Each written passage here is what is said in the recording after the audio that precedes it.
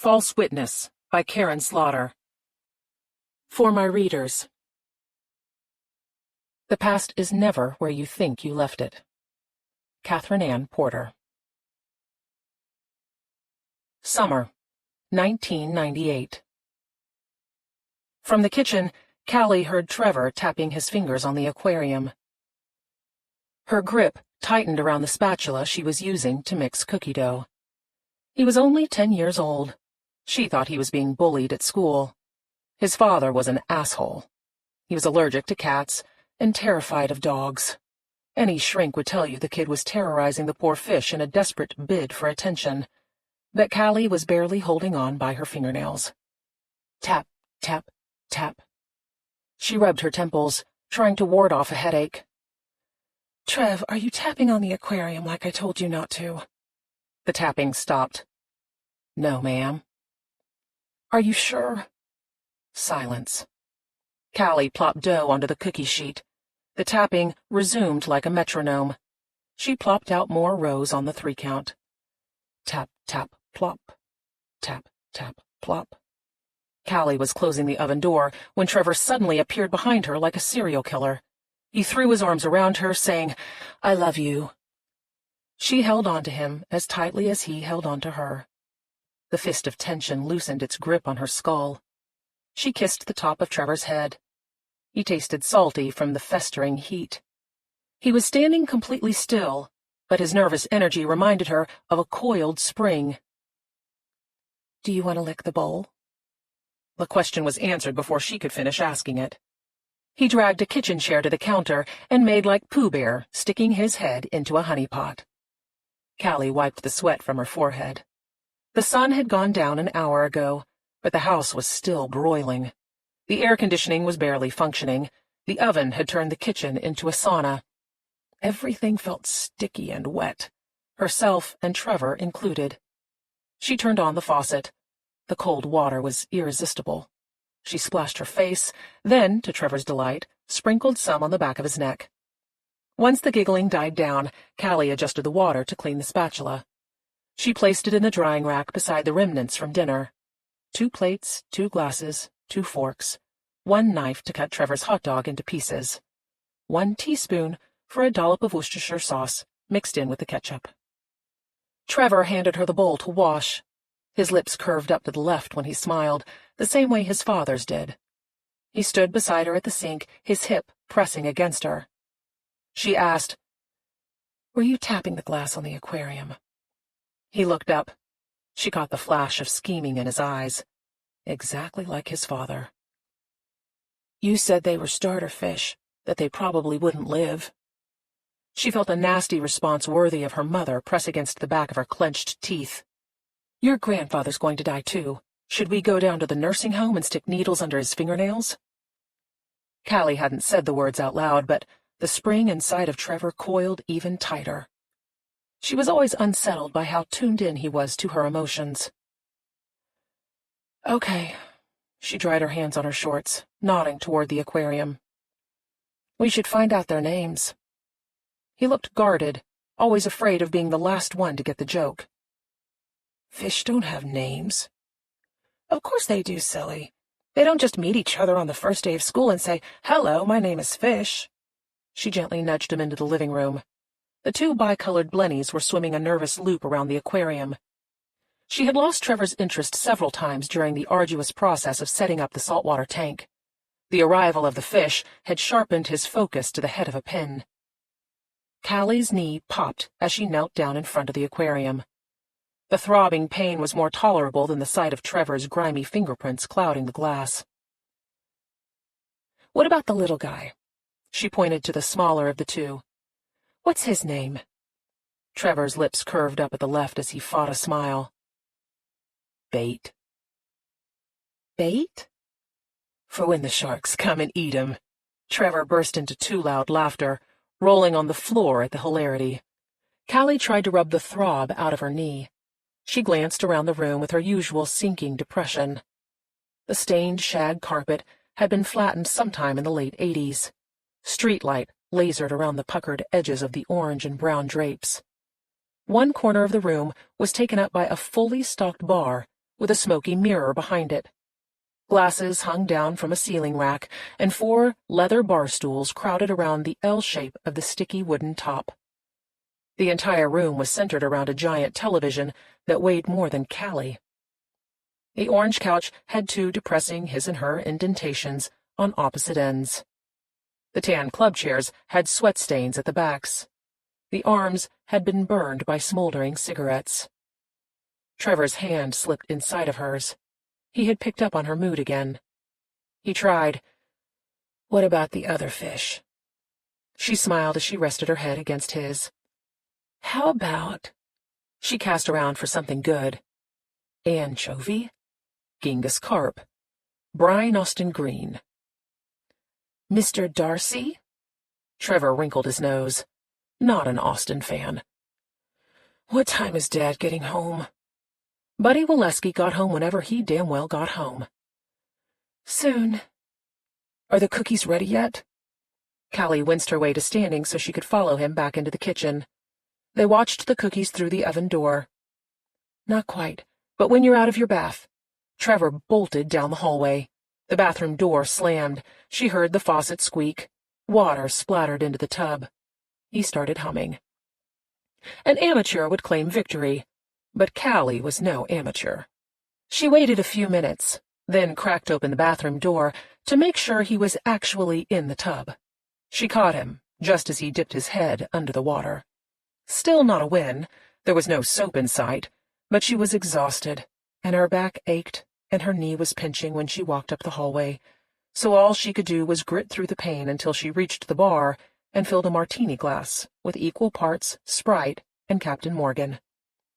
Callie limited herself to 2 swigs before she leaned down and checked for blinking lights under the bar. She had discovered the digital camera by accident a few months ago.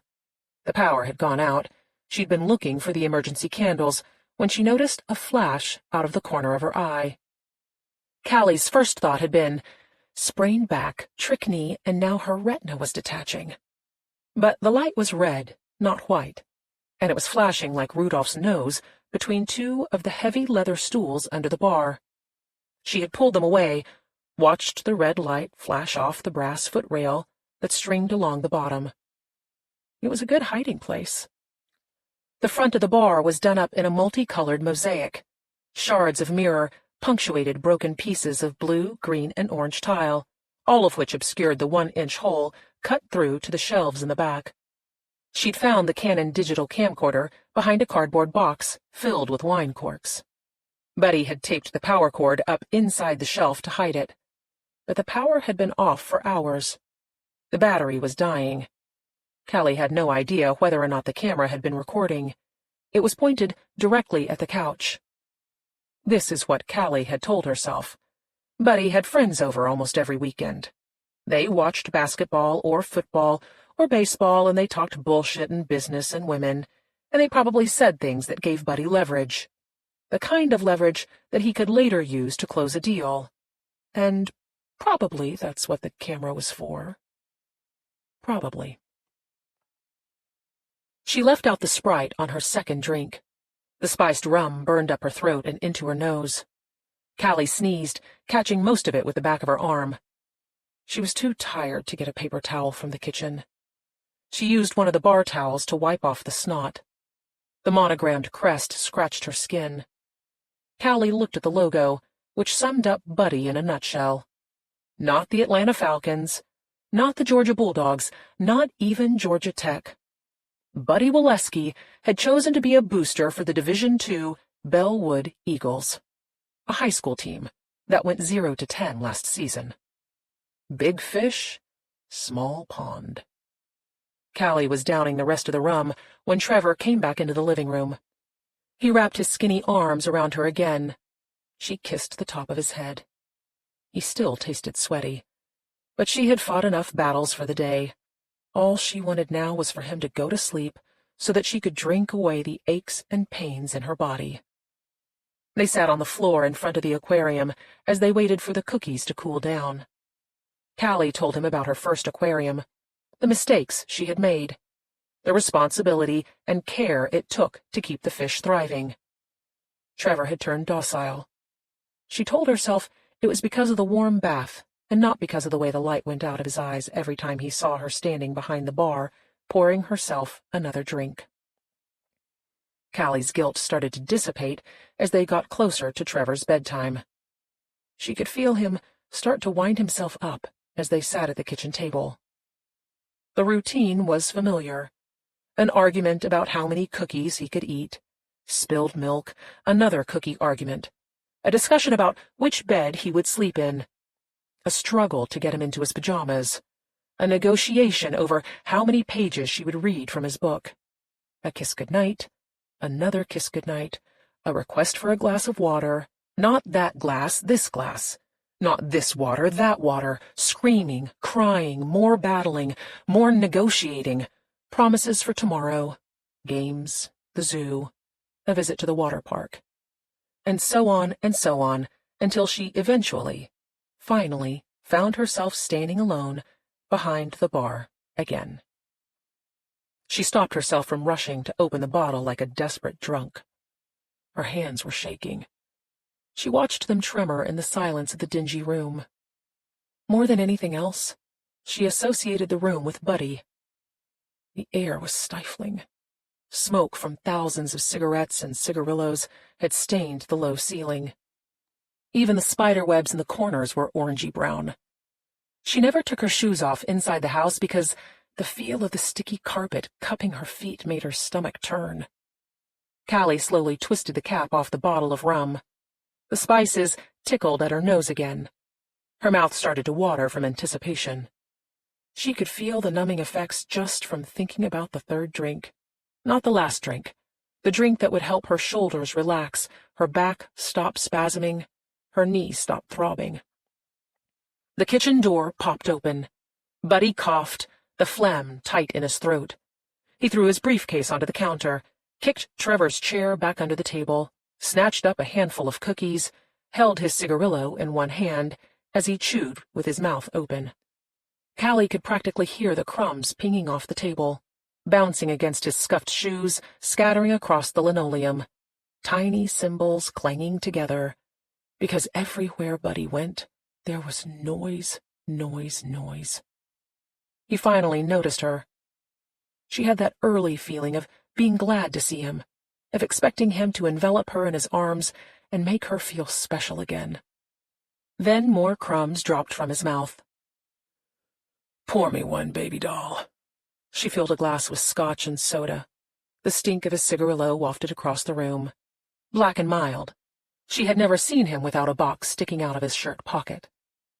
Buddy was finishing the last two cookies as he pounded his way toward the bar. Heavy footsteps creaking the floors. Crumbs on the carpet, crumbs on his wrinkled, sweat-stained work shirt, trapped in the stubble of his 5 o'clock shadow. Buddy was 6'3" when he stood up straight, which was never. His skin was perpetually red. He had more hair than most men his age, a little bit of it starting to gray. He worked out, but only with weights, so he looked more gorilla than man, short-waisted, with arms so muscled that they wouldn't go flat to his sides.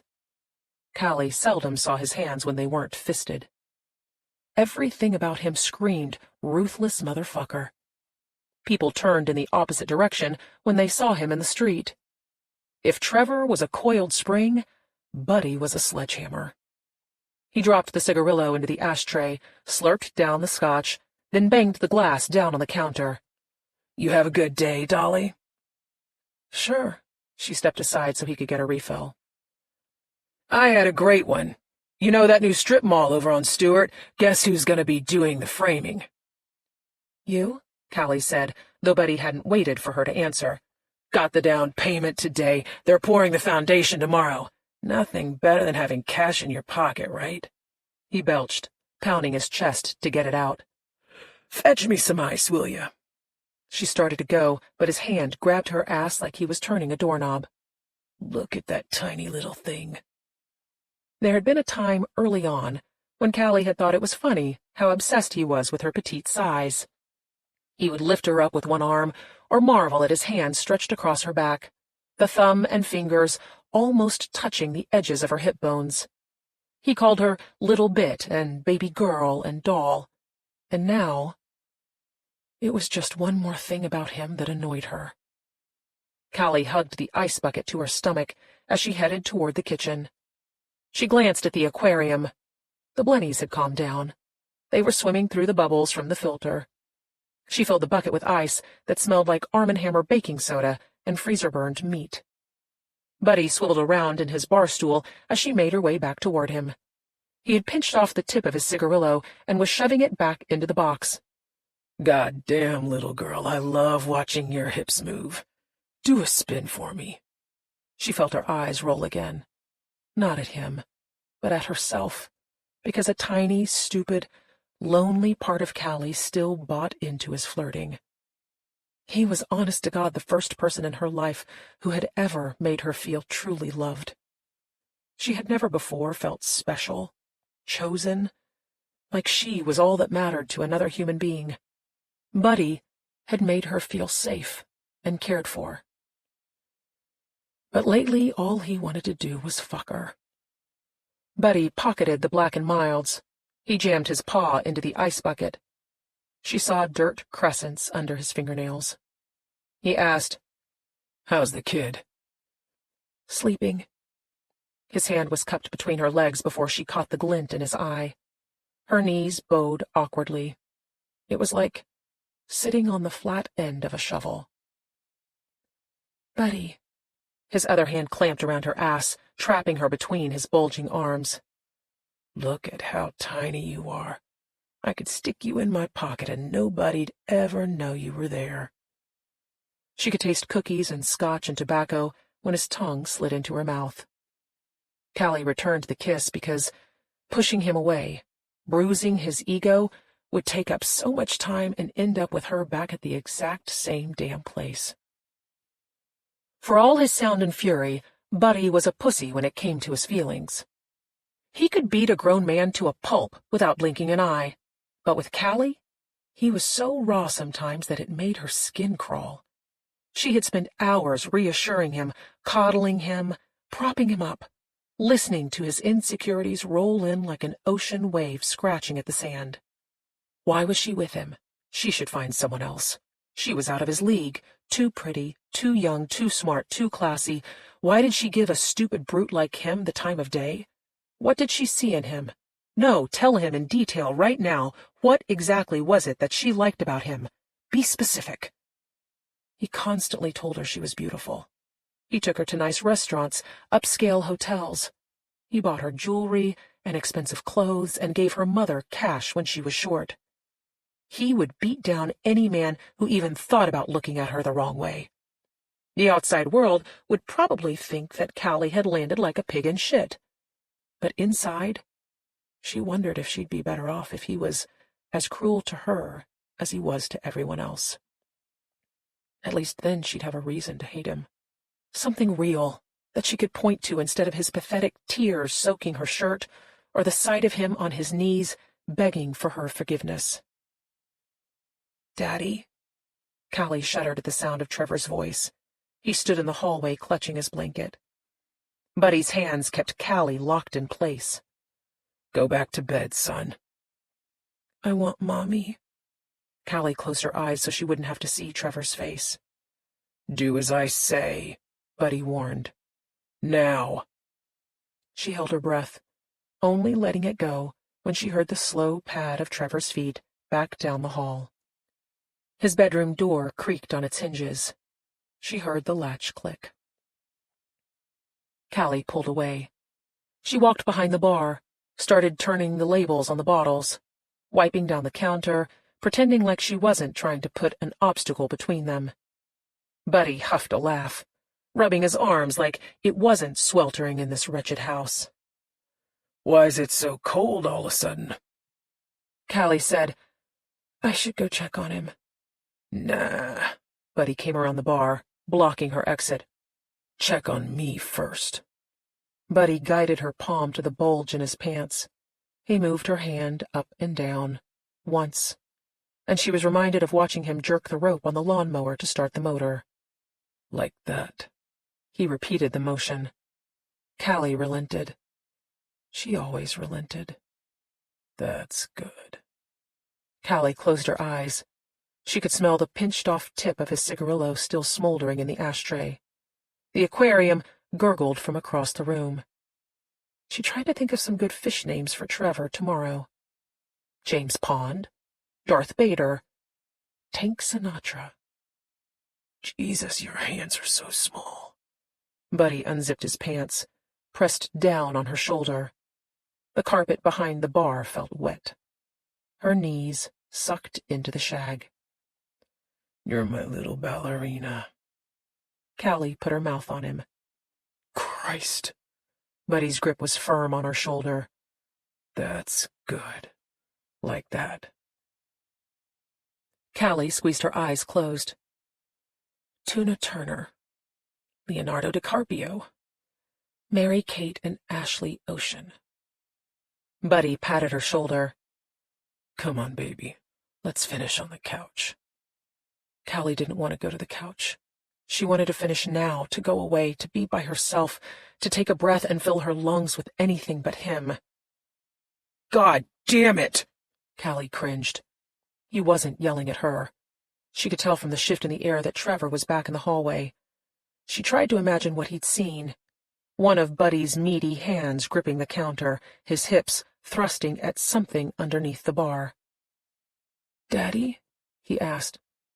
What did I tell you? Buddy bellowed. I'm not sleepy. Then go drink your medicine. Go. Callie looked up at Buddy. He was jamming one of his fat fingers toward the kitchen. She heard Trevor's chair screech across the linoleum, the back banging against the counter, the cabinet creaking open. A tick, tick, tick, as Trevor turned the childproof cap on the NyQuil. Buddy called it his sleepy medicine. The antihistamines would knock him out for the rest of the night. Drink it, Buddy ordered. Callie thought of the delicate ripples in Trevor's throat when he threw his head back and gulped down his milk.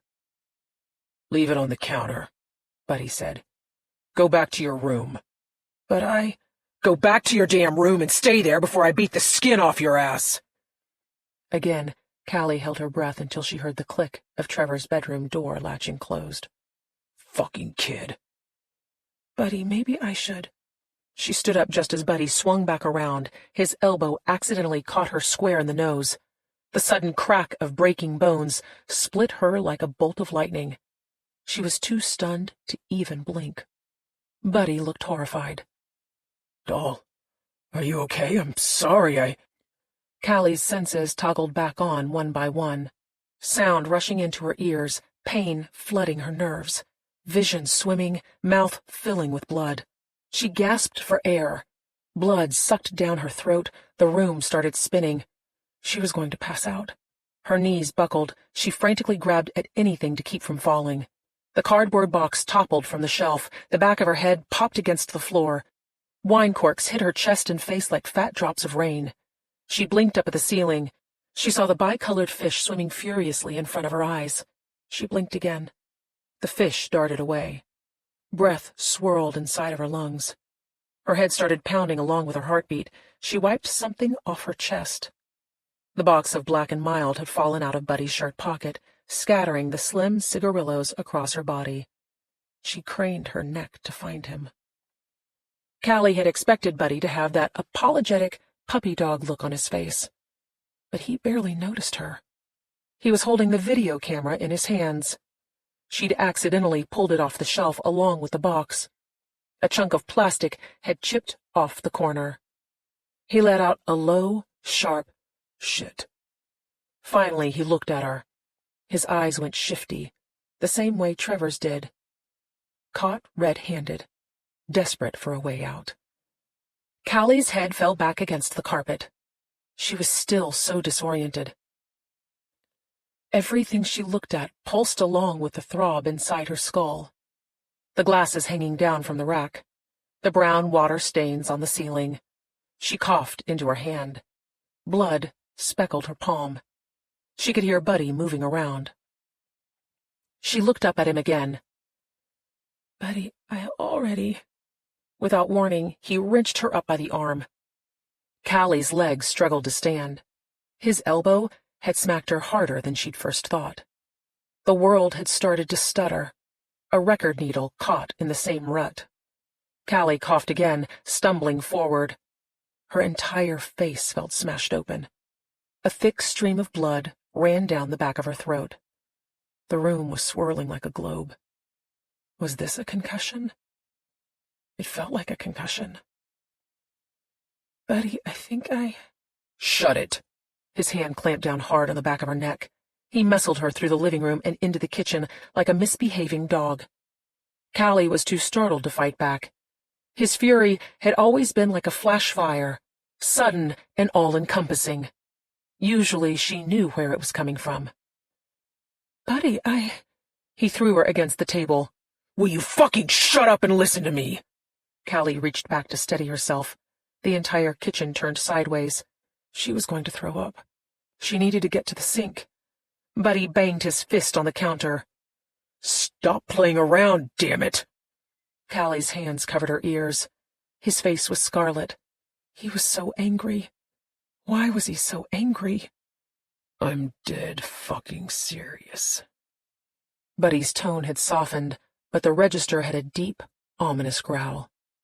You need to listen to me. Okay, just give me a minute. Callie's legs were still shaky. She lurched toward the sink, twisted on the faucet, waited for the water to run clear.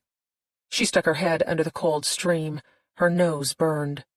She winced, and the pain shot straight through her face. Buddy's hand wrapped around the edge of the sink. He was waiting. Callie lifted her head. The dizziness nearly sent her reeling again. She found a towel in the drawer. The rough material scratched her cheeks. She stuck it under her nose, tried to staunch the bleeding. What is it? He was bouncing on the balls of his feet. You can't tell anybody about the camera, okay? The towel had already soaked through. The blood would not stop pouring from her nose, into her mouth, down her throat. Callie had never wanted so desperately to lie down in bed and close her eyes. But he used to know when she needed that. He used to sweep her up in his arms and carry her down the hall and tuck her into bed and stroke her hair until she fell asleep. Callie, promise me. Look me in the eye and promise you won't tell. Buddy's hand was on her shoulder again, but more gently this time. The rage inside of him had started to burn itself out. He lifted her chin with his thick fingers. She felt like a Barbie he was trying to pose. Shit, baby, look at your nose. Are you okay? He grabbed a fresh towel. I'm sorry, all right? Jesus, your beautiful little face. Are you okay? Callie turned back to the sink. She spat blood into the drain. Her nose felt like it was cranked between two gears. This had to be a concussion. She saw two of everything, 2 globs of blood, 2 faucets, 2 drying racks on the counter. Look. His hands gripped her arms, spinning her around and pinning her against the cabinets. You're gonna be okay, all right? I'll make sure of that, but you can't tell nobody about the camera, okay? Okay, she said, because it was always easier to agree with him. I'm serious, doll. Look me in the eye and promise me. She couldn't tell if he was worried or angry until he shook her like a rag doll. Look at me! Callie could only offer him a slow blink. There was a cloud between her and everything else. I know it was an accident. Not your nose. I'm talking about the camera. He licked his lips, his tongue darting out like a lizard's. You can't make a stink about the camera, Dolly. I could go to prison. Prison? The word came from nowhere, had no meaning. He might as well have said unicorn. Why would... Baby doll, please, don't be stupid. She blinked, and like a lens twisting into focus, she could see him clearly now. But he wasn't concerned or angry or eaten up with guilt. He was terrified. Of what? Callie had known about the camera for months, but she had never let herself figure out the purpose. She thought about his weekend parties, the cooler overflowing with beer, the air filled with smoke, the TV blaring, drunken men chuckling and slapping each other on the back as Callie tried to get Trevor ready so they could go to a movie or the park or anything that got them both out of the house. She blew her nose into the towel. Strings of blood spiderwebbed across the white. Her mind was clearing, but she could still hear ringing in her ears. He had accidentally knocked the shit out of her. Why had he been so careless? Look. His fingers dug into her arms. Listen to me, doll. Stop telling me to listen. I am listening. I'm hearing every damn thing you say. She coughed so hard that she had to bend over to clear it. She wiped her mouth. She looked up at him. Are you recording your friends? Is that what the camera is for? Forget the camera. Buddy reeked of paranoia. You got conked in the head, doll. You don't know what you're talking about. What was she missing? He said he was a contractor, but he didn't have an office. He drove around all day working out of his Corvette. She knew he was a sports bookie. He was also an enforcer. Muscle for hire. He always had a lot of cash on him. He always knew a guy who knew a guy. Was he recording his friends asking for favors? Were they paying him to break some knees, burn down some buildings, find some leverage that would close a deal or punish an enemy? Callie tried to hold on to the pieces of a puzzle she couldn't quite snap together in her head. What are you doing, Buddy? Are you blackmailing them? Buddy held his tongue between his teeth.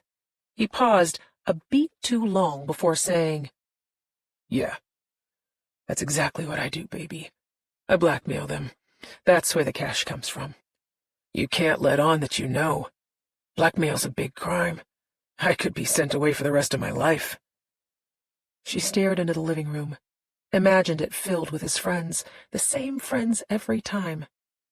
Some of them Callie didn't know, but others were a part of her life, and she felt guilty that she was a partial beneficiary of Buddy's illegal scheming.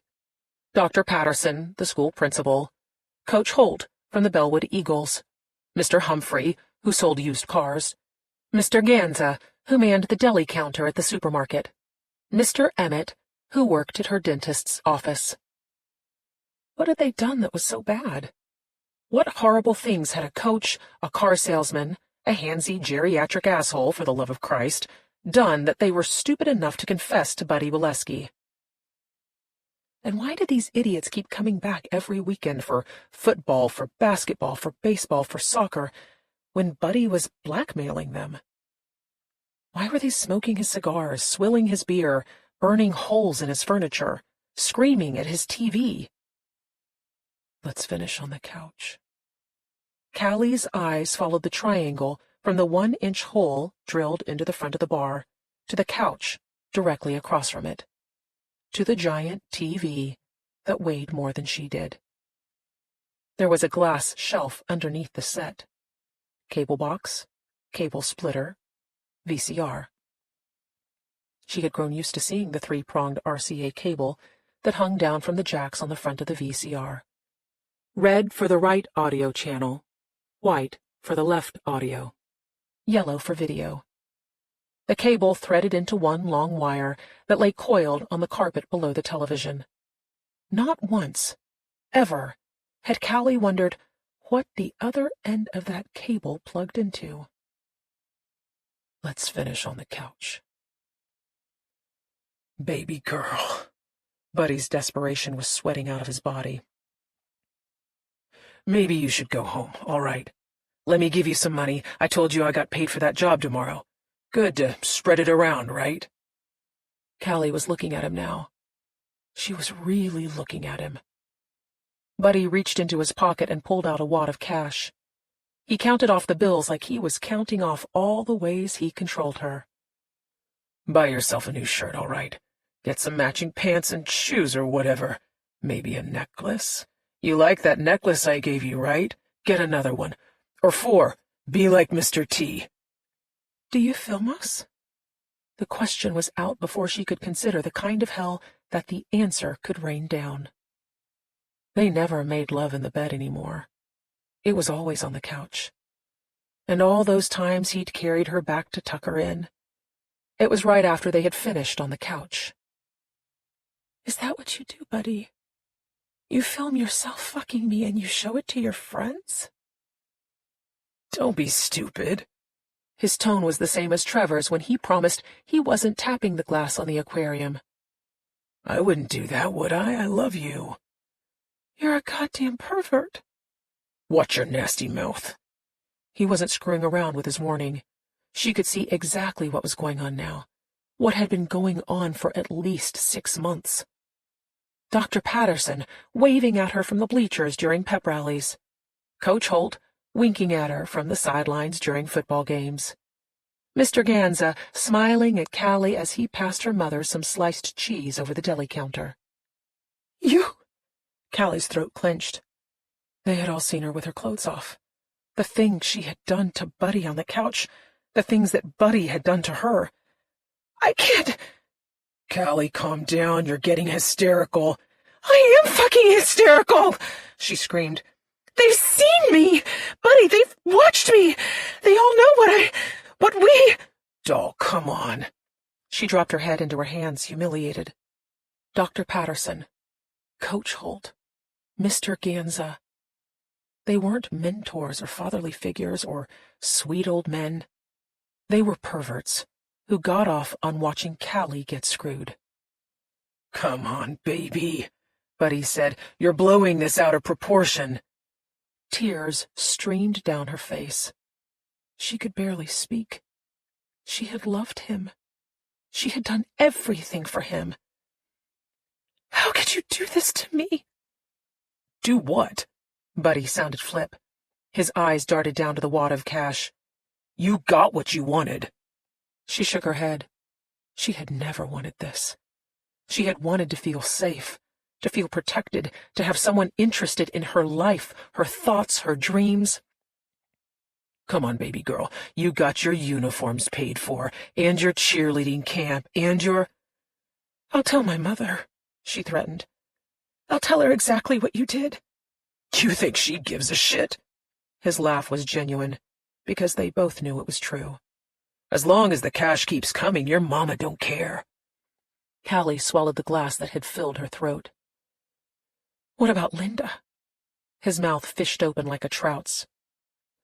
"What's your wife going to think about you fucking her son's 14-year-old babysitter for the last 2 years?" She heard the hiss of air sucking past his teeth. In all of the time Callie had been with him, Buddy had talked constantly about Callie's small hands, her tiny waist, her little mouth. But he had never, ever talked about the fact that there was more than 30 years between them. That he was a criminal. "Linda's still at the hospital, right?" Callie walked over to the phone, hanging by the side door. Her fingers traced the emergency numbers that were taped onto the wall. Even as she went through the motions, Callie wondered if she could go through with the call. Linda was always so kind. The news would devastate her. There was no way Buddy would let it get that far. Still, Callie picked up the receiver, expecting him to wail and plead and beg for her forgiveness and reaffirm his love and devotion. He did none of this. His mouth kept trouting.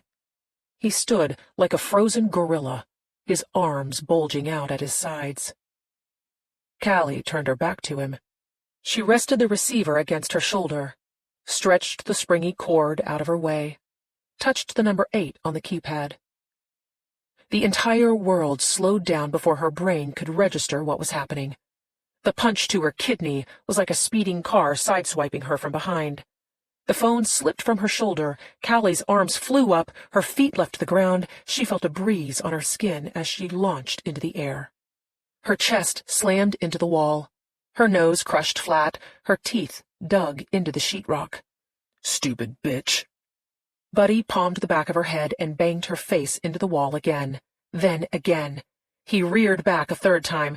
Callie forced her knees to bend. She felt her hair rip from her scalp as she folded her body into a ball on the floor. She had been beaten before. She knew how to take a hit. But that was with someone whose size and strength were relatively close to her own. Someone who didn't thrash people for a living. Someone who had never killed before. "You gonna fucking threaten me?" Buddy's foot swung into her stomach like a wrecking ball. Callie's body lifted off the floor. She huffed all of the air out of her lungs. A sharp stabbing pain told her that one of her ribs had fractured. Buddy was on his knees. She looked up at him. His eyes were crazed. Spit speckled the corners of his mouth. He wrapped one hand around her neck. Callie tried to scramble away, but ended up on her back. He straddled her. The weight of him was unbearable. His grip tightened. Her windpipe flexed into her spine. He was pinching off her air. She swung at him, trying to aim her fist between his legs. Once, twice. A side swipe was enough to loosen his grip. She rolled out from under him, tried to find a way to stand, to run, to flee. The air cracked with a sound she couldn't quite name. Fire burned across Callie's back.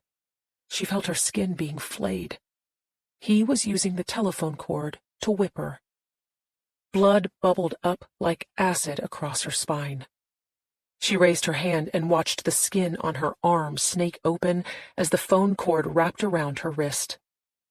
Instinctively, she jerked back her arm. The cord slipped from his grasp. She saw the surprise in his face and scrambled to get her back against the wall. She lashed out at him, punching, kicking, recklessly swinging the cord, screaming, "Fuck you, motherfucker! I'll fucking kill you!" Her voice echoed in the kitchen. Suddenly, somehow, everything had come to a standstill. Callie had, at some point, managed to spring to her feet. Her hand was raised behind her head, waiting to whip the cord around. Both of them stood their ground, no more than spitting distance between them. Buddy's startled laugh turned into an appreciative chuckle. "Damn girl."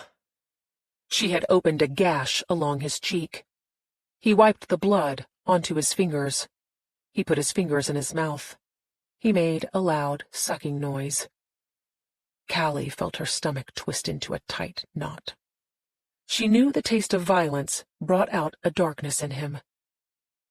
"Come on, Tiger." He raised his fists like a boxer ready for a knockout round. "Come at me again." "Buddy, please."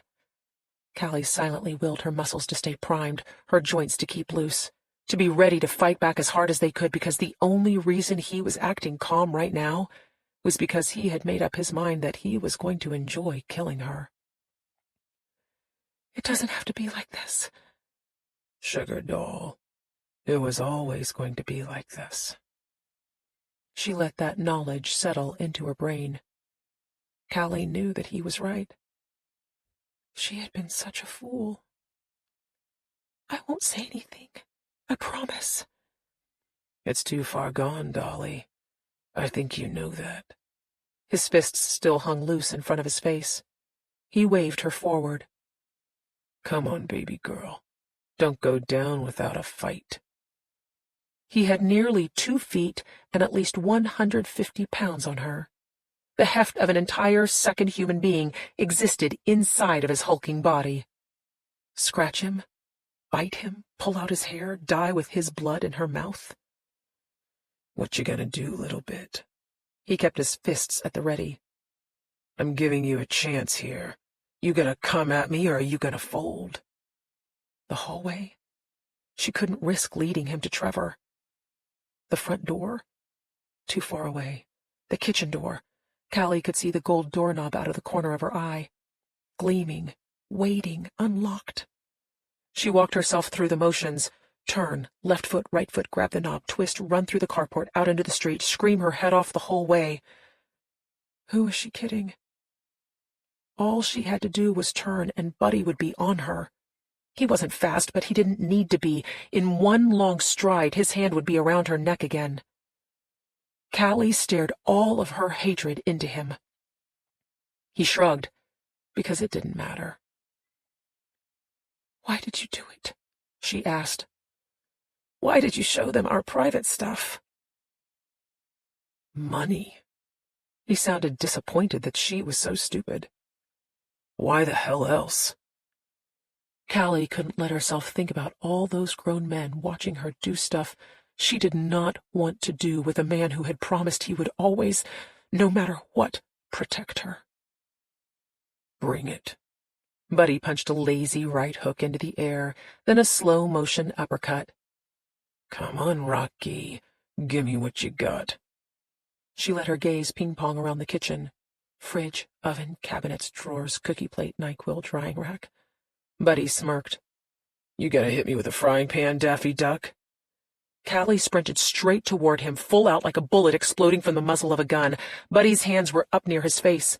She tucked her body down low, so that when he finally managed to drop his fists, she was already out of his reach. She crashed into the kitchen sink, grabbed the knife out of the drying rack, spun around with the blade slicing out in front of her. Buddy grinned at the steak knife, which looked like something Linda had bought at the grocery store in a 6-piece set made in Taiwan. Cracked wooden handle, serrated blade so thin that it bent 3 different ways before straightening out at the end. Callie had used it to cut Trevor's hot dog into pieces because otherwise he would try to shove the whole thing in his mouth and start to choke. Callie could see she'd missed some ketchup. A thin streak of red ran along the serrated teeth. Oh. Buddy sounded surprised. Oh, Jesus.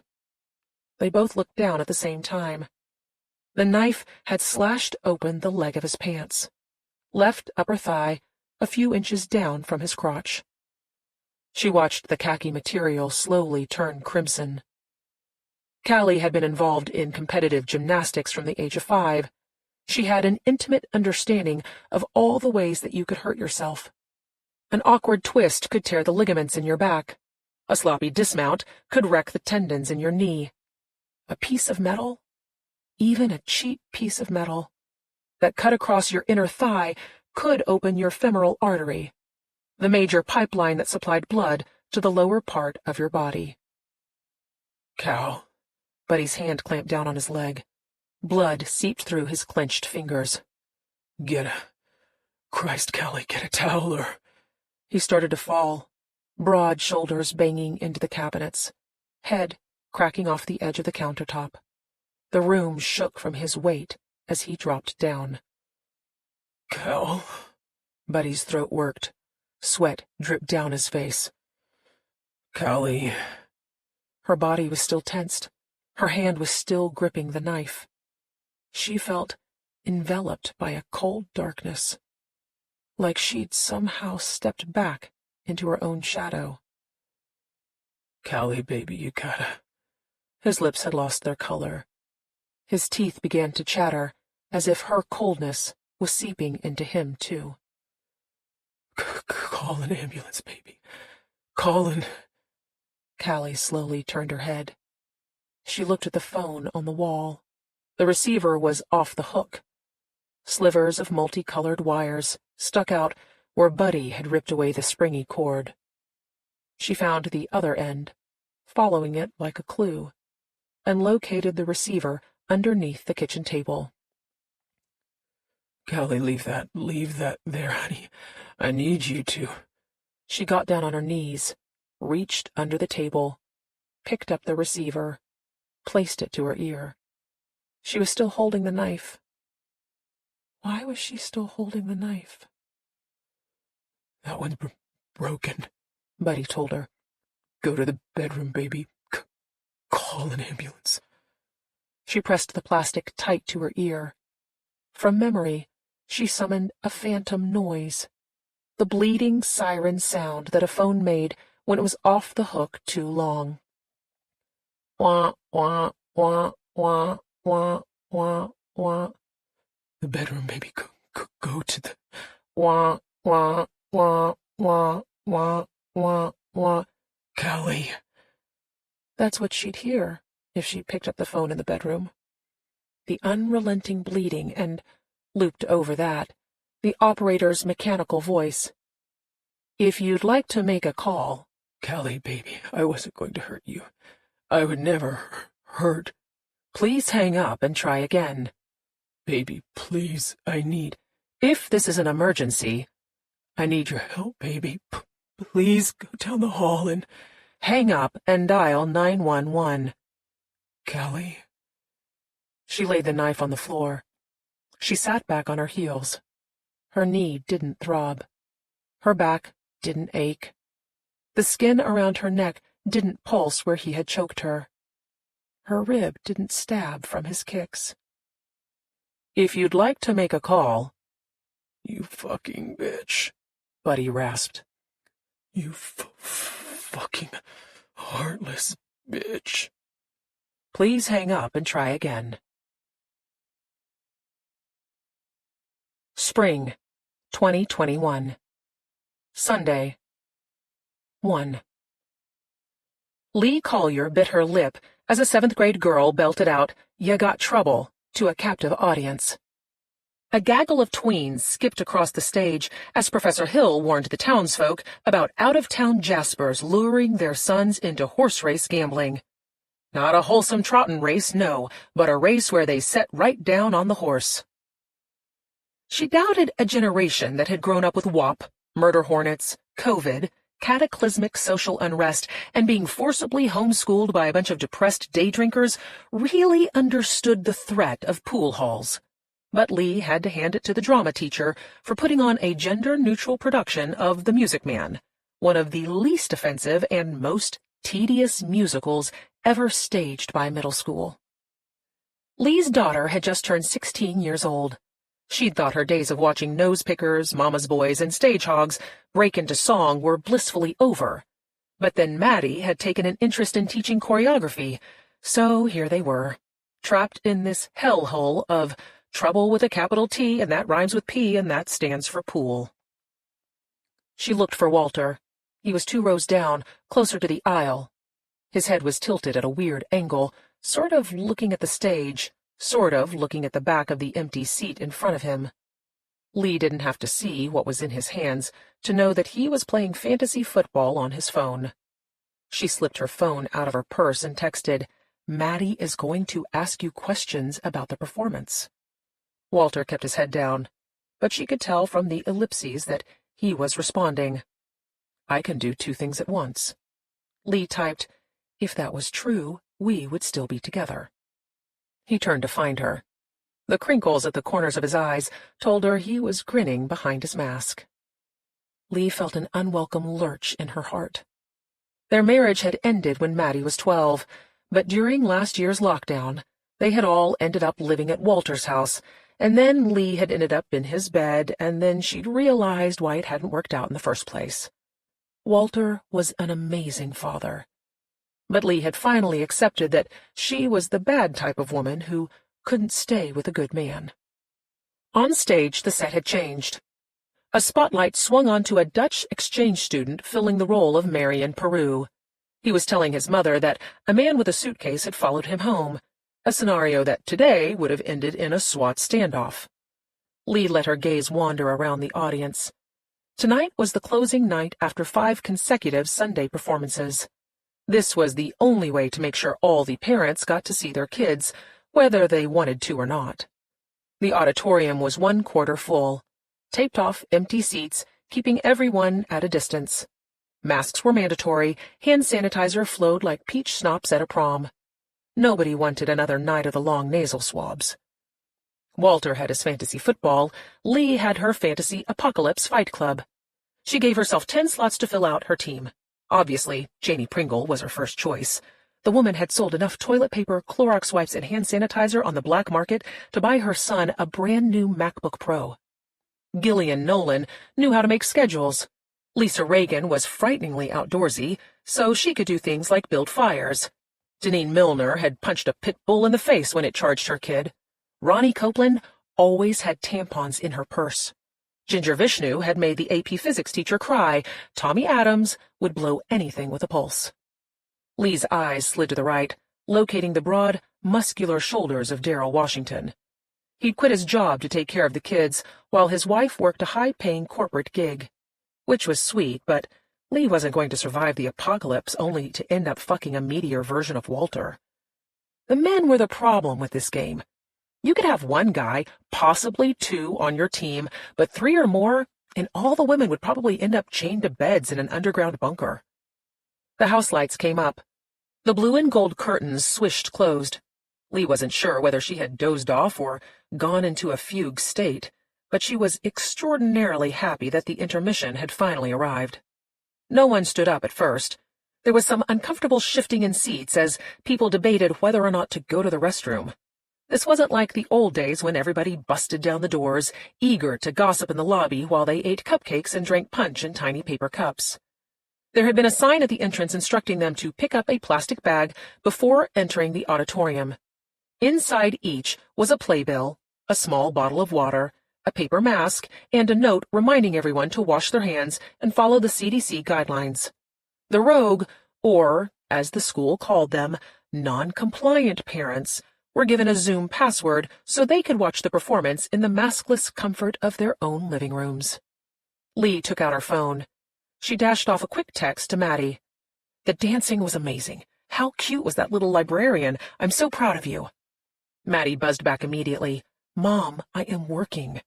No punctuation, no emojis or stickers, but for social media, Lee would have no idea that her daughter was still capable of smiling. This was what 1,000 cuts felt like. She looked for Walter again. His seat was empty. She spotted him near the exit doors, talking to another broad-shouldered father. The man's back was to Lee, but she could tell by the way Walter was waving his arms that they were discussing football. Lee let her gaze travel around the room.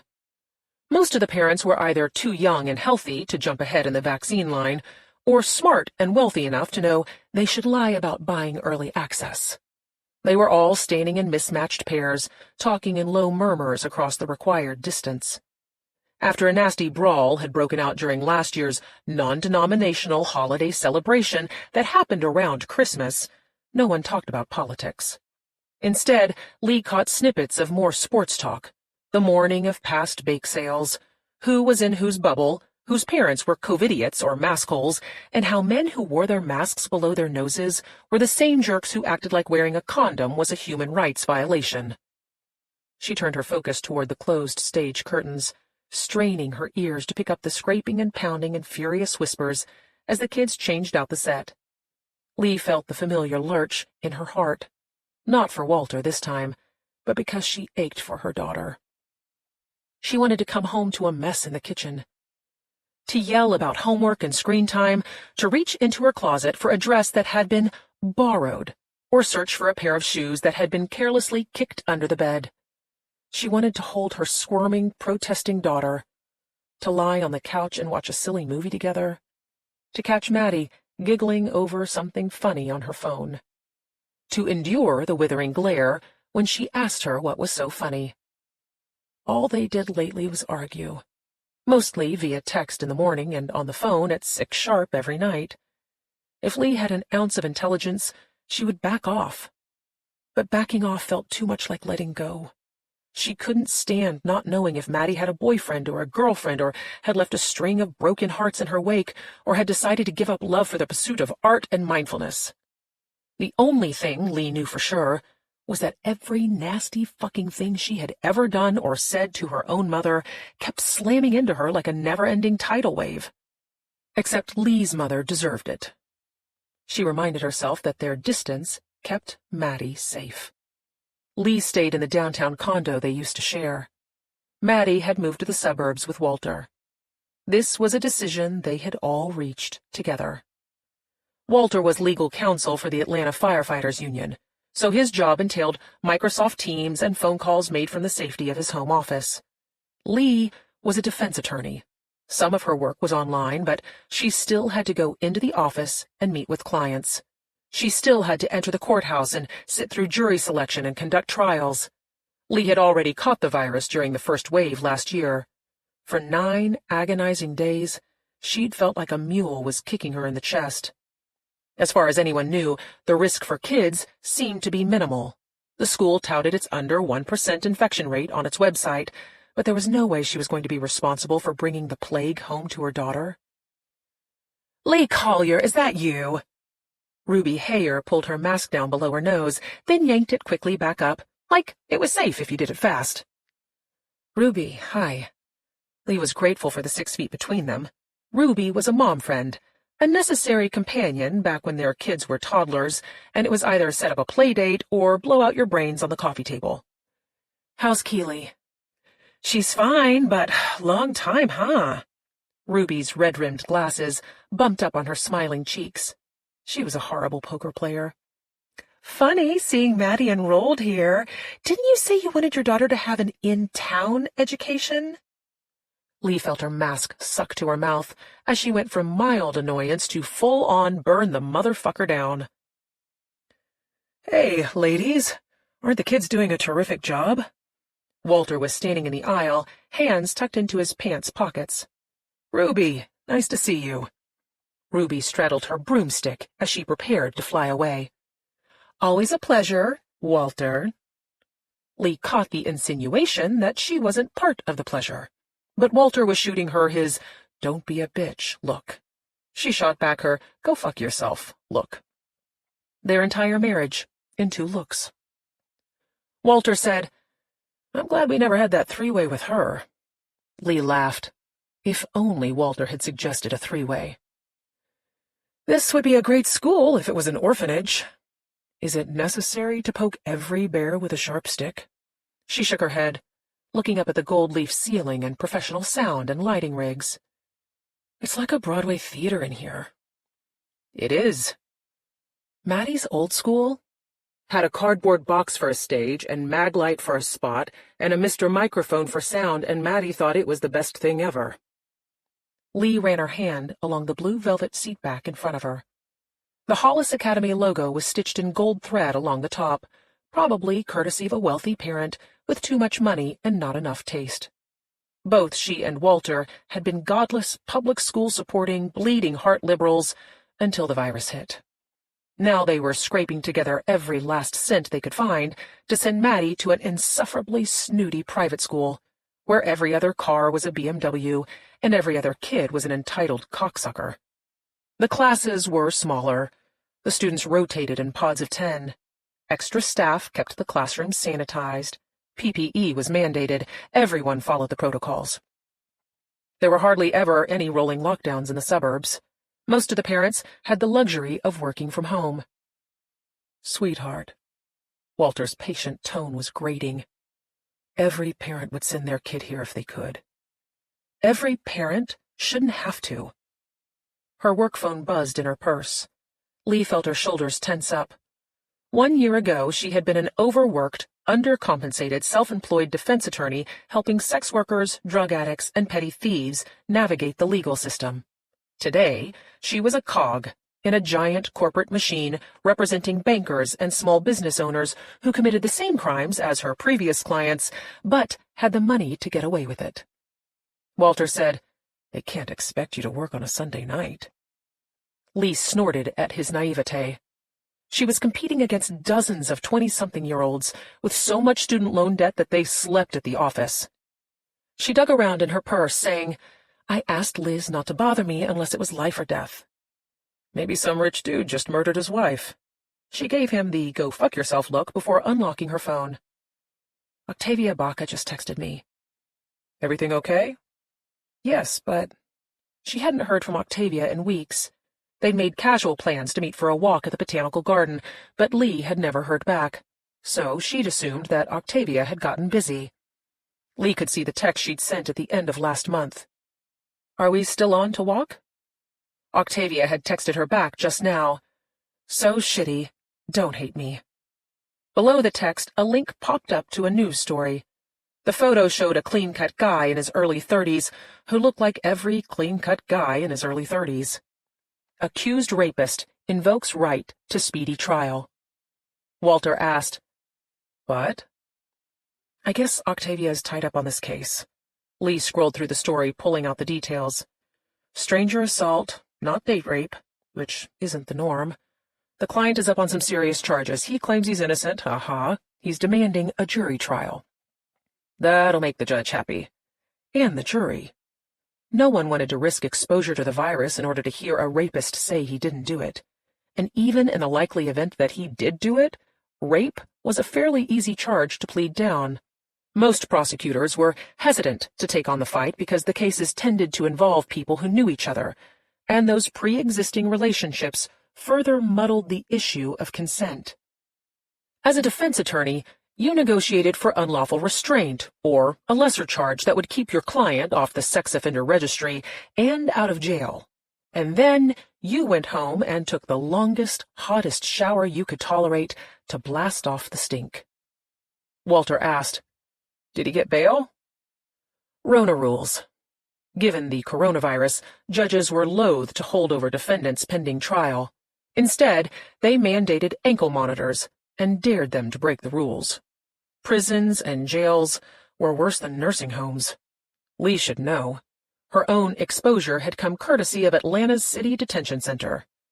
Walter asked, "Prosecutor didn't offer a deal?" "I'd be shocked if they didn't, but it doesn't matter if the client won't take it. No wonder Octavia's been offline." She looked up from her phone. "Hey, if the rain holds off, do you think I can bribe Maddie into sitting with me on your back porch?" "I've got umbrellas, sweetheart, but you know she's got an after-party with her pod." Tears welled into Lee's eyes. She hated being on the outside looking in. A year had passed, and she still went into Maddie's empty bedroom at least once a month to cry. "Was it this hard for you when she was living with me?" "It's a lot easier to delight a 12-year-old than it is to compete for a 16-year-old's attention." His eyes crinkled again. "She loves you so much, sweetheart. You're the best mother she could ever have." Now her tears started to fall. "You're a good man, Walter." "To a fault." He wasn't joking. The lights flickered. Intermission was over. Lee was about to sit down, but her phone buzzed again. "Work. Lucky," Walter whispered. She sneaked up the aisle toward the exit. A few of the parents glared at her over their masks. Whether it was for the current disruption or for Lee's part in last year's Christmas-adjacent nasty brawl, she had no idea. She ignored them, feigning interest in her phone. The caller ID flashed Bradley, which was odd because usually when her assistant called, it scrolled Bradley, Canfield, and Marks. She stood in the middle of the ridiculously plush lobby, ignoring the gold sconces that had probably been plundered from an actual tomb. Walter claimed she had a chip on her shoulder about ostentatious displays of wealth. But Walter hadn't lived out of his car his first year in law school because he couldn't afford rent. She answered the phone. "Liz?" "No, Ms. Collier, this is Cole Bradley. I hope I'm not interrupting." She nearly swallowed her tongue. There were 20 floors and probably twice as many millions of dollars separating Lee Collier and the man who had started the firm. She had only laid eyes on him once. Lee was waiting her turn in the elevator lobby when Cole Bradley had used a key to summon the private car that went straight to the top floor. He looked like a taller, leaner version of Anthony Hopkins. If Anthony Hopkins had put a plastic surgeon on retainer shortly after graduating from the University of Georgia Law School. "Ms. Collier." "Yes, She tried to get her shit together. "I'm sorry, I'm at my daughter's school play." He didn't bother with small talk. "I've got a delicate matter that requires your immediate attention." She felt her mouth open. Lee was not setting the world on fire at Bradley, Canfield, and Marks. She was doing exactly enough to keep a roof over her head and her daughter in private school. Cole Bradley employed at least 100 baby lawyers who would stab her in the face to get this phone call. "Miss Collier." "I'm sorry," Lee said. Honestly, Mr. Bradley, I'll do whatever you want, but I'm not sure I'm the right person." "Frankly, Miss Collier, I had no idea you even existed until this evening, but the client asked for you specifically. He's waiting in my office as we speak." Now she was really confused. Lee's highest-profile client was the owner of a pet supply warehouse who'd been charged with breaking into his ex-wife's house and urinating in her underwear drawer. The case had been joked about in one of Atlanta's alternative papers, but she doubted Cole Bradley read Atlanta in town. "His name is Andrew Tennant," Bradley said. "I trust you've heard of him." "Yes, sir, I have." Lee only knew the name because she'd just read it in the story Octavia Baca had texted her. "So shitty. Don't hate me." Octavia lived with her elderly parents and a husband with severe asthma. There were only two reasons Lee could think of that her friend would refer out a case. She was either skipping out on a jury trial because of the virus risk, or she was creeped out by her presumed rapist client. Not that Octavia's motivations mattered right now, because Lee didn't have a choice. She told Bradley, "I'll be there in half an hour." Most passengers flying into Atlanta Airport looked out the window and assumed that Buckhead was downtown. But the cluster of skyscrapers at the uptown end of Peachtree Street had not been built for convention-goers, government services, or staid financial institutions. The floors were filled with high-dollar litigators, day traders, and private money managers who catered to the surrounding client base living in one of the wealthiest zip codes in the Southeast. The headquarters for Bradley, Canfield, and Marks loomed over the Buckhead Commercial District, a glass-fronted behemoth that crested at the top like a breaking wave. Lee found herself in the belly of the beast, trudging up the parking deck stairs.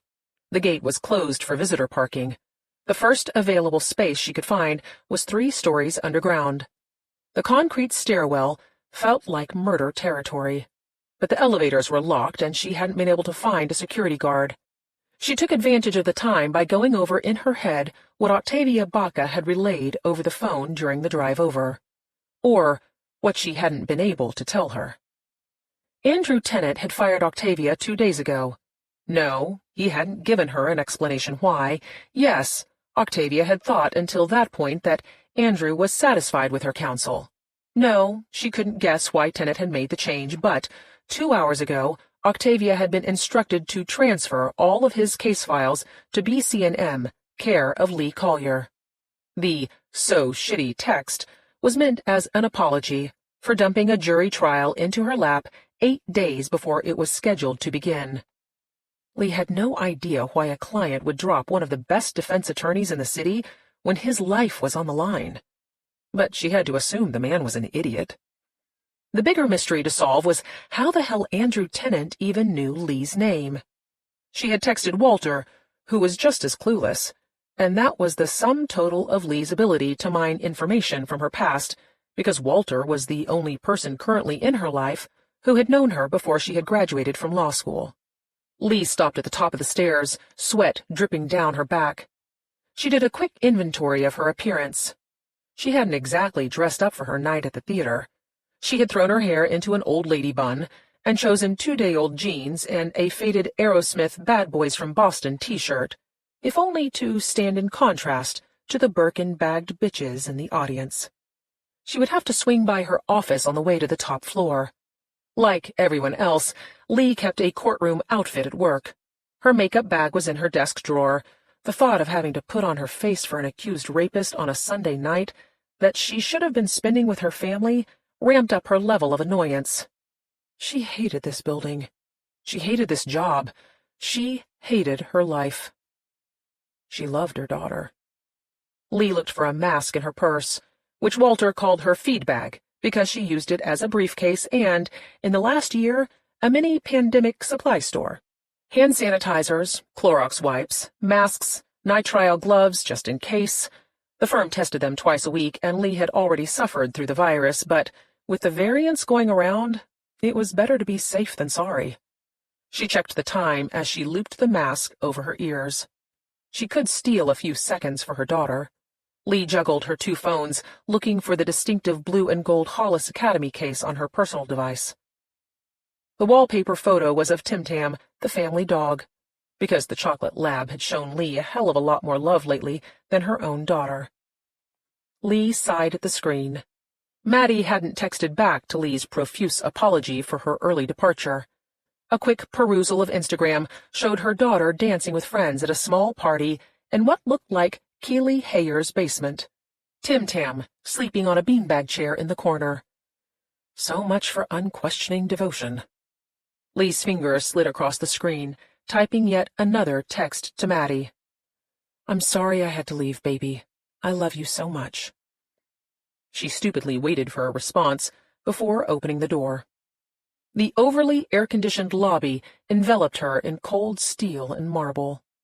Lee nodded to the security guard in his plexiglass booth. Lorenzo was hunkered down over a cup of soup, shoulders up to his ears, bowl close to his mouth. Lee was reminded of a succulent plant her mother used to keep in the kitchen window. "Miss Collier." Lee silently panicked at the sight of Cole Bradley standing in the elevator lobby. Her hand flew up to the back of her hair. She could feel tendrils shooting out like a flattened octopus. The Bad Boys logo across her ratty t-shirt was an affront to his bespoke Italian suit. "You caught me in the act." He tucked a pack of cigarettes into his breast pocket. "I went outside for a smoke." Lee felt her eyebrows rise up. Bradley practically owned the building. No one was going to stop him from doing anything. He smiled, or at least she thought he did. He was north of 80 years old, but his skin was so tight that only the tips of his ears twitched. He said, "Given the political climate, it's good to be seen playing by the rules." The bell rang for the partners' private elevator. The noise was so tinkly that it sounded like Lady Hoopskirt summoning the butler for afternoon tea. Bradley retrieved a mask from his breast pocket. She assumed this, too, was for appearances. His age alone would have put him in the first group for the vaccine. Then again, the vaccine wouldn't be a get-out-of-jail-free card until almost everyone was inoculated. "Miss Collier." Bradley was waiting at the open elevator doors.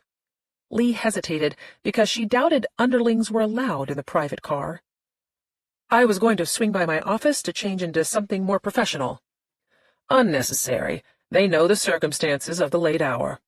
He indicated that she should go in ahead of him. Even with his permission, Lee felt like a trespasser as she stepped into the fancy elevator. She pressed her calves against the narrow red bench along the back wall. She had only glanced inside the private car once, but, up close, she realized the black walls were paneled in ostrich skin. The floor was one giant slab of black marble. The ceiling and all of the floor buttons were trimmed in red and black, because if you'd graduated from the University of Georgia, pretty much the biggest thing that had ever happened to you in your life was that you had graduated from the University of Georgia. The mirrored doors slid closed. Bradley's posture was ramrod straight. His mask was black with red piping. A pin on his lapel showed Uga, the Georgia Bulldog mascot. He touched the up button on the panel, sending them to the penthouse level. Lee stared straight ahead, still unsure of the etiquette. There were signs on the plebeian elevator warning people to keep their distance and avoid conversation.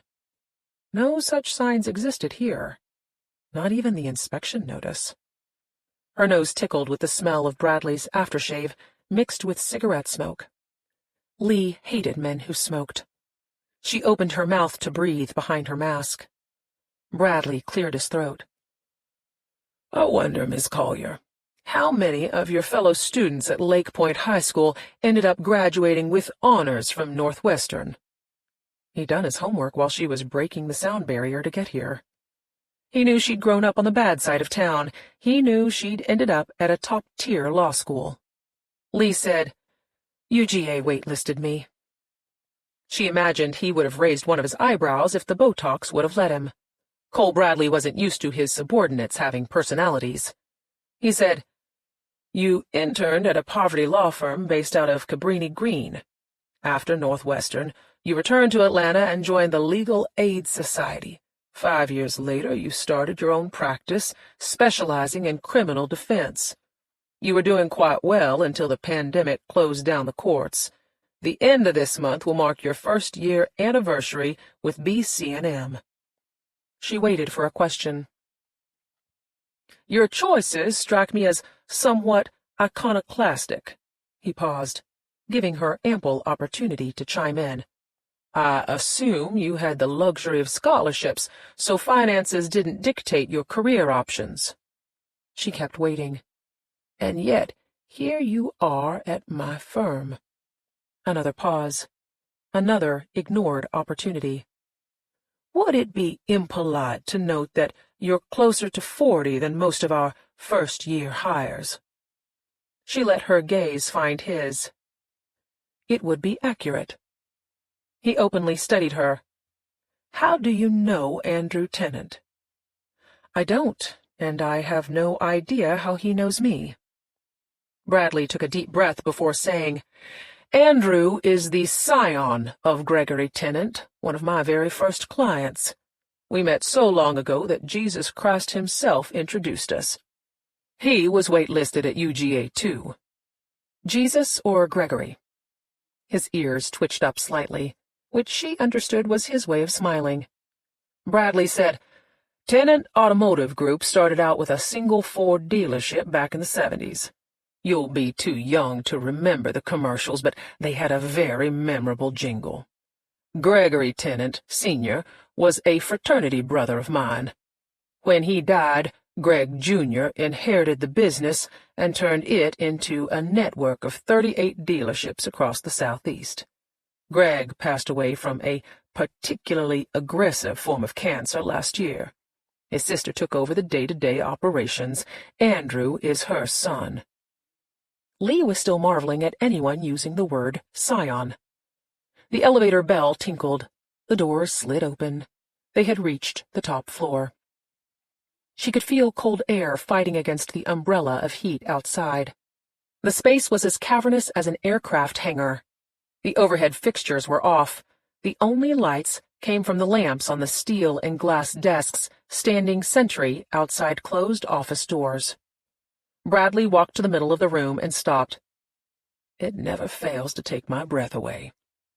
Lee knew he meant the view. They were in the trough of the giant wave at the top of the building. Massive pieces of glass reached at least 40 feet to the crest. The floor was high enough above the light pollution for them to see tiny pinpoints of stars punching through the night sky. Far below, the cars traveling along Peachtree Street paved a red and white trail toward the glowing mass of downtown. It looks like a snow globe, she said. Bradley turned to face her. He had taken off his mask. How do you feel about rape? Definitely against it. His expression told Lee that the time for her to have a personality was over. She said, I've handled dozens of assault cases over the years. The nature of the charge is irrelevant. The majority of my clients are factually guilty. The prosecutor has to prove those facts beyond a reasonable doubt. You pay me a hell of a lot of money to find that doubt. He nodded, approving of her response. You've got jury selection on Thursday. With the trial commencing 1 week from tomorrow, no judge will grant you a continuance based on substituting counsel. I can offer you 2 full-time associates. Will the truncated timeline be a problem?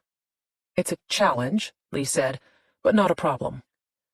Andrew was offered a reduced charge in exchange for 1 year of monitored probation. Lee pulled down her mask. No sex offender registry? No. And the charges roll off if Andrew stays out of trouble for 3 years. Even this far into the game, Lee was always surprised by how fantastic it was to be a white, wealthy man. That's a sweetheart deal. What are you not telling me? The skin around Bradley's cheeks rippled in a wince. The previous firm had a private investigator do some digging around. Apparently, a guilty admission on this particular reduced charge could lead to further exposure. Octavia hadn't mentioned that detail. Maybe she hadn't been updated before she was fired, or maybe she had seen the potential rat fuck and was glad to be out of it. If the PI was right, the prosecutor was trying to lure Andrew Tennant into pleading guilty to 1 rape so they could show a pattern of behavior that linked him to other assaults. Lee asked, how much exposure? 2, possibly 3. Women, she thought. 2 or 3 more women who had been raped. No DNA on any of the possible cases, Bradley said. I've gathered there's some circumstantial evidence, but nothing insurmountable. Alibi? His fiancée. But Bradley shrugged it off the same as a jury would. Thoughts? Lee had 2. Either Tennant was a serial rapist, or the district attorney was trying to get him to self-incriminate into being labeled one. Lee had seen this kind of prosecutorial fuckery when she worked on her own. But Andrew Tennant wasn't a busboy who copped a guilty plea because he didn't have the money to fight it. She knew in her gut that Bradley was holding something else back.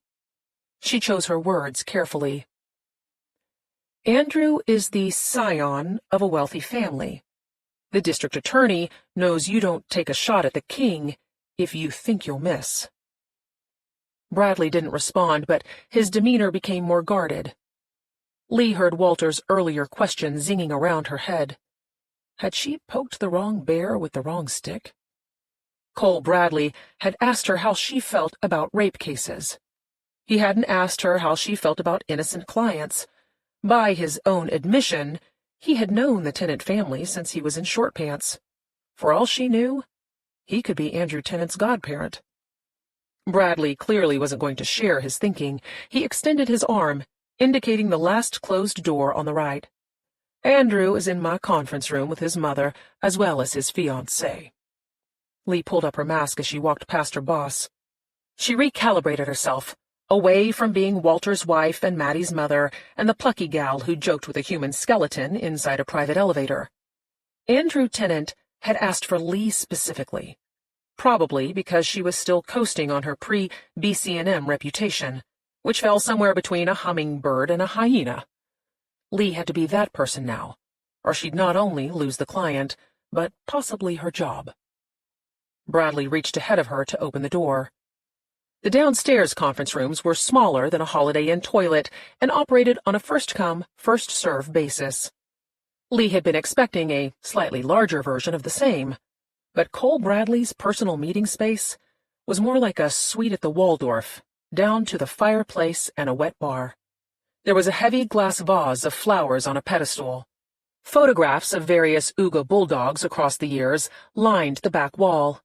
A painting of Vince Dooley hung above the fireplace. Stacks of legal pads and pens were on the black marble credenza. Trophies for various legal prizes crowded out rows of water bottles. The conference table, which was approximately 12 feet long and 6 feet wide, was made from redwood. The chairs were black leather. 3 people sat at the far end of the table, faces uncovered. She recognized Andrew Tennant from his photo in the news story, though he was better looking in person. The woman clutching his right arm was late 20s, with a tattoo sleeve and an eat-shit snarl that any mother would want for her son. The mother in question sat stiff in her chair, arms crossed low on her chest. Her short blonde hair was streaked with white. A slim gold choker ringed her tanned neck. She was wearing a pale yellow, honest-to-God, down-to-the-little alligator Izod shirt. The popped collar gave the impression of someone who'd just come off the golf course to sip a Bloody Mary by the pool. In other words, the type of woman Lee only knew about from binging Gossip Girl reruns with her daughter. "I'm sorry we kept you waiting." Bradley moved a thick stack of files to the far side of the table, indicating where Lee should sit. "This is Sydney Winslow, Andrew's fiancée." "Sid," the girl said. Lee had known she'd be called something like Sid or Punky or Katniss the moment she'd laid eyes on the multiple piercings, clumpy mascara, and jet-black shag cut. Still, Lee made nice with her client's other half. "I'm sorry to be meeting you under these circumstances." "This entire ordeal has been a nightmare." Sydney's voice was as husky as expected. She pushed back her hair, flashing dark blue fingernail polish and a leather bracelet that had pointy-looking metal studs. "Andy nearly got murdered in jail, and he was only there 2 nights. He's totally innocent, obviously. No one is safe anymore. Some crazy bitch can just point a finger and—" "Sydney, let the woman get her bearings." The tightly controlled rage in the mother's tone reminded Lee of the voice she used when she was reprimanding Maddie in the presence of other people. "Lee, please take your time." Lee held the older woman's smile for a few seconds before she put her game face on. "I'll just need a moment." She opened the file, hoping a detail would jog her memory as to who the hell these people were. The top page showed the intake form from Andrew Tennant's arrest. 33 years old, car salesman, high-dollar address, charged with kidnap and sexual assault, March 13th, 2020, just as the first wave of the pandemic was taking off. Lee didn't read deeply into the details because it was hard to unring a bell. She needed to hear Andrew's version of events first. All that she knew for certain was that Andrew Trevor Tennant had picked a bad time to ask for his day in court. Because of the virus, prospective jurors over 65 were generally excused. Only someone under the age of 65 would accept that this clean-cut, nice-looking young man could be a serial rapist. She looked up from the file. She silently debated how to proceed. The mother and son clearly thought that Lee knew them. Lee clearly did not. If Andrew Tennant wanted her to be his lawyer, lying to his face the first time they met was the very definition of operating in bad faith. She took a breath, preparing to confess, but then Bradley cut her off. "Remind me, Linda, how do you know Miss Collier?" Linda. Something about the name itched at Lee's memory. She actually reached up to her scalp as if she could scratch it out. But it wasn't the mother who was triggering her recollection. Lee's eyes skipped across the older woman and went to her son. Andrew Tennant smiled at her. His lips curved up to the left. "It's been a long time, hasn't it?" "Decades," Linda told Bradley. "Andrew knows the girls better than I do. I was still in nursing back then. I worked nights. Lee and her sister were the only babysitters I trusted." Lee's stomach turned into a clenched fist that started slowly punching up into her throat. Andrew asked her, "How's Callie doing? What's she up to?" Callie. Lee. Andrew's tone implied that she was not acting normal. "Where's your sister these days?" Lee had broken out in a cold sweat. Her hands were shaking. She clutched them together under the table. "She's living on a farm in Iowa, with kids. Her husband's a dairy farmer." "That sounds about right," Andrew said. "Callie loved animals. She got me interested in aquariums." He told this last part to Sydney, going into detail about his first saltwater tank. "Right," Sydney said. "She was the cheerleader." All Lee could do was pretend to listen. Her teeth clenched tight so that she didn't start screaming. This couldn't be right. None of this was right. She looked down at the label on the file. Tennant, Andrew Trevor. The clenched fist kept moving up her throat. Every horrific detail she had suppressed over the last 23 years, threatening to choke her. Callie's terrifying phone call, Lee's frantic drive to reach her, the horrific scene in the kitchen, the familiar smell of the dank house, the cigars and scotch and blood. So much blood. Lee had to know for sure. She needed to hear it said out loud. Her teenage voice came out of her mouth when she asked, "Trevor?" The way Andrew's lips curved up to the left was so chillingly familiar. Lee felt a tingle of goosebumps prickle her skin. She had been his babysitter. And then, when she was old enough to find real work, she had passed the job on to her baby sister. "I go by Andrew now," he told her. "Tennant is Mom's maiden name. We both thought it would be good to change things up after what happened with Dad." After what happened with Dad. Buddy Waleski had disappeared. He'd abandoned his wife and son. No note, no apologies. That's what Lee and Callie had made it look like. That's what they had told the police. Buddy had done a lot of bad things. He was in debt to a lot of bad people. It made sense. At the time, all of it had made sense. Andrew seemed to feed off her dawning recognition. His smile softened. The upward curve of his lips slowly smoothing out. He said, "It's been a long time, Harley." Harley. Only one person in her life still called her by that name. Andrew said, "I thought you'd forgotten all about me." Lee shook her head. She would never forget him. Trevor Waleski had been a sweet kid. A little awkward, a lot clingy. The last time Lee had seen him, he was drugged into oblivion. She had watched her sister gently kiss the top of his head. Then the two of them had gone back into the kitchen to finish murdering his father. Monday, 2.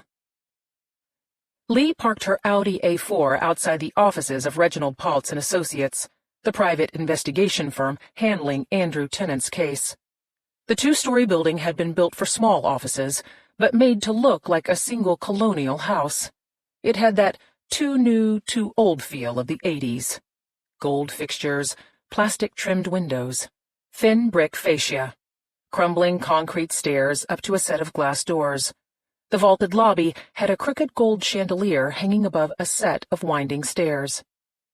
The outdoor temperature was already climbing, expected to hit the mid-70s by the afternoon. She let the car idle so she could keep the air conditioning running. Lee had gotten here early, allotting herself 20 minutes to get her shit together in the privacy of her car. The thing that had made her a good student, then a good lawyer, was that she could always tune out the bullshit and laser focus on what was directly in front of her. You didn't help chop up a 250-pound man and still graduate at the top of your class without learning how to compartmentalize. What she had to do right now was turn that laser focus not onto Andrew Tennant, but onto Andrew Tennant's case. Lee was a very high-priced lawyer. Andrew's trial was scheduled to start in 1 week. Her boss had requested a full-on strategy session by end of day tomorrow. She had a client looking at serious charges and a prosecutor who was playing more than the usual prosecutor games. Lee's job was to find a way to poke enough holes in the case for at least one juror to drive a bus through. She sighed out a stream of anxiety to help clear her thoughts. She scooped up Andrew's file from the passenger seat. She flipped through the pages, found the summary paragraph. Tammy Carlson.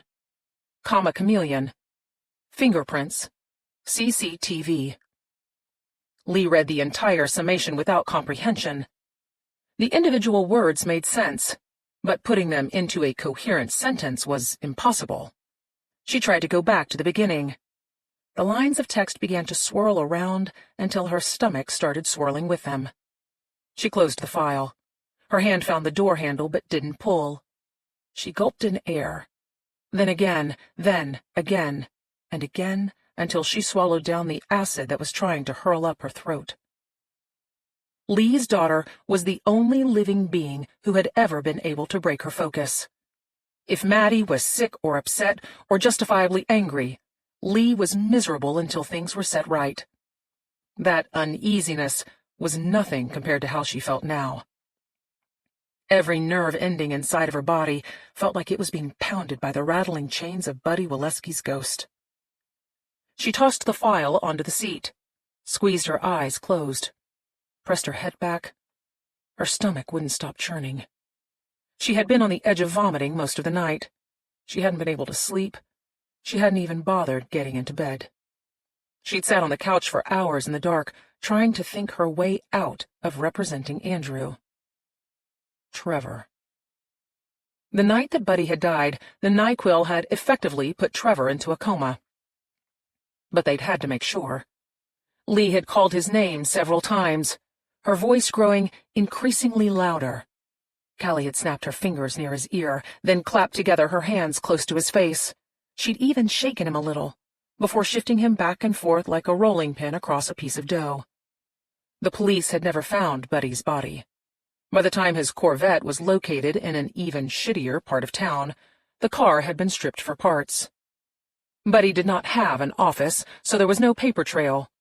The Canon digital camcorder, hidden inside the bar, had been broken into pieces with a hammer.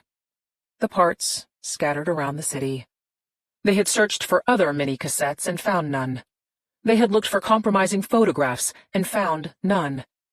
They had turned over the couch and upended mattresses and rifled drawers and closets and unscrewed grates from the vents and rummaged through pockets and bookshelves and inside Buddy's Corvette, and then they had carefully cleaned up after themselves and put everything back in place and left before Linda had gotten home.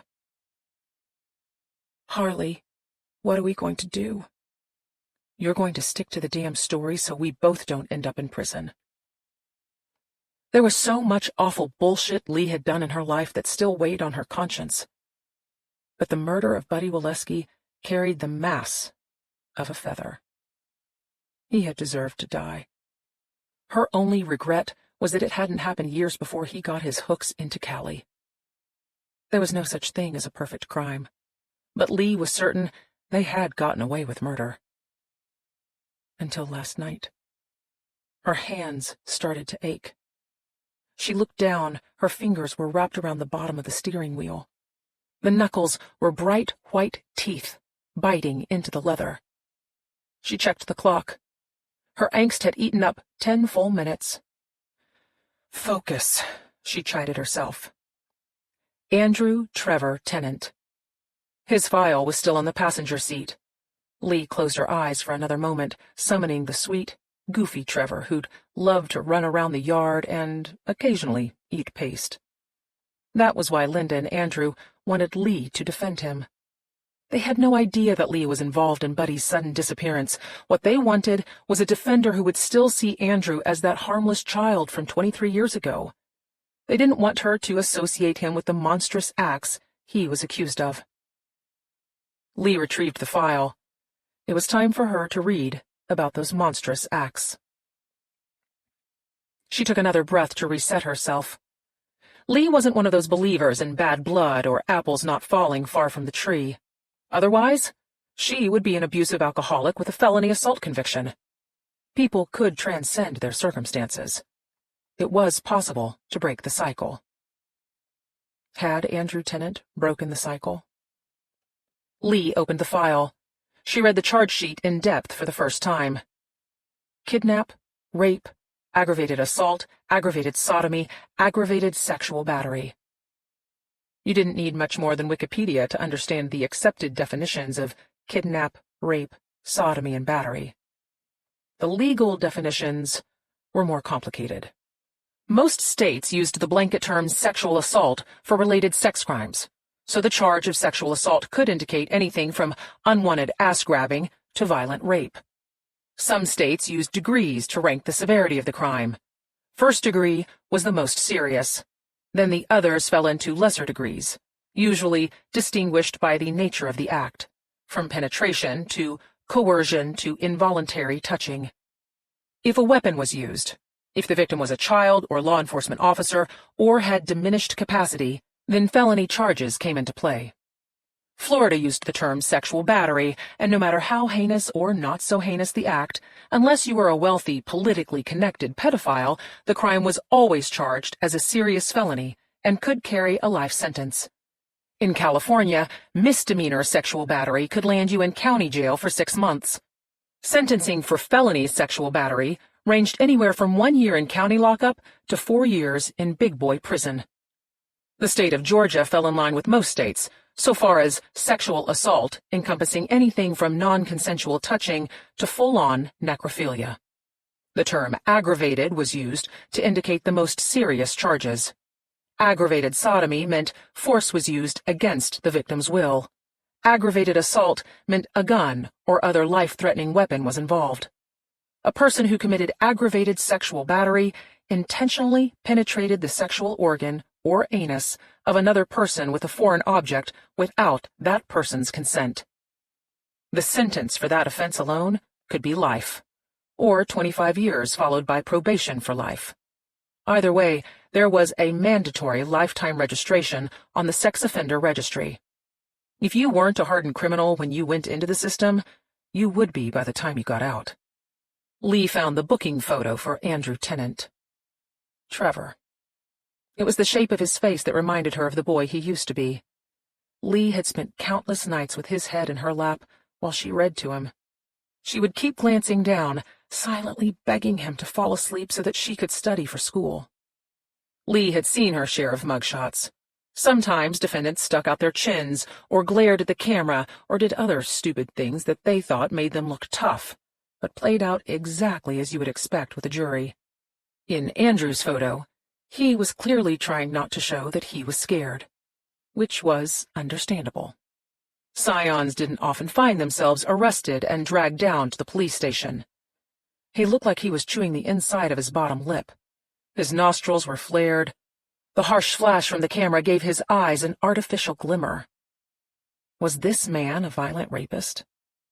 Was that little boy Lee had read to, colored with, chased around the dirt-packed backyard while he giggled so hard he snorted, capable of growing into the same disgusting type of predator as his father. Harley? Lee startled, papers flying into the air, a scream bleeding out of her mouth. I'm so sorry. Andrew's voice was muffled by the closed window. Did I scare you? Hell yes, you scared me! Lee grabbed at the loose pages. Her heart had banged into the back of her throat. She had forgotten how Trevor used to sneak up on her when he was a kid. Andrew tried again. I'm really sorry. She shot him a look that she usually reserved for family, and then she reminded herself that he was her client. It's fine. His face was red from embarrassment. The mask hanging around his chin came up. It was blue, with a white Mercedes logo across the front. The change was not an improvement. He looked like an animal who'd been muzzled. Still, he stepped back so that she could open the car door. The tremor was back in Lee's hands when she turned off the engine and pulled together the file. She had never been so grateful for the time it took to find a mask and cover her face. Her legs felt weak as she got out of the car. She kept thinking about the last time she had seen Trevor. He was lying in bed, eyes closed, completely clueless to what was happening in the kitchen. Andrew tried again, offering, Good morning. Lee swung her purse over her shoulder. She shoved the file deep into her bag. In heels, she was at Andrew's eye level. His blonde hair was combed back, his chest and arms were gym-toned, but he had his father's tapered waist and height. Lee frowned at the suit, which was exactly the kind you'd expect a Mercedes salesman to be wearing. Too blue, too fitted, too sharp. A mechanic or plumber on the jury would see that suit and hate him. Andrew indicated the large Dunkin' Donuts cup he'd placed on the roof of her car. I brought you some coffee, but that seems like a bad idea now that it's happening. Thank you, she said, as if they weren't in the middle of a deadly pandemic. I'm so sorry I frightened you, Lee. I should call you Lee, just like you should call me Andrew. We're both different people now. We are. Lee had to get control over her uneasiness. She tried to put herself on familiar ground. Last night I filed an emergency motion with the court to establish myself as counsel. Octavia already withdrew herself as attorney of record, so approval should be pro forma. Judges don't like this last-minute finagling. There's no way we'll get a continuance. Considering COVID, we need to be ready to go at any time. If the jail locks down because of an outbreak or there's another staffing shortage, we have to be ready to go. Otherwise, we could lose our slot and get bumped into next week or next month. Thank you. He nodded once, as if he had only been waiting for his turn to speak. Mom sends her apologies. There's a company-wide meeting every Monday morning. Sydney's already inside. I thought I could talk to you alone for a minute, if that's okay. Of course. Lee's anxiety jacked back up. He was going to ask about his father. She took the coffee off the roof of her car to give herself a reason to turn away. She could feel the heat through the paper cup. The thought of drinking it made her queasiness intensify. Have you seen? Andrew indicated the file she'd stashed in her purse. Have you read it yet? Lee nodded, not trusting herself to speak. I couldn't get through to the end. It's really bad what happened to Tammy. I thought we hit it off. I'm not sure why she's doing this to me. She seemed nice. You don't talk to someone for 98 minutes if you think they're a monster. The specificity was strange, but he had given Lee some much-needed prompts. She resurrected the stray words from the summary statement in his file. Tammy Carlson, chameleon, fingerprints, CCTV. Tammy Carlson was the victim. Prior to the pandemic, Chameleon had been a hot singles bar in Buckhead. The police had found Andrew's fingerprints where they shouldn't be. They had CCTV of Andrew's movements. Lee's memory added a stray detail that Cole Bradley had relayed last night. Sydney is your alibi for the time of the assault? We weren't exclusive then, but I got home from the bar and she was waiting for me on my doorstep. He held up his hands as if to stop her. I know, that sounds totally coincidental, right? Sid shows up at my place on the very night I need an alibi, but it's the truth. Lee knew that both the best and the worst alibis could sound wildly coincidental. Still, she wasn't here to believe in Andrew Tennant. She was here to get him to a not guilty. When did you get engaged? April 10th of last year. We've been off and on for 2 years. But with the arrest and the pandemic, it all brought us closer together. Sounds romantic. Lee struggled to sound like a lawyer who hadn't survived the first months of the virus by filing dozens of no-fault COVID divorces. Have you set the date? Wednesday, before jury selection begins on Thursday, unless you think you can get the case dismissed. The hopeful tone in his voice took her straight back to the Waleskis' kitchen when Trevor asked if his mother would be home soon. Lee hadn't lied to him then, and she absolutely couldn't lie to him now. No, this won't go away. They're coming after you. All we can do is be ready to fight back. He nodded, scratching at his mask. I guess it's stupid for me to believe I'm going to wake up one day and this nightmare will be over. Lee glanced around the parking lot, making sure they were alone. Andrew, we couldn't get into the weeds in front of Sydney and Linda last night, but Mr. Bradley explained to you that there are other cases the district attorney will probably open if you plead guilty. He did. And he told you that if you lose your case at trial, those other cases could still— Cole also said you're ruthless in the courtroom. Andrew shrugged, as if that was all it took. He told Mom that he hired you because you were one of the best defense attorneys in the city. Cole Bradley was full of shit. He didn't even know which floor Lee worked on. I'm also brutally honest. If the trial goes sideways, you are looking at serious time. You haven't changed a bit, Harley. You always put all your cards on the table. That's why I wanted to work with you. Andrew wasn't finished. You know, the sad part is, the Me Too movement really woke me up. I try hard to be an ally.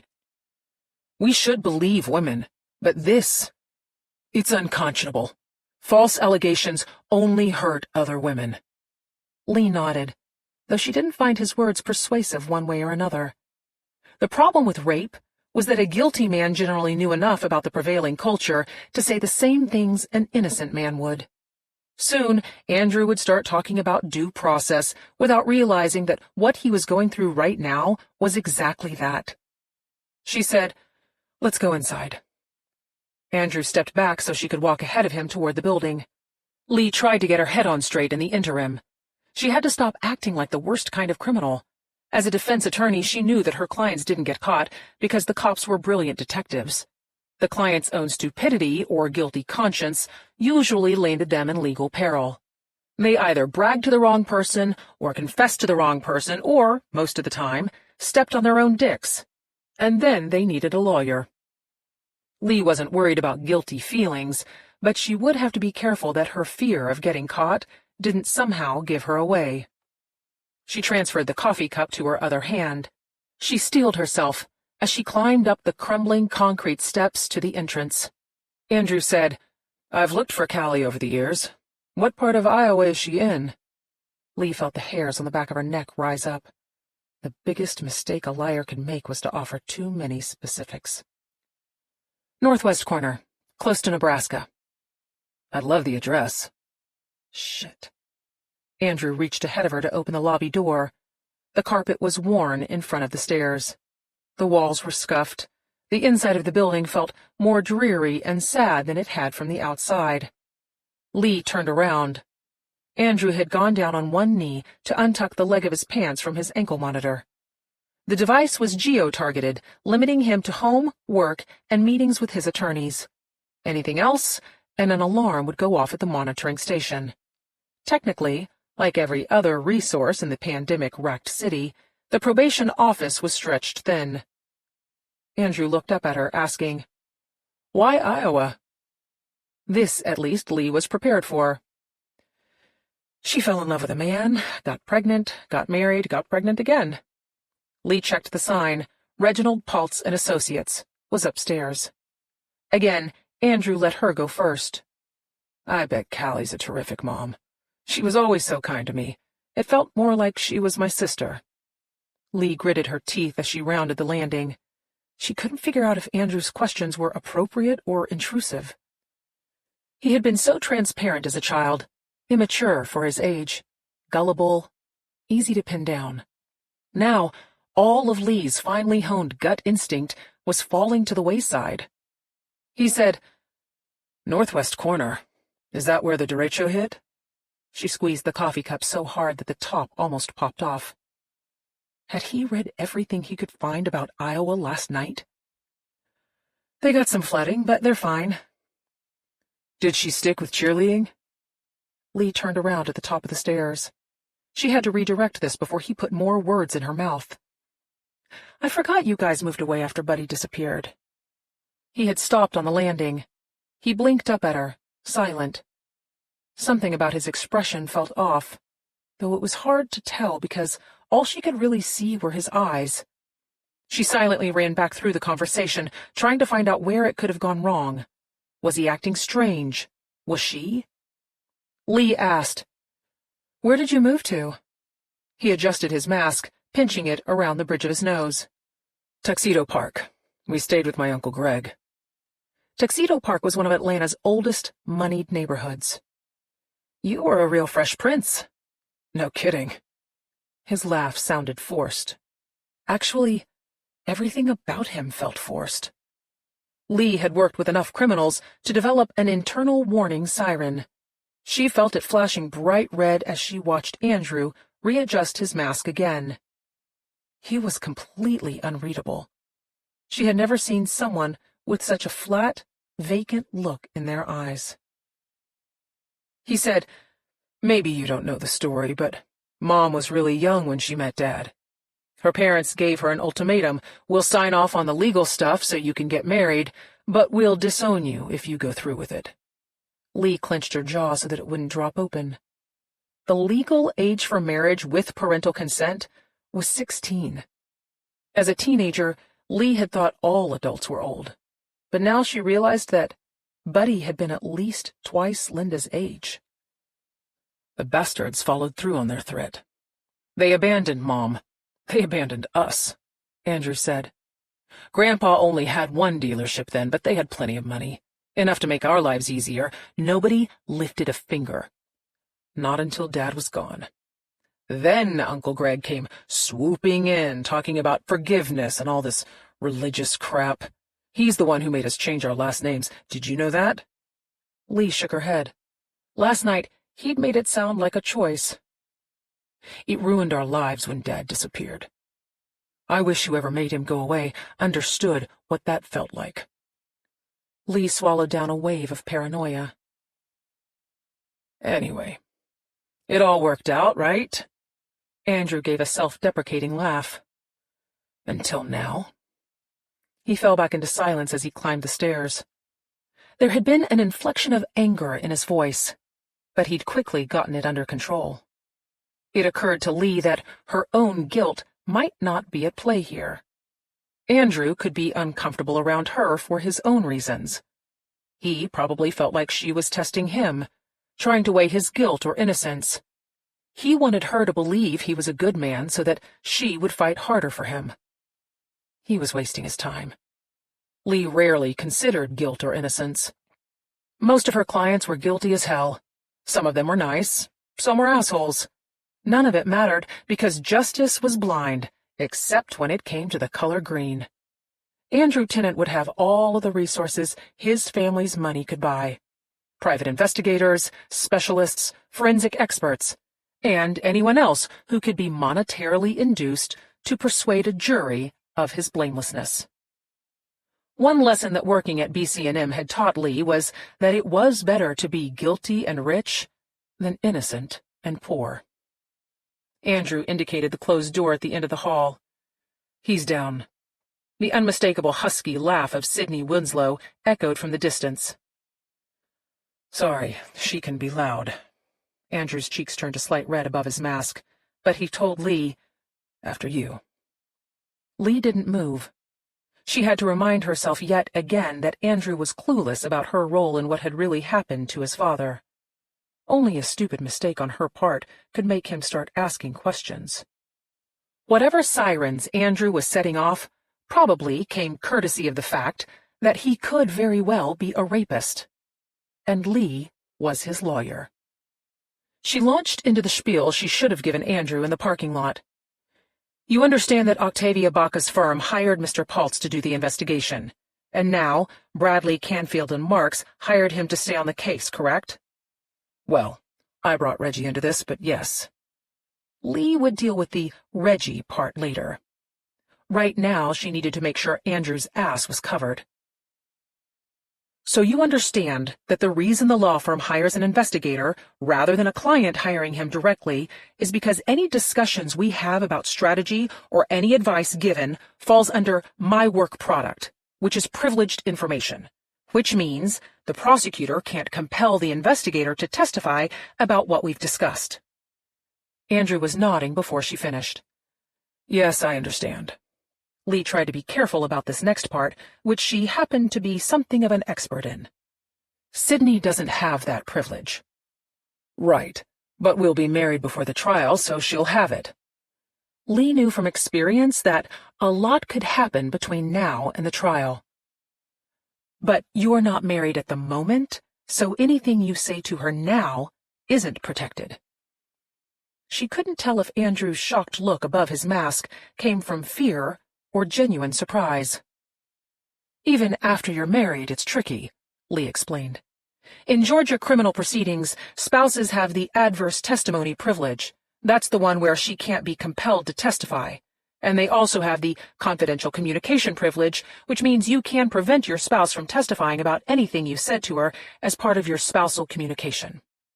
He nodded, but she could tell he didn't fully understand. So, if you and Sydney are married, and you're alone in your kitchen one night and you say, "Hey, I feel like I shouldn't keep secrets from you, so you should know that I'm a serial killer," you could invoke confidential communication, and she would not be allowed to testify. Andrew was paying close attention now. Where does it get tricky? If Sydney tells a friend, "This is crazy, but Andrew told me he's a serial killer," then that friend can be called to testify as a hearsay witness.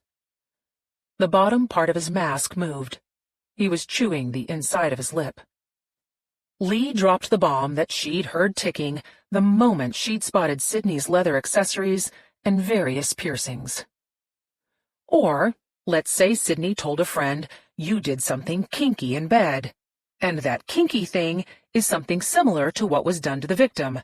Then, that friend could testify about that kink, and the prosecutor could claim that it showed a pattern of behavior. Andrew's throat worked. His concern was almost palpable. So I should tell Sid. As your lawyer, I can't tell you what to say. I can only explain the law so that you understand the implications, she asked. Do you understand the implications? Yes, I understand. Hey! Sydney was clomping toward them in chunky combat boots. Her mask was black with chrome studs. She was slightly less goth today, but still radiated an unpredictable energy. Lee could have been looking at herself at that age, which was both galling and depressing. Andrew said, "We were talking about Callie?" Sydney turned to Lee. "I swear he's obsessed with your sister. Did he tell you he had an enormous crush on her? She's his one hall pass. Did he tell you?" Lee shook her head, not to say no, but because she needed to wake up her stupid brain. Of course Andrew still had a crush on Callie. That's why he kept bringing her up. She tried to steer the topic away from her sister, asking Andrew, "How do you know Reggie Paltz?" "We've been friends for—" He shrugged, because he wasn't really paying attention to Lee now. He was thinking about what she had told him about spousal privilege. Sydney picked up on the tension, asking Andrew, "What's going on, baby? Did something else happen?" Lee didn't need or want to be here for the coming conversation. "I'll get started with the investigator while you two talk." Sydney raised one overly arched eyebrow. Lee realized her tone had sounded chillier than she'd intended. She tried to project neutrality as she passed the young woman in the hallway, fighting the urge to itemize every single part of her that she found annoying. There was no doubt in her mind that Sydney talked to her friends about Andrew. When you were that young and stupid, sex was all that you had going for you. "Andy, come on," Sydney dropped into blowjob voice. What's wrong, baby boy? Why do you look so upset? Lee closed the door behind her. She found herself in a cramped outer office with a metal desk. No secretary, no chair. There was a kitchenette along the side wall. She dumped the coffee in the sink, then tossed the cup into the trash can. The usual was on offer.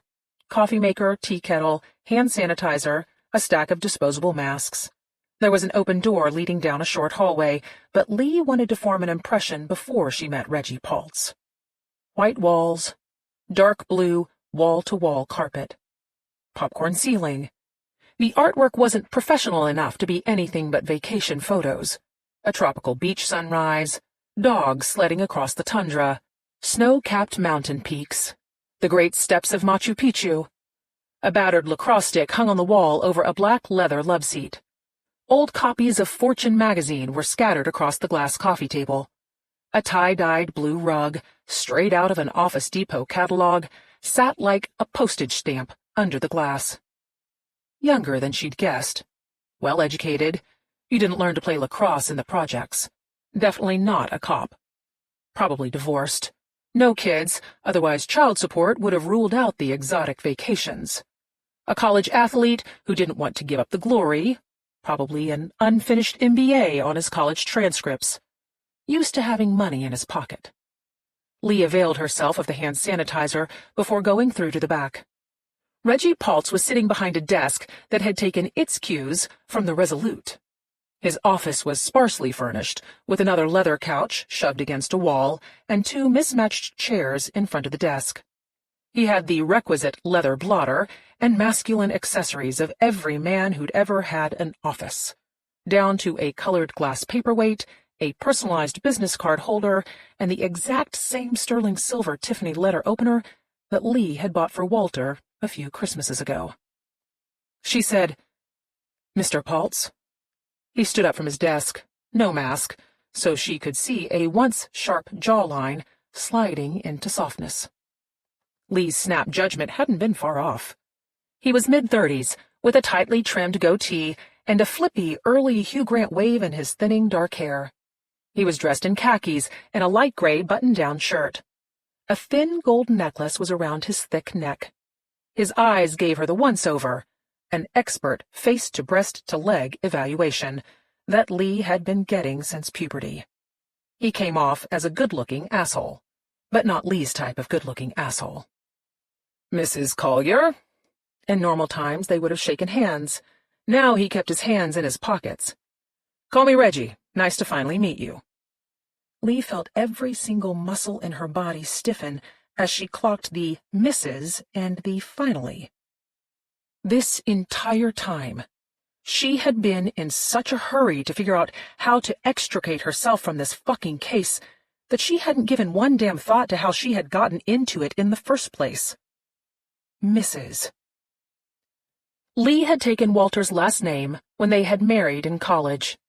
She hadn't bothered to change it back to her maiden name because she hadn't bothered to divorce him.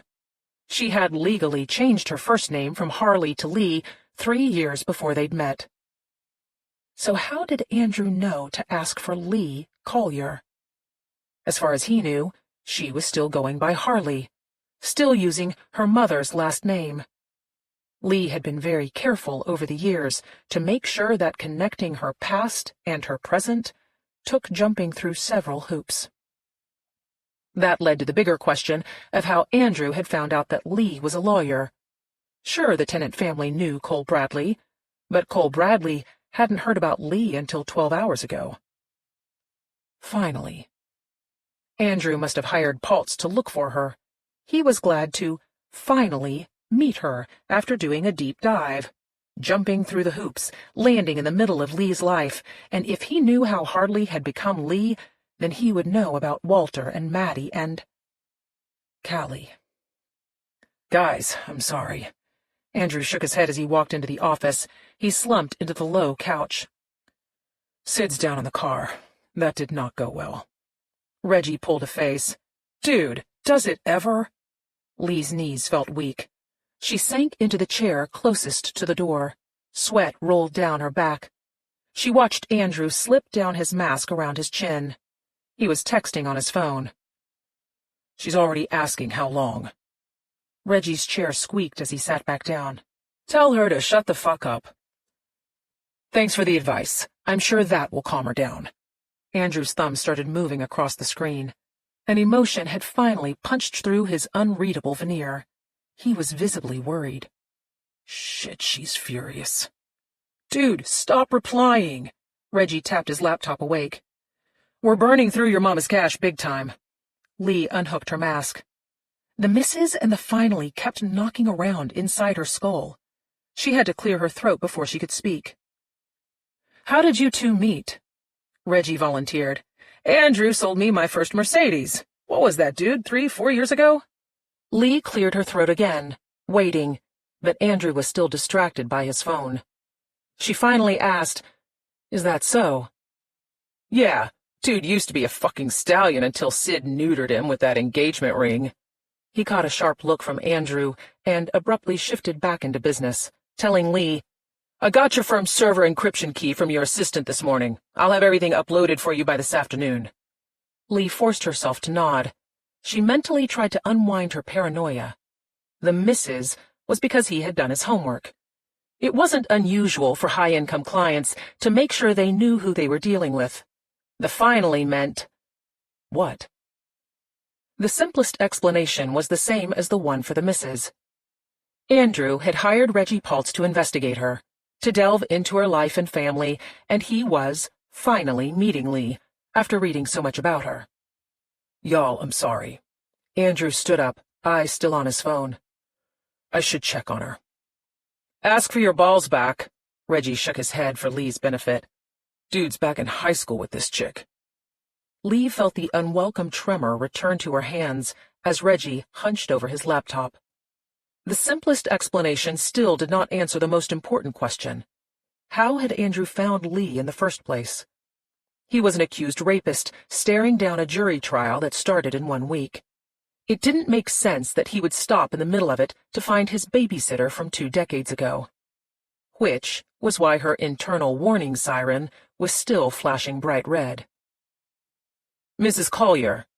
Reggie's head was turned in her direction. You all right? Lee had to stop her emotions from roller coastering. Walter's one abiding complaint about her was the very quality that made Lee a survivor. Her personality changed depending on who was in front of her. She was sweetheart, or mom, or Collier, or counselor, or baby, or you fucking bitch, or very occasionally, Harley. Everyone got a different piece of her, but nobody got the whole. Reggie Paltz ran hot, so Lee needed to run ice cold. She reached into her purse to retrieve her notepad and Andrew's case file. She clicked her pen. I'm on limited time, Mr. Paltz. My boss wants a full rundown tomorrow afternoon. Take me through it quickly.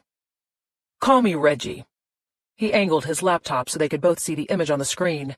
A nightclub entrance, a neon sign with a large comma, followed by the word chameleon. CCTV clocked Andrew doing everything but taking a crap. I spliced it together. Took 6 freaking hours, but it's Linda's cash. Lee pressed her pen to the notepaper. I'm ready. He started the video. The date stamp read February 2nd, 2020, almost a month before the pandemic closed everything down. The cameras are 4K, so you can see every speck of dirt on the floor. This is Andrew early on. He talked to a couple of foxes, one on the roof deck, another at the lower bar. The roof babe gave Andy her number. I tracked her down, but you don't want her on the stand. The minute she figured out why I was talking to her, she got all up in that hashtag shit and turned into a raging bitch. Lee looked down at her notepad. She had gone into autopilot as she recorded the details. She started to turn the page. Her hand stopped. Mrs. Her wedding ring. She had never taken it off, even after 4 years of separation from Walter. She let her lips part, slowly exhaled some of her stress. Here, Reggie pointed to the screen. This is when Andrew first meets Tammy Carlson. She's got a nice body. Face, not so much. Lee ignored the casual misogyny and trained her gaze on the video.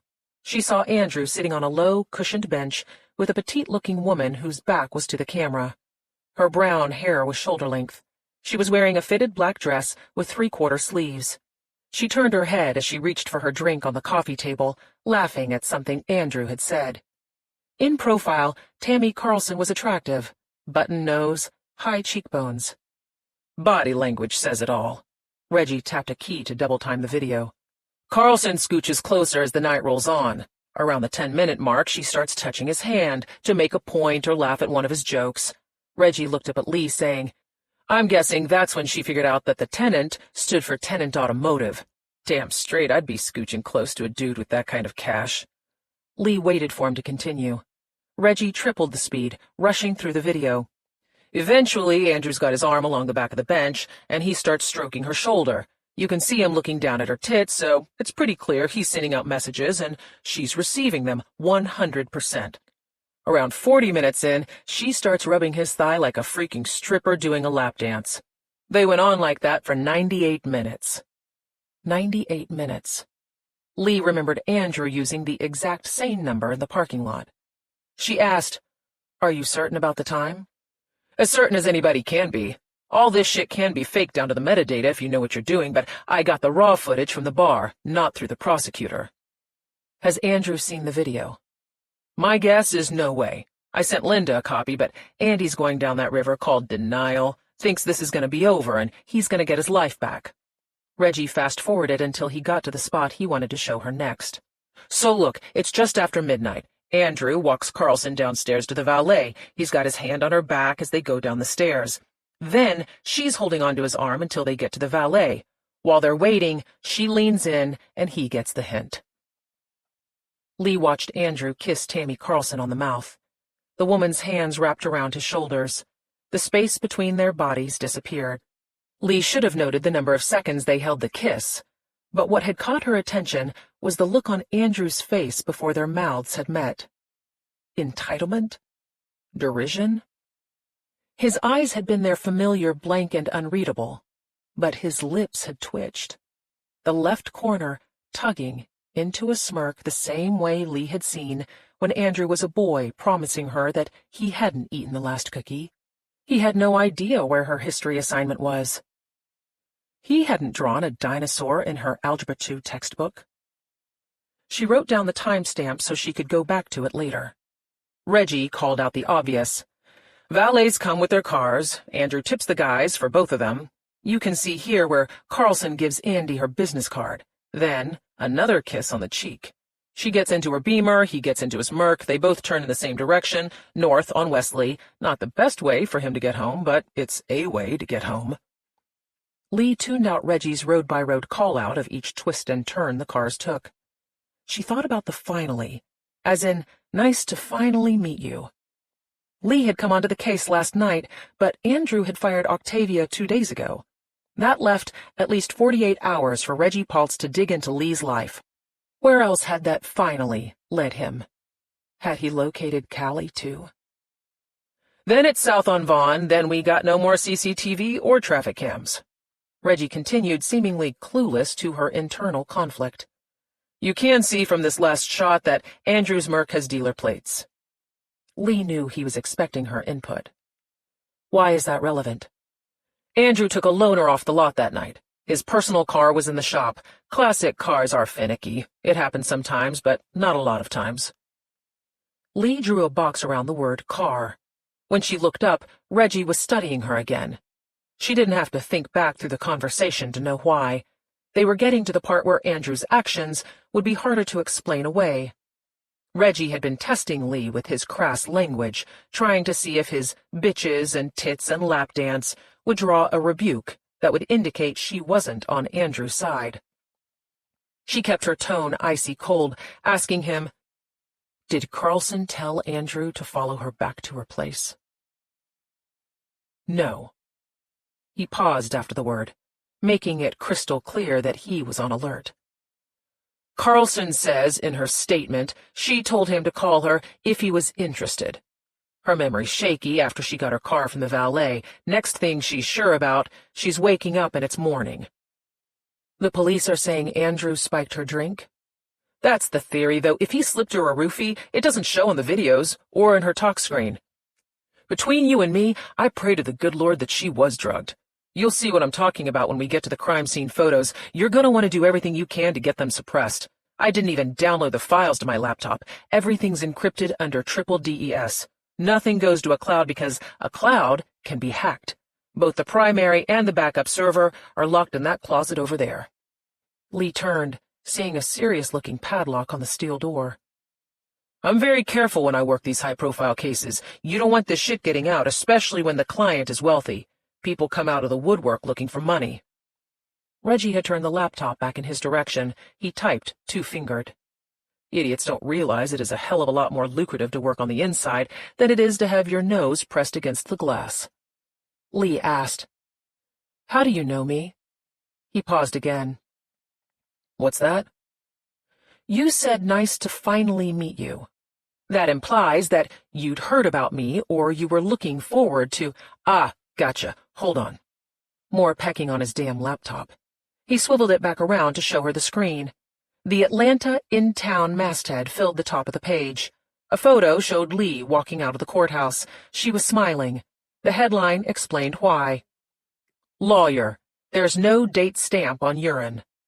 Reggie gave her a shit-eating grin. "That's some jujitsu lawyering, Collier.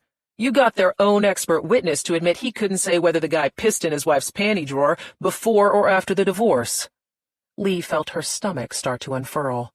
"You got some balls telling a judge that water sports fall under spousal privilege." Reggie barked out another laugh. "I showed that shit to everybody I know." Lee had to hear him say the words. "You showed the story to Andrew." "You're damn right I did. No offense to Octavia Baca, but when I heard the cops were trying to jam up Andrew on these 3 other cases, I knew he needed a goddamn cheetah with a razor blade." He rocked back in his chair. "It's crazy he recognized your face, right?" Lee desperately wanted to believe him. Both the best and the worst alibis could sound wildly coincidental. "When did you show it to him?" 2 days ago. Right when Andrew had fired Octavia Baca.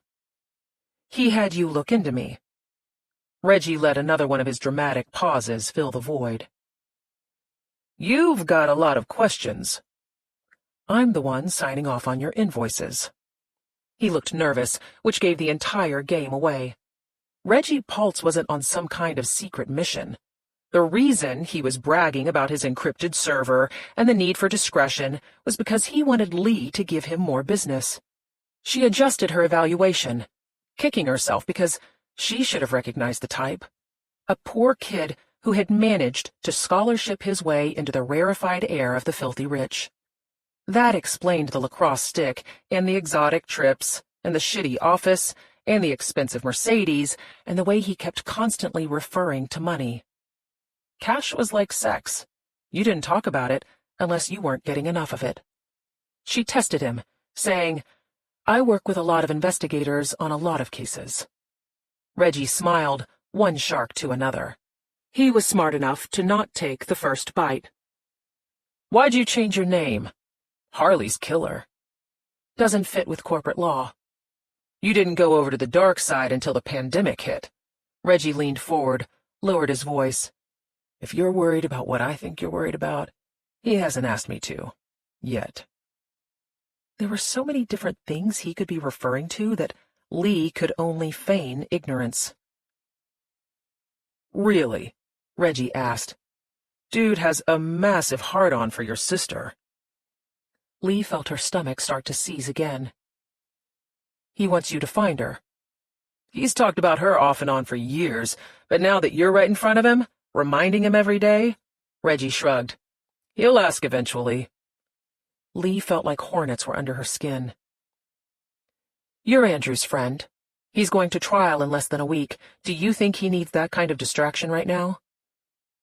"I think if Sid finds out he's chasing his first wet dream, dude's gonna end up with a knife in his chest and we'll both be out of jobs." Lee glanced down the short hallway to the outer office, making sure they were alone. "Callie had some problems after high school. But she lives in northern Iowa now. She has 2 kids, she's married to a farmer. She wants to keep her past in her past." Reggie drew out the moment way too long before finally saying, "If Andrew asks, I could tell him I'm too busy working other cases." Lee dangled some more bait. "I've got a client with a cheating husband who likes to travel." Sounds like my kind of assignment. Lee nodded once, and she hoped to God this meant they had an understanding. Still, Reggie Paltz was only part of the problem. Lee was mere days away from what looked like a very compelling case against her client. She said, "Tell me about these other victims the prosecutor has in his pocket." "There's 3 of them, and they're a guillotine hanging over Andy's neck. They come down on him, his life is over." "How did you hear about them?" "Trade secret," he said, which was how any investigator answered when they didn't want to give up a cop informant.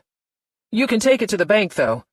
If you can't get Andrew out of the Carlson charge, he's going to spend the rest of his life trying not to drop the soap in the shower." Lee had too many clients behind bars to think prison rape jokes were funny. "How does Tammy Carlson's attack tie into the others?" "Similar M.O., similar bruising, similar wounds, similar morning after." Reggie shrugged again, as if these were hypothetical injuries rather than real harms against real women. "The big thing is, Andrew's credit card pinged at or near various businesses where they were last seen." "At or near?" Lee asked. "Does Andrew live in the area? Are these businesses he would normally frequent?" "This is why I told Andy to hire you." Reggie pointed his finger at his temple, making it clear he was the smart one. "The 3 attacks stretched out over 2019, all in DeKalb County, which is where Andrew lives. The first victim was at the Senna Bistro, spitting distance from his house.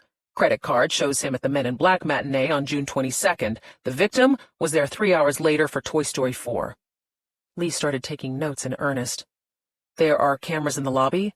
"Yes, shows him arriving, ordering popcorn and a Coke, then leaving when the credits rolled. No overlap between him and the first victim, but he walked home. No cell phone records. He said he forgot to bring it." Lee underlined the date on her notepad.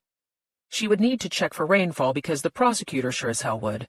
Even without that, June in Atlanta saw average temperatures in the high 80s and the kind of rancid humidity that warranted an official health warning. "What time was the matinee?" 12:15, right around lunchtime." Lee shook her head. The hottest time of day. Another mark against Andrew. Reggie said, "For what it's worth, every single one of the businesses where the victims were last seen, Andrew frequented them a lot." That wasn't necessarily a point in his favor. The prosecutor could argue he was staking out the scenes. "Second victim?" "She was eating out late with her friends at a strip mall that has a Mexican place." "Was Andrew there that night?" "It's one of his regular spots, goes there at least twice a month. He got takeout half an hour before the second victim showed up, and, like always, he paid with his credit card. No car again, no phone.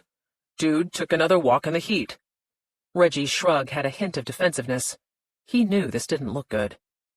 "Like I said, it's a guillotine." Lee's pen stopped. It wasn't a guillotine. It was a very well-constructed case. 90% of Atlanta fell inside Fulton County, while the remaining 10% was in DeKalb. The city had its own police force, but DeKalb investigations were handled by the DeKalb Police Department. Fulton had by far the largest number of violent crimes, but between Me Too and the pandemic, the last 2 years had seen a spike in rape reporting across the board. Lee thought about a detective at an overburdened DeKalb precinct, spending hours cross-referencing hundreds of credit card payments at a movie theater and a Mexican restaurant against reported assaults. They hadn't picked Andrew's name from thin air. They had been waiting for him to make a mistake. She said, "Tell me about the third victim." "She was at a bar called Maplecroft, and Andrew was on the prowl back then. You can see it in his credit card statements. Dude charges a pack of gum. Never carries cash on him. No Ubers or Lyfts. Seldom has his phone. But he was buying a lot of women a lot of drinks all over town." Lee needed him to make the connection. Andrew's credit card statements put him at Maplecroft on the night of the attack? 2 hours before the third victim disappeared. But Andrew had been there at least 5 times before, Reggie added. No CCTV on this one. The bar burned down at the beginning of the pandemic. Very convenient for them, but good for Andy because the server melted down and they didn't back up to the cloud.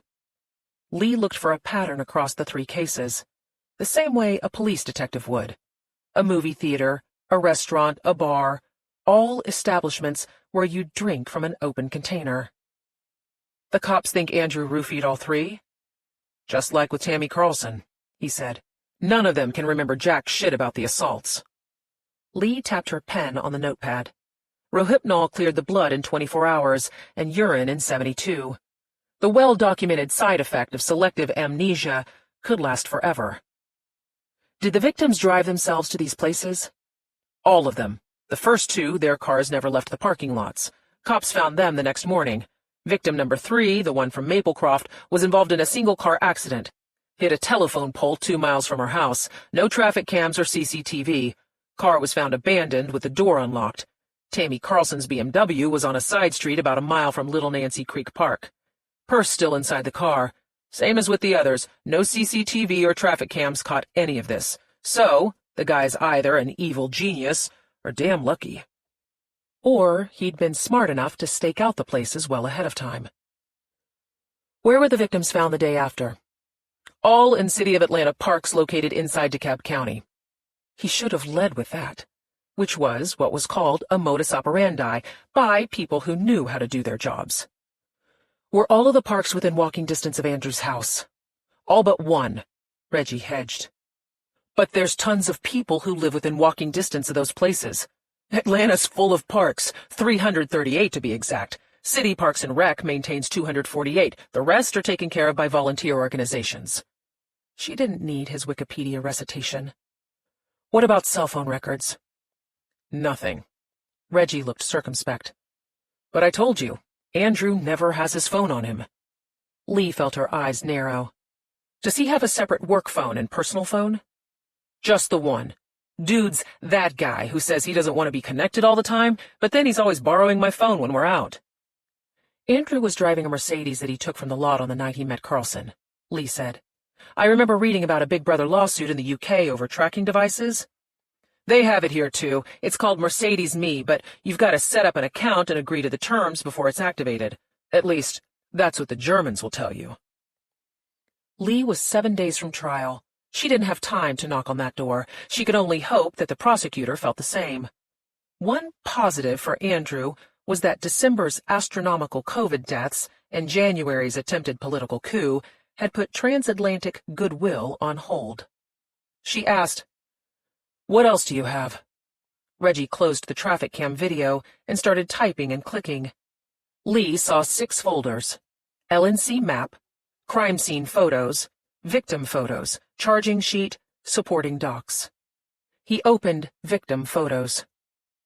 Here's Carlson. She woke up under a picnic table. Like I said, no memory of what happened, but she knew shit got real the night before. Lee flinched when the photo loaded. The woman's face was barely recognizable. She had been beaten to a pulp. Her left cheekbone was out of place. Her nose was broken.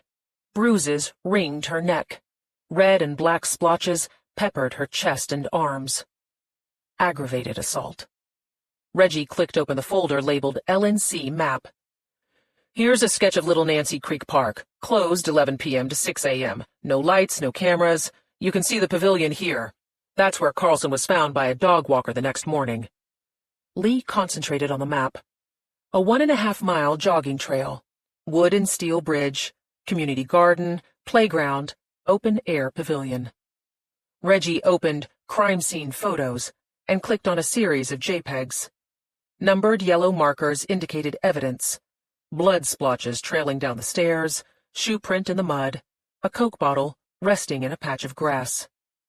Lee moved to the edge of her seat. That's a glass Coke bottle. Reggie said, They still make them here, but this one comes from Mexico. They use real cane sugar down there, not high fructose corn syrup. You can really taste the difference. First time I ever had one was when I was getting my Merc serviced at Tennant. They stock it behind the bar in the service center. Apparently, Andrew insists on it. Lee looked him in the eye for the first time since she'd entered the office. How far does Andrew live from the park? 1.9 miles by car. Less if you cut through the country club. Lee directed her attention back to the map. She would need to walk the terrain herself. Has Andrew been to the park before? Guy's a nature lover, apparently. Likes to look at butterflies.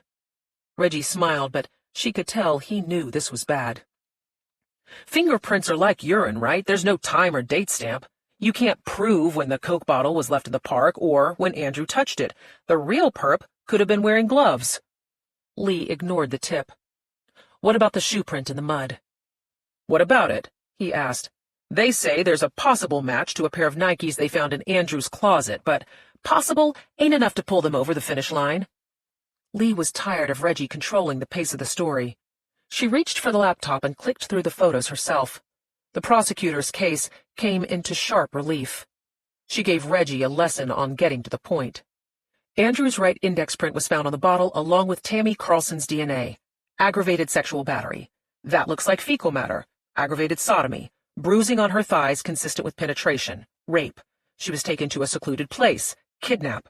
They can't prove she was drugged, or the charge would be there. What about weapons? A knife, Andrew said. Lee turned around. Andrew was leaning against the door jamb. His suit jacket was off.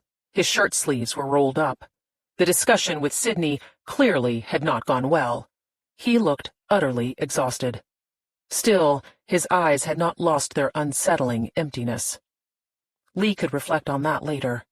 Now, she skimmed through the rest of the photos. No other physical evidence was documented. Just the video at the bar, the tangentially connected Nike shoe print, and the fingerprint on the glass Coke bottle. She assumed that Andrew's prints had not been in the state database. In Georgia, only a felony arrest would garner that dubious honor. She asked, "Do you know how you were identified?" Tammy told the police that she recognized my voice from the bar. But that's not... I mean, she just met me, so she doesn't really know my voice, does she? Lee pressed together her lips. You could just as easily say it was fresh in the victim's mind, especially after hearing him talk for 98 minutes.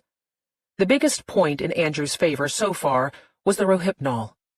Lee had an expert witness who could argue the amnesia caused by the drug made Carlson's identification unreliable. She asked Andrew, "When did the cops get your fingerprints?" He said, "They came to my work and threatened to drag me down to the police station if I didn't voluntarily go with them." Reggie said, "You should have called a lawyer right on the spot." Andrew shook his head in visible regret. "I thought I could clear it up." "Yeah, my dude, the cops don't want you to clear shit up. They want to arrest you." Lee turned back around in her chair. She paged through the case file. She found a warrant for the prints signed by a judge who would sign off on waterboarding if it got him onto the golf course faster. Still, the fact that they'd gotten a warrant rather than snagged his prints off a water bottle in the interrogation room told Lee that the prosecutor had not been playing around.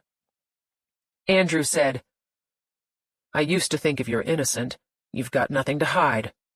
See where that got me? My entire life has gone to hell because one person pointed her finger at me. Dude, that's why we're here," Reggie said.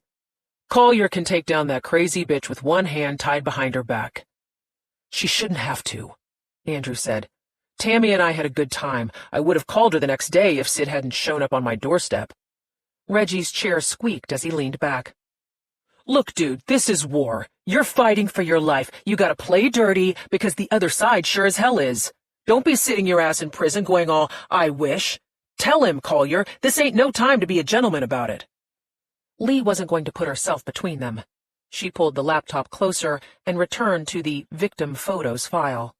Her finger pressed the arrow key as she paged through to the rape kit documentation.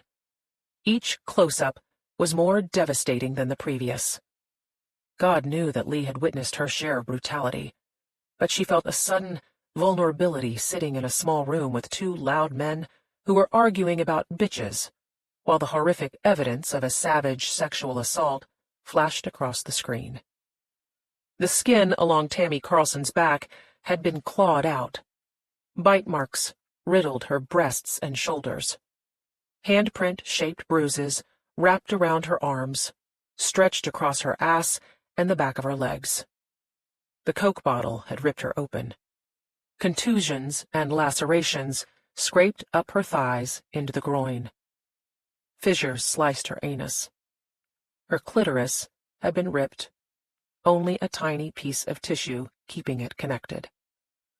The wounds had bled so profusely that the impression of her buttocks was sealed in blood against the concrete of the pavilion floor. "Jesus," Andrew said. Lee suppressed a shiver. Andrew was standing right behind her. The photo on the laptop showed Tammy Carlson's mutilated breast. Bite marks dug into the soft flesh around the nipple. He said, "How could anyone think I would do that? And how stupid would I be to follow her from the bar with all of those cameras?" Lee felt relieved when he walked over to the couch. "It doesn't make sense, Harley."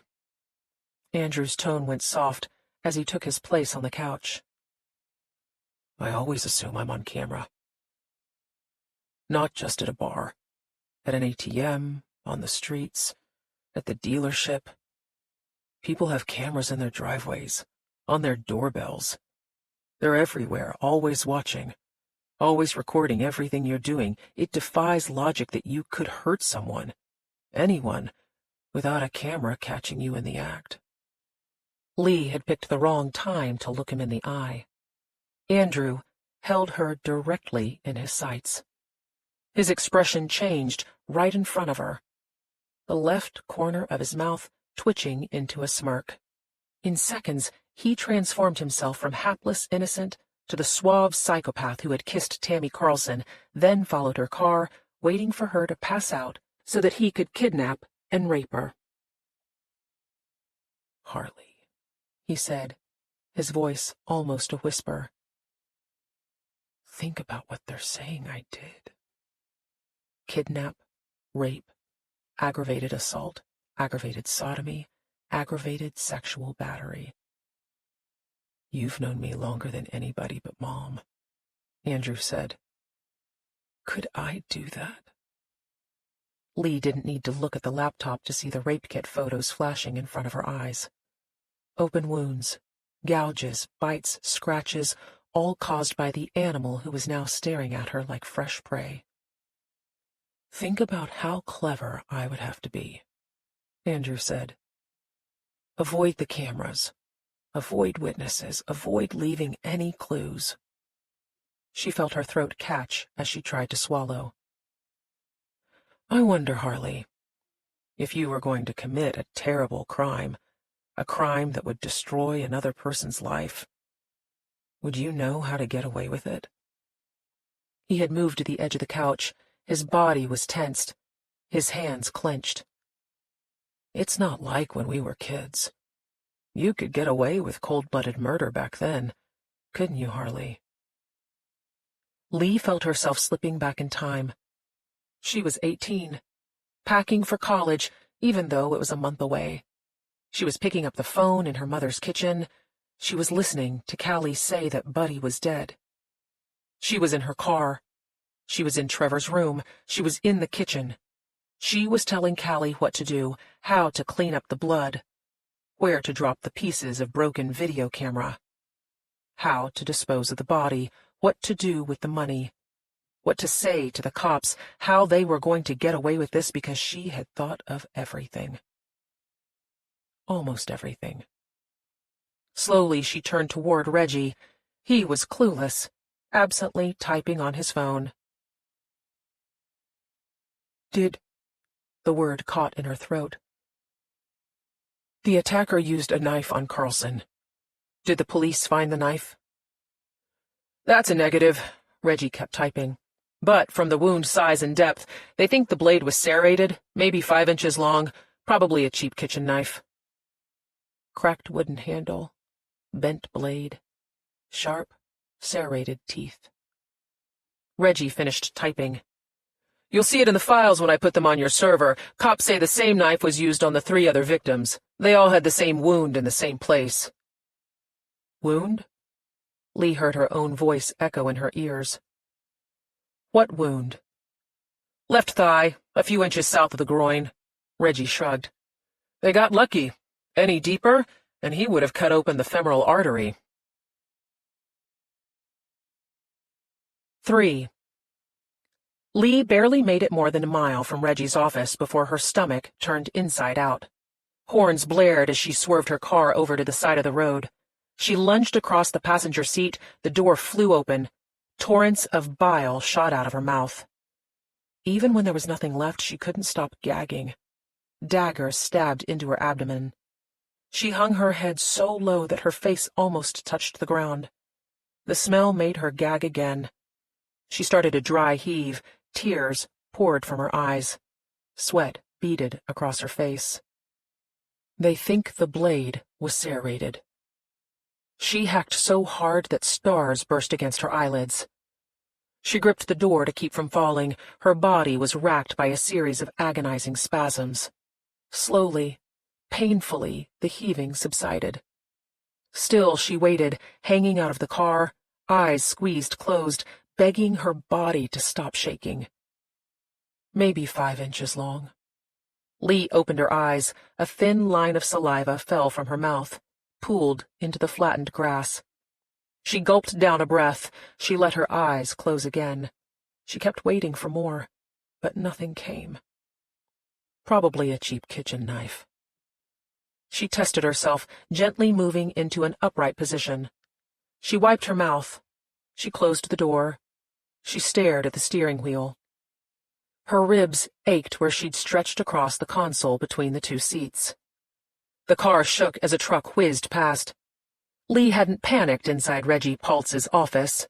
She had gone into a sort of fugue state, still physically there, but somehow not there. Her soul hovering above the room, seeing everything but not feeling anything. Below she had watched the other Lee look at her watch, register surprise at the time. She had made an excuse about having a meeting downtown. Andrew and Reggie had both stood when she did. Other Lee had lifted her purse onto her shoulder. Reggie had returned his attention to his laptop. Andrew had watched her every move. Like a fluorescent tube flickering back on, he'd turned all cow-eyed and innocent again. His words had come rushing at her like a fire hose. "I'm sorry you have to leave. I thought we were just getting into things. Should I give you a call, or will I see you at the meeting with Cole tomorrow afternoon?" Floating against the ceiling, Lee had watched her other self make promises or excuses. She wasn't sure which because she couldn't hear her own voice. Then her fingers had looped her mask around her ears. Then she was waving goodbye. Then she was walking through to the outer office. Her other self continued to project an outward calm. She had stopped to get some hand sanitizer. She had looked at the empty Dunkin' Donuts coffee cup that had been taken out of the trash and placed prominently on the counter. Then she was walking down the hall. Then she was going down the stairs. She had opened the glass door. She had walked out onto the concrete stoop, navigated her way down the crumbling stairs, looked out at the parking lot. Sydney Winslow was smoking a cigarette. Her mouth had twisted in disgust when she'd seen Lee. She had thumbed off some ash, leaned back against a low sports car. Andrew's car. Lee had staggered forward, reeling from the impact of her soul slamming back into her body. She was herself again. One person, one woman who had just heard a sadistic rapist all but confess that he not only knew that Lee had been involved in Buddy's murder, but that he was also refining the same technique on his own victims. Any deeper and he would have cut open the femoral artery. "Hey, bitch." Sydney had aggressively pushed herself away from the car. "I don't appreciate you making it out like my own damn fiancé can't trust me." Lee had said nothing, just stared at the stupid girl. Her heart was jackrabbiting. Her flesh was hot and cold at the same time. Her stomach had filled with razor blades. It was Andrew's car that was setting her off. He drove a yellow Corvette. The same color, the same body style as the one that Buddy had driven. Suddenly Lee heard a loud horn. The Audi shook violently as a truck swerved by. She looked in the side mirror. Her back tire was on the line. Instead of moving, she watched the traffic coming toward her, silently daring someone, anyone to hit her. More horns. Another truck, another sedan, another SUV, but no flash of yellow from Buddy's Corvette. Andrew. He would never be Trevor to her again. The 33-year-old man was not the creepy 5-year-old who used to jump out from behind the couch to scare her. Lee could still remember the invisible tears the little boy had wiped away when she'd screamed at him to stop. Andrew clearly knew some details about his father's death, but how? What had they done to give themselves away? What stupid mistake had Lee made that night that somehow, eventually, had allowed Andrew to put together the pieces? If you were going to commit a terrible crime, a crime that would destroy another person's life, would you know how to get away with it? Lee sniffed, and a chunk of something thick and putrid slid down her throat. She looked for a tissue in her purse. Couldn't find one. Dumped her purse onto the passenger seat, everything scattered. She saw the pack of tissue obscuring a distinctive orange pill bottle. Valium. Everyone had needed something to get through the last year. Lee didn't drink. She hated feeling out of control, but she hated not sleeping even more. During the drawn-out election insanity, she had gotten a script for Valium. The doctor had called them pandemic pleasers. Sleepy medicine. That's what Buddy had called Andrew's NyQuil. Every time Buddy got home and Andrew was still awake, he would tell Lee, "Hey, doll, I can't put up with this shit tonight. Do me a favor before you go and give the kid his sleepy medicine." Lee could hear Buddy's distinctive baritone as if he were sitting in the back seat of her car. Unbidden, she conjured the feel of his fumbling hands rubbing her shoulders. Lee's own hands started trembling so badly that she had to use her teeth to open the cap on the Valium.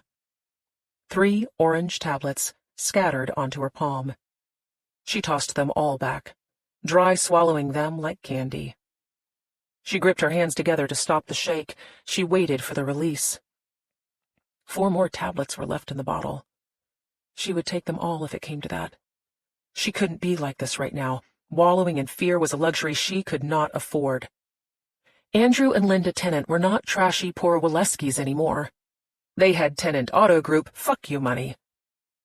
Reggie Paltz could probably be bought off with a promise of more work from Lee's firm, but he wasn't the only private investigator in town. Andrew could hire an entire team of investigators who could start asking questions no one had bothered to ask 23 years ago, like, if Callie was worried about Buddy, why hadn't she called Linda? The woman's number was taped to the wall by the kitchen phone. If Andrew had in fact accidentally ripped the phone cord out of the wall, why couldn't he remember doing it?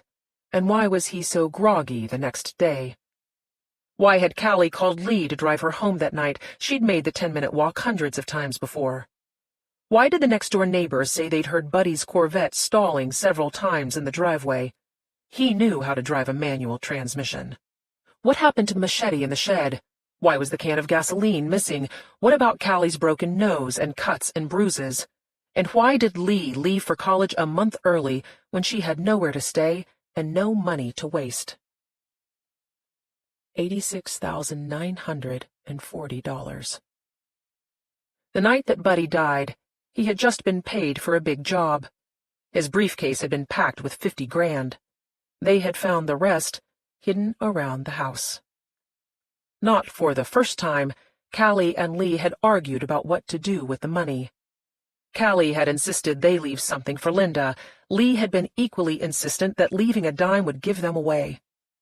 If Buddy Waleski was really skipping town, he would take all of the cash he could lay his hands on because he didn't give a shit about anybody but himself.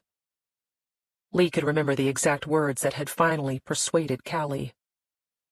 It's not blood money if you pay for it with your own blood. Another car horn beeped. Lee startled again. The sweat had dried to a chill on her skin. She dialed back the air conditioner. She felt weepy, which helped nothing. She needed to summon her focus. In the courtroom, she had to be 10 steps ahead of everybody else, but now she had to use all of her energy to figure out which first step would take her in the best direction. She called up Andrew's exact words, the taunting sneer on his lips. It's not like when we were kids. You could get away with cold-blooded murder back then. What had Lee and Callie missed? They hadn't exactly been teenage gangsters, but they'd both spent time in juvie and they had both grown up in the hood. They intuitively knew how to cover their tracks. Their bloody clothes and shoes had gone into a burn barrel. The video camera was broken into pieces. The house was thoroughly cleaned. Buddy's car was stripped and burned. His briefcase was destroyed. They'd even packed a suitcase full of his clothes and tossed in a pair of his shoes. The knife was the only thing left. Lee had wanted to get rid of it, but Callie had told her that Linda would notice it was missing from the set. In the end, Callie had washed off the thin line of blood in the sink. Then they had soaked the wooden handle in bleach. Callie had even used a toothpick to clean around the tang. A word Lee only knew because she had marked every year since it happened by going over all the details of a possible case that could be built against them. She did a quick review in her head, knocking down the long list of questions, which relied either on the memories of children or on a pair of elderly neighbors who had both died 18 years ago. There was no physical evidence, no body found, no murder weapon, no unexplained hair, teeth, blood, fingerprints, DNA, no child porn. The only men who knew that Buddy Waleski had been raping Callie were the same men who were incentivized to keep their disgusting pedophile mouths shut. Dr. Patterson, Coach Holt, Mr. Humphrey, Mr. Ganza, Mr. Emmett. Maddie, Walter, Callie. Lee had to keep her priorities front and center. The time for wallowing in fear was over. She checked the side view mirror. She waited for the lane to clear, then pulled out onto the road. As she drove, the volume stretched into her bloodstream. She felt some of the edges smoothing out. Her shoulders relaxed against the seat. The yellow line on the road turned into the belt on a treadmill. Buildings and trees and signs and billboards blurred by. Colonnade Restaurant, Uptown Novelty. Mitigate, vaccinate, keep Atlanta open for business. Shit, she hissed, her foot going down to the floor. The car in front of her had braked suddenly. Lee turned the AC back up. The cold air slapped her face. She passed the stopped car. Drove so carefully that she felt like an old lady. Ahead, the green light started to turn, but she didn't rush it. She rolled to a stop, pushed up the turn signal. The digital sign outside the bank gave the time and temperature. 11:58 a.m., 72 degrees. Lee turned off the air conditioning. She rolled down the window. She let the heat envelop her. It felt only fitting that she should be sweating. By the end of the stifling August night that Buddy Waleski had died, Lee and Callie's clothes were soaked through with blood and sweat. Buddy was a contractor, or at least that's what he'd told people. The tiny trunk of his Corvette had held a toolbox with pliers and a hammer. Inside the shed in the backyard were tarps and tape and plastic, and a giant machete that hung from a hook on the back of the door. First, they had rolled Buddy onto the plastic. Then they had gotten on their hands and knees to clean up all the blood underneath him. Next, they had used the kitchen table and chairs to create an impromptu bathtub around the body. Every second of what happened next was seared into Lee's memory. Slicing off chunks of skin with the sharpest knives, hacking joints with the machete, breaking teeth with the hammer, prying up fingernails with pliers in case Callie's skin was underneath, scoring fingers with a razor blade to obscure prints, splashing bleach onto everything to wash away any trace of DNA. They had taken turns because the work was not just mentally grueling. Cutting up the massive body and shoving the pieces into black lawn bags had taken every last ounce of their physical strength. Lee had gritted her teeth the whole time. Callie had kept chanting the same maddening lines over and over again. If you'd like to make a call, please hang up and try again. If this is an emergency. Silently, Lee had added her own chant. This is my fault.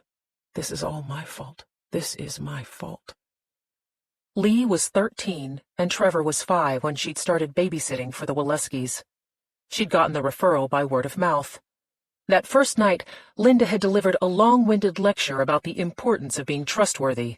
then made Lee read aloud from the list of emergency numbers by the kitchen telephone. Poison control, fire department, police department, pediatrician, Linda's number at the hospital. There had been a quick tour of the depressing house, as Trevor had clung to Linda's waist like a desperate monkey. Lights were turned on and off. The fridge and kitchen cabinets were opened and closed. Here was what they could eat for dinner. There were the snacks. This was his bedtime. Those were the books to read. Buddy would be home by midnight at the latest, but Linda needed Lee to promise on her life that she would not leave until Buddy was there. And if he didn't come home, or if he showed up drunk, knee-walking drunk, not just a little drunk, Lee was to call Linda immediately so she could leave work. The lecture had seemed like overkill. Lee had grown up in Lake Point, where the last wealthy white residents had drained the lake on their way out of town so that no black people could swim in it. The small, abandoned houses had been turned into crack dens. Gunshots could be heard at all hours. Lee walked to school past a park where there were more broken syringes than children. During her previous 2 years of babysitting, no one had ever questioned her street smarts. Linda must have picked up on her bristling. She had quickly turned down the threat level. Apparently, the Waleskis had been plagued by irresponsible flakes. One sitter had abandoned Trevor, not even locking the door behind her. Another had stopped showing up. Another refused to answer her phone. Linda was mystified. So was Lee. And then, 3 hours after Linda had left for work, Buddy had come home. He'd looked at Lee in a way that she had never been looked at before, top to bottom, appraising her, sizing her up, lingering on the shape of her lips, the 2 tiny bumps pressing against the front of her faded Def Leppard t-shirt. Buddy was so big, so looming, that his footsteps shook the house as he walked toward the bar. He had poured himself a drink. He had wiped his sloppy mouth with the back of his hand. When he spoke, his words fell all over each other, a cataclysm of sly questions buried in inappropriate compliments. How old are you, Dolly? You can't be more than 13, right? But damn, you look like you're already a full-grown woman. I bet your daddy has to beat the boys off with a stick. What's that? You don't know your daddy? That's a shame, baby girl. A little thing like you needs a big, tough guy to protect her. Initially, Lee had thought he was giving her the 3rd degree the same way Linda had, but, looking back, she understood that he'd been testing the waters. In law enforcement circles, this was called grooming, and pedophiles followed the same relentlessly predictable playbook. Buddy had quizzed her on her interests, the subjects she enjoyed in school, joked with her about her seriousness, implied she was smarter than him, more interesting, led a more fascinating life. He wanted to hear all about her. He wanted her to know that he wasn't like those old farts she had met before. Sure, he was an old fart too, but he understood what kids were going through. He offered her some weed. She passed. He offered her a drink. She sipped something that tasted like cough syrup and silently pleaded with him to please, mister, please just let her go home so she could study. Finally, Buddy had made a big deal about looking at the giant gold watch on his thick wrist. His mouth had dropped open dramatically. Wow, Dolly, where did the time go? I could talk to you all night, but your mother must be waiting up for you, right? I bet she's a real bitch about that, always keeping track of you even though you're practically an adult. And you should get to make your own decisions, right? Unthinking, Lee had rolled her eyes, because the only reason her mother would be up was to make sure Lee handed over the cash she'd made for watching Trevor. Had Buddy picked up on the eye roll? All Lee knew was that everything had changed in that moment. Maybe he was putting together the information he'd gathered. No father, useless mother, not many friends at school, not likely to tell. He'd started talking about how dark it was outside, how bad the neighborhood was, that maybe it was going to rain. Sure, Lee lived a 10-minute walk away, but she was too beautiful to be out on her own at night. Tiny little thing like you, some bad dude could scoop you up and hide you in his pocket, and what about that a fucking tragedy, because then Buddy would never be able to see her beautiful little face ever again. Did she want that to happen? He would be heartbroken. Could she really do such an awful thing to him? Lee had felt sick and guilty and shamed and, worst of all, trapped. She dreaded the possibility that he was going to insist she stay the night. But then Buddy had told her he would drive her home. She had been so relieved that she hadn't argued, just grabbed up all her homework and shoved it into her backpack. The light changed, but Lee was so lost in thought that it took a moment for her to register the green. Yet another car horn urged her on. She took the turn. Her movements felt robotic as she drove down a shady side street. There was no wind to rustle the trees, but she could hear the rush of air through her open window as she sped down the road. The Waleskis had a carport on the side of their house. The windows were already rolled down in Buddy's yellow Corvette when they left by the kitchen door. The car was an older model. Rust rimmed the hood. The paint was faded. A permanent oil stain marked his space on the concrete. The interior had smelled like sweat and cigars and sawdust. He had made a big deal about opening the door for Lee, flexing his biceps to show her how strong he was. "Prince Charming at your service, little madam. Just snap your fingers any time and your old pal Buddy will be there." Then he'd walked around to the driver's side, and her first thought was that he was like a clown, jamming himself into a toy car. Buddy was groaning and huffing as he wedged his hulking body behind the wheel. Shoulders hunched, seat raked back. Lee could remember watching his enormous hand wrap around the stick shift. The entire gearbox had disappeared. He kept his bare paw there, tapping along to the song on the radio. Callie was haunted by the phantom bleating tone of the operator on the broken kitchen telephone. Lee was haunted by Buddy's creaky falsetto as he sang along with Hall & Oates' "Kiss on My List." They were 2 minutes into the trip when, in the dim orange light of the radio, Buddy's hand wandered in her direction. He kept his eyes straight ahead, but his fingers tapped on her knee the same as they had on the shifter. "I like this song. Do you like this song, Dolly? I bet you do, but I wonder, have you ever kissed a boy? Do you know what that feels like?" Lee was paralyzed, trapped in the bucket seat, sweat melding her skin into the cracked leather. Buddy's hand didn't leave her knee as he slowed the car and pulled to the side of the road. She recognized the DeGiles house. She had babysat for their daughter, Heidi, a few times last summer. Their front porch light was on. "That's okay, little girl. Don't be scared. Your old pal Buddy would never hurt you. Okay, but Jesus, your skin is so soft. I can feel the peach fuzz. You're almost like a baby." He still hadn't looked at her. His eyes stayed focused straight ahead, tongue darting out between his lips. His sausage fingers tickled along her knee, dragging her skirt along with them. The weight of his hand on her leg was an anvil. Lee gasped for breath.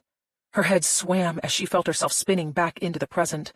Her heart was beating so hard in her throat that she pressed her hand to her chest to make sure it hadn't dislodged itself. Her skin was clammy.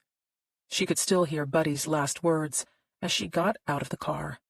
"Let's keep this between you and me. How about that? Here's some extra cash for tonight, but promise me you won't tell. I don't want your mama getting mad at you and punishing you so I can't ever see you again."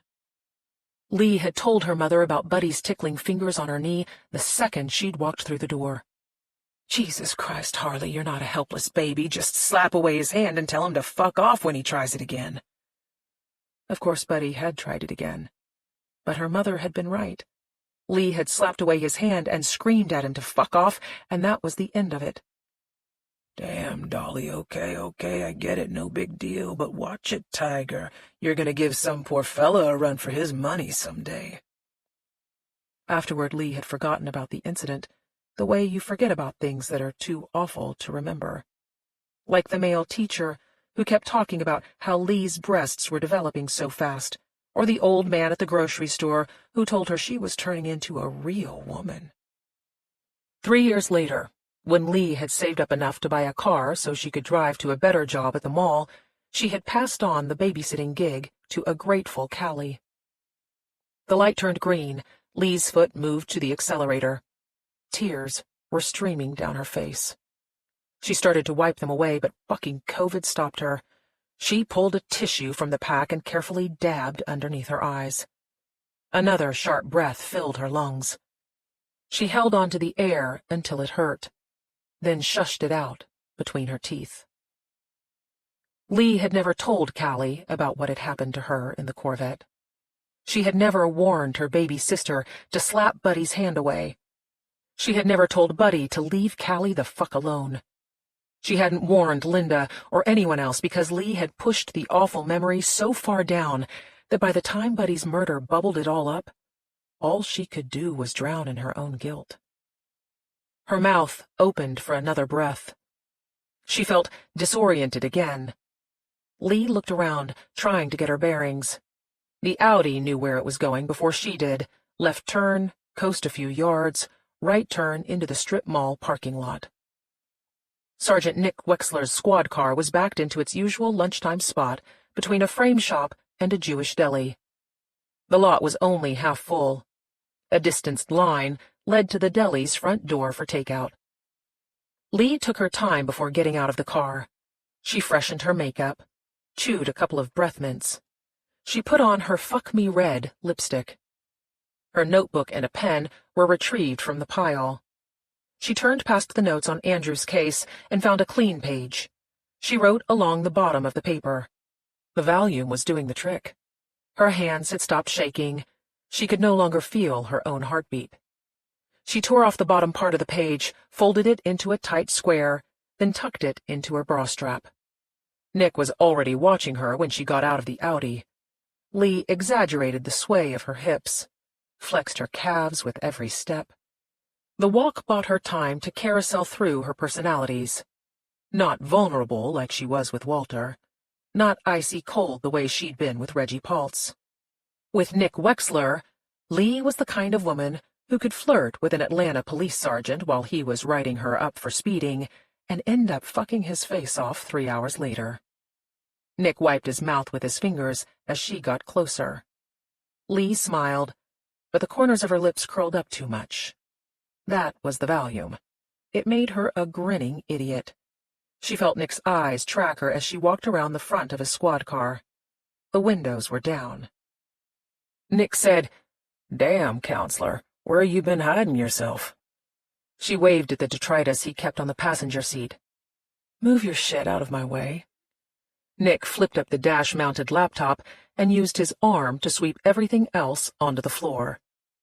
Lee's hand missed the door handle on the first try. Her vision clouded. She blinked the fog away, smiling at Nick as she pulled open the door. His Navy Atlanta Police Department uniform was wrinkled from the heat. As sweaty as he smelled, Nick was an unabashedly sexy man. Bright white teeth, thick black hair, deep blue eyes, ropey, strong arms. Lee climbed into the squad car. Her heels slipped on his lunch bag. She hadn't bothered with a mask.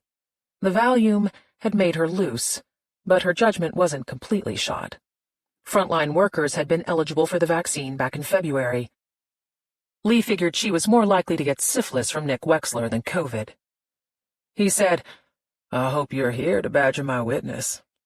Lee stared out the dirty windshield. The line to the deli was inching forward. The grin tightened the muscles in her face. Her anxiety was simmering in an unreachable part of her brain. Andrew receded into the darkness along with it. "Hey," Nick snapped his fingers. "You want to share some of that shit you're on?" "Valium." "Rain check," he said. "I'd settle for a hand job." "Rain check," she said. "Since when do you settle?" He chuckled with appreciation. "What brings you to my ride after all this time, counselor? You up to something?" "Conspiracy to commit murder, improper disposal of a body, lying to a law enforcement officer, signing a false statement, fleeing prosecution across state lines. She told him, "I need a favor." He raised his eyebrows. They didn't do favors. They were occasional fuck buddies who would both be drummed out of their respective occupations if their dalliances got out.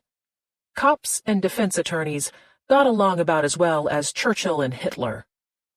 She said, "It's not about a case." He was clearly skeptical. Okay. "Deadbeat client. I need to track her down so I can get paid." Are the Shylocks getting antsy at buttfuck cunt and motherfucker? The silly grin picked at her mouth. Something like that. He was still dubious. They make you chase down your own receivables. "I'll try somebody else." Lee reached for the door. Hey, hold up, counselor, stay with me. He was talking to her like a cop, but his hand gently rested on her shoulder. His thumb stroked her neck. What's the matter? She shook off his hand. They didn't soothe each other. Only Walter got that version of Lee. Nick tried again, asking, "What's wrong?" She hated his let me fix this tone, which was one of the reasons she hadn't seen him in a while. "Do I look like something's wrong with me?" He laughed. "Counselor, 99% of the time I got no idea what the hell is going on in that gorgeous head of yours." "You make up for it with the 1%. She hadn't meant to put the suggestive lilt in her tone. Or maybe she had. There was a certain amount of self-harm that came with what they were doing. Lee fully appreciated that the risk was what kept bringing her back. Nick had never cared about her motivations. He let his eyes travel down her body to her legs. He was a man who knew how to look at a woman. Not the sleazy way that Buddy had sized up a 13-year-old. Not the casually sexist, fuckable, not fuckable appraisal Reggie Paltz had given her in his office. The kind of look that said, "I know exactly where to touch you and for how long." Lee bit her bottom lip. "Shit," Nick said. "All right, what's the client's name?" She knew better than to show her eagerness. "Left bra strap." His eyebrow shot back up. He checked to make sure no one was watching. His finger slipped inside her blouse. Her skin was sweaty from the heat. His finger traced along her collarbone, down to her breast. She could feel her breathing change as he found the piece of paper. He slowly slid it out between two fingers. He said, "It's wet." She smiled again. "Jesus Christ." He pushed down his laptop. He peeled open the paper and laid it flat on his leg. He laughed when he read the name. "Let's see what kind of trouble homegirl got herself into." "Racial profile much?" He side-eyed her. "If I want someone to break my balls and not fuck me, I can go home to my wife." "If I want to fuck somebody whose balls are breakable, I would go home to my husband." He chuckled, typing into the keyboard with one finger. Lee took a deep breath and slowly let it out. She shouldn't have said that about Walter. This was the nasty side that Nick brought out in her. Or maybe Walter was the only man on Earth who could bring out that tiny little bit of Lee that was good. "Oh, damn." Nick squinted at the screen. "Theft, possession of a controlled substance, trespassing, vandalism, controlled substance. Jesus Christ, how is this bitch not in jail?" "She's got a damn good lawyer." Nick shook his head as he paged down the screen. "We work our asses off to make these cases, and it goes to hell the second you cocksuckers show up." "Yeah, but at least you get your cock sucked." He gave her the look again. They both knew why she kept bringing this back to sex. Nick said, "I could get fired for looking this up for you." "Tell me when a cop ever got fired for anything." He grinned. "Do you know how miserable desk duty is?" "Beats being shot in the back." She could tell by his sharp look that she had pushed him too far, so she pushed him farther. "Are you worried at all that white people are starting to distrust the cops too?" The sharp look got sharper, but he said, "Counselor, you better be glad your legs look so damn good today." She watched him turn back to his computer. His finger slid across the trackpad. Here we go. Previous addresses, Lake Point, Riverdale, Jonesboro. Not the northern corner of Iowa. Not on a farm, not married, not raising 2 kids. Lady prefers your finer establishments. Nick took the pen and spiral notebook from his breast pocket. 2 weeks ago, she was given a citation for jaywalking. She gave an address at a no-tell motel. She in the game? Lee shrugged. The name doesn't exactly set her up for success. He laughed. Calliope de Winter. Calliope, Lee corrected, because their mother was too stupid to know how to pronounce it. She goes by Callie. So she's capable of making at least one good choice. It's not about making good choices, it's about having good choices. Sure. Nick ripped the page out of his spiral notebook. He folded the address in half and held it between his 2 fingers. He didn't try to slip it underneath her bra strap because he was a cop and he wasn't stupid. What do you make, counselor? 10 grand an hour? Something like that. And a low-level junkie prostitute pays for that how? Lee forced herself not to snatch the address out of his hand. She's a trust fund baby. Is that the story you want to tell me? Only one emotion could cut through the volume. Anger. Jesus fuck, Nick. What's with the 3rd degree? Either give me the information or... He tossed the address onto her lap. Get out of my ride, counselor. Go find your junkie. Lee didn't get out. She unfolded the paper. Alameda Motel, 9921 Stewart Avenue. Back when Lee worked legal aid, she'd had a lot of clients living in the long-term motel. They charged $120 a week to poor people who could find a hell of a lot better place to live if they could save up the deposit money to rent a place that charged $480 a month. Nick said, I got work to do. Either start talking or start walking. Her mouth opened. She was going to tell him the truth. She's my sister. I haven't seen her in over a year. She lives like a junkie prostitute while I live in a gated condo building and send my daughter to a 28 grand a year school because I pushed my baby sister into the arms of a sexual predator and was too ashamed to tell her that he'd come after me too. Fine. Lee couldn't tell Nick the whole truth, but she could tell him part of it. I should have been upfront with you from the beginning. She's one of my previous clients, back when I worked for myself. Nick clearly expected more. She was a gymnast in elementary school. Then she got into competitive cheerleading. Lee narrowed her eyes to ward off a crass cheerleader joke. She was a flyer. Do you know what that is? He shook his head. There's a couple of guys, sometimes as many as 4, who are spotters. They do things like raise up the flyer on the palms of their hands while she holds a pose. Or sometimes they just throw her up into the air as high as they can. We're talking 15, sometimes 20 feet off the ground. The flyer spins around, does a couple of flips, then she comes down, and the spotters interlock their arms to form a basket for her to land in. But if they don't catch her, or they catch her wrong, then she can mess up her knee, break an ankle, sprain her back. Lee had to stop to swallow. Callie landed wrong on an X-out basket toss and ended up fracturing 2 vertebrae in her neck.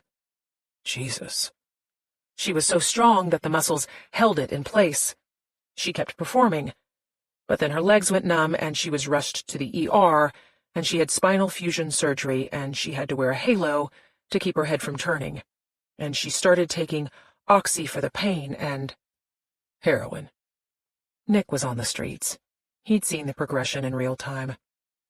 That's quite a sob story, counselor. The judge must have bought it since her ass isn't behind bars where it belongs. The judge had bought a confession from the innocent junkie Lee had bribed to take the fall. Nick asked, She on the needle or smoking it? Needle. It's been off and on for almost 20 years. Lee's heart had started pounding again. The crushing guilt of her sister's tortured life had broken through the veil of Valium. Some years are better than others. Christ, that's a hard road to walk. It is. Lee had watched it play out like a never-ending horror novel. "I wanted to check on her because I feel guilty." His eyebrows arched back up. "Since when does a defense lawyer ever feel guilty?" "She almost died last year." Lee couldn't look at him anymore. She stared out the window instead. "I gave her COVID." Summer, 1998. The night was pitch black. Harley's eyes sharpened on every detail picked out by her car's headlights. Mailbox numbers, stop signs, tail lights on parked cars. A cat's eyes as it scrambled across the road. "Harley, I think I killed Buddy." Callie's hoarse whisper had been barely perceptible on the other end of the telephone. There was a scary flatness to her voice. She had shown more emotion this morning when she couldn't find her socks for cheerleading practice. "I think I killed him with a knife." Harley hadn't asked questions or demanded a reason why. She had known exactly why. Because in that moment, her mind had taken her back to that sweaty yellow Corvette. The song on the radio, Buddy's enormous hand covering her knee. "Callie, listen to me. Don't move until I get there." Callie had not moved. Harley had found her sitting on the floor of the Waleskis' bedroom. She still had the phone to her ear. The operator's staticky voice was talking over the screeching wah, wah, wah sound that the phone made when you left it off the hook too long. Callie's hair was out of its usual ponytail, shrouding her face. Her voice sounded raspy as she spoke the words along with the recording. "If you'd like to make a call." "Cal!" Harley dropped to her knees. She tried to pry the phone out of her sister's hands, but Callie wouldn't let go. "Callie, please." Callie looked up. Harley fell back in horror. The whites in her sister's eyes had turned black. Her nose had been broken. Blood dripped from her mouth. Finger-shaped red slashes ringed Callie's neck where Buddy had tried to choke the life out of her. Harley was responsible for this. She had protected herself from Buddy, but then she had put Callie directly in his path. "Cal, I'm sorry. I'm so sorry." "What?" Callie coughed, and blood misted out from her lips. "What are we going to do?" Harley gripped Callie's hands like she could keep them both from sinking farther down. So much ran through her mind. "You're going to be okay. I'll fix this. We'll get through it together." But she saw no way to fix this. No path out of hell. Harley had entered the house through the kitchen. Her eyes had flickered across Buddy the same guilty way you'd pretend to not see a homeless person freezing in a doorway. But he wasn't homeless. Buddy Waleski was connected. He had friends all over the place, including inside the police force. Callie wasn't some coddled suburban white kid with two parents who would lay down their lives to protect her. She was a trashy teenager from the bad side of town who'd already spent time in juvie for stealing a pink cat collar from the dollar store. "Maybe." Tears welled into Callie's eyes. Her throat was so swollen that she had trouble speaking. "Maybe he's okay." Harley didn't understand. "What?" "Will you see if he's okay?" Callie's black eyes caught the reflection from the table lamp. She was looking at Harley, but she was somewhere else, a place where everything was going to work out all right. "But he was mad. But maybe he's not mad anymore. If he's okay. We can get him help. Linda won't be home until..." "Cal!" Harley's sobs strangled around the word. Did Buddy try something? Did it happen before, or..." Callie's face gave her the awful answer. "He loved me, Har. He said he was going to take care of me always." Harley was literally bowled over by the pain. She touched her forehead to the filthy carpet.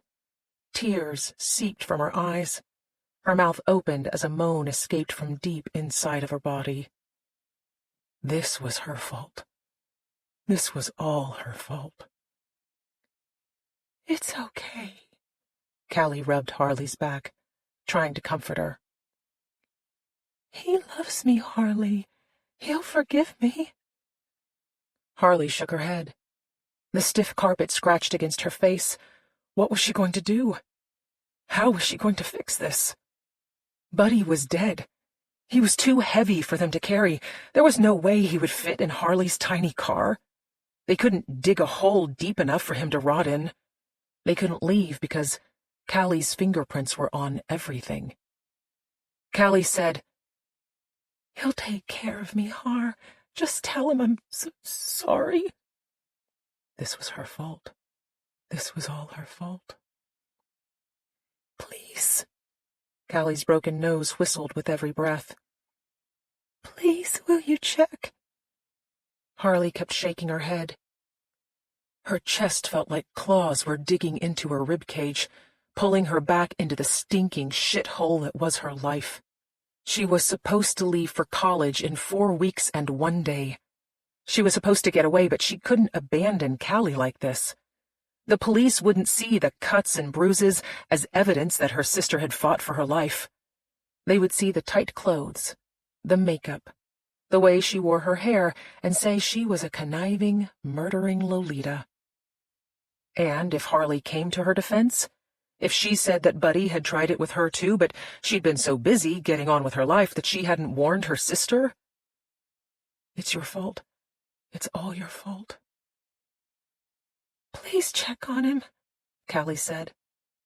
"He looked cold, Harley. Buddy hates being cold." Harley saw her future circling down the drain. All the things she'd planned for, the brand-new life she'd pictured in Chicago, with her own apartment, her own things, maybe a cat and a dog and a boyfriend who didn't already have a criminal record, were gone.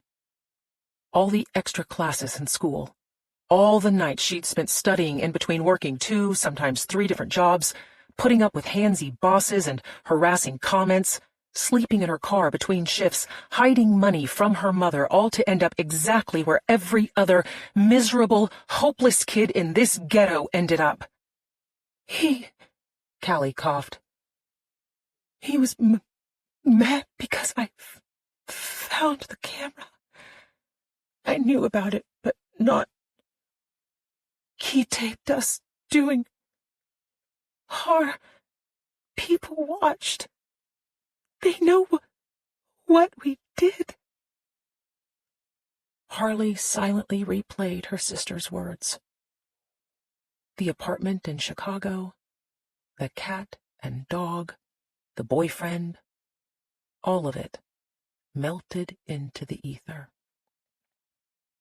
She forced herself to sit back up. Every part of her brain was telling her not to ask, but she had to know. "Who watched you?" All of them." Callie's teeth had started chattering. Her skin was pale. Her lips had turned the blue of a jay's crest. "Dr. Patterson, Coach Holt, Mr. Humphrey, Mr. Ganza, Mr. Emmett." Harley's hand went to her stomach. The names were as familiar to her as the last 18 years of her life. Dr. Patterson, who'd warned Harley to dress more modestly because she was distracting the boys.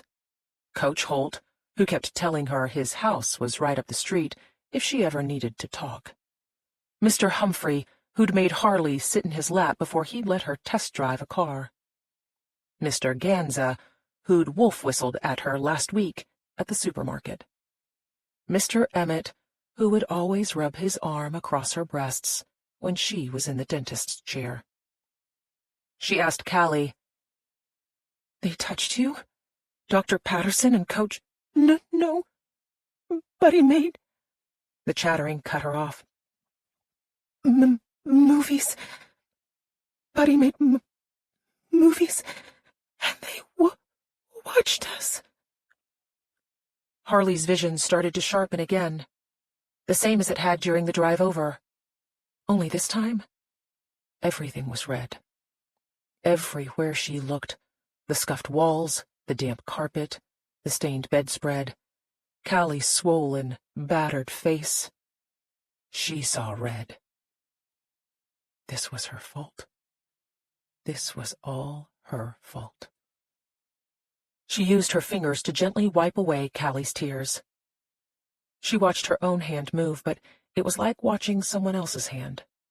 The knowledge of what these grown men had done to her baby sister had split Harley in two. One side of her wanted to bite down on the pain the same way that she always did. The other side wanted to cause as much pain as possible. Dr. Patterson, Coach Holt, Mr. Humphrey, Mr. Ganza, Mr. Emmett. She would destroy them. If it was the last thing she did, Harley would end their lives. She asked her sister, "What time does Linda get home in the morning?" 9. Harley looked at the bedside clock. She had less than 13 hours to fix this. She asked, "Where's the camera?" Callie put her hand to her strangled throat, like she needed help pushing out the answer.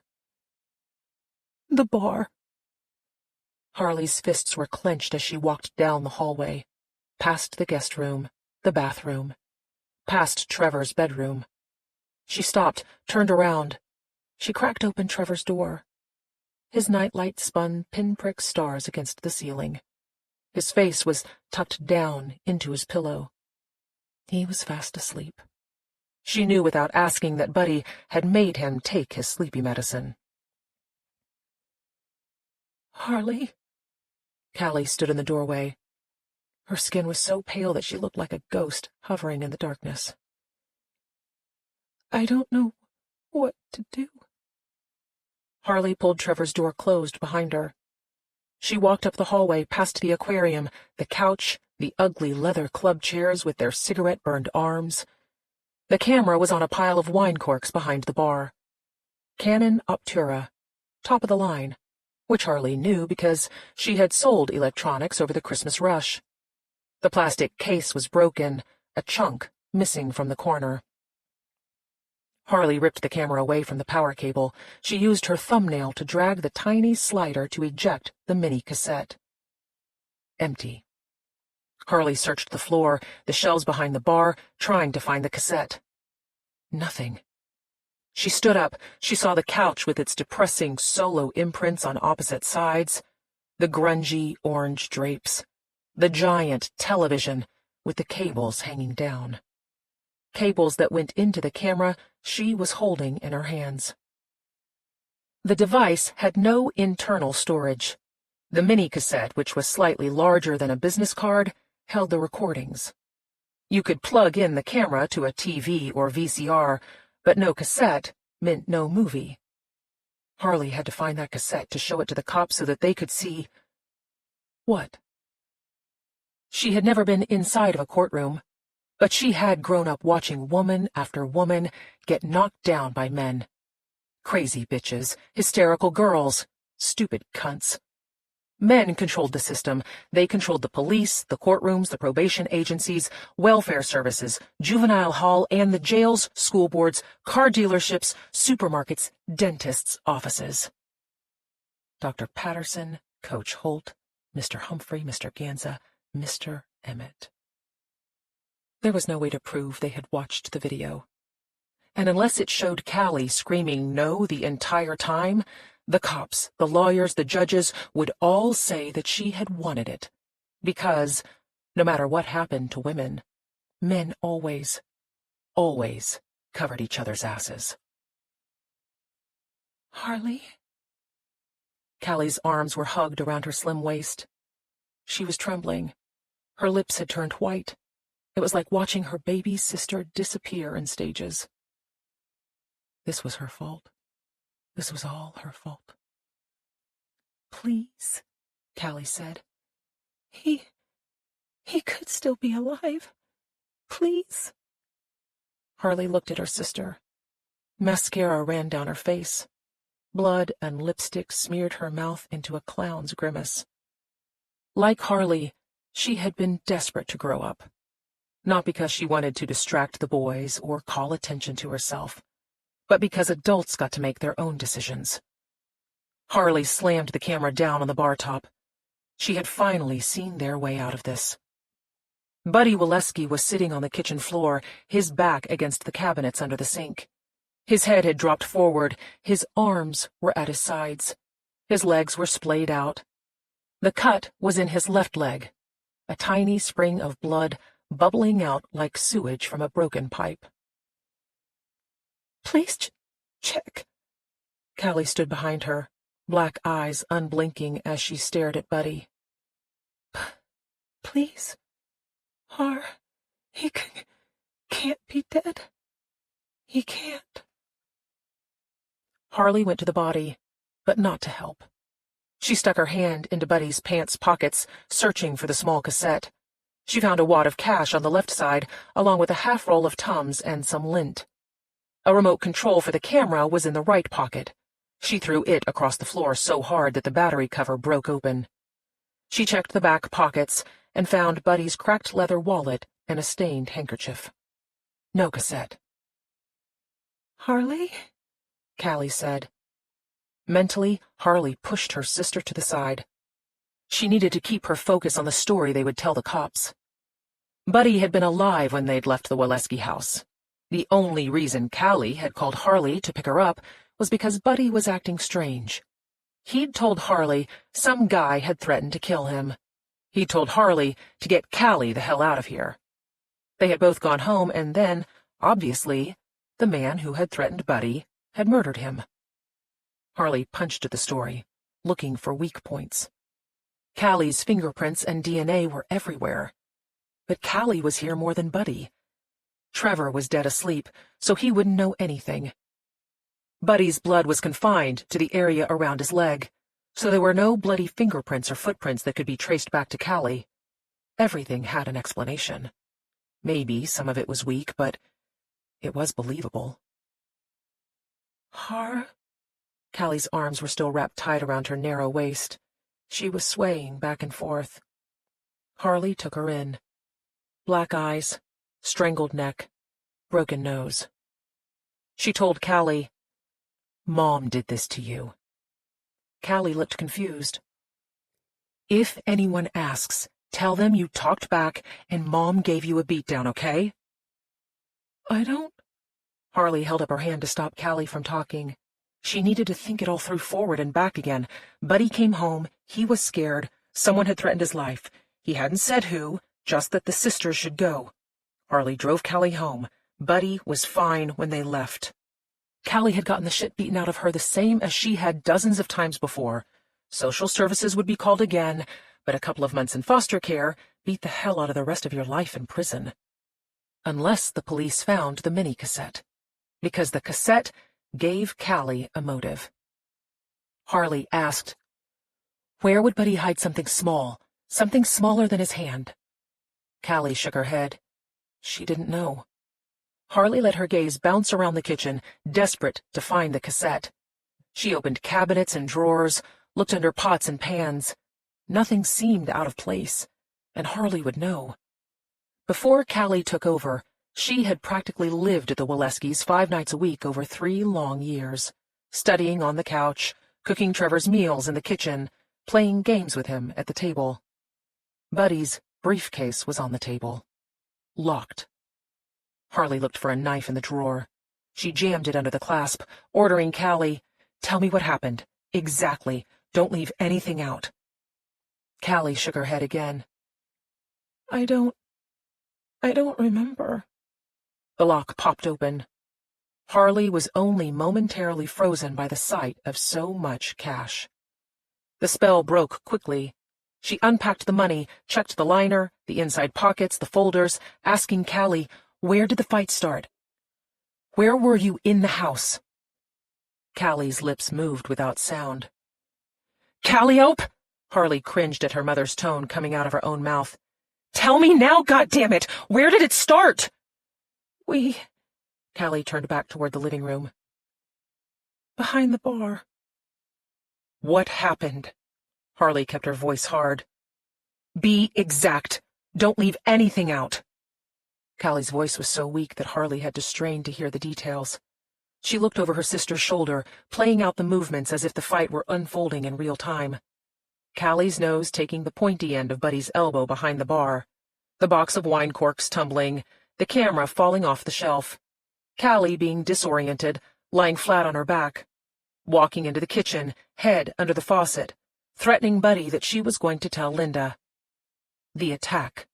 The phone cord being ripped from the wall, the strangling, the kicking and punching, and then the knife. Harley looked up. She saw that Callie had put the receiver back on the hook. The list of emergency numbers was still taped to the wall beside the phone. The only clue that something bad had happened here was the broken cord. Trevor ripped the cord. What?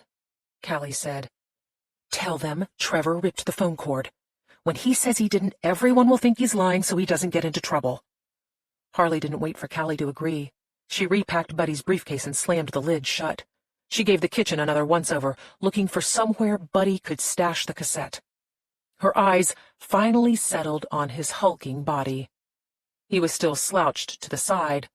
The cut in his leg continued to sputter. She felt her own blood stop cold. You didn't bleed unless your heart was still pumping. Calliope? Lee swallowed so hard that her throat clicked. Go check on Trevor. Now. Callie didn't argue. She disappeared down the hallway. Harley knelt down in front of Buddy. She grabbed a fistful of his hair and lifted up his giant head. His eyelids slitted open. She saw the whites of his eyes as they rolled back. Wake up! She slapped his face. Wake up, you stupid cocksucker! The whites flashed again. She pressed open his eyelids. Look at me, asshole! Buddy's lips parted. She could smell his cheap whiskey and cigars. The stench was so familiar that Harley was instantly back in his Corvette. Terrified, helpless, longing for escape. Harley slapped him so hard that saliva flew from his mouth. Look at me! Buddy's eyes rolled up, but slowly they came around to center. She saw the glimmer of recognition, the stupid belief that he was looking at someone who was on his side. Buddy stared at what was left of the phone, then looked back at Harley. He was asking her to call for help. He knew he didn't have long. She said, "Where's the cassette from the camera?" He looked at the phone again, then back at her. She got in his face. I'll kill you right now if you don't tell me. Buddy Waleski was not afraid. He viewed Harley as a prude, a rule follower, the girl who knew the difference between right and wrong. The twitch that pulled up the left side of his lips told her he was happy to bring down Miss Goody Two-Shoes and her baby sister right alongside him. You fucking asshole! Harley slapped him harder than the first time. Then she punched him. His head banged into the cabinet. She grabbed his shirt, reared back to punch him again. Buddy heard the sound before she did. A distinctive click coming from his shirt. She watched his confident expression slip into uncertainty. His eyes moved back and forth, trying to get a read on whether or not she understood. Harley was frozen. Right fist still raised, left fist still gripping the front of his shirt. She rolled through her senses, trying to force herself back into that exact moment. The copper penny smell of blood. The rasp of Buddy's faint breathing, the bitter taste of lost freedom, souring her mouth. The feel of his dirty work shirt wadded into her tight fist. She twisted the material tighter, bunching up the thick cotton. The click drew her eyes to his chest. Harley had only checked his pants pockets. Buddy was wearing a Dickies short-sleeved work shirt. The seams were reinforced. 2 flapped breast pockets were on either side. The flap of the left pocket was up, worn with two fang-like impressions from the ever-present box of Black & Mild's. Except this time, he'd put the box in backward. The cellophane window on the front faced his heaving chest. Harley slid out the long, skinny box. She stuck her fingers inside. The mini cassette. She held it to his face so that he could see that she had won. Buddy wheezed out a long sigh. He only looked faintly disappointed. His life had been filled with violence and chaos, mostly brought about by his own hand. Compared to that, his death would be easy. Harley looked down at the small black plastic cassette with its faded white label. A piece of electrical tape covered the protection tab so that the tape could be recorded over again and again. Harley had watched her sister change over the last 3 years, but she'd chalked it up to hormones or brattiness or just growing into another person. Callie's heavy makeup, the arrests for shoplifting, the suspensions from school, the late-night whispered calls that went on for hours. Harley had ignored them because she'd been too focused on her own life, pushing herself to work more, to save more money, to do well in school so she could get the hell out of Lake Point. Now, she was literally holding Callie's life in her hands. Her youth, her innocence, her trust that no matter how high she flew into the air, the world would catch her. It was all Harley's fault. Her hand squeezed into a fist. The sharp edges of the plastic mini cassette dug into her palm. The world went red again, blood soaking everything she saw. Buddy's fat face, his meaty hands, his balding head. She wanted to punch him again, to beat him into oblivion, to plunge the steak knife into his chest over and over until the bones cracked and the life spewed from his disgusting body. Instead, she opened the drawer by the stove. She pulled out the roll of plastic film. Buddy's eyes went wide. His mouth finally opened, but he had lost his chance to speak. Harley wrapped the plastic film around his head 6 times before it tore off from the roll. The plastic sucked into his open mouth. Buddy's hand reached up to his face, trying to claw open a hole to breathe. Harley grabbed onto his wrists. The big, strong man, the giant, was too weak to stop her. She looked into his eyes, relishing the fear and helplessness, the panic, as Buddy Waleski realized that Harley was stealing his easy death. He started to shake. His chest thrust into the air, his legs kicked out. A high whine came from his throat. Harley held onto his wrists, pressing them back against the cabinet. She was straddling him the way he had straddled Callie when he choked her. She was pressing her weight into him the same way he had pressed Harley back into the seat of his Corvette. She was watching him the same way Dr. Patterson, Coach Holt, Mr. Humphrey, Mr. Ganza, Mr. Emmett had all watched her sister. She was finally doing to a man the same fucking thing that men had been doing to Harley and Callie for their entire fucking lives. It was over too soon. All at once, Buddy's muscles released. The fight had left him. His hands flopped down to the floor. Urine seeped into his pants. If he had a soul, she imagined the devil grabbing onto it by his filthy shirt collar, jerking him down, down, down into hell. Harley wiped sweat from her forehead. Blood was on her hands. Her arms arced into the crotch of her jeans where she had sat on top of him. "If you'd like to make a call." She turned around. Callie was sitting on the floor. She'd pulled her knees to her chest. She was rocking, her body slowly moving back and forth like a wrecking ball. "Please hang up and dial again." Spring, 2021. 4. Let's see what's going on with Mr. Pete. Dr. Jerry started examining the cat, tenderly palpating a swollen joint. At 15 years old, Mr. Pete was roughly the same age in human years as Dr. Jerry. Maybe some underlying arthritis. Poor fella. Callie looked down at the chart in her hands. He was taking a supplement but developed constipation. Oh, the injustices of old age. Dr. Jerry hooked his stethoscope into his ears, which were almost as hairy as Mr. Pete's. Could you?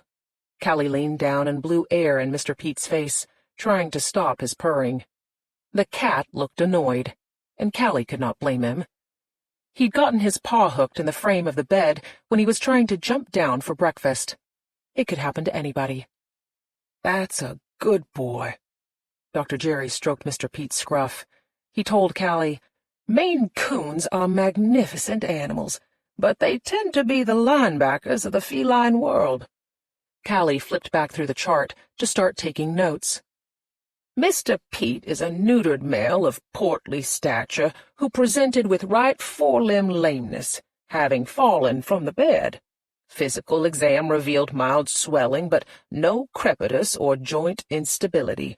Blood work was normal. Radiographs showed no obvious fracture. Start on buprenorphine and gabapentin for pain management. Recheck in 1 week. She asked, Bup is .02 mg/kg Q8H for how many days? Let's start with 6 days. Give him one for the road. No one likes car trips. Callie carefully wrote his instructions into the chart as Dr. Jerry placed Mr. Pete back into his carrier. They were still on COVID protocols. Mr. Pete's mother was currently sitting in her car outside in the parking lot. Dr. Jerry asked, Anything else from the medicine cabinet? Callie went through the stack of charts on the counter. Aru Feldman's parents report an increase in pain. Let's send home some more tramadol. He signed off on a new script. Bless their hearts, corgis are such assholes. Agree to disagree.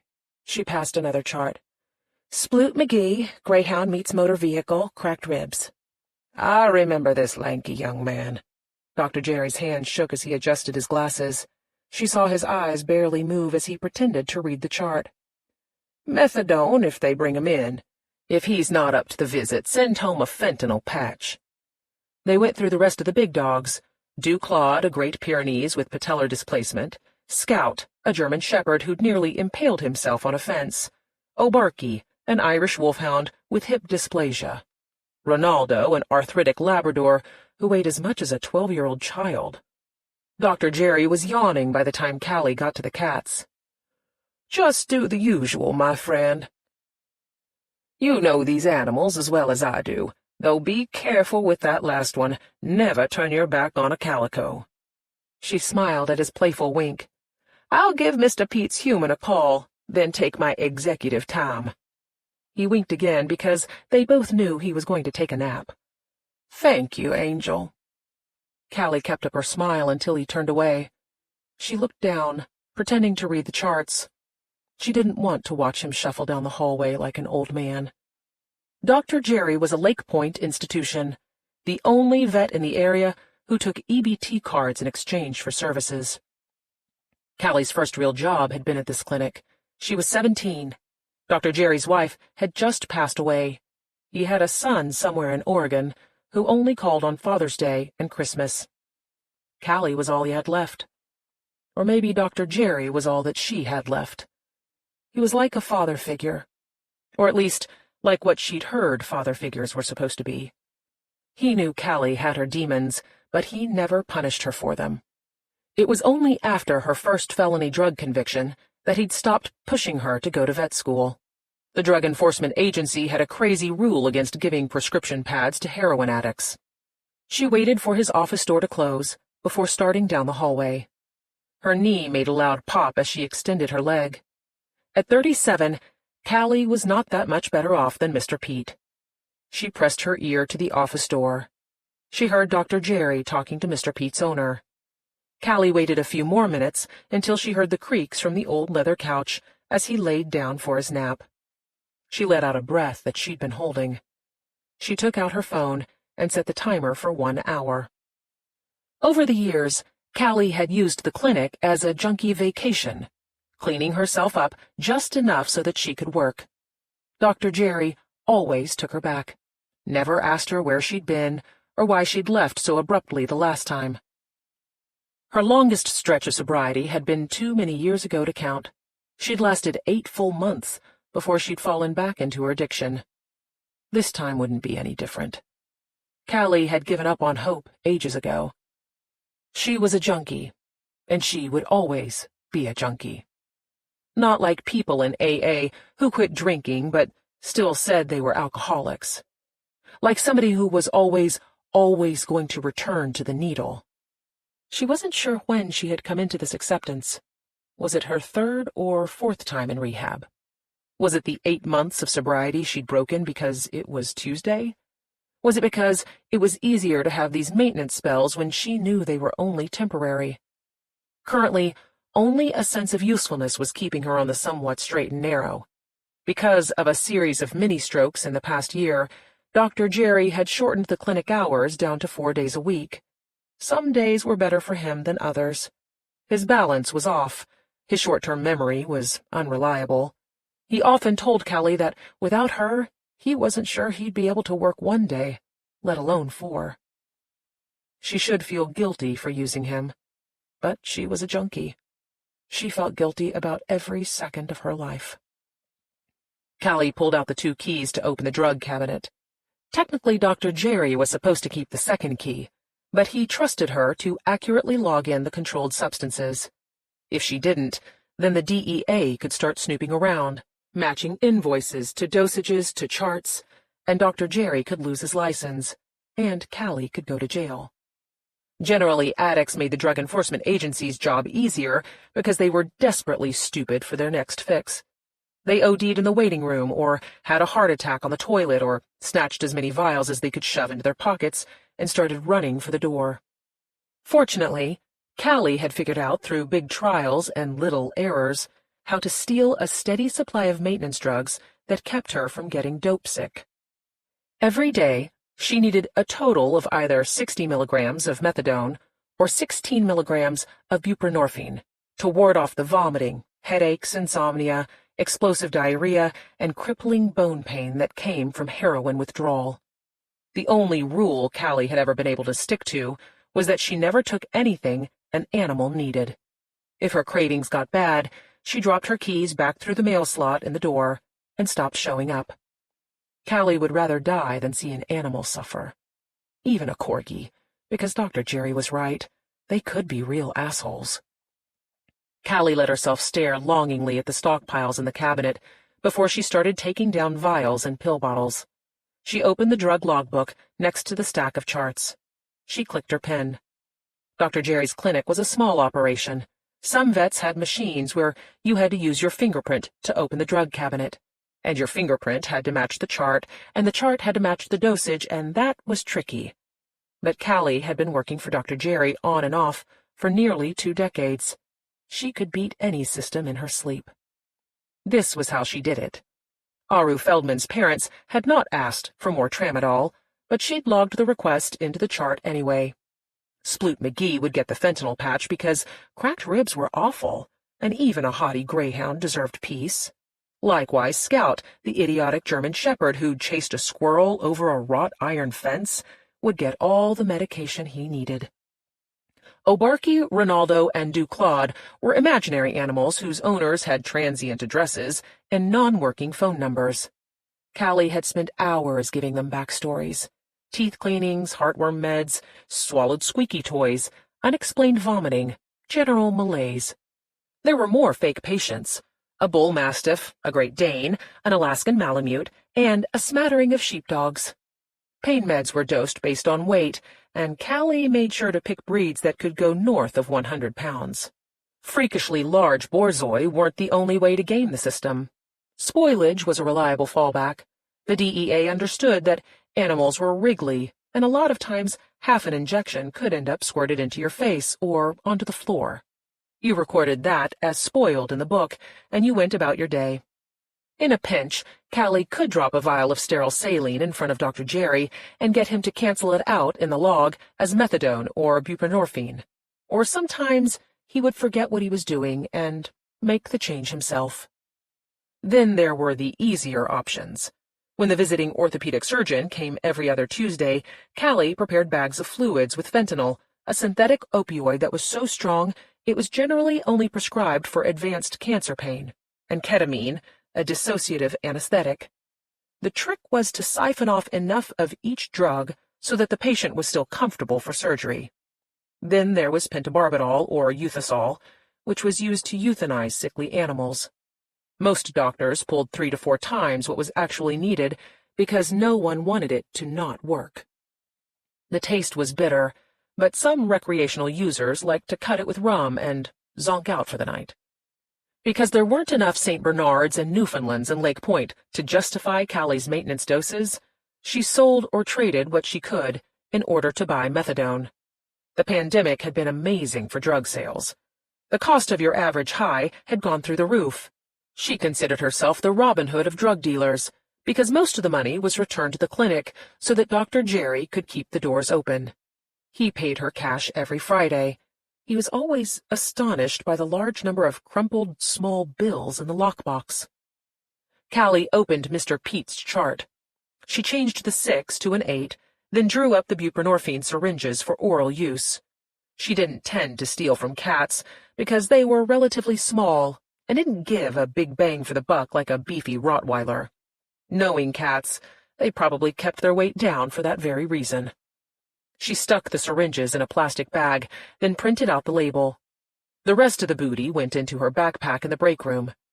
Callie's sister had told her a long time ago that she spent more brain power doing the wrong thing than she would have to expend doing things right. But fuck her sister. She was one of those bitches who could go on a coke binge to study for the LSAT and never think about coke ever again. Callie could look at a beautiful green tablet of oxy and dream about it for the next month. She wiped her mouth, because now she was dreaming about oxy. Callie found Mr. Pete in his carrier. She squirted a syringe of pain meds into his mouth. He sneezed twice, then gave her a very nasty look, as she put on a mask and gown so she could take him out to the car. She left on the mask while she cleaned the clinic. The floors were concave from years of Dr. Jerry's Birkenstocks padding from exam room to exam room, then back to his office. The low ceiling was water-stained. The walls were covered in buckled paneling. There were faded photographs of animals plastered everywhere. Callie used a duster to knock off the grime. She got on her hands and knees to clean the 2 exam rooms, then moved on to surgery, then the kennel. They didn't usually board animals, but there was a kitten named Meow Macass that Dr. Jerry was taking home to bottle feed, and a calico who'd come in yesterday with a string hanging out of his butt. The emergency surgery had been too costly for the owners, but Dr. Jerry had spent an hour removing the string from the cat's intestines anyway. Callie's alarm went off on her phone. She checked her Facebook, then scrolled through Twitter. The majority of her follows were animal-specific, like a New Zealand zookeeper who was obsessed with Tasmanian devils, and an eel historian who detailed the American government's disastrous attempt to transfer East Coast eels to California during the 19th century. The scrolling burned through another 15 minutes. Callie checked Dr. Jerry's schedule. He had 4 more patients this afternoon. She went to the kitchen and made him a sandwich, sprinkling a generous supply of animal crackers on the side. Callie knocked on Dr. Jerry's door before entering. He was laid out on the couch, mouth hanging open. His glasses were askew. A book was flattened on his chest. The Complete Sonnets of William Shakespeare. A gift from his late wife. "Dr. Jerry?" She squeezed his foot. As always, he was a bit startled and disoriented to find Callie hovering over him. It was like Groundhog Day, except everybody knew that groundhogs were vicious murderers. He adjusted his glasses so he could see his watch. "That went by fast." "I made you lunch." "Wonderful." He groaned as he got off the couch. Callie gave him a little help when he started to fall back. She asked, "How was your executive time?" "Very good, but I had a strange dream about anglerfish. Have you ever met one?" "Not to my recollection." "I'm glad to hear that. They live in the darkest, loneliest places, which is a very good thing because they are not the most attractive specimens. He cupped his hand to his mouth as if to convey a confidence. Especially the ladies. Callie sat on the edge of his desk. Tell me. The male spends all his life sniffing out a female.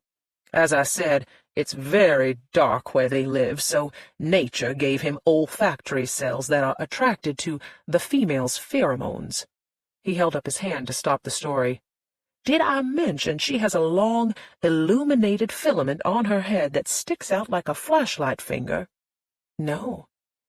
Bioluminescence. Dr. Jerry looked delighted by the word.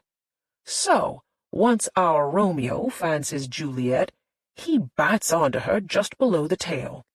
Callie watched as he illustrated with his hands, fingers clomping down on his fist. Then, the male releases enzymes that dissolve both his mouth and her skin, which effectively fuses them together. Then, this is the miraculous part, his eyes and internal organs dissolve until he's just a reproductive sac melded onto her for the rest of his miserable existence. Callie laughed. Damn, Dr. Jerry, that sounds exactly like my first boyfriend. He laughed, too. I don't know why I thought about that. Funny how the noggin works. Callie could have spent the rest of her life worrying that Dr. Jerry was using the anglerfish as a metaphor for how she treated him. But Dr. Jerry wasn't a metaphor guy. He just really loved talking about fish. She helped him slip into his lab coat. He asked, Did I ever tell you about the time I got a house call on a baby bull shark in a 20-gallon aquarium? Oh, no. They're called pups, by the way, though that doesn't have the same joie de vivre as baby shark. Naturally, the owner was a dentist. Poor simpleton had no idea what he was dealing with. Callie followed him down the hall, listening to him explain the meaning of viviparous. She steered him into the kitchen, where she made sure he cleaned his plate. Cracker crumbs speckled the table as he told her another story about another fish, then moved on to marmosets. Callie had realized long ago that Dr. Jerry was using her more as paid companionship. Considering what other men had paid Callie for, she was grateful for the change in scenery. The 4 remaining appointments made the rest of the day go by fast. Dr. Jerry loved annual checkups because there was seldom anything seriously wrong. Callie scheduled follow-up visits, teeth cleanings, and, because Dr. Jerry thought it impolite to bring up a lady's weight, lectured a rotund dachshund's owner about food restrictions. At the end of the day, Dr. Jerry tried to pay her, but Callie reminded him that she didn't get paid again until the end of next week. She had looked up signs of dementia on her phone. If that was what Dr. Jerry was staring down, then she figured he was still okay to work. He might not know what day it was, but he could calculate fluids with electrolytes and additives like potassium or magnesium without writing down the numbers, which was better than most people could claim. Callie scrolled through Twitter as she walked to the MARTA bus stop. The eel historian had gone silent, and the Kiwi zookeeper was asleep tomorrow, so she went to Facebook. Drug-seeking canines were not Callie's only creation. Since 2008, she'd been lurking on the asshole she'd gone to high school with. Her profile photo showed a blue Siamese fighting fish who went by the name Swim Shady. Her eyes glazed over as she read the latest shitposting from Lake Point's illustrious class of 2002. Complaints about schools closing. Wild, deep state conspiracies. Disbelief in the virus. Belief in the virus, pro-vaccine rants, anti-vaccine rants, and the usual racism, sexism, and anti-Semitism that plagued social media. Callie would never understand how Bill Gates had been short-sighted enough to give everybody easy access to the internet so that someday these jackasses could reveal all of his dastardly plans. She dropped her phone back into her pocket as she sat on the bench at the bus stop. The dirty plexiglass enclosure was striped with graffiti. Trash rounded off the corners. Dr. Jerry's clinic was in an okay area, but that was a subjective observation. His strip mall neighbors were a porn shop that was forced to close during the pandemic and a barber shop Callie was pretty sure had only stayed open because it served as a gambling front. Every time she saw a wild-eyed loser stumbling out the back door, she said a small prayer of thanks that gambling was not one of her addictions. A garbage truck sputtered black exhaust and wrought as it slowly rocked past the bus stop. One of the guys hanging off the back gave Callie a wave. She waved back because it was the polite thing to do. Then his buddy started waving, and she turned her head away. Her neck rewarded her for the too-quick turn, tightening the muscles like a clamp. Callie reached up, fingers finding the long scar that zippered down from the base of her skull. C1 and C2 were the cervical vertebrae that allowed for one half of the head's forward, back, and rotational movements. Callie had two 2-inch titanium rods, 4 screws, and a pin that formed a cage around the area. Technically, the surgery was called a cervical laminectomy, but more commonly it was known as a fusion, because that was the end result. The vertebrae fused together into one bony clump. Even though 2 decades had passed since the fusion, the nerve pain could be sudden and debilitating. Her left arm and hand could go completely numb without warning. She had lost nearly half the mobility in her neck. Nodding and shaking her head were doable, but limited. When she tied her shoes, she had to bring her foot to her hands rather than the other way around. She hadn't been able to look over her shoulder since the surgery. A devastating loss because Callie could never be the heroine pictured on the cover of a Victorian mystery. She tilted back against the plexiglass so she could look up at the sky. The waning sun warmed her face. The air was cool and crisp. Cars rolled by. Children were laughing on a nearby playground. The steady beat of her own heart gently pulsed in her ears. The women she'd gone to high school with were currently driving their kids to football practice or piano lessons.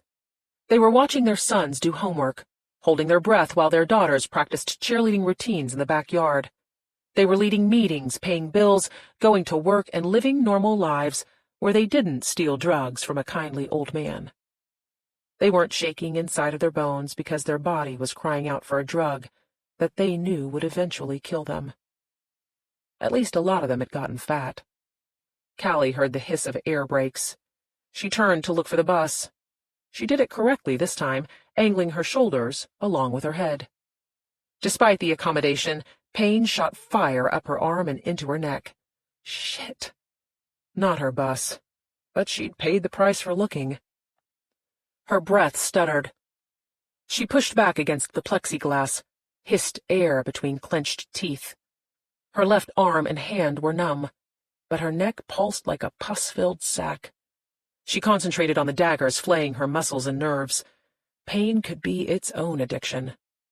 Callie had lived with it for so long that, when she thought of her life before, she only saw tiny bursts of light, stars barely penetrating the darkness.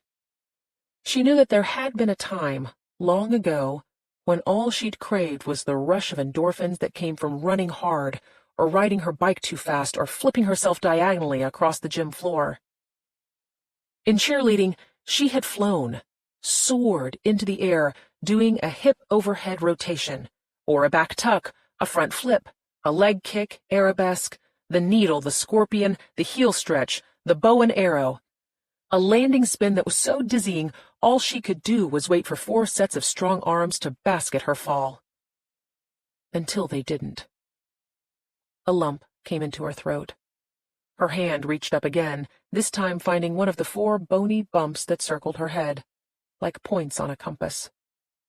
The surgeon had drilled pins into her skull to hold the halo ring in place while her neck healed.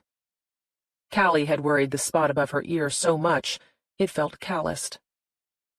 She wiped tears from the corners of her eyes. She dropped her hand into her lap. She massaged the fingers, trying to press some feeling back into the tips. Seldom did she let herself think about what she'd lost. As her mother said, the tragedy of Callie's existence was that she was smart enough to know how stupid she'd been.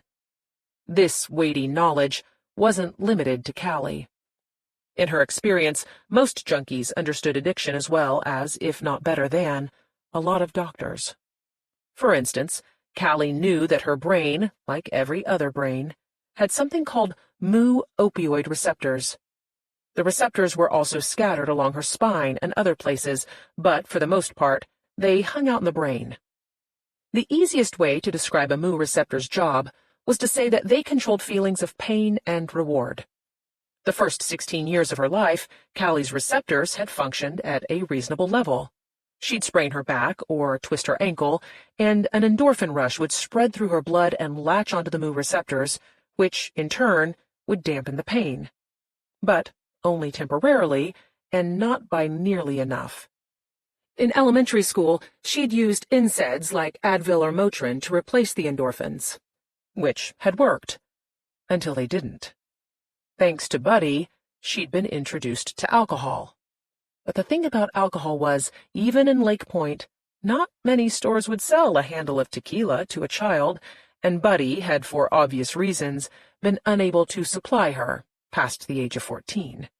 And then Callie had broken her neck at 16, and before she knew it, she was on her way to a lifelong love affair with opioids. Narcotics could blow an endorphin rush out of the water, and they were laughably better than NSAIDs and alcohol, except once they latched onto the mu receptors, they didn't like to let go.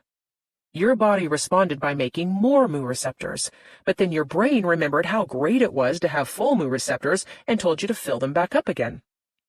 You could watch TV or read a book or try to contemplate the meaning of life, but your moos would always be there tapping their tiny moo feet, waiting for you to feed them. This was called craving. Unless you were wired like a magical fairy or had Houdini-level self-control, you would eventually feed that craving. And eventually, you would need stronger and stronger narcotics just to keep all those new moos happy, which was, incidentally, the science behind tolerance. More narcotics, more moos, more narcotics, and so on. The worst part was when you stopped feeding the moos, because they gave you around 12 hours before they took your body hostage. Their ransom demand was conveyed through the only language they understood, which was debilitating pain. This was called withdrawal. And there were autopsy photos that were more pleasant to look at than a junkie going through opioid withdrawal. So, Callie's mother was absolutely right in that Callie knew exactly when she'd taken her first step down the road to a lifetime of stupidity. It wasn't when she'd slammed head first onto the gymnasium floor, cracking 2 vertebrae in her neck. It was the first time her script for Oxy had run out, and she'd asked a stoner in English class if he knew how she could get more. A tragedy in one act. Callie's MARTA bus harumphed to the stop, beaching itself on the curb. She groaned worse than Dr. Jerry when she stood up. Bad knee, bad back, bad neck, bad girl. The bus was half full, some people wearing masks, some figuring their lives were shitty enough, so why postpone the inevitable? Callie found a seat in the front with all the other creaky old women. They were house cleaners and waitresses with grandchildren to support, and they gave Callie the same wary look they'd give a family member who had stolen their checkbook one too many times. To save them all the embarrassment, she stared out the window as gas stations and auto parts stores gave way to strip clubs and check-cashing joints. When the scenery got too bleak, her phone came out. She started doom-scrolling Facebook again. There was no logic to her quest to keep up with these nearly middle-aged twits. Most of them had stayed in the Lake Point area. A few had done well, but well for Lake Point, not well for a normal human being. None of them had been Callie's friends in school. She had been the least popular cheerleader in the history of cheerleaders. Even the weirdos at the freak table hadn't welcomed her into the fold. If any of them remembered her at all, it was as the girl who'd shit herself in front of an entire school assembly. Callie could still remember the sensation of numbness spreading down her arms and legs, the disgusting stench of her bowels releasing as she collapsed onto the hard wooden floor of the gymnasium. All for a sport that had about as much prestige as an egg-rolling contest. The bus shivered like a whippet as it neared her stop. Callie's knee locked out when she tried to stand. She had to hit it with her fist to get going. As she limped down the stairs, she considered all the drugs in her backpack: tramadol, methadone, ketamine, buprenorphine. Mix them all into a pint of tequila, and she could get a front-row seat to Kurt Cobain and Amy Winehouse talking about what a douche Jim Morrison could be. "Hey, Cal!" Crackhead Sammy waved frantically from his perch in a broken lawn chair. "Cal, come here!" Callie walked across a vacant lot to Sammy's nesting area. The chair, a leaky tent, and a bunch of cardboard that didn't seem to serve a purpose. "What's going on?" "So, your cat all right?" Callie nodded. "There was a pigeon, and he just—" Sammy did a crazy, swooping gesture with his arms. "He caught that damn rat bird in the air and ate it right in front of me. It was fucked up, man. He sat there chewing on pigeon head for half an hour." Callie grinned proudly as she dug around in her backpack. "Did he share?" "Hell no! He just looked at me. He looked at me, Callie, and he had this look like I don't know, like he wanted to tell me something." Sammy guffawed. "Ha! Like, don't smoke crack!" "I'm sorry. Cats can be very judgmental." She found the sandwich she'd made for her dinner. "Eat this before you hit it tonight." Right. Sammy tucked the sandwich under a strip of cardboard. "Listen, though, do you think he was trying to tell me something?" "I'm not sure," Callie said. "As you know, cats choose not to talk because they're afraid we'll make them pay taxes." "Ha!" Sammy jabbed a finger at her. "Snitches get stitches. Oh, hey, Cal, wait up a sec, okay? I think Trap is looking for you, so—" "Eat your sandwich." Callie walked away, because Sammy could rattle on for the rest of the night, and that was without the crack. Callie rounded the corner, taking a labored breath. Trap, looking for her, was not a good development. He was a 15-year-old meth freak who'd graduated early with a degree in dipshittery. Fortunately, he was terrified of his mother.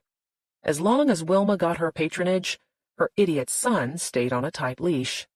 Still, Callie swung her backpack around to the front of her chest as she got closer to the motel.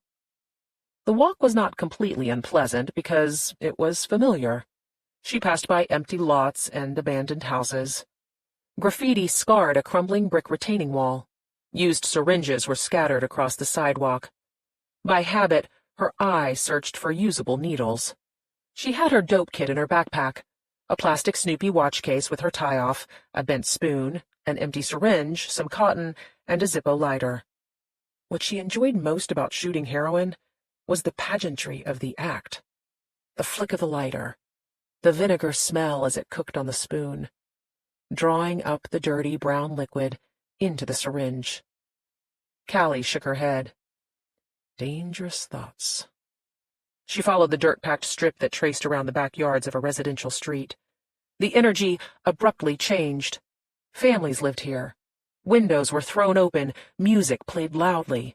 Women yelled at their boyfriends, boyfriends yelled at their women. Children ran around a sputtering sprinkler. It was just like the rich parts of Atlanta, but louder and more cramped and less pale. Through the trees, Callie spotted 2 squad cars parked at the far end of the road. They weren't scooping up people. They were waiting for the sun to go down and the calls to come in. Narcan for this junkie, the emergency room for another. A long wait on the coroner's van, child services, probation officers, and Veterans Affairs, and that was just for a Monday night. A lot of people had turned to illicit comforts during the pandemic. Jobs were lost, food was scarce, kids were starving. The number of overdoses and suicides had gone through the roof. All the politicians who had expressed deep concern about mental health during the lockdowns had shockingly been unwilling to spend money on helping the people who were losing their minds. Callie watched a squirrel skitter around a telephone pole. She angled her route toward the back of the motel. The 2-story concrete block building was behind a row of scraggly bushes.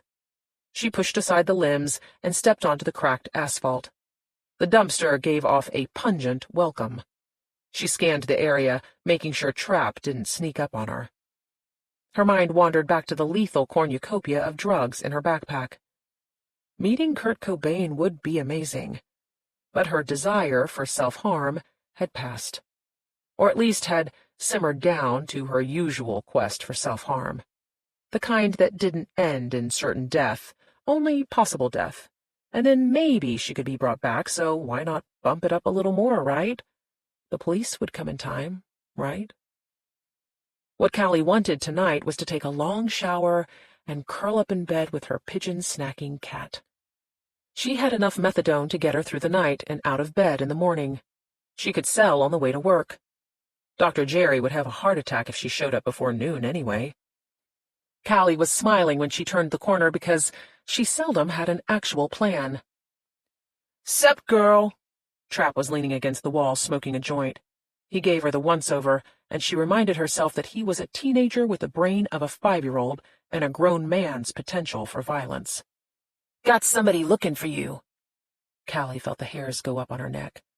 She had spent the majority of her adult life making sure that no one ever looked for her. "Who?" "White dude. Nice car." He shrugged, like that was enough of a description.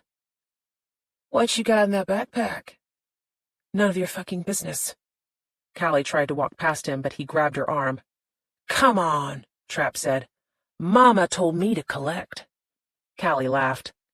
His mother would kick his balls into his throat if he took a cut off her piece. "Let's go find Wilma right now and make sure that's true." Trapp's eyes got shifty. At least, that's what she thought. Too late, Callie realized he was signaling someone behind her. She started to turn her body because she could not turn her head. A man's muscular arm looped around her neck. The pain was instantaneous, like lightning striking down from the sky. Callie's hips jutted forward. She fell back against the man's chest, her body levering like the hinge on a door. His breath was hot in her ear. "Don't move!" She recognized Diego's shrill voice.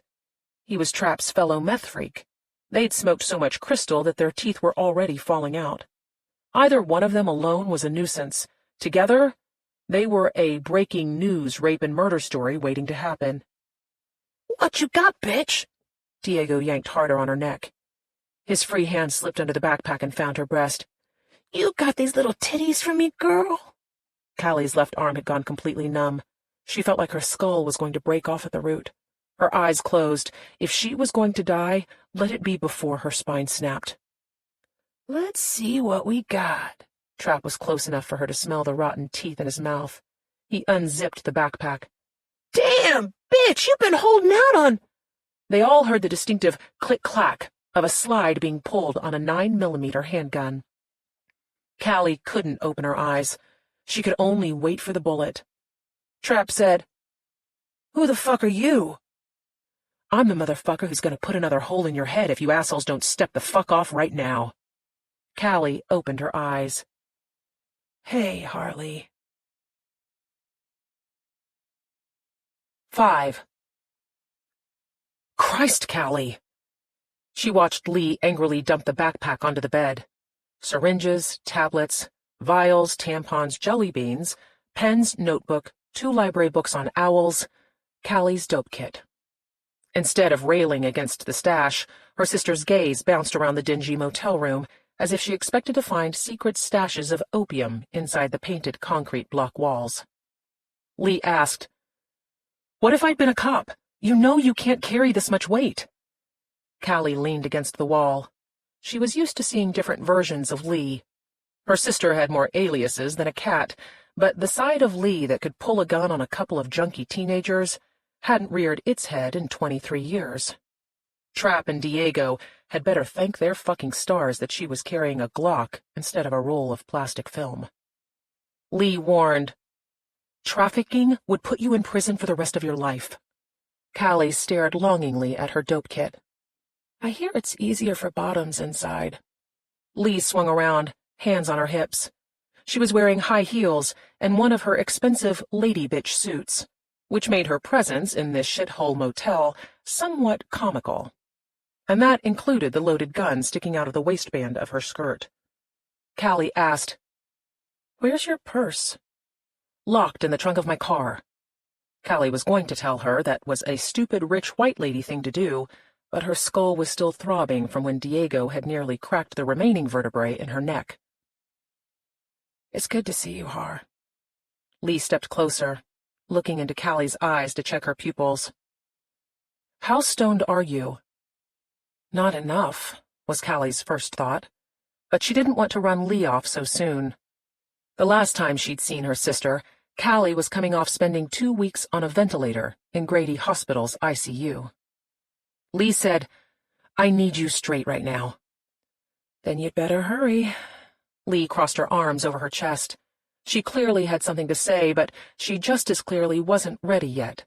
She asked, Have you been eating? You're too thin. A woman can never be. Cal. Lee's concern cut like a shovel through bullshit. Are you okay? How's your anglerfish? Callie enjoyed the confusion on her sister's face. There was a reason the weirdos hadn't wanted the least popular cheerleader at the freak table.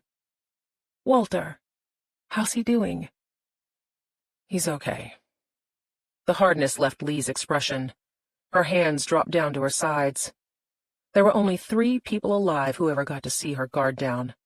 Lee brought up the third without prompting. Maddie's still living with him so she can go to school. Callie tried to rub the feeling back into her arm. I know that's hard for you. Well, yeah, everything's hard for everybody. Lee started pacing around the room. It was like watching a cymbal-clanging monkey wind itself up. The school just sent out an email that some stupid mother threw a super-spreader party last weekend. 6 kids have tested positive so far. The entire class is on virtual learning for 2 weeks. Callie laughed, but not over the stupid mother. The world Lee lived in was like Mars compared to her own. Lee nodded at the window. Is that for you? Callie smiled at the muscular black cat on the ledge. Binks stretched his back as he waited for entry. He caught a pigeon today. Lee clearly didn't give a shit about the pigeon, but she tried. What's his name? Fucking bitch. Callie grinned at her sister's startled reaction. I call him Fitch for short. Isn't that a girl's name?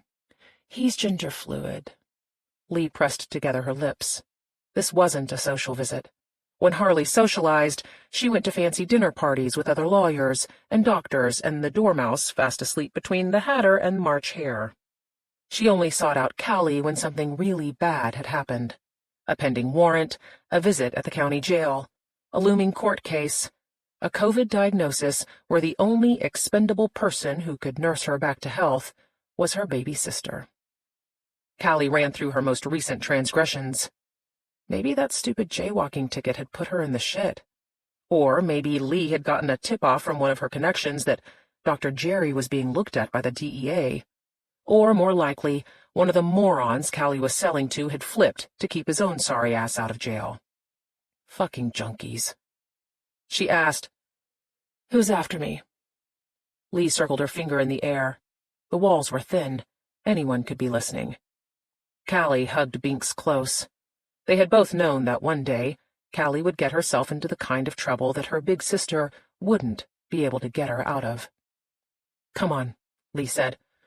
Let's go. She didn't mean take a stroll around the block. She meant pack up your shit, stick that cat in something, and get in the car. Callie looked for clothes while Lee repacked the backpack. She would miss her bedspread and her flowery blanket, but this wasn't the first time she'd abandoned a place. Normally, sheriff's deputies were standing outside with an eviction notice. She needed underwear, lots of socks, 2 clean t-shirts, and a pair of jeans. She had 1 pair of shoes, and they were on her feet. More t-shirts could be found at the thrift store. Blankets would be handed out at the shelter, but she couldn't stay there because they didn't allow pets. Callie stripped off a pillowcase to hold her meager stash, then loaded in Binks's food, his pink mouse toy, and a cheap plastic Hawaiian lei the cat liked to drag around when he was having feelings. Ready? Lee had the backpack over her shoulder.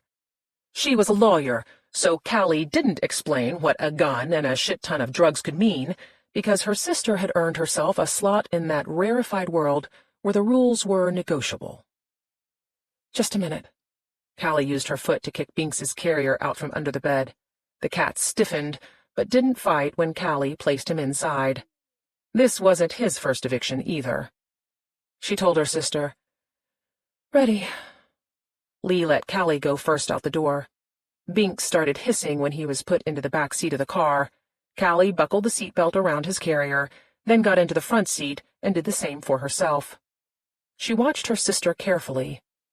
Lee was always in control, but even the way she turned the key in the ignition was done with a strangely precise flick of her wrist.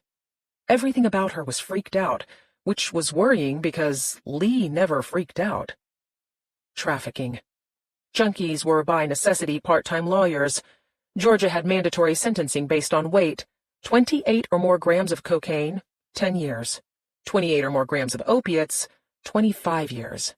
Anything over 400 grams of methamphetamines, 25 years. Callie tried to do the math, to divide her list of customers who had probably flipped by the ounces or total grams she had sold in the last few months. But no matter how she toggled it around, the numerator kept bringing her back to fucked. Lee turned right out of the motel parking lot. Nothing was said as they pulled onto the main road. They passed the 2 cop cars at the end of the residential street. The cops barely gave the Audi a glance. They likely assumed the 2 women were looking for a stoned kid or slumming around trying to score for themselves. They both kept silent as Lee pulled out onto the outer loop, past Callie's bus stop. The fancy car smoothly navigated the bumpy asphalt. Callie was used to the jerks and bounces of public transportation. She tried to remember the last time she'd ridden in a car. Probably when Lee had driven her home from Grady Hospital. Callie was supposed to convalesce at Lee's $1 zillion condo, but Callie had been on the street with a needle in her arm before the sun had come up. She massaged her tingling fingers. Some of the feeling was coming back, which was good, but also like needles scraping into her nerves. She studied her sister's sharp profile. There was something to be said for having enough money to age well. A gym in her building, a doctor on call, a retirement account, nice vacations, weekends off. As far as Callie was concerned, her sister deserved every luxury she could give herself. Lee hadn't just fallen into this life. She had clawed her way up the ladder, studying harder, working harder, making sacrifice after sacrifice to give herself and Maddie the best life possible. If Callie's tragedy was self-knowledge, Lee's was that she would never, ever let herself accept that her good life wasn't somehow linked to the unmitigated misery of Callie's. "Are you hungry?" Lee asked. "You need to eat." There wasn't even a polite pause for Callie's response. They were in big sister, little sister mode. Lee pulled into a McDonald's. She didn't consult Callie as she ordered at the drive-thru, though Callie assumed the filet-o-fish was for Binks. Nothing was said as the car inched toward the window. Lee found a mask in the console between the seats. She exchanged cash for bags of food and drinks, then passed it all to Callie. She took off her mask. She kept driving. Callie didn't know what to do but get everything ready. She wrapped a Big Mac in a napkin and handed it to her sister. She picked at a double cheeseburger for herself. Binks had to settle for 2 French fries. He would have loved the fish sandwich, but Callie wasn't sure she could clean cat diarrhea out of the contrast stitching in her sister's fancy leather seats. She asked Lee, "Fries?" Lee shook her head. "You have them. You're too skinny, Cal. You need to back off the dope for a while." Callie took a moment to appreciate the fact that Lee had stopped telling her she needed to quit altogether. It had only taken tens of thousands of dollars of Lee's money wasted on rehab and countless angst-filled conversations. But both of their lives had become a hell of a lot easier since Lee had entered into acceptance. "Eat," Lee ordered. Callie looked down at the hamburger in her lap. Her stomach turned. There wasn't a way to tell Lee that it wasn't the dope that was making her lose weight. She had never gotten her appetite back after COVID. Most days, she had to force herself to eat.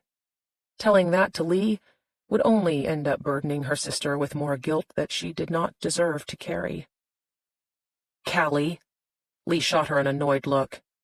"Are you going to eat, or do I have to force-feed you?" Callie choked down the rest of the fries. She made herself finish exactly half of the hamburger. She was downing the Coke when the car finally rolled to a stop. She looked around. Instantly, her stomach started searching for all sorts of ways to get rid of the food. They were smack in the residential part of Lake Point, the same place Lee used to bring them in her car when they needed to get away from their mother. Callie had avoided this hellhole for 2 decades. She took the long bus from Dr. Jerry's just so she didn't have to see the depressing, squat houses with their narrow carports and sad front yards. Lee left the car running so the air could stay on. She turned toward Callie, leaning her back against the door. Trevor and Linda Waleski came to my office last night. Callie shivered. She kept what Lee had told her at a distance, but there was a faint darkness on the horizon. An angry gorilla pacing back and forth across her memories. Short-waisted, hands always fisted, arms so muscled that they wouldn't go flat to his sides. Everything about the creature screamed, ruthless motherfucker. People turned in the opposite direction when they saw him in the street. "Get on the couch, little dolly. I'm so hot for you, I can't stand it." Callie asked, "How's Linda?" "Rich as shit." Callie looked out the window. Her vision blurred. She could see the gorilla turning, glaring at her. "I guess they didn't need Buddy's money after all." "Callie," Lee's tone was filled with urgency. "I'm sorry, but I need you to listen." "I'm listening." Lee had good reason not to believe her, but she said, "Trevor goes by Andrew now. They changed their last name to Tennant after he disappeared." Callie watched the gorilla start running toward her. Spit sprayed from his mouth, his nostrils flared, his thick arms rose up. He lunged at her, teeth bared. She smelled cheap cigars and whiskey and her own sex. "Callie!" Lee grabbed her hand, holding so tight that the bone shifted. "Callie, you're okay." Callie closed her eyes. The gorilla stalked back to its place on the horizon. She smacked her lips. She had never wanted heroin so much as she did in this moment. "Hey." Lee squeezed her hand even tighter. "He can't hurt you." Callie nodded. Her throat felt sore, and she tried to remember how many weeks, maybe as long as a few months, it had taken before she could swallow without pain after Buddy had tried to choke the life out of her. "You worthless piece of shit," her mother had said the day after. "I didn't raise you to let some stupid punk bitch kick your ass on the playground." "Here." Lee let go of her hand. She reached into the back seat to open the carrier. She scooped up Binks and placed him in Callie's lap. "Do you want me to stop talking?" Callie held Binks close. He purred, pushing his head against the base of her chin. The weight of the animal brought her comfort. She wanted Lee to stop, but she knew that hiding from the truth would only shift all of the burden onto her sister. She asked, "Does Trevor look like him?" "He looks like Linda." Lee went silent, waiting for another question. This wasn't a legal tactic she'd learned in the courtroom. Lee had always been a trickle-truther, slowly feeding out information so that Callie didn't freak out and OD in a back alley. Callie pressed her lips to the top of Binks's head, the same way she used to do with Trevor. "How did they find you?" "Remember that article in the paper?" "The urinator," Callie said. She had been so proud to see her big sister profiled. "Why does he need a lawyer?" "Because he's been accused of raping a woman. Several women." The information was not as surprising as it should have been. Callie had spent so much time watching Trevor test the waters, seeing how far he could push things, exactly the way his father always had. So he's like Buddy after all. "I think he knows what we did, Cal." The news hit her like a hammer. She felt her mouth open, but there were no words. Binks grew irritated by the sudden lack of attention. He jumped onto the dashboard and looked out the windshield. Lee said it again. "Andrew knows what we did to his father. Callie felt the cold air from the vents seep into her lungs. There was no hiding from this conversation. She couldn't turn her head, so she turned her body, pressing her back against the door the same way that Lee had. Trevor was asleep. We both checked. I know. Huh, Callie said, which was what she said when she didn't know what else to say. Cal, you don't have to be here, Lee said. I can take you to... No. Callie hated being placated, though she knew that she needed it. Please, Harley, tell me what happened. Don't leave anything out. I have to know. Lee was still visibly reluctant. The fact that she didn't protest again, that she didn't tell Callie to forget about it, that Lee was going to handle everything like she always did, was terrifying. She started at the beginning, which was around this time last night. The meeting at her boss's office, the revelation that Andrew and Linda Tennant were ghosts from her past. Lee went into detail about Trevor's girlfriend, Reggie Paltz, the private detective, who was a little too close, the lies about Callie's life in Iowa. She explained the rape charges against Andrew, the possible other victims. When she got to the detail about the knife slicing just above the femoral artery, Callie felt her lips part. Hold on, she said. Back up. What did Trevor say exactly? Andrew, Lee corrected. He's not Trevor anymore, Callie. And it's not what he said, it's how he said it. He knows that his father was murdered. He knows that we got away with it. But... Callie tried to wrap her brain around what Lee was saying. Andrew, is using a knife to hurt his victims the same way I killed Buddy? You didn't kill him. Fuck Lee, sure. They weren't going to have that stupid argument again. You killed him after I killed him. It's not a contest. We both murdered him. We both chopped him up. Lee fell back into silence. She was giving Callie space, but Callie didn't need space. Harley, she said, if the body was found, it's too late to know how he died. Everything would be gone by now. They'd just find bones, and not even all of them, just scattered pieces. Lee nodded. She had already thought about this. Callie went through the other options. We looked for more cameras and cassettes and everything. We cleaned the knife and put it back in the drawer. I babysat Trevor for another whole damn month before they finally left town. I used that steak knife every time I could. There's no way anybody could link it back to what we did. I can't tell you how Andrew knows about the knife, or the cut to Buddy's leg. All I can say is that he knows. Callie forced her mind to go back to that night, though by necessity she had worked to forget most of it. She flipped through the events quickly, not pausing on any one page. Everybody thought that history was like a book with a beginning, a middle, and an end. That's not how it worked. Real life was all middle. She told Lee, We turned that house upside down. I know. How does he... Callie flipped back through it again, this time more slowly. You waited 6 days before you left for Chicago. Did we talk about it in front of him? Did we say something? Lee shook her head. I don't think we did, but... Callie didn't need her to say the words. They had both been in shock. They had both been teenagers. Neither of them was a criminal genius. Their mother had figured out that something bad had happened, but all she told them was, Don't put me in the middle of whatever shit you're tangled up in, because I will throw both of your sorry asses under the first bus that swings by. Lee said, I don't know what mistake we made, but obviously we made a mistake. Callie could tell by looking at her sister that whatever this mistake was, Lee was piling it onto the other pile of guilt that already weighed her down. What did Andrew say exactly? Lee shook her head, but her recall had always been excellent. He asked me if I would know how to commit a crime that would destroy somebody's life.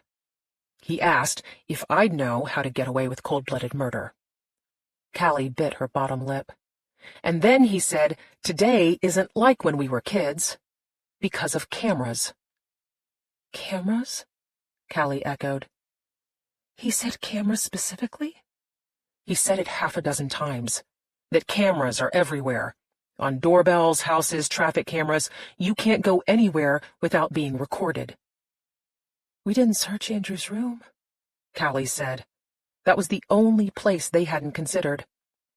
Buddy barely spoke to his son. He wanted nothing to do with him. Andrew was always stealing things. Maybe there was another cassette? Lee nodded. She had already considered the possibility. Callie felt her cheeks burn bright red. Andrew was 10 when it happened. Had he found a cassette? Had he watched his father screwing Callie every which way he could think of? Was that why he was still obsessed with her? Was that why he was raping women? Harley logicked that out. If Andrew has a video, then all it shows is that his father was a pedophile. He wouldn't want that out in the open. Callie fought off a shudder. She didn't want that out in the open either. Do you think Linda knows? No. Lee shook her head, but there was no way she could be sure. Callie put her hands to her burning cheeks. If Linda knew, then that would be the end of her. She had always loved the woman, almost worshipped her for her steadiness and honesty. As a kid, it had never occurred to Callie that she was cheating with Linda's husband. In her screwed-up head, she had seen them both as surrogate parents.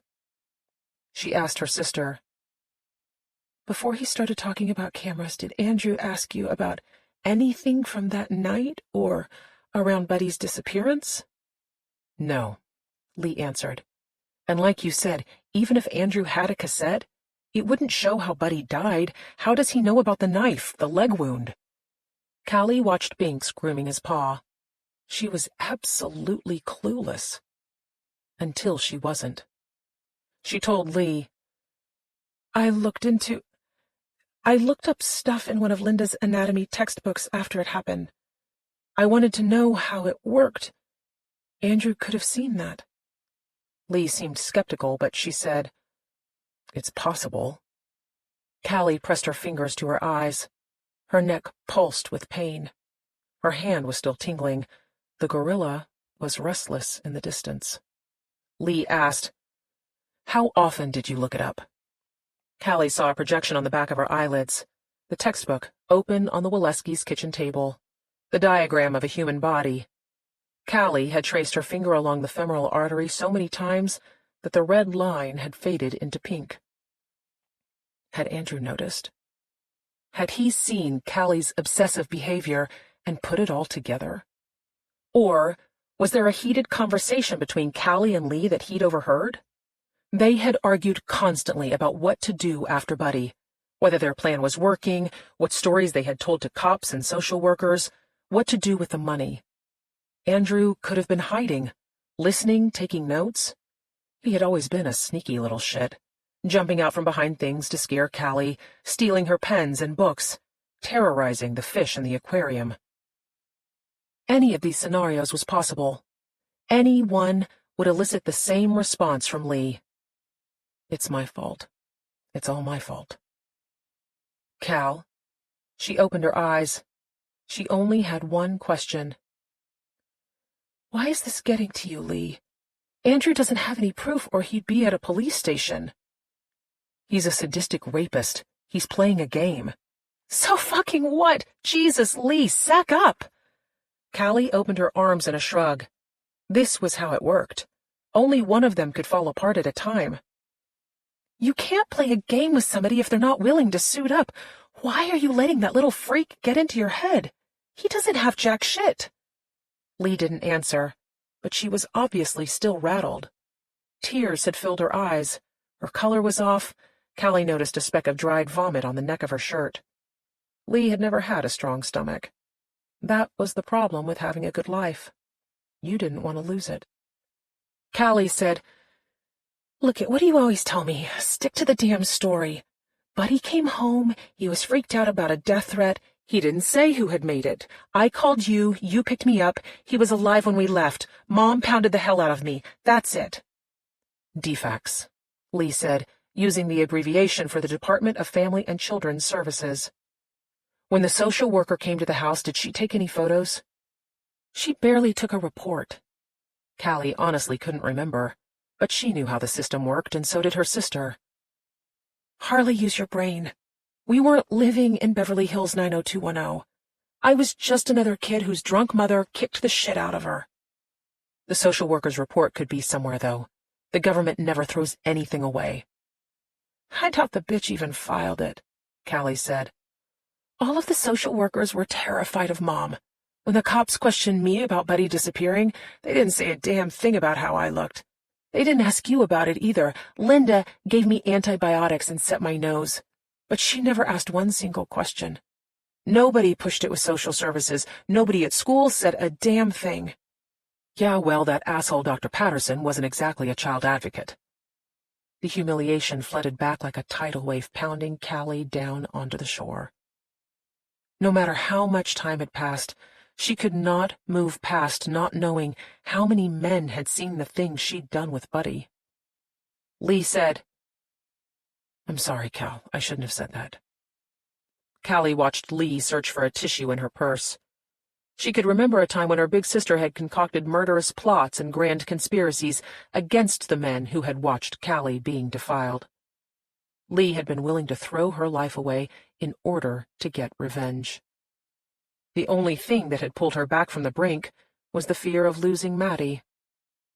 Callie told Lee what she always told Lee. "It's not your fault.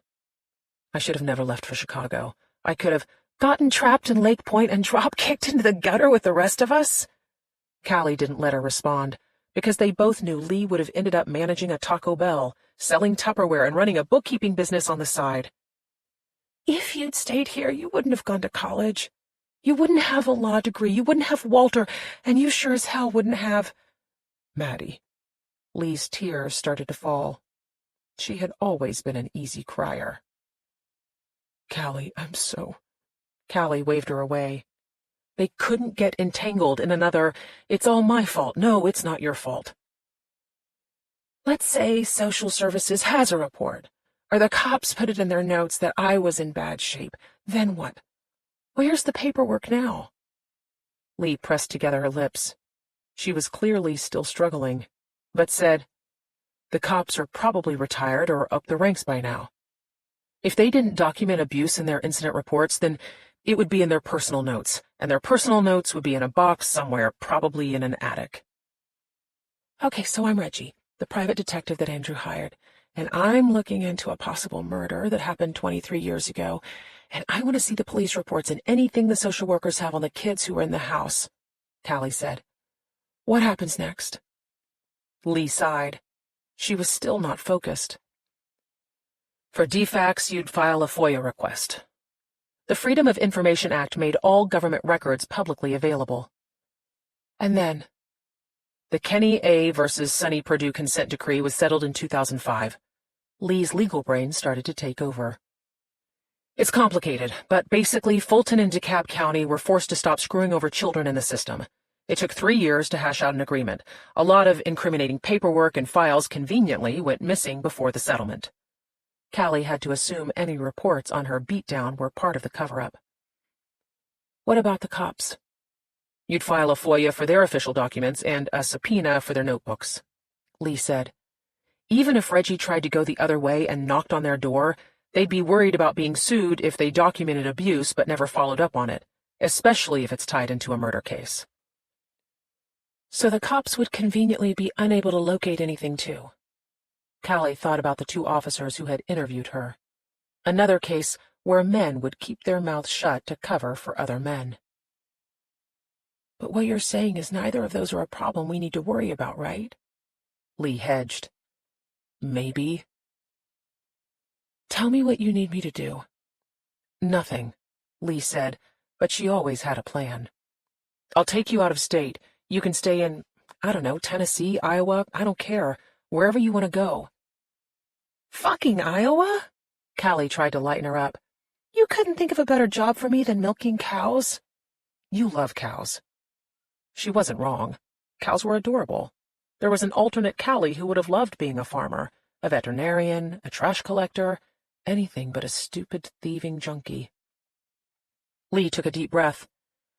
"I'm sorry I'm so shaky. This really isn't your problem. Fuck you, Callie said. Come on, Lee, we're both ride or die. You got us out of this before, get us out of it again. I don't know, she said. Andrew's not a kid anymore, he's a psychopath. And he does this thing where 1 minute he looks normal and the next minute you feel your body going into this primal fight-or-flight mode. It freaked me the fuck out. The hairs on the back of my neck stood up. I knew something was wrong the second I saw him, but I couldn't figure it out until he showed me. Callie took one of Lee's tissues. She blew her nose. For all of her sister's intelligence, she had been in too many soft places for far too long. She was thinking of the legal ramifications of Andrew trying to open up an investigation. A possible trial, evidence presented, witnesses cross-examined, a judge's verdict, prison. Lee had lost her ability to think like a criminal. But Callie could do it for both of them. Andrew was a violent rapist. He wasn't not going to the police for lack of a smoking gun. He was torturing Lee because he wanted to take care of this problem with his own hands. She told her sister, I know you've got a worst-case scenario. Lee was visibly reluctant, but Callie could tell she was also relieved. I need you to taper yourself off the dope. You don't have to quit altogether, but if someone comes around asking questions, you need to be straight enough to give them the right answers. Callie felt cornered, even though she was already doing exactly what her sister had asked.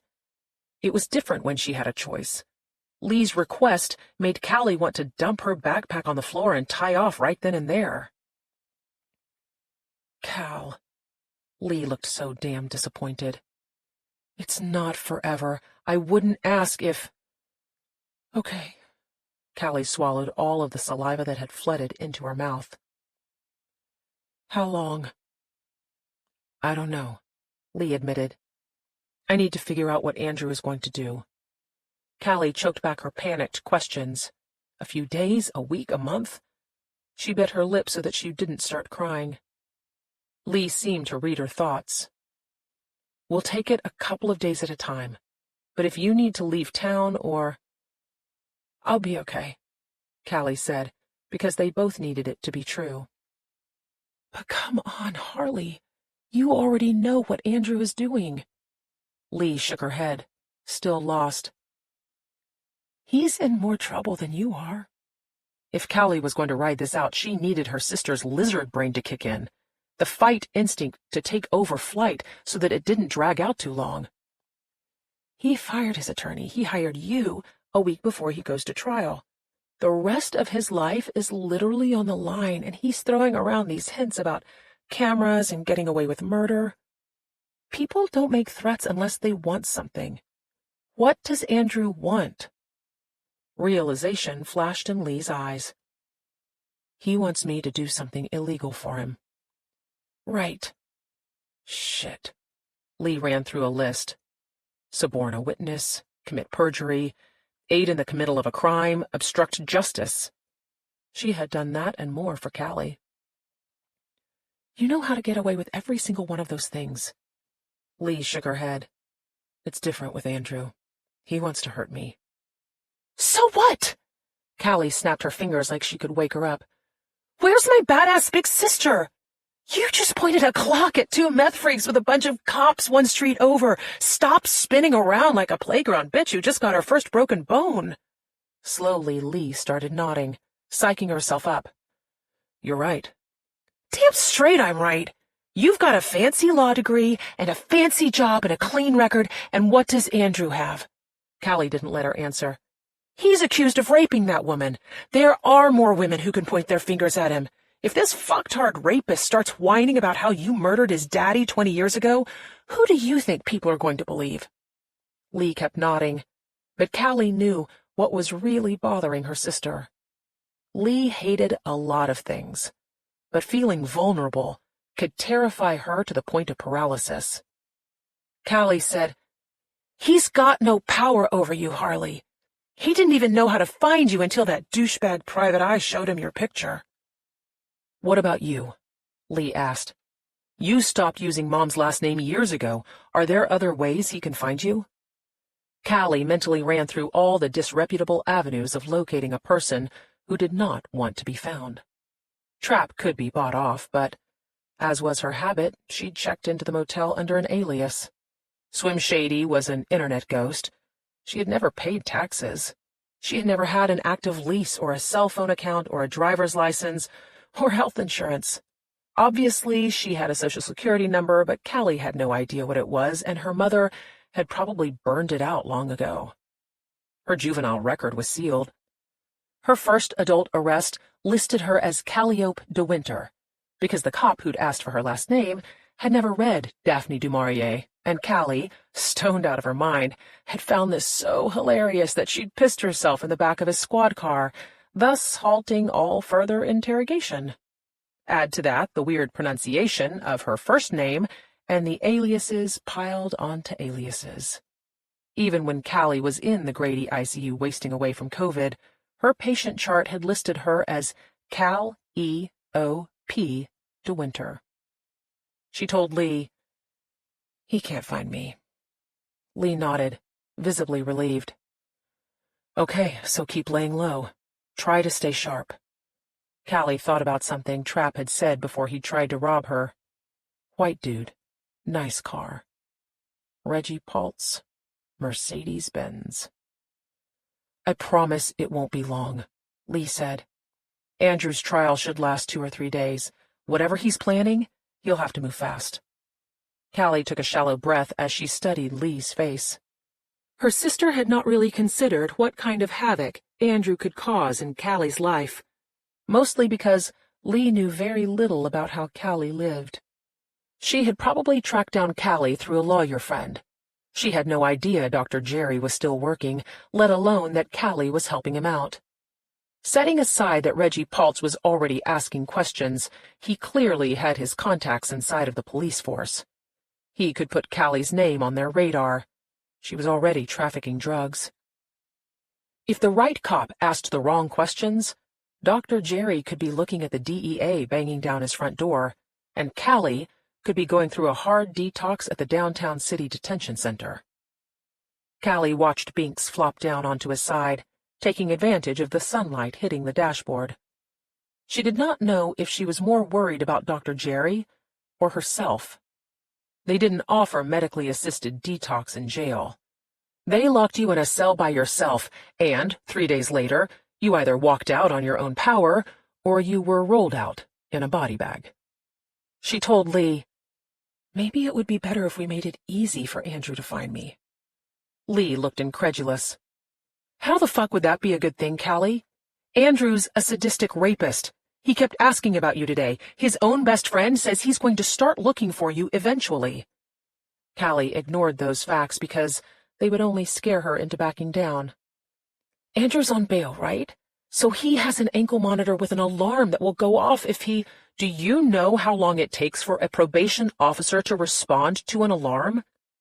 The city can barely make payroll. Half of the old-timers took early retirement when COVID hit, and the rest are covering 50% more cases." Lee's incredulous look had turned into open bewilderment. "Which means, after Andrew murders you, the cops can look up the GPS records and find out what time he did it." Callie felt her mouth go dry. "Andrew wouldn't look for me himself. He would send his investigator, right?" "I'm going to get rid of Reggie Paltz." "Then he gets another Reggie Paltz." Callie needed Lee to stop reeling around and think this through. "Look, if Andrew's investigator locates me, then that's something Andrew thinks he has on us, right? The guy will ask me some questions, I'll feed him what we want him to know, which is nothing. Then he'll report all of that back to Andrew, and then, when Andrew springs it on you, you'll already know." "It's too dangerous," Lee said. "You're basically offering yourself up as bait." Callie fought off a shudder. So much for trickling the truth. Lee couldn't know that Callie was already dangling from a hook, or she would never let her stay in the city. "I'll put myself in an obvious place so that the investigator can find me, all right? It's easier to deal with someone when you know they're coming." "Hell no." Lee was already shaking her head. She knew what the obvious place was. "That's insanity. He'll find you in a heartbeat. If you could see the photos of what Andrew did to— Stop," Callie did not have to be told what Buddy Waleski's son was capable of. "I want to do this. I am going to do this. It's not a matter of asking for your permission." Lee pressed together her lips again. "I've got cash. I can get more. I'll set you up wherever you like."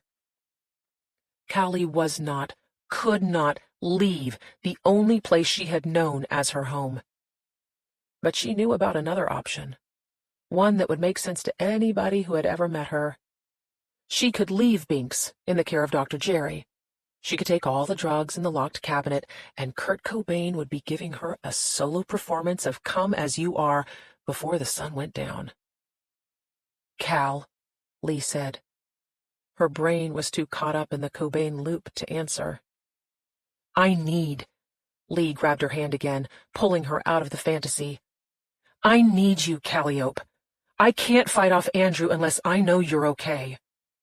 Callie looked down at their intertwined hands. Lee was the only connection she had left to anything that resembled a normal life. They only saw each other in desperate times, but the knowledge that her sister would always be there had gotten Callie out of countless dark, seemingly hopeless situations. No one ever talked about how lonely addiction could be. You were vulnerable when you needed a fix. You were completely unguarded when you were high. You always, no matter what, woke up alone. Then there was the absence of other people. You were isolated from your family because they didn't trust you. Old friends fell away in horror. New friends stole your shit or were afraid you would steal theirs. The only people you could talk to about your loneliness were other junkies. And the nature of addiction was such that no matter how sweet or generous or kind you were in your heart, you were always going to choose your next fix over any friendship. Callie couldn't be strong for herself, but she could be strong for her sister. "You know I can take care of myself. Give me some cash so I can get this over with. Cal, The 3 Fs, Callie said, because they both knew the obvious place had an entrance fee. "Hurry up before I lose my nerve." Lee reached into her purse. She retrieved a thick envelope. She had always been good with money, scrimping, saving, hustling, only investing in the things that would bring back more money. To Callie's expert eye, she was looking at $5,000. Instead of handing it all over, Lee peeled away 10 $20 bills. "We'll start with this." Callie nodded, because they both knew if she had all the money at once, it would end up in her veins. Callie turned in the seat. Facing forward again, she slipped off her sneaker. She counted out $60, then asked Lee, "Give me a hand?" Lee reached down and tucked 3 20s inside Callie's shoe, then helped her slide it back on. "Are you sure about this?" "No." Callie waited for Lee to wrangle Binks back into the carrier before she got out of the car. She unzipped her pants. She tucked the rest of the cash, like a pad, into the crotch of her underwear. "I'll call you so you have my phone number." Lee unpacked the car. She put the carrier down on the ground. She hugged the lumpy pillowcase to her chest. Guilt flooded her face, permeated her breath, overwhelmed her emotions. This was why they only saw each other when shit got bad. The guilt was too much for either of them to bear. "Hold on," Lee said. "This is a bad idea. Let me take you—" "Harley!" Callie reached for the pillowcase. The muscles in her neck screamed in protest, but she worked to keep it off her face. "I'll check in with you, okay?" "Please," Lee said. "I can't let you do this, Cal. It's too hard." "Everything's hard for everybody." Lee clearly didn't like having her own words quoted back to her. "Callie, I'm serious. Let's get you out of here. Buy me some time to think about—" Callie listened to her voice trail off. Lee had thought about it. The thinking was what had brought them both here. Andrew was letting Lee believe that he'd bought her Iowa dairy farm story. If Trapp was telling the truth, Andrew had already sent out his investigator to locate Callie. When that happened, Callie would be ready for him. and when Andrew sprung it on Lee, she wouldn't spin off into a paranoid freak show. There was something to be said for being even one tiny step ahead of a psychopath. Still, Callie felt her resolve start to falter. Like any junkie, she always thought of herself as water finding the easiest path down. She had to fight that instinct for her sister's sake. Lee was somebody's mother. She was somebody's wife. She was somebody's friend. She was everything that Callie would never be. Because life was oftentimes cruel, but it was usually fair. "Harley," Callie said, "let me do this. It's the only way we can take away some of his leverage." Her sister was so easy to read. The guilt washed back and forth across her face as Lee spun through all the scenarios that she had likely spun through before showing up at the motel with a Glock in her hand. Eventually, thankfully, her lizard brain kicked in. She finally reconciled herself to the inevitable, her back pressed against the car, her arms folded across her chest. She waited for what needed to come next. Callie picked up Binks. The cat squawked in dismay. Pain blazed through Callie's neck and arm. But she gritted her teeth and started walking down the familiar street.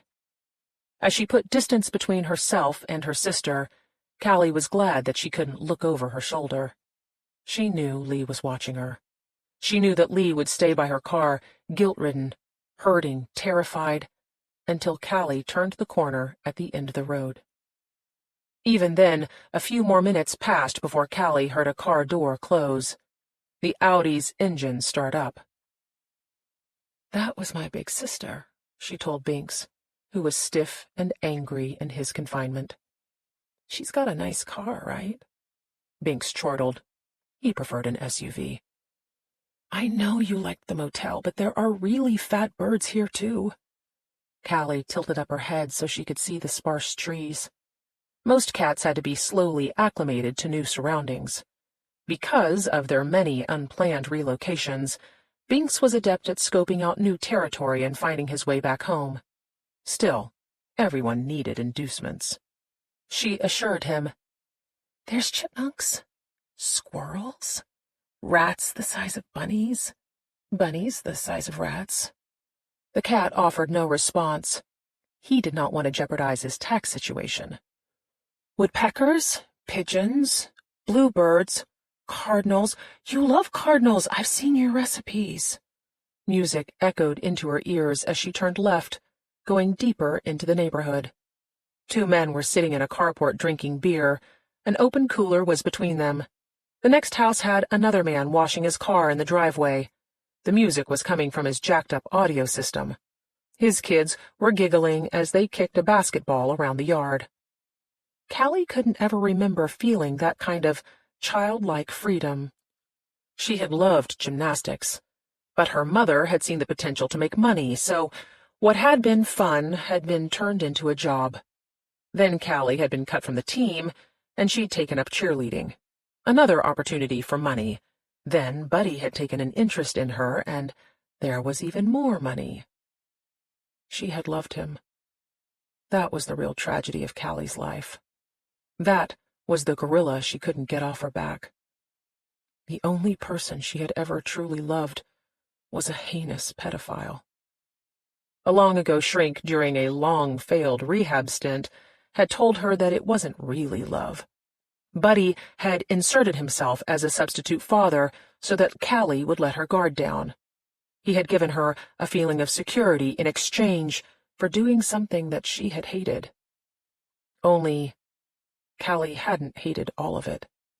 In the beginning, when he was gentle, some of it had felt good. What did that say about Callie? What kind of sickness festered inside of her that she could actually end up liking that? She exhaled slowly as she turned onto the next street. Her breathing was becoming labored from the walk. She shifted the carrier to her other hand, stuck the lumpy pillowcase under her arm.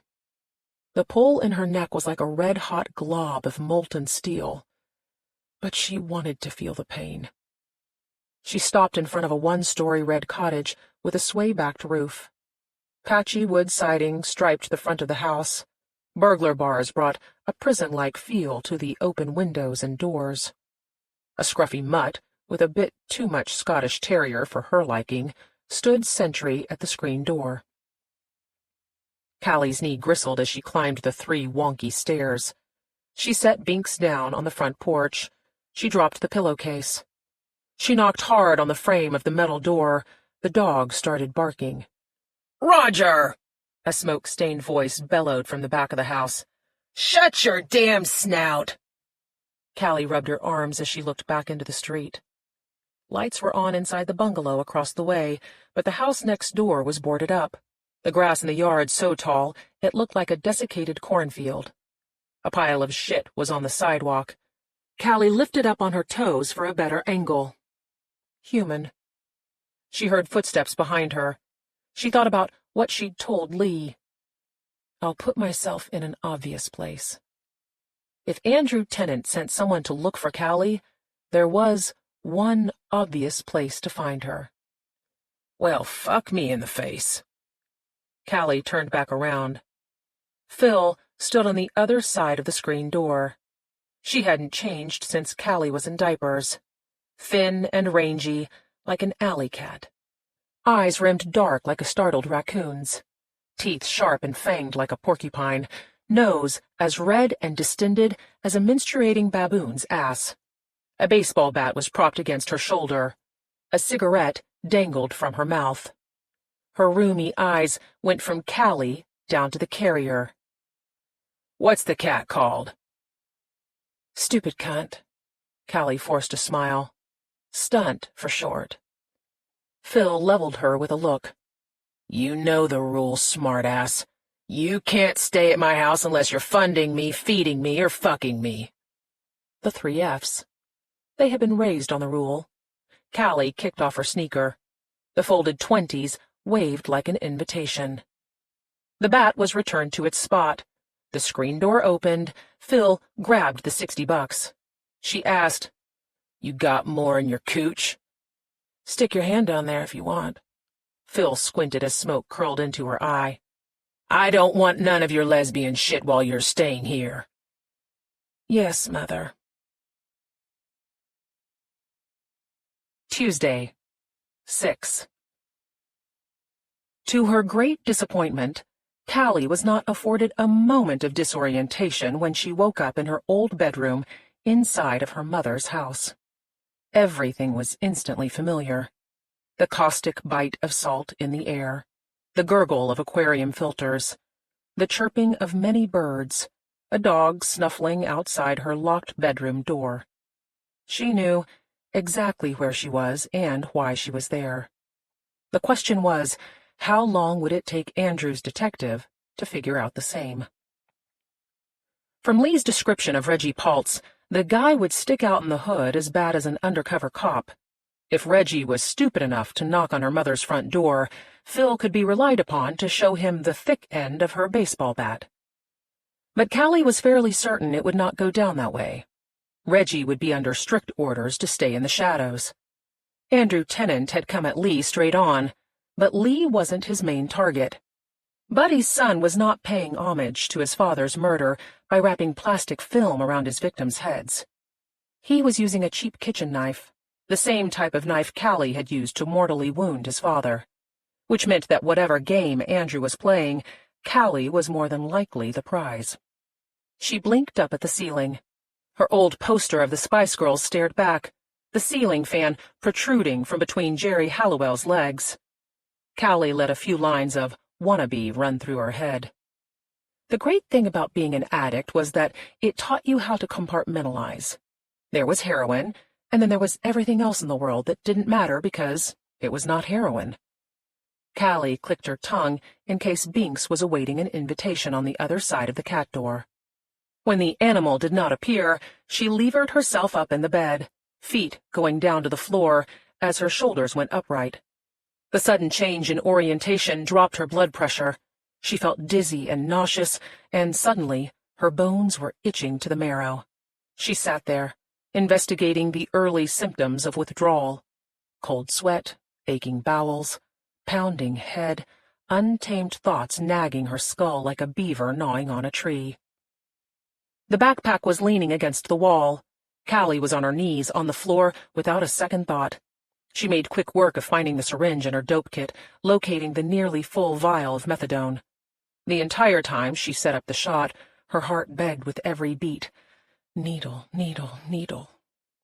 Callie didn't bother to search for a vein in her arms. There was nothing left to use.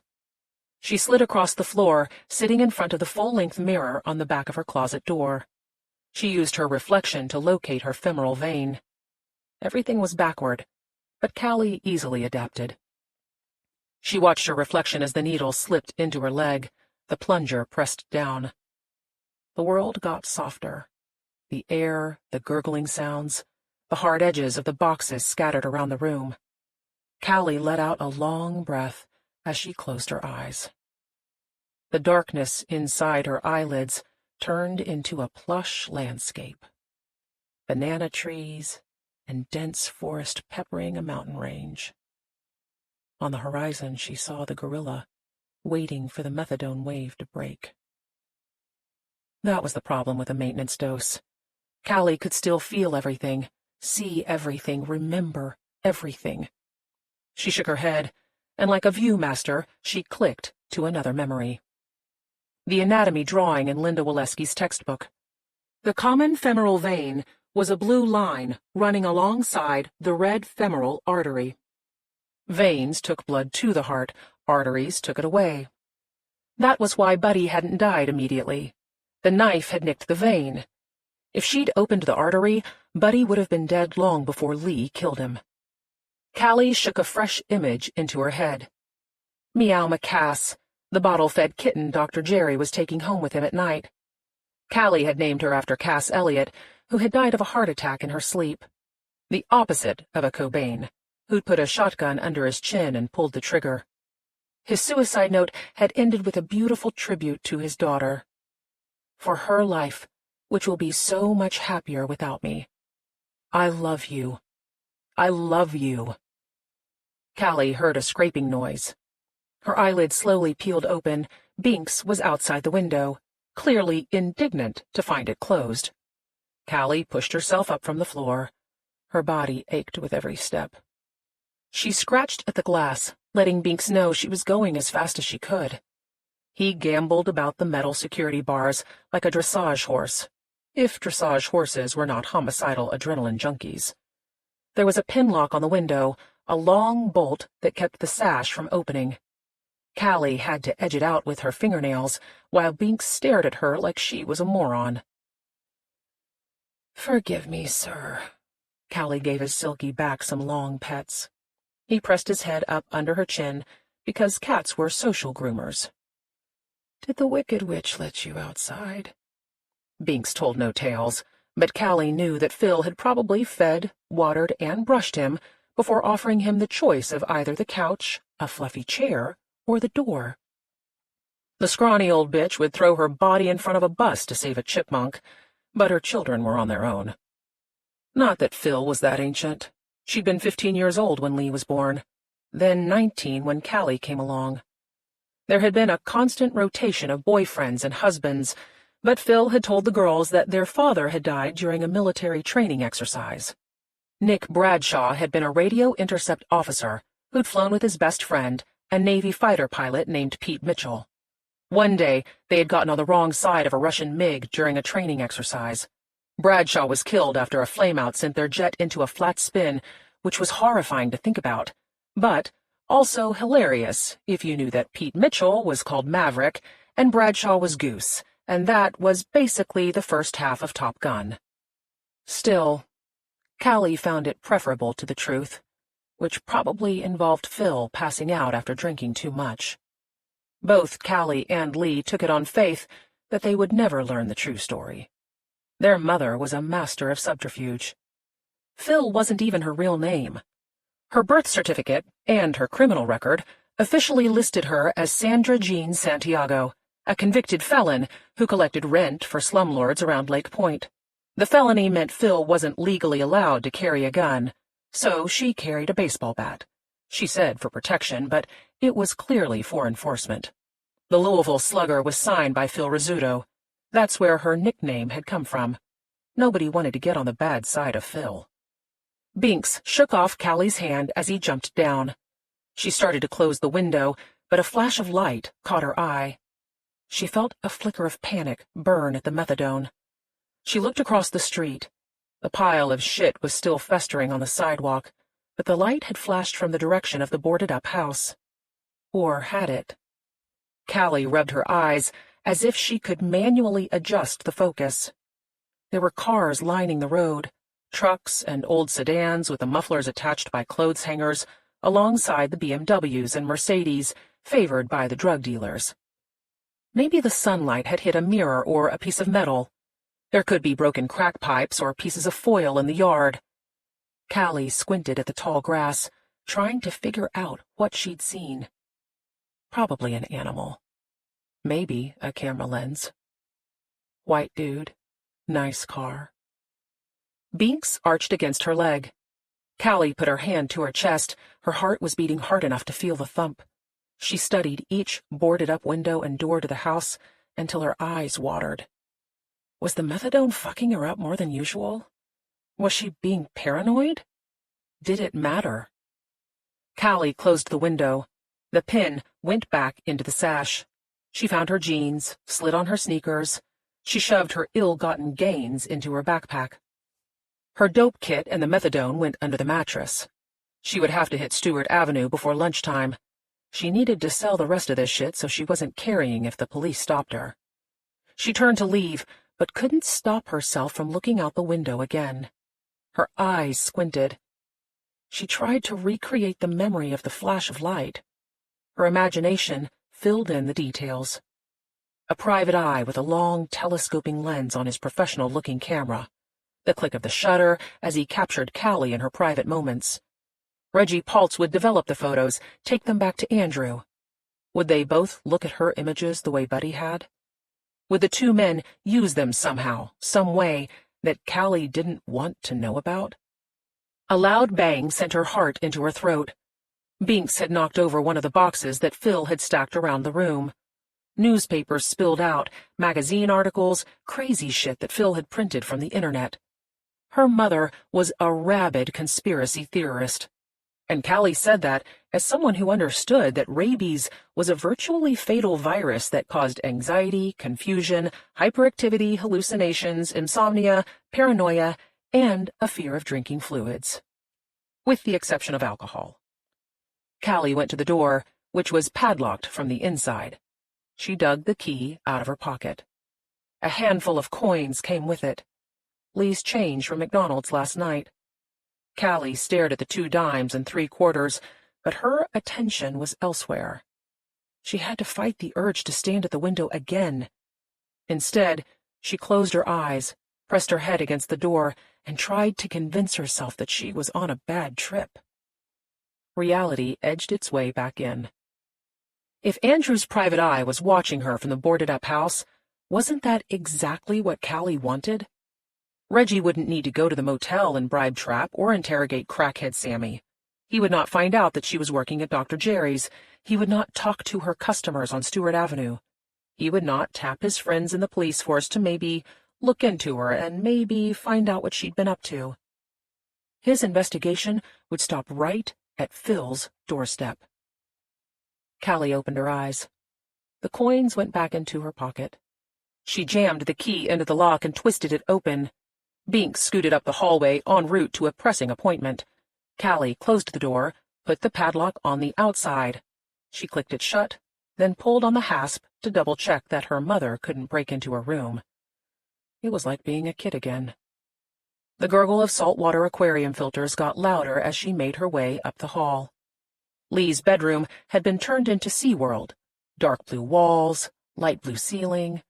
A beanbag chair with Phil's stringy outline was in the center of the room, offering a panoramic view of tangs, clownfish, firefish, damselfish, coral beauties, swimming through hidden treasures and sunken pirate ships. The smell of pot draped down from the ceiling. Phil liked to get stoned in the dark, wet room, lulled across the beanbag chair like a tongue. Callie checked to make sure her mother wasn't nearby before going into the room. She peeled back a corner of blue foil covering the window. She knelt down so she could peer out at the boarded-up house. The angle was better from Lee's room, less conspicuous. Callie could see a piece of plywood had been pulled away from one of the front windows, revealing an opening large enough for a man to crawl through. Well, Callie said to herself. She couldn't recall if the plywood had been in that position the night before. Asking Phil would probably send her mother into a delusional rage. She slid her phone out of her back pocket and took a photo of the house.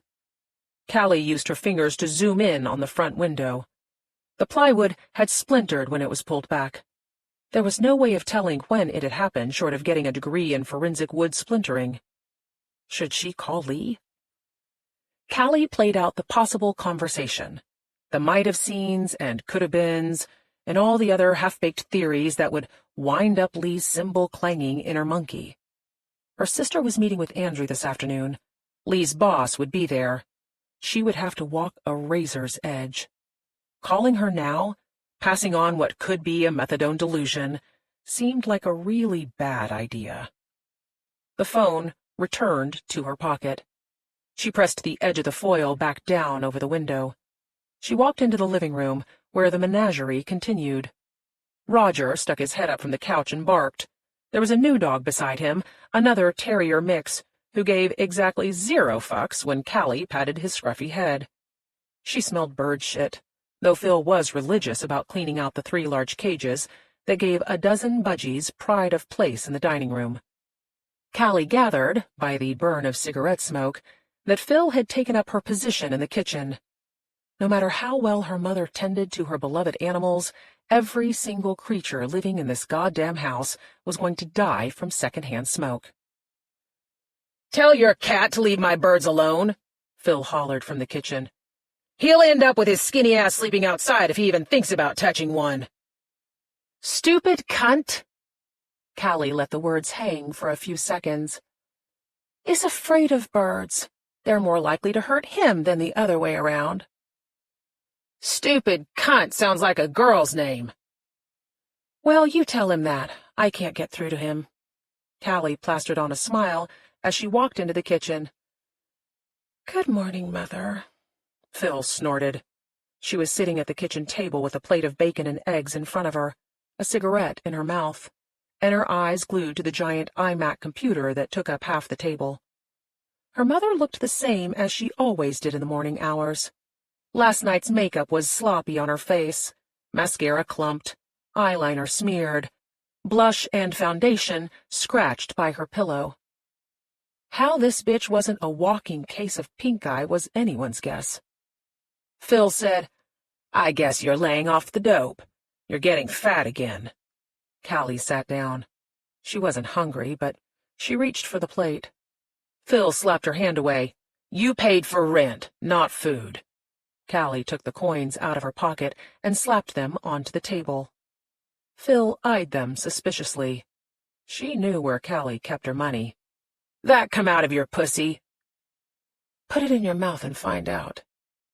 Callie didn't see the punch coming until Phil's fist was a few inches from her head. She pivoted too late, getting clipped above the ear as she toppled out of the chair at an almost comically slow pace. The comedy stopped when her head cracked against the floor.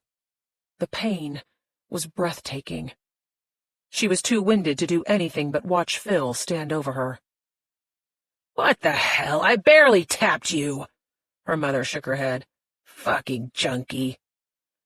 "Crazy drunk bitch." "At least I can keep a roof over my head." Callie relented. "Fair." Phil stepped over her as she left the room. Callie stared up at the ceiling, her eyes fixed like an owl's. Her ears became alert to the sounds of the house, gurgling, tweeting, barking. The bathroom door slammed shut. Phil would be in there for at least half an hour. She would shower, slather on her makeup, dress herself up, then sit back down at the table and read her conspiracy bullshit until the Jewish cabal turned everyone infertile and the world ceased to exist. Pushing herself up from the floor took more strength than Callie had anticipated. Her arms were shaking. The shock was still working its way through her body. She coughed from the remnants of smoke curling around the room. Phil had stubbed out her cigarette in the eggs. Callie sat in her mother's chair and started on the bacon. She clicked through the tabs on the computer. Deep state, Hugo Chavez, child slavery, child neglect, rich people drinking the blood of infants, infants being sold for food. For a woman whose own daughter was literally molested by a pedophile, Phil had come late to the anti-pedophile movement. Roger's snout pushed at her bare ankle. Callie picked around Phil's crushed cigarette, finding pieces of egg to drop on the floor. Roger hoovered them up. New Dog hot-stepped into the kitchen. He gave her the kind of persnickety look you would expect from a half-terrier. She told him, "Our safe word is onomatopoeia." New Dog was more interested in the eggs. Callie looked at the time. She couldn't put this off any longer. She strained her ears, making sure Phil was still in the bathroom. When Callie was satisfied she wasn't going to get caught, she turned to her mother's computer, selected incognito on a new browser window, and typed in Tenant Automotive. The search returned 704,000 results, which only made sense when you scrolled down and saw that sites like Yelp, DealerRater, CarMax, Facebook, and the Better Business Bureau had all paid for placement. She selected the main site for Tenant Automotive Group. 38 locations. BMW, Mercedes, Range Rover, Honda, Mini.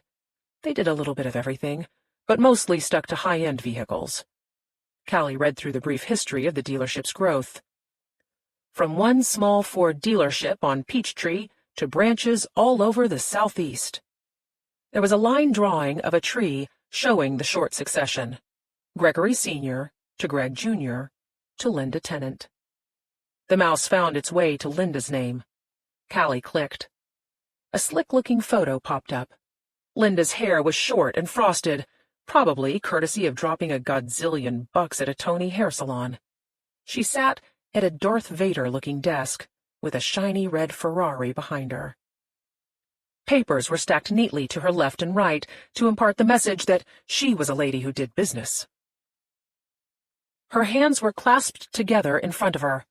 No wedding ring, because she was married to the job. The collar of her white Izod polo was popped. A choker of pearls lay like gerbil orthodontia around her suntanned neck. Callie imagined Linda was wearing acid-washed jeans and white Reebok high tops because who wouldn't fully embrace their Brooke Shields with that kind of money? The best part was Linda's Miss America pageant bio. Nothing about living in the hood with her rapist pedophile husband. Callie smiled at the selective editing. Linda Tennant graduated from the Georgia Baptist College of Nursing with a Bachelor of Science in Nursing. She worked for several years at Southern Regional Medical Center before joining the family business. She volunteers with the American Red Cross and continues to lend her medical/managerial expertise to the City of Atlanta's COVID-19 advisory panel. Callie studied the photograph. Linda's face hadn't changed much, except the way that everyone's face had changed in the last 23 years, which was to say that the important stuff had slid a bit lower. The most overriding emotion Callie felt when she looked at Linda was love. She had worshipped the woman. Linda was kind and caring, and she had always made it clear that her #1 priority was her son. Not for the first or last time. Callie wondered how different her life would have been if Linda Waleski had been her mother. Roger snorted underneath the table. Callie dropped a tiny piece of bacon on the floor. Then another piece because New Dog snorted too. She found a map on the site, then navigated to the Mercedes dealership in Buckhead. She clicked on Meet Our Sales Team. Callie sat back in the chair. There were 8 photos in 2 rows of 4, all but one a man. At first she didn't read the names. She studied each man's headshot, looking for signs of Linda or Buddy. Her eyes went back and forth row by row, drawing a blank. Finally, she relented and identified Andrew Tennant in the second photo from the top. His Miss America pageant bio was even better than Linda's. Andrew loves animals and hiking in the great outdoors. He volunteers most of his weekends at DeKalb's no-kill shelter. An avid reader, Andrew enjoys the fantasy novels of Ursula K. Le Guin and the feminist essays of Mary Wollstonecraft. Callie gave him little credit for the thick layer of bullshit. He should have mentioned Hamlet, because she thinks the rapist doth protest too much. If there was none of Linda or Buddy in Andrew's face, she saw absolutely no sign of Trevor either. In fact, Andrew was wholly unremarkable compared to his fellow frat boy attractive car dealers. Strong jawline, neatly combed hair, closely shaved face. His dark blue suit was the only thing that gave him away. Callie could tell by the stitching around the lapels that an actual human being had sewn it. His shirt looked equally expensive, light blue, with stripes just a shade darker. The tie set it off, a vivid royal blue that brought out the color of his eyes. His sandy hair was the only attribute he shared with his father. Andrew had the same thinning at the temples, half scoops taken out of his hairline. Callie could remember how embarrassed Buddy had been about losing his hair. "I'm just an old man, little dolly. Why do you want anything to do with me? What do you see in me? Come on, tell me. I really want to know." Safety. Buddy had never sucker-punched her at the kitchen table. At least, not until the end. So, they had argued a lot, mostly about Callie wanting to spend more time with him, which was crazy because almost from the beginning, she had hated spending time with him. And yet there she was, telling him she was going to quit school and he was going to leave Linda and happily ever after, blah, blah, blah. Buddy would laugh and give her money, and then eventually, sometimes, he would take her to hotels. Nice ones at first, before everything turned seedy. They ordered room service, which was Callie's favorite part. Then he would get down on his knees and take his time pleasing her. Buddy was so much bigger than Callie that everything else he did hurt. And toward the end, the everything else was all that he had wanted to do. And he always wanted to do it on the couch. "Stop crying, I'm almost there. Jesus Christ, you feel so good. I can't stop, baby girl. Please don't make me stop." The bathroom door banged open. Phil hacked out a wet hairball of a cough. Her Doc Martens clomped up the hallway. Callie closed Andrew's bio page. She was back in her chair when Phil returned to the kitchen. "What have you been up to?" Phil demanded. She'd plastered on her war paint, a goth version of Mrs. Danvers, if Mrs. Danvers favored spiked dog collars and had a nose piercing, and, instead of loving Rebecca, had scuttled the uppity bitch's boat during an alcohol-fueled bender. Callie asked, "What is anybody ever up to?" "Jesus, you're so fucking squirrely." Callie wondered if her mother's Sid Vicious t-shirt was meant to be a celebration of a suicidal heroin addict, or if she just liked the anarchy symbol in the background. "Awesome shirt, Mom." Phil ignored the compliment as she jerked open the fridge. She took out a pitcher of micheladas, which was an ungodly mixture of salt, powdered chicken bouillon, a dash of Worcestershire, a shot of lemon juice, a bottle of Clamato, and 2 ice-cold bottles of Dos Equis beer. Callie watched her pour the concoction into a thermos. "Is it collection day?" "One of us has to work." Phil took a generous sip straight from the pitcher. "What about you?" Callie had $140 of Lee's money in her backpack. She could save it, or she could use it to fund her methadone habit, instead of stealing from Dr. Jerry. Or she could just stick it in his cash box and let him think that everybody in the neighborhood had stocked up on heartworm medication this week, because the other option, sticking it into her veins, was on the back burner for now. She told Phil, "I thought I'd do a little of this, then if I still have time, a little of that." Phil scowled, screwing the top onto the thermos. "You hear from your sister lately?" "Nope." "She's got all that money. Do you think I ever see any of it?"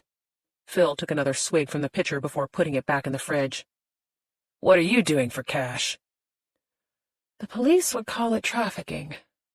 You get caught with that shit in my house, I'll flip on you so fast your head will spin. I know. It's for your own good, asshole. Harley needs to stop bailing you out, make you pay the consequences of your actions. I think you mean suffer, Callie said. You suffer the consequences of your own actions. Whatever. Phil grabbed a bag of dog kibble out of the pantry. She has a daughter, you know. Kid has to be 20 by now, and I've never even met her. Have you? Callie said. I heard they're handing out disability for COVID survivors. Maybe I'll try to sign up. Bunch of bullshit. Phil ripped open the bag with her teeth. I ain't never met nobody who died from that. I've never met anyone who died of lung cancer, Callie shrugged. Maybe it doesn't exist either. Maybe. Phil started mumbling to herself as she measured out food into 2 bowls. The dogs were getting antsy for breakfast. New Dog's collar jingled as he pranced alongside Roger. Damn it, Brock, what did I tell you about manners? Callie had to admit Brock was a good name for the half-terrier. He looked like a banker. Poor little thing gets constipated. Phil mixed a teaspoon of olive oil into the dry food. Do you remember how backed up Harley used to get? Had to take her to the hospital. 2 Benjamins for some genius doctor to tell me she had a retarded colon. That's really funny, Mom. Who didn't find it hilarious that an 8-year-old messed up her colon because she was too terrified to go to the bathroom in her own house? Tell me another story. I'll tell you a fucking story. Callie listened to the needle scratch along the same old record. I did the best I could with you 2. You don't know how hard it is to be a single mother. It wasn't all miserable, you ungrateful bitch. Remember that time when and then we, and then I... That was how it was with abusive parents. They only remembered the good times, and you only remembered the bad. Phil skipped on to another track. Callie stared at the back of the iMac. She should have looked up the private detective instead of strolling down memory lane. But seeing Reggie Paltz online would somehow make him real in her life, and the boarded-up house and the flash of light would be real too. How about that? Phil stabbed her finger into the counter. Who took 2 different buses to pick up your sister from juvie? You did, Callie answered, but only to break Phil's momentum. Hey, is someone living in that abandoned house across the street? Phil's head cocked to the side. Did you see someone in there? I don't know, Callie said, because the best way to scratch Phil's crazy was to show indecision. It's probably my imagination. I saw one of the boards was pulled back, but there was a flash of light or something. Fucking crackheads! Phil banged the bowls onto the floor before she shot out of the kitchen. Callie followed her to the front of the house. The bat by the door swung up onto Phil's shoulder as she kicked open the metal screen. Callie stood at the window watching her mother storm toward the boarded-up house. Cocksucker! Phil bellowed, bolting up the front walk. Did you shit on my sidewalk? Damn, Callie mumbled, as Phil pounded the thin plywood covering the door. She hoped like hell nobody was stupid enough to call the police. Come out! Phil turned the Louisville Slugger into a battering ram. You fucking shitter! Callie cringed at the crack of wood against wood. This was the problem with weaponizing Phil. You couldn't control the explosion. Get the fuck out of there! Phil rammed the bat again. This time the plywood splintered. She yanked back the bat, and the rotted wood came off with it. Gotcha! Callie didn't know exactly what Phil had caught. The flash of light could have been just that, a flash of light. Maybe the methadone had hit Callie the wrong way. Maybe she'd shot up too much or too little. Maybe she should stop Phil from attacking some poor, houseless man whose only crime was seeking shelter. Too late. She saw her mother disappear into the house. Callie's hand went to her mouth. There was another flash. Not light this time, but motion. It came from the side of the house. A piece of plywood bent up from one of the windows like a mouth opening. A man was disgorged into the tall grass. Seconds later, he was on his feet, shoulders hunched as he made his way across the yard. He climbed over a rusted chain-link fence. He was gripping a professional-looking camera around the telescoping lens like he was strangling it by the neck. "Motherfucker!" Phil bellowed from inside. Callie's eyes followed the camera until it disappeared into another yard. What would be on the memory card? How close had the man gotten to her window? Had he taken photographs of her sleeping in bed? Had he managed to capture Callie sitting in front of the mirror, sticking a needle into her leg? Her hand cupped her neck. Beneath her fingers and thumb, the blood pulsed in her jugulars. She could feel the gorilla's claws digging into her skin, the rake of the telephone cord gouging her back, his hot breath in her ear, the pressure of him fingering up her spine. Callie closed her eyes, thought about falling back into the gorilla, surrendering to the inevitable. Instead, she found her backpack and left her mother's house through the kitchen door. 7. Lee hadn't fallen asleep until 2 this morning. Then her alarm had gone off at 4. She was punch drunk from yesterday's Valium spree and the enormous stress that had caused her to break down and take it. Several cups of coffee had ramped up her jitters and done nothing for her clarity. It was almost noon, and her brain felt like a Jell-O mold packed with buckshot. Somehow, through it all, she had managed to come up with a working Andrew hypothesis. He knew about Buddy's camera behind the bar because, even as a kid, he'd been a nosy shit who sneaked through your things. He knew about the femoral artery because he'd seen Callie worrying over the anatomical drawing in the textbook. Like Lee, her sister leaned toward the obsessive-compulsive. She could easily imagine Callie sitting at the kitchen table, tracing the artery until her finger rubbed a blister. Andrew would have been sitting beside her because Andrew was always where you didn't want him to be. He'd stored both facts into his sick, twisted brain, and then somehow, years later, he'd put it all together. That was the only explanation that made sense. If Andrew really knew what had happened that night, he would know that the knife hadn't actually killed his father. Lee had. What she needed to do right now was find a way to throw Andrew Tennant's case, while Cole Bradley was looking over her shoulder.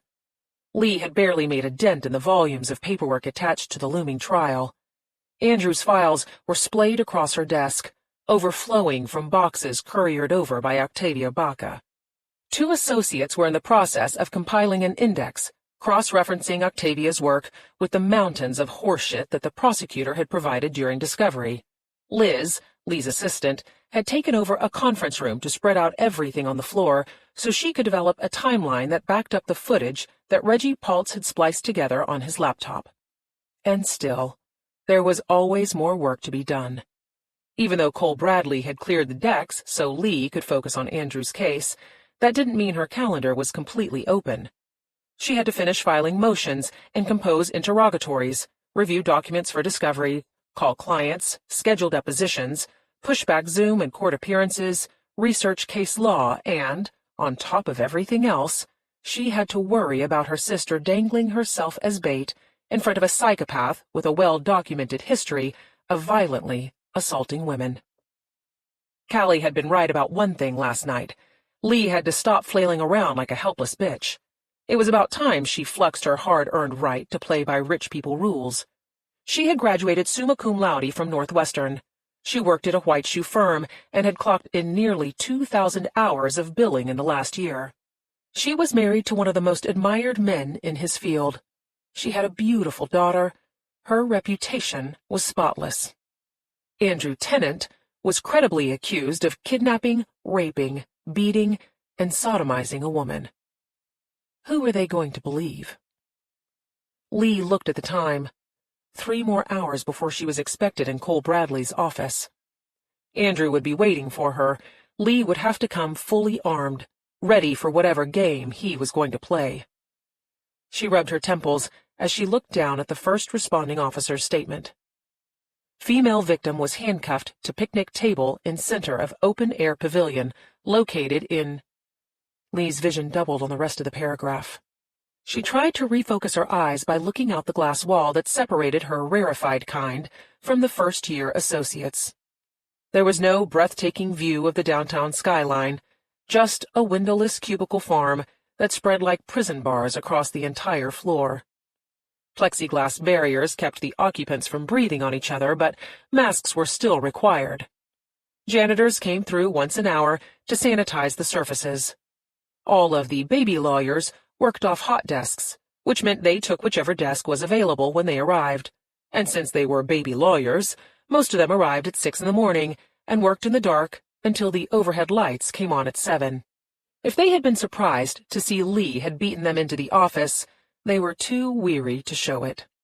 She checked her personal phone, though she knew Callie hadn't texted, because Callie wasn't going to text until Lee was so tense that her head was about to explode.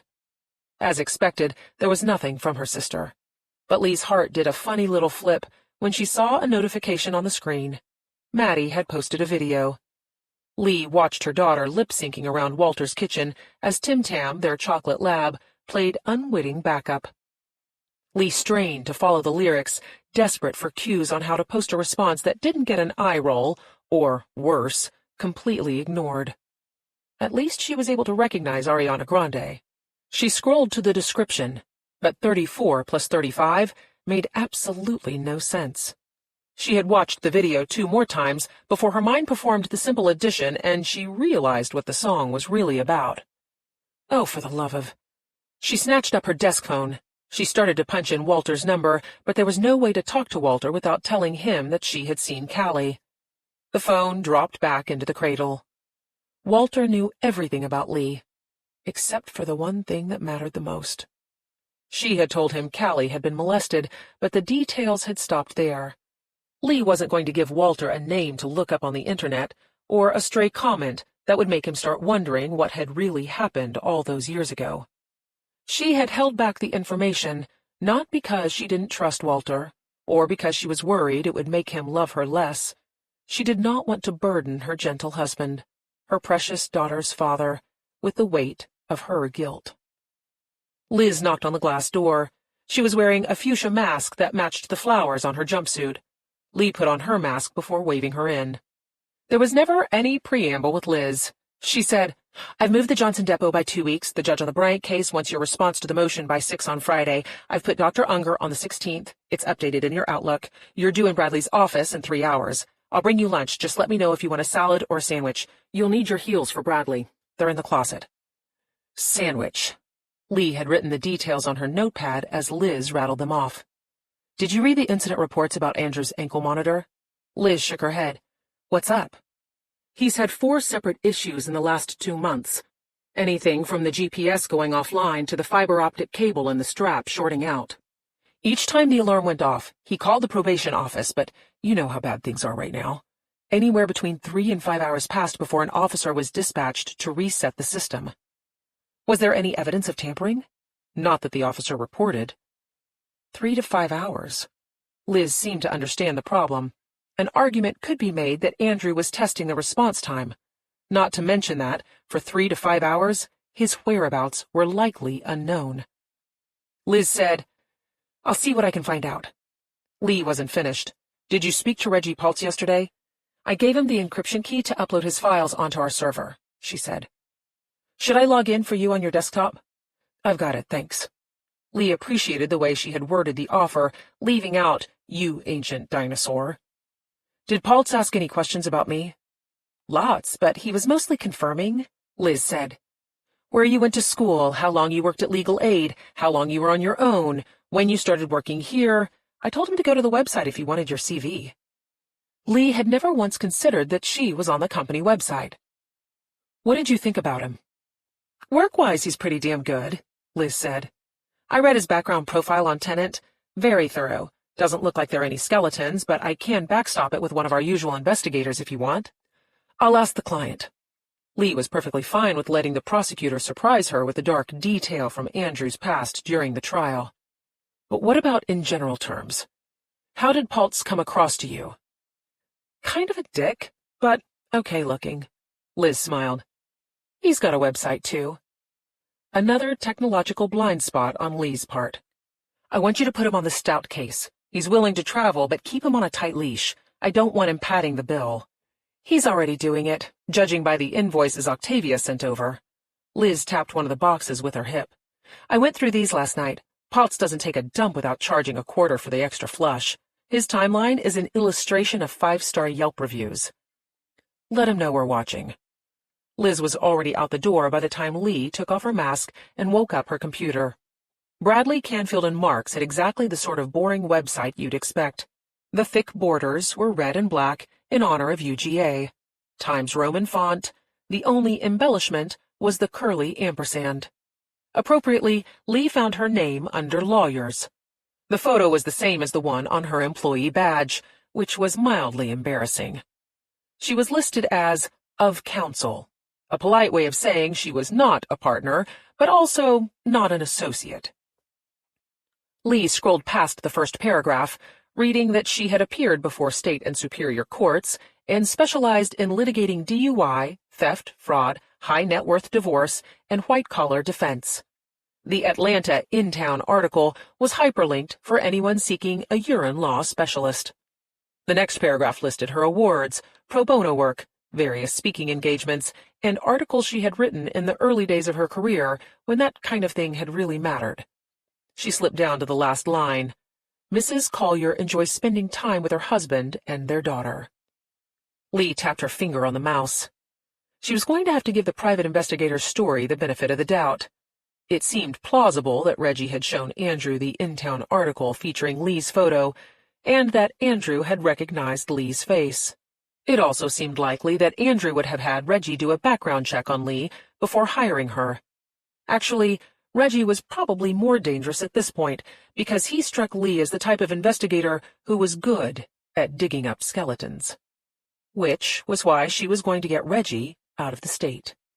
Jasper Stout, her divorced client's cheating husband, was about to take his mistress on a 10-day fly-fishing trip to Montana. Lee imagined Reggie would be too busy ordering catfish tacos off of the room service menu to worry about Andrew Tennant. For her part, Lee was doing enough worrying about Andrew for both of them. She bolstered herself by mentally bullet-pointing Callie's speech last night. If Andrew had proof of the murder, then he would have shown it to the police. If Andrew had one of Buddy's videos, all it would show was that his father was a pedophile. If Andrew had put together the clues because Callie couldn't stop tracing a damn artery on a diagram of a leg, then so what? Even Nancy Drew had to show some actual evidence. No one had ever found Buddy Waleski's body, or the pieces of his body. There was no blood evidence on the steak knife. There was no forensic evidence taken from the Waleski house. There was no forensic evidence found in Buddy's burned-out Corvette. There were more than likely no official documents regarding Callie's beating, and certainly nothing that tied it to Buddy's disappearance. No one had ever asked Lee about the $82,000 she had used to help pay her way through law school. Before 9/11, nobody was asking questions about piles of cash. Even with Buddy's ill-gotten gains, Lee had worked as a waitress and a bartender and a delivery driver and a hotel room cleaner and even lived out of her car to save money. It wasn't until Walter had found her nesting in the stacks of the Gary Library and invited her to sleep on his couch that Lee had ever had a sense of permanency. Maddie, Walter, Callie. She had to keep her eye on what was important. Without them, Lee would have already taken the Glock and ended Andrew's miserable life.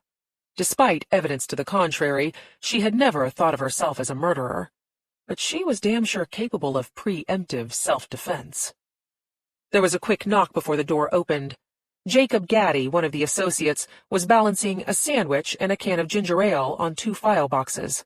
He set them down on the floor, telling Lee, "I confirmed the talk screen was negative. You'll find the indexes on top of the boxes. The search of the house turned up some really high-end artistic S&M photos framed in one of the back hallways, but nothing in the bedroom." Lee wasn't worried about the photos. 50 Shades had taken the shock away from millions of housewives around the world. She waited for Jacob to put her lunch down on the edge of her desk. She knew why he had volunteered to play waiter. She would need a second chair at the defense table, and the associates would go into a cage match if it came to that. She decided to put him out of his misery. "You'll be my second. Make sure you know the case backward and forward. No mistakes." "Yes, ma'am." He caught himself. "Thank you." Lee banished the almost ma'am from her mind. She couldn't suspend her review of Andrew's files any longer. She took a sip of ginger ale. She finished the sandwich as she flipped through the pages of notes she'd made so far. With any case, she always searched for weak spots that the prosecutor could exploit. But now she was looking to see how she could use those weak spots to build a shadow case that would send Andrew away for the rest of his life. All while keeping herself and Callie free. She had argued against the prosecutor before. Dante Carmichael approached his job with a front-runner's sense of entitlement. He liked to brag about his win-loss record, but it was easy to brag about your wins when you only ever tried cases you were 99% certain would go your way.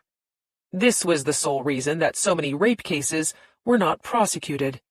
In matters of he said, she said, jurors were inclined to believe a man was telling the truth, and a woman was looking for attention. Dante's plea deals were more like extortion to keep his record untarnished. Everyone who worked at the courthouse had a nickname, and Deal-em-Down Dante had come by his honestly.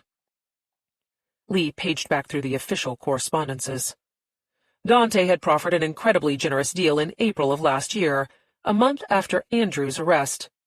She was loath to agree with Reggie Paltz, but her gut was telling her that Dante Carmichael had laid a trap. Once Andrew took a plea on the Carlson assault, he'd be linked by M.O. to the three others.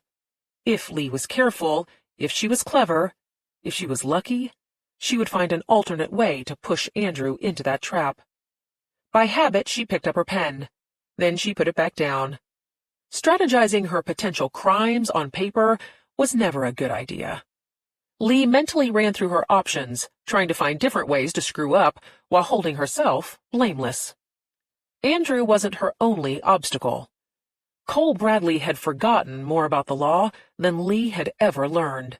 If he thought she was throwing the case, firing would be the least of her worries. The timing was also an issue. Normally, Lee had months, if not a full year, to prepare for a criminal trial, and that was when she was honestly defending her client. Now she had 6 days to become intimately familiar with the crime scene photos, forensic reports, timelines, witness statements, police incident reports, medical reports, rape kit analysis, and the heartbreaking victim's statement, which had also been recorded on camera. The video was the reason Lee kept letting herself get distracted. She could run dozens of strategies on her shadow case against Andrew Tennant, but every single option would require her to aggressively question his victim. As a defense attorney, it wasn't just expected of her, it was required. Tammy Carlson had been violently attacked and raped. But those physical scars would pale in comparison to the emotional destruction she would undergo at Lee's hands. In Georgia, as in the majority of states, criminal cases did not allow for depositions except under extenuating circumstances. The first time that Lee would speak to Tammy Carlson would be during the victim's cross-examination. At that moment, Tammy would represent the top piece of a very stable pyramid that Dante Carmichael would construct to support her testimony. The base would consist of a substantial cast of credible witnesses. Police officers, medics, nurses, doctors, various experts, and the dog walker who had found Tammy handcuffed to the picnic table in the park. They would all give the jury a rock-solid reason to believe every word that came out of Tammy's mouth. Then Lee would be expected to take a sledgehammer and knock the pyramid down. BC&M spent a great deal of money finding out what motivated the average juror. They hired specialists and even brought in consultants on some of the higher-profile cases. Lee had been privy to their work product. She knew that in rape trials, juror comments could run from insulting to demoralizing. If a victim was high or drunk at the time of the assault, then what did she think would happen? If she was angry or defiant on the stand, they didn't like her attitude. If she cried too much or cried too little, they wondered if she was making it up. If the victim was overweight, then maybe she had been desperate and led the man on. If she was too beautiful, then maybe she was stuck up and deserved what she had gotten. Whether or not Tammy Carlson would be able to thread the needle was unknowable. Everything Lee knew about the victim had come from crime scene photos and statements. Tammy was 31 years old. She was a regional manager at a telecom company. She'd never been married, had no children, and lived in a condo she owned in Brookhaven, an area that abutted downtown Buckhead. On February 2nd, 2020, she had been violently raped and left handcuffed to a picnic table inside an open pavilion located in a City of Atlanta public park. Lee stood up from her desk. She closed the blinds on the windows and door. She sat back down. She turned to a fresh page in her legal pad. She tapped open the recording from Tammy Carlson's official interview and pressed play. The woman had been found nude, so, in the video, she was wearing hospital scrubs. She sat in a police interview room that was clearly meant for children. The couches were low and colorful, with beanbag chairs and a play table filled with puzzles and toys. This was what passed for a non-threatening environment for a rape victim. Stick her in a room for children to constantly remind her that not only had she been raped, she could also be pregnant. Tammy was seated on a red couch with her hands clasped between her knees. Lee knew from the notes that Tammy was still bleeding at the time of the interview. She had been given a pad at the hospital, but eventually, a surgeon had been called in to repair the internal injuries from the Coke bottle. The video captured the woman rocking back and forth, trying to soothe herself. A female police officer stood with her back to the wall on the opposite side of the room. Protocol required that the victim not be left alone. This wasn't to make her feel safe. The officer was on suicide watch. A few seconds passed before the door opened, and a man walked in. He was tall and imposing, with gray hair and a neatly trimmed beard. Probably mid-50s, with a Glock on the thick leather belt that reined in his big belly. His appearance gave Lee pause. Women tended to do these interviews because they made more empathetic witnesses on the stand. Lee could still remember cross-examining a male detective who had confidently stated that he always knew a woman was lying about an assault if she didn't want him in the room. He had never considered that a woman who had been raped by a man would not want to be alone with another man. It was 2020. Why had they sent in this bear of a detective? Lee stopped the video. She clicked back through the incident reports to find the first detective on scene. Her memory was that the primary investigator was a woman. She checked the list, then the incident statements, to verify that Detective Barbara Klieg was the officer in charge. Lee searched the other reports for a possible ID on the man in the video, then rolled her eyes because all she had to do was press play. He said, "Ms. Carlson, I'm Detective Sean Burke. I work with the Atlanta Police Department." Lee wrote down the name and underlined it. The "with" made her think that he was a consultant, not an employee. She would need to know what cases Burke had worked on, how many successful prosecutions he'd been a part of, how many citations or warnings were in his file, how many lawsuits settled, how he behaved on the witness stand, what weak points had been opened up by other defense attorneys. Burke asked, "Is it okay with you if I sit down over here?" Tammy nodded, her eyes on the floor. Lee watched Burke move to a straight-backed wooden chair across from Tammy. He was not slow, but he was deliberate. He wasn't taking up all the oxygen in the room. He gave an almost imperceptible nod to the female officer against the wall before he took a seat. He leaned back, kept his legs from doing the usual man-spreading, and clasped together his hands in his lap, making himself a study in non-intimidation. One giant mark against Andrew. Detective Burke exuded professional competence. This was why Barbara Klieg had called him in. He would know how to help Tammy lay down the foundation of her story. He would know how to testify in front of a jury.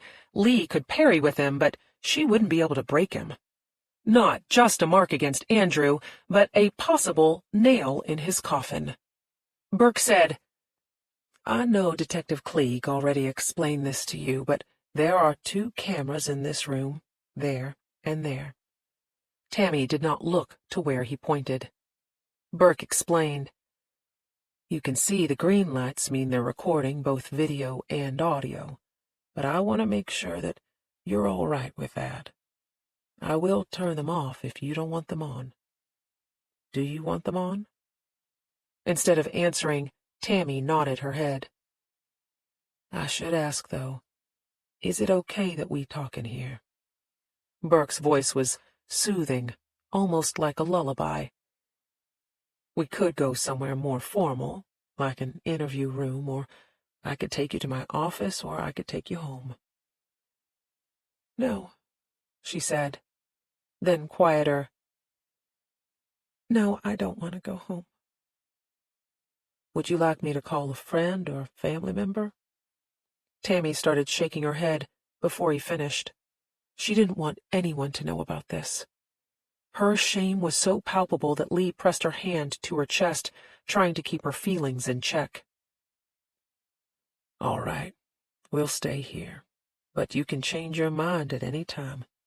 Just tell me you want to stop or you want to go, and we'll do whatever you say." Burke was clearly an authority, but he was going out of his way to give her a sense of choice. He asked, "What should I call you, Tammy or Miss Carlson?" Miss Carlson." Tammy coughed around the words. Her voice was strained. Lee could see the bruises around the woman's neck were already starting to come up. Her face was obscured by her hair, but the photos taken during the rape kit collection had been a study in devastation. "Miss Carlson," Burke confirmed. "Detective Klieg told me that you are a district manager for Datatel. I've heard of the company, of course, but I'm not quite sure what they do." "System logistics and telecom engineering." Tammy cleared her throat again, but the rasp would not go away. "We provide data support for medium to small businesses needing microsystems, optics and photonics, and systems controls. I'm in charge of 16 divisions across the Southeast." Burke nodded like he understood, but the purpose of this line of questioning was to help remind Tammy Carlson that she was a credible professional. He was signaling that he believed her story. Burke said, "That sounds a lot more impressive than my job description. I bet you had to go to school for that." "Georgia Tech," she said. "I have a master's in electrical and computer engineering." Lee hissed out a long sigh. She knew one of Octavia's boxes would contain information from Tammy Carlson's social media, specifically anything to do with Tech's alumni page. Tammy's classmates were at that age of nostalgia, and there were probably ample posts about wild college years. If Tammy had a reputation as a woman who enjoyed drinking or sex, then Lee could bring that out at trial, as if every woman didn't have a right to enjoy drinking and sex. Regardless, Andrew had probably earned a point in his favor. The video played on as Burke engaged in more small talk. The jury would follow him off a cliff. His easy confidence was better than Valium. His voice never left the lullaby register. He looked directly at Tammy, even though she never looked up at him.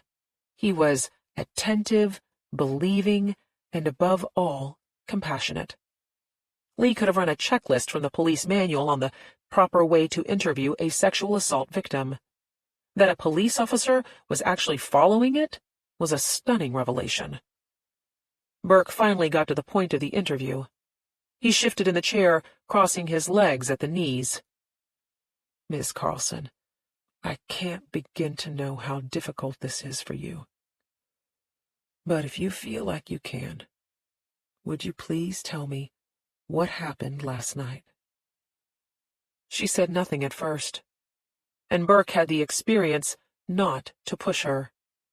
Lee stared at the numbers in the upper right-hand corner, watching the time tick by until, 48 seconds later, Tammy finally spoke. "I don't—" She cleared her throat again. Her esophagus wasn't raw just from the strangulation. During the rape exam, a nurse had stuck a long swab down her throat to find traces of semen. "Sorry. Burke stretched to his left and opened a mini-fridge Lee had not noticed before. He took out a bottle of water, twisted open the top, and placed it on the table in front of Tammy before sitting back. She hesitated, but finally took the bottle. Lee winced as she watched the woman struggle to swallow. Water dripped from the corners of Tammy's swollen lips, pooling into the collar of her scrubs, darkening the green. Burke said, "There's no rule to this, Miss Carlson. You start the story where you feel comfortable, or don't. You can walk out of here at any time." Tammy's hand shook as she returned the bottle to the table. She looked at the door, and Lee wondered if she was going to leave. But she didn't. Tammy took a few tissues from the box on the table. She wiped her nose, flinching from the pain. She worked the tissues in her hand as she started talking, slowly walking Burke through the beginning of a normal evening that had turned into a nightmare. Getting off work, deciding to go out for a drink, leaving her car with the valet, sitting alone at the bar as she drank a gin martini. She'd been ready to leave when Andrew offered to buy her another drink. Lee flipped back in her notepad. She counted off the 2.5 gin martinis that the security cameras at Comma Chameleon had recorded Tammy consuming. As Tammy told the story of moving to the rooftop deck, she was off her alcohol consumption by half, but most people didn't remember how much they drank. It didn't matter. Lee would look petty in front of the jury if she pushed the woman on actually ordering 3 martinis instead of 2. She turned her attention back to the video. Tammy was describing Andrew the same way anyone would describe him. A little hard to read, but nice, professional, an adult at an age when a lot of her generation was not. Tammy was clearly cut from the same cloth. She told Burke that she felt like they had hit it off. No, she didn't know Andrew's last name. He worked at a car dealership, she thought. Maybe a mechanic? He liked to talk about classic cars. "I let him. I kissed him," Tammy said, the guilt in her tone implying that she thought that made everything that had happened afterward her own fault. "I flirted with him. Then at the valet, I kissed him for a while. For too long. And then I gave him my business card because I wanted him to call me." Burke let her sit in silence. He was clearly making the connection that Tammy had spent so much time talking about Andrew for a reason, but he was wise enough not to try to put words in her mouth. For her part, Tammy was looking down at her hands. She had shredded the tissues. She tried to clean up the mess, gathering the stray fibers on the table. When she reached down to the floor, she groaned, and Lee was reminded of the damage that the Coke bottle had done. Burke leaned to his left again, this time to pick up the trash can. He placed it by the table. He was so big, and the room was so small that he did all of this without leaving his chair. Tammy worked to get every single wisp of torn tissue into the wastebasket. Seconds passed, then minutes. Burke patiently watched. Lee imagined he was processing the story so far, checking his own boxes, making sure that he'd gotten answers. Where did the victim first come into contact with the suspect? How much alcohol was consumed? Were they taking illegal drugs? Was the victim with friends? Who could be a potential witness? Or maybe Burke was considering the next batch of questions. Did the victim shove, punch, or kick her assailant? Did she say stop or no at any time? How did the assailant behave prior, during, and after the assault? What was the chronology of the sex acts performed? Was force or threat used? What about a weapon? Did he ejaculate? Where did he ejaculate? How many times? Tammy had finished cleaning up the tissue. She sat back on the couch. Her head started to shake back and forth, as if she'd heard Burke's silent questions and already knew her response. "I don't remember what happened next. When I got to the valet, I was in the car, I think, or I don't know. Maybe I remember some things, I can't be sure. I don't want to. I can't ruin. If I don't remember, I know I need to be sure. Again, Burke waited. Lee admired his discipline, which spoke to his intelligence. 20 years ago, an officer in his position would have grabbed Tammy by the shoulders, shaken her, yelled about how she needed to talk if she wanted to punish the guy who did this, or was she making it all up because she wanted attention? Instead, Burke told Tammy, "My son fought in Afghanistan. 2 rotations." Tammy's head tilted up, but she still would not look him in the eye. Burke said, "When he came back, he was different. So much had happened over there that he couldn't bring himself to talk about. Now, I've never served, but I know what post-traumatic stress looks like because I spend a lot of time talking to women who have survived sexual assault." Lee could see Tammy's jaw start to clench and unclench. She hadn't put it into those stark terms yet. She was not a regional manager or a tech grad. She was a victim of sexual assault. The scarlet letter would burn into her chest for the rest of her life. Burke said, "PTSD is triggered by a traumatic event. Symptoms include nightmares, anxiety, uncontrollable thoughts, flashbacks, and sometimes amnesia." "Are you," Tammy's voice caught, "are you saying that's why I don't remember?" "No, ma'am. We should know more about that when we get back the toxicology report." Burke was going out on a limb, but he pulled himself back.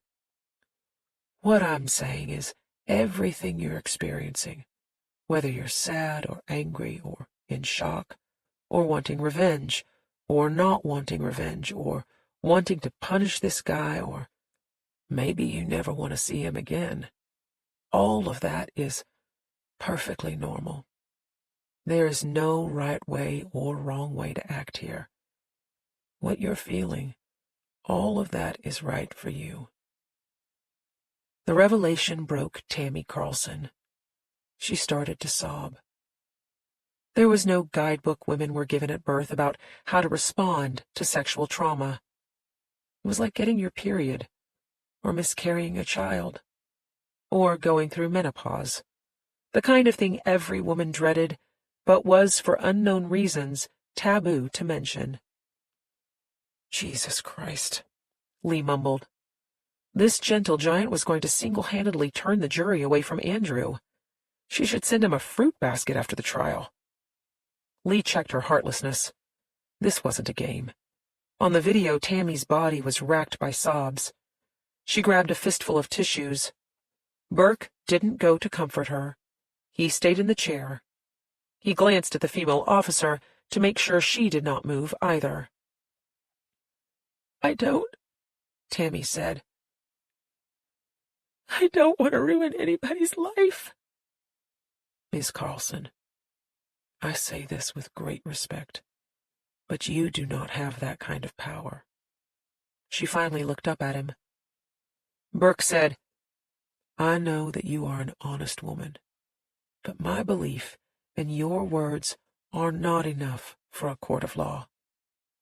Anything you tell me has to be investigated, and if your memory has failed you, or you've mixed up events, then our investigation will find that out in quick order." Lee sat back in her chair. It was like watching Jimmy Stewart give a speech on the courthouse steps. "All right," Tammy said, but still almost a full minute passed before she continued. "I was in the park. That's where I woke up, or came to. I've never been there before, but it was a park. And I was handcuffed to the table. That old man, the one with the dog, I don't know his name. He called the police, and..." In the silence, Lee could hear Tammy's breath on the audio. A quick in and out as she tried not to hyperventilate. Burke told the woman, "Miss Carlson, sometimes our memories come to us in images. They flash like an old movie across the screen. Is there anything about the attack, any stray detail, that you can tell me about the man who raped you?" Her voice caught again. The word rape had just cut through the fog. She had been raped. She was a rape victim. She said, "He had a ski mask on and handcuffs. He handcuffed me." Lee wrote premeditated on her notepad, because the ski mask and handcuffs had been brought to the scene. She stared down at the word. Burke was right about the way memories could flash up. Lee thought about the vacation photos in Reggie Paltz's office. If she knew her grifters, Andrew had probably paid for those trips so that he could set the agenda. There might be a photo of him somewhere in a ski mask. One more possible mark against Andrew. Tammy's throat worked as she tried to swallow. "I asked him to stop. To please stop." Lee made another note. She had seen more than one jury hang up on the fact that a woman had been too terrified or too overwhelmed to forcefully say the word no. "I don't remember if—" Tammy swallowed a breath. "He took my clothes off. His fingernails were long. They scraped. I felt them scrape my—" Lee watched Tammy's hand go to her right breast. She hadn't noticed Andrew's fingernails. If he was still keeping them long at the start of the trial, she certainly wasn't going to tell him to clip them. "He kept telling me that—" Tammy's voice cut off again. "He told me that he loved me. Over and over. That he loved my hair and my eyes. And that he loved my mouth. He kept saying I was so tiny. He said it like, 'Your hips are so slender. Your hands are so small. Your face is perfect, like a Barbie doll.' And he kept saying that he loved me, and—" Burke didn't rush in to fill the silence, but Lee saw him clasp together his hands in his lap, as if he needed to keep himself from reaching out to reassure her that everything was going to be okay.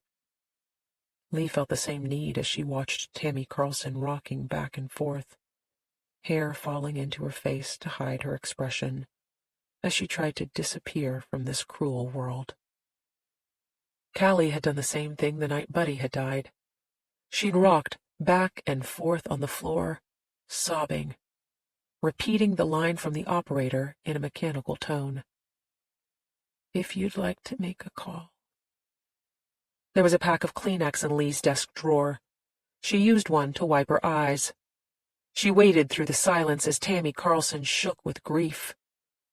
The woman was clearly blaming herself, trying to think about how she had messed up, what stupid thing she had said or done that had put her in this position. She should be at work right now. She had a job. She had a master's degree. And now she had fleeting memories of a violent attack that had completely devastated her carefully planned life. Lee intimately knew that self-blame because it had almost happened to her in college. She had been sleeping in her car, trying to save money, and woken up with a stranger on top of her. "I'm sorry," Tammy apologized. Lee blew her nose. She sat up in her chair, leaned closer to the monitor. "I'm sorry," Tammy repeated. She was shaking again. She felt humiliated and stupid and completely out of control. In the course of 12 hours, she had lost everything, and now she had no idea how to get it back. I I can't remember anything else. Lee swallowed her own self-loathing and made a tick on her notepad. That was the 5th time Tammy Carlson had said that she couldn't remember anything. 5 points for Andrew. She looked back at the screen. Burke remained motionless. He waited a few seconds before prompting. I know that his face was covered, but with a ski mask. Now, correct me if I'm wrong. You can see the eyes, is that right? Tammy nodded. And the mouth. Burke kept gently pushing her toward the obvious question. Did you recognize anything about him? Anything at all? Tammy swallowed loudly again. His voice? Burke waited. It was the guy from the bar. Andrew. She cleared her throat. We talked a long time. I recognized his voice when he was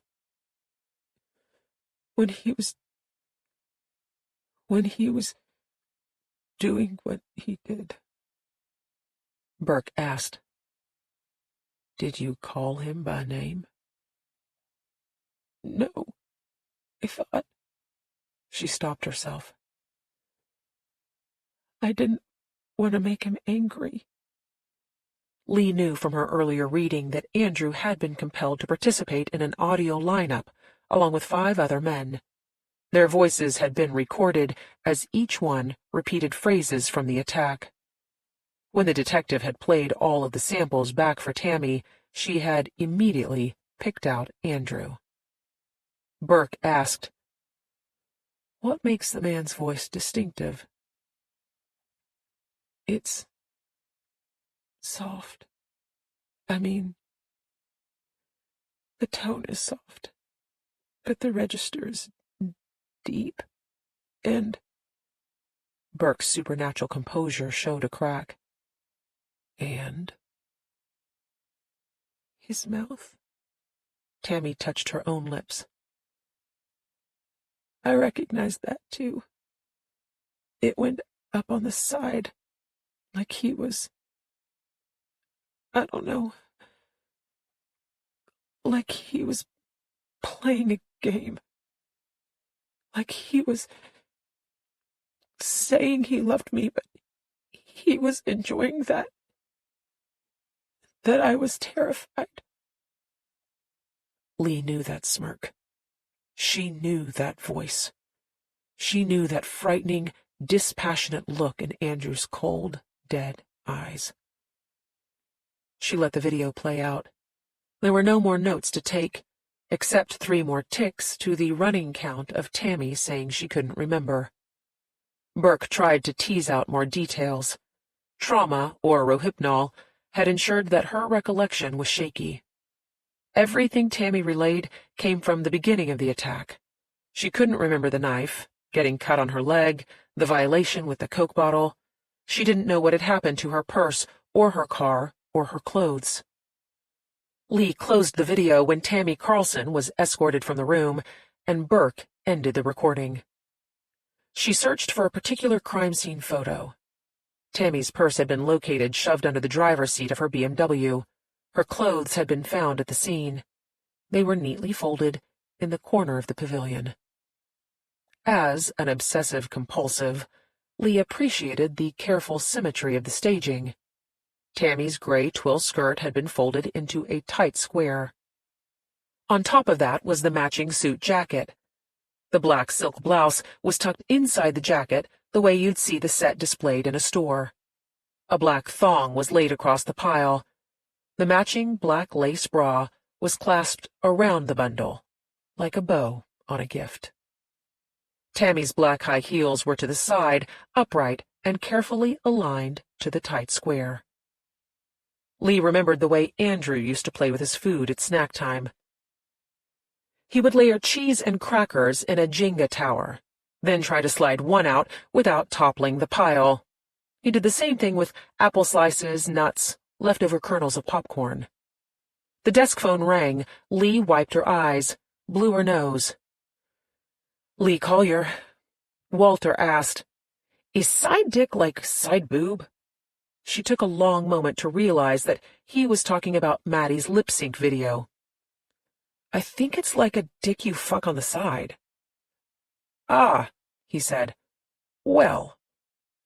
She had to give him credit for not saying, "like mother, like daughter," because when Lee said she was honest with her husband, she was honest about everything. Almost everything.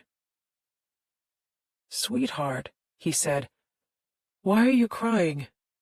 Her tears had stopped, but she felt them threaten to fall again. "I saw Callie last night." Would it be stupid to ask if she's in trouble? Nothing I couldn't handle. Lee would tell him about the unregistered Glock later. Walter had gotten the gun from one of his fireman buddies when she had started working on her own. "She looks bad. Worse than usual." You know it goes in cycles. What Lee knew was that, eventually, Callie wouldn't be able to pull herself out of a dive. She wasn't even sure that Callie could taper off, especially with Phil around. There was a reason Callie had turned to heroin instead of her mother. And maybe there was a reason she hadn't turned to Lee. When Lee had seen her sister's dope kit in the motel last night, she had wanted to throw it against the wall and scream, "Why do you love this shit more than you love me?" She told Walter, "She's too thin. I could see the outlines of her bones." "So you feed her." Lee had tried. Callie had barely managed half a cheeseburger. She'd made a face like Maddie the first time she'd tried broccoli. Her breathing was wrong, labored. I could hear her wheezing. I'm not sure what's going on. Is she smoking? No. Phil had smoked enough for the entire family. Neither one of them could stand the stench, which was why it was doubly cruel that Lee had let Callie go to their mother's last night. What had she been thinking?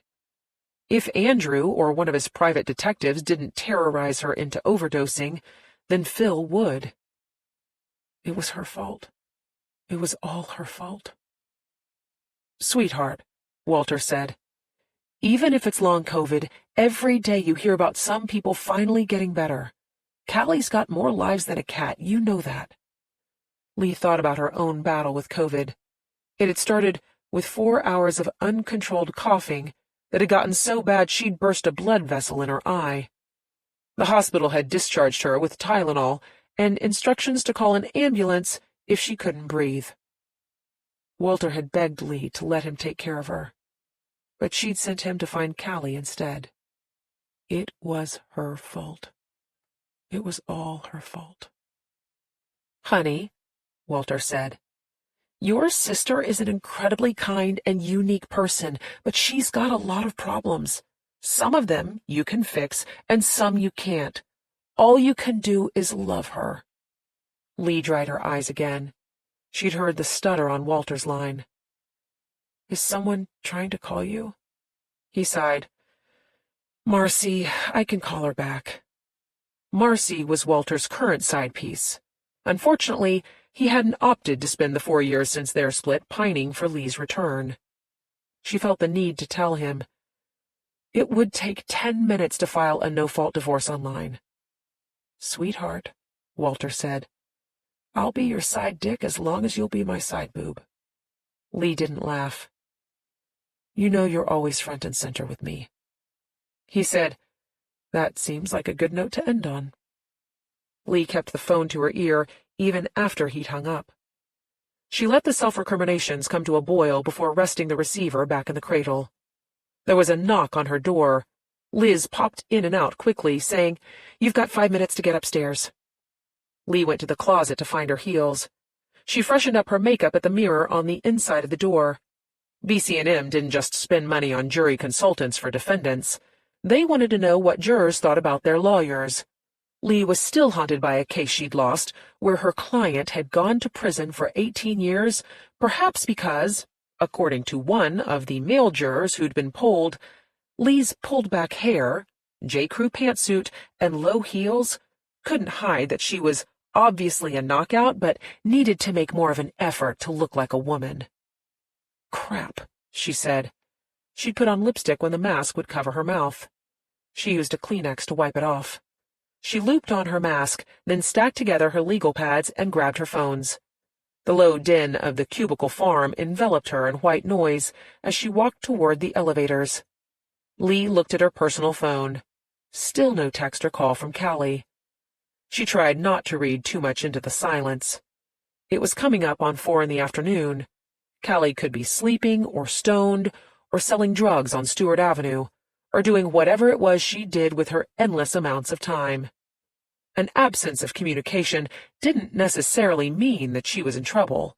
It just meant she was Callie. At the elevator, Lee used her elbow to summon the car. Since her phone was out, she dashed off a text to Maddie. I am a future employer. I checked your TikTok. What do I think? Maddie wrote back immediately. I assume you are a Broadway director and you think, wow, that woman knows her shit. Lee smiled. The punctuation was a small victory. Her 16-year-old baby calling herself a woman who knows her shit was a triumph. And then her smile dropped, because Maddie's TikTok was exactly the kind of evidence that Lee would show a jury if she were trying to impugn her daughter's character. The elevator doors slid open. There was another person in the car, a baby lawyer she recognized from one of the lower cubicle farms. Lee stood on one of the 4 stickers in each corner that were meant to remind people to keep their distance. A sign above the panel advised no speaking or coughing. Another sign advertised some kind of high-tech coating on the buttons that was supposed to stop viral transmission. Lee kept her back to baby lawyer, though she heard a gasp when she used her elbow to hit the penthouse button. The doors rolled closed. Lee started composing a text to Maddie about college admissions, respect from your coworkers, and the importance of a good reputation. She was trying to think of a way to bring the beauty of sex into the mix without mortifying them both when her phone buzzed with another text.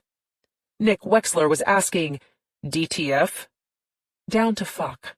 Lee sighed. She regretted circling back into Nick's life again, but she didn't want to come off as a bitch after asking him for a favor. She kicked it down the road, writing, rain check? A thumbs up and an eggplant rewarded her response. Lee contained the urge to sigh again. She returned to Maddie's text, deciding she would have to climb back onto her high horse at a later date. She replaced the lecture with, looking forward to talking tonight. The baby lawyer exited on the 10th floor, but he couldn't stop himself from glancing back at Lee, trying to figure out who she was and how she had gained access to the partners' floor. She waited for the doors to close, then let her mask hang from one ear. She took a deep breath, using the moment alone to recalibrate herself. This would be Lee's first meeting with Andrew after he'd shown his real nature. A duplicitous client was nothing new, but no matter how sadistic their alleged crimes, they were generally docile by the time they'd made it to Lee's doorstep, suffering the humiliation of arrest, enduring inhumane confinement, being threatened by hardened cons, knowing they could be sent back to jail or prison if Lee didn't help them, gave her the upper hand. That was the warning siren that Lee had talked herself out of listening to yesterday morning. Andrew Tennant had maintained the upper hand the entire time, and only in retrospect did Lee realize how it had happened. Defense lawyers always joked that their worst nightmare was an innocent client. Lee's worst nightmare was a client who wasn't scared. The bell dinged. PH flashed above the doors. Lee put her mask back in place. A trim, older woman wearing a black pantsuit and red mask stood waiting for her. It was like The Handmaid's Tale, UGA version. The woman said, Miss Collier, Mr. Bradley wants to speak with you privately in his office. Lee felt a sudden jolt of dread. Is the client here? Mr. Tennant is in the conference room, but Mr. Bradley wanted a word with you first. Lee's gut twisted into a knot, but she had no choice but to follow the woman across the giant, open space. She stared at the closed conference room door. Her mind started racing through tortuous plots. Andrew had gotten Lee fired. Andrew had gone to the police. Andrew had kidnapped Callie and was holding her hostage. The ridiculousness of the last scenario helped spool her paranoia back inside its box. Andrew was a sadistic rapist, but he was no Svengali. Lee reminded herself of her Andrew hypothesis. All that he had were stray childhood memories and guesses about why his father had disappeared. The stupidest thing she could do right now was behave in a way that confirmed his suspicions. "Through here." Bradley's assistant opened an office door. Despite her return to logic, Lee's mouth had gone completely dry by the time she entered the office. No detectives or cops with handcuffs were waiting, just the predictable red and black decor. Cole Bradley sat behind a giant marble desk. Files and papers were stacked around him. His light gray suit jacket hung on a rack. His shirt sleeves were rolled up. His face was bare. She asked, "Will Andrew be joining us?" Instead of answering, he indicated a red leather chair across from his desk. "Take me through it." Lee wanted to kick herself for missing the obvious. Bradley wanted her to prep him so that he looked like he knew what he was talking about in front of the client. She sat down. She took off her mask, opened her notepad, and dove straight in. The victim's audio ID of Andrew's voice is confident during her initial interview. After his arrest, she chose him out of an audio lineup. She's shaky on some things, but they used a forensic interviewer who took her into the story. His name is Sean Burke. "Never heard of him," Bradley said. "Me either. I'll find out what I can, but he's a home run on the stand." "I don't know how Tammy Carlson, the victim, will play out. She's very sympathetic in the recorded interview. On the night of the attack, she wasn't dressed provocatively. She didn't drink that much. She doesn't have a criminal record. No DUIs, no speeding tickets. Credit record is solid. Student loans are almost paid off. I'll dig into her social media, but she's got a master's in software engineering from Tech. She's probably scrubbed anything that's bad." "Tech," he said, UGA's long-running rival. "How sympathetic is she?" "There's no question about lack of consent. She got the absolute hell beaten out of her. She gave a firm no during the attack. The pictures alone buy her a massive amount of compassion." Bradley nodded. "Evidence?" "There's a muddy shoe print consistent with a Nike size 9 found in Andrew's closet. I can argue that consistent isn't exact. There are several deep bite marks, but there was no DNA found when they swabbed the wounds. And the prosecutor wouldn't dare try to put up an odontologist when he knows I can easily debunk the junk science." Lee paused to take a breath. "The Coke bottle is more difficult. Andrew's print was found on the bottom of the glass, right pinky finger, but it's a solid, peer-reviewed match from the Georgia Bureau of Investigation. There's nothing else on the base of the bottle but fecal matter and the victim's DNA. The attacker probably used gloves, and the pinky tore, or it's a bottle that Andrew touched before the assault. He's been to that park before." Bradley took a moment to process that last piece of information. "Problem areas. On their side, Rohypnol is suspected, so I can argue temporary amnesia. Carlson suffered a concussion, so traumatic amnesia is a given. I've already put 2 specialists on standby who are very good with a jury." Lee paused to look down at her notes.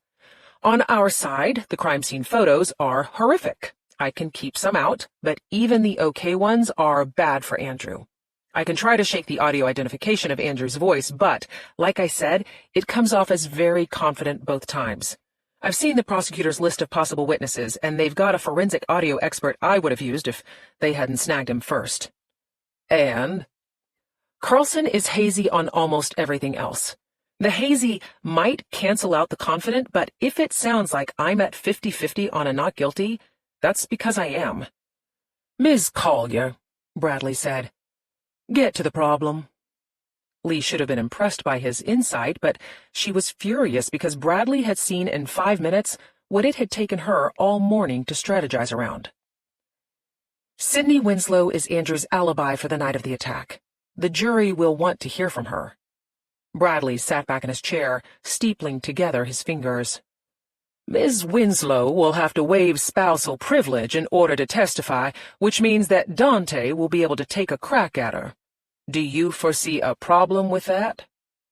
Lee felt her teeth start to grit. She had intended to use Sydney as a Trojan horse, letting her burn down Andrew's life while Lee held herself blameless. Dante's no Perry Mason, but it won't take much. Either Sydney's going to get pissed off and say something stupid, or she'll try to help Andrew and say something stupid. In my day, saying something stupid under oath was called perjury. Lee wondered if Bradley was encouraging her or warning her. Lawyers were not allowed to put witnesses on the stand if they believed they were going to lie. Suborning perjury was a criminal offense that carried a sentence of 1 to 10 years and a hefty fine. Bradley was waiting for her response. Her boss had made a legal observation, so Lee gave him a legal rebuttal. I'll advise Sydney exactly as I always advise witnesses. Stick to the truth, don't try to be helpful, only answer the questions you're asked, and never embellish. Bradley's nod indicated that was good enough for him. Any other issues I should be made aware of? Andrew's ankle monitor has gone off several times. False alarms, but someone could say that he's testing the response times. Let's make sure no one says that, Bradley told her, as if Lee had any control. Your second on the case, Jacob Gaddy, Lee provided. I've tried a few cases with him before. He knows his way around the forensics. He's good with witnesses. Bradley nodded because it was accepted strategy to balance out a woman with a man. Who's the judge? It was Alvarez, but... COVID. Bradley sounded grave. Alvarez had been his contemporary. When will you know who you're getting? They're still figuring out the new rotations. Everything's upside down at the courthouse. We've got jury selection on Thursday and probably Friday, then the trial starts Monday. But who knows whether they'll move it up or postpone it. It depends on the infection rates, whether or not the jail gets locked down again. No matter what, I'll be ready to go. Is he guilty? Lee was taken aback by the question. I can see a path to a not guilty, sir. It's a simple yes or no. Lee wasn't going to give him a simple answer. She was in the process of trying to throw a case for her own personal gain. The biggest mistake criminals made was to appear overconfident. She said, probably.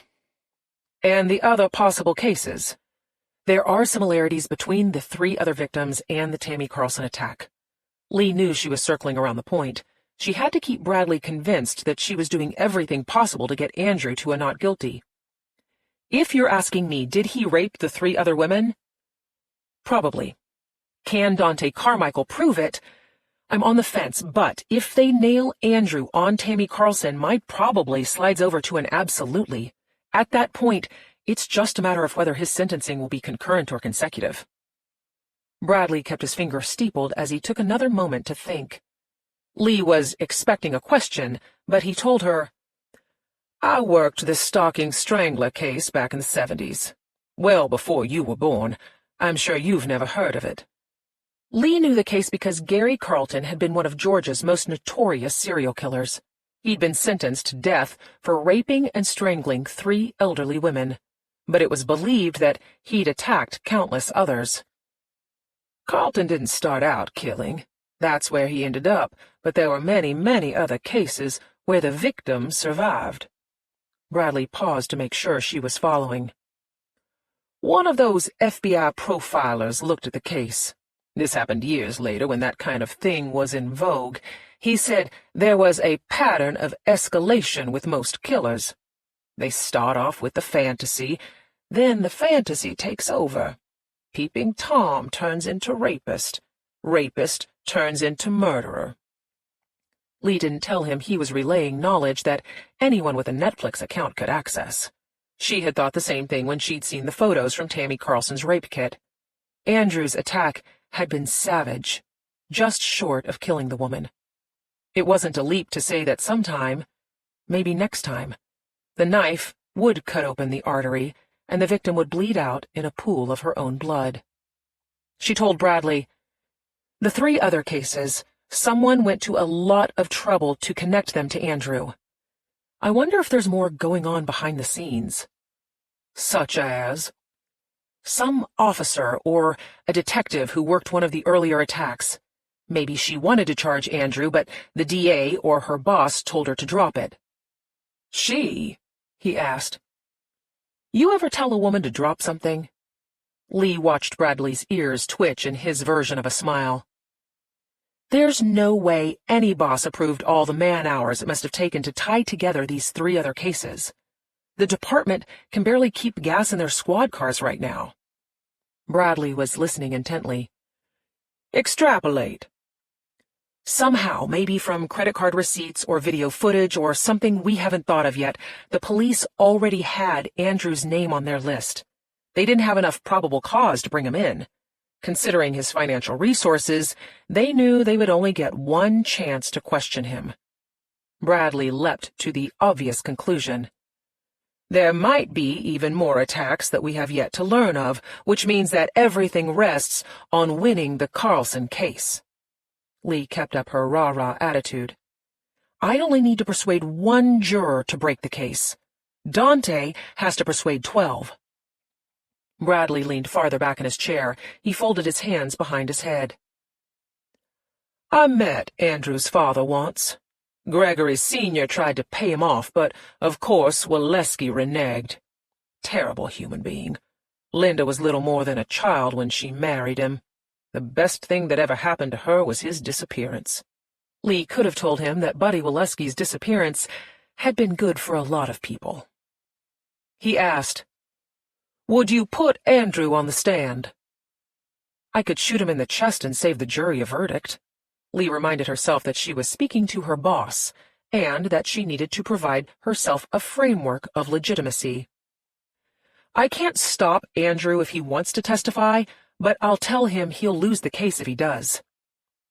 Let me ask you a question, Bradley said, as if he hadn't been doing just that. Assuming Andrew is guilty of the assaults, how are you going to feel if you get him off scot-free and he does it again? Or he does something even worse the next time? Lee knew the answer he was looking for. It was the answer that made people hate defense attorneys, until they needed one. If Andrew walks, I'm going to feel like Dante Carmichael didn't do his job. The burden is on the state to prove guilt. Good. Bradley nodded. Reginald Pulse, what do you think about him? Lee hesitated. After the conversation with Liz, she had wiped Reggie from her mind. He's good. I think his background work on Andrew is excellent. We won't be surprised at trial by anything the prosecution digs up. I'm putting him on one of my divorce cases. Delay that, Bradley ordered. Mr. Pulse is on exclusive retainer for the duration of the trial. He's waiting in the conference room with Andrew. I won't be joining you, but I think you'll find he has some interesting things to say. 8. Lee braced herself as she walked toward the conference room. Instead of trying to anticipate the interesting things that Reggie Pulse had to say, she silently recited her Andrew hypothesis. When Andrew was a kid, he had found Buddy's camera behind the bar. After his father had disappeared, he'd seen Callie worrying the femoral artery diagram in the textbook. For some unknown reason, at some point, the two memories had collided, and now he was out there copying his own sick interpretation of his father's murder. A bead of sweat rolled down the back of Lee's neck. The hypothesis didn't seem as strong with Andrew less than 20 feet away. She was giving him a lot of credit for making the connection. There was no such thing as a criminal mastermind. Lee was missing a detail, a B that connected the A and C. Bradley's UGA handmaiden cleared her throat. Lee was standing like a statue in front of the closed conference room door. She gave the woman a nod before going inside. The room looked the same, though the flowers in the heavy glass vase had started to wilt. Andrew was at the fireplace end of the conference table. A thick file folder was closed in front of him. Light blue, not the sort that they used at the firm. Reggie Pulse was 2 chairs away. The setup was familiar from their previous meeting. Reggie was working on his laptop. Andrew was frowning at his phone. Neither was masked. When Lee closed the door, Andrew was the first to look up. She caught his expression mid-transformation. Irritated one moment, completely soulless the next. My apologies for being late. Lee walked stiffly. Her body felt suspended in the same perpetual fight-or-flight mode as before. Her senses were heightened, her muscles felt tensed. The urge to flee coursed through every molecule. She bought herself some time as she found a pen in the cup on the credenza. She sat down in the same spot she'd taken 2 nights ago. Her 2 phones went flat to the table. She knew the only way to get through the next hour was to stick to business. "Reggie, what do you have for me?" Andrew answered. "I remembered something Tammy told me at the bar." Lee felt a sharp prickle of a warning trace up her spine. "What's that?" He let the question linger as he picked at the corner of the light blue file folder. The tick, tick, tick drew out the silence. Lee estimated there were around 100 pages inside. She knew instinctively that she didn't want to know what they contained. And she also knew that Andrew wanted her to ask about them. She heard Callie's admonishment. "You can't play a game with somebody if they're not willing to suit up."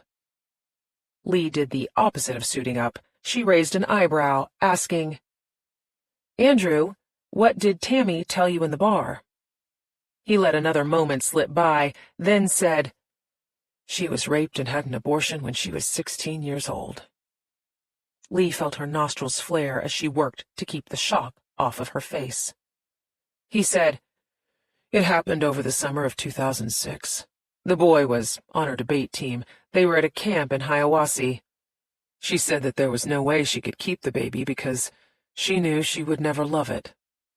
Lee pressed together her lips. She had watched every frame of the 98-minute video. There was no point at which Tammy Carlson was engaging in anything but light banter and flirting. "You see the value of this information, I assume." Andrew was watching her closely. The tick kept its steady rhythm. "Tammy Carlson has falsely accused a man of rape before. She murdered her unborn child. Can the jury really believe a word she says?" Lee tried to look at him, but the open menace in his eyes broke her nerve. She didn't know what to do but play along.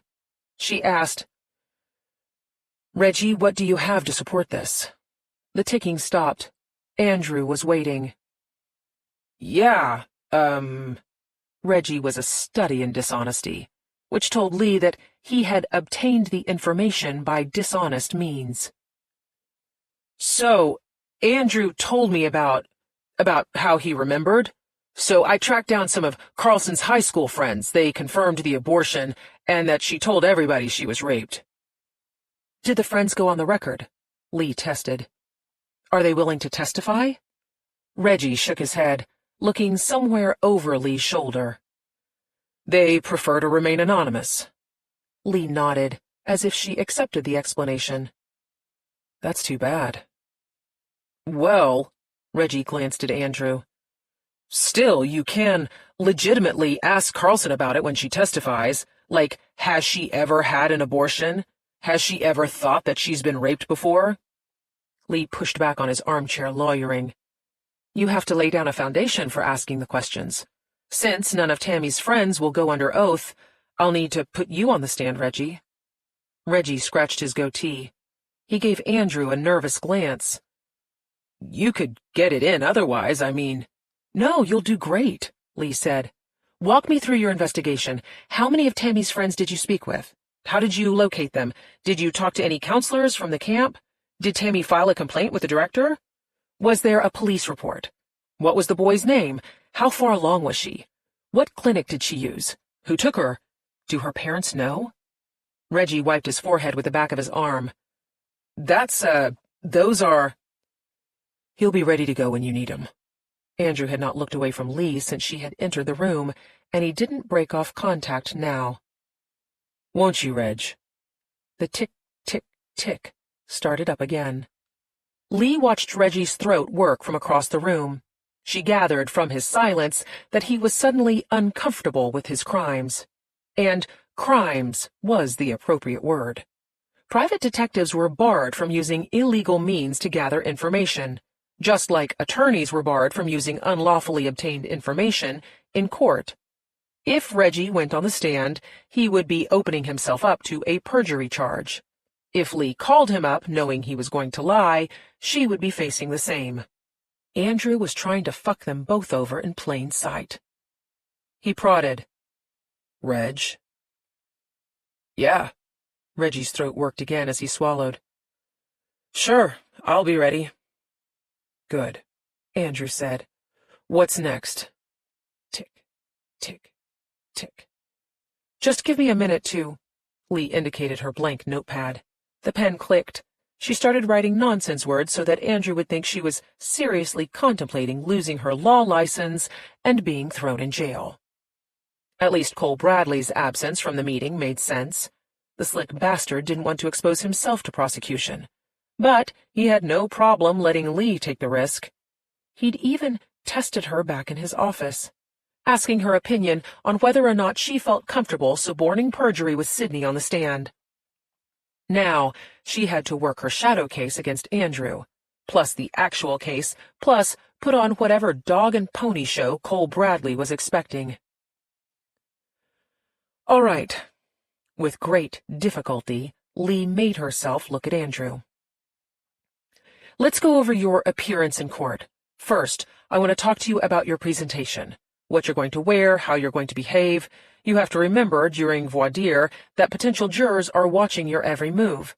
Do you have any questions about procedure?" The ticking had stopped again. Something about Andrew's posture held a warning. He took his time asking, "Voir dire." Lee fell back into lawyer mode, launching into her usual speech. "Voir dire is the process by which each side gets to question prospective jurors. Generally, a pool of around 50 people is randomly selected. We'll get an opportunity to question each person. We'll be looking for perceived bias, backgrounds, qualifications, who we think will be sympathetic to our side, or not." How do we know? Andrew had broken her rhythm. She could tell he had done it on purpose. "What if they lie?" That's a good question. Lee had to stop to swallow. His voice was different. Softer, but still deep in register. The same way that Tammy had described. "All jurors have to fill out a questionnaire, which we'll get access to ahead of time."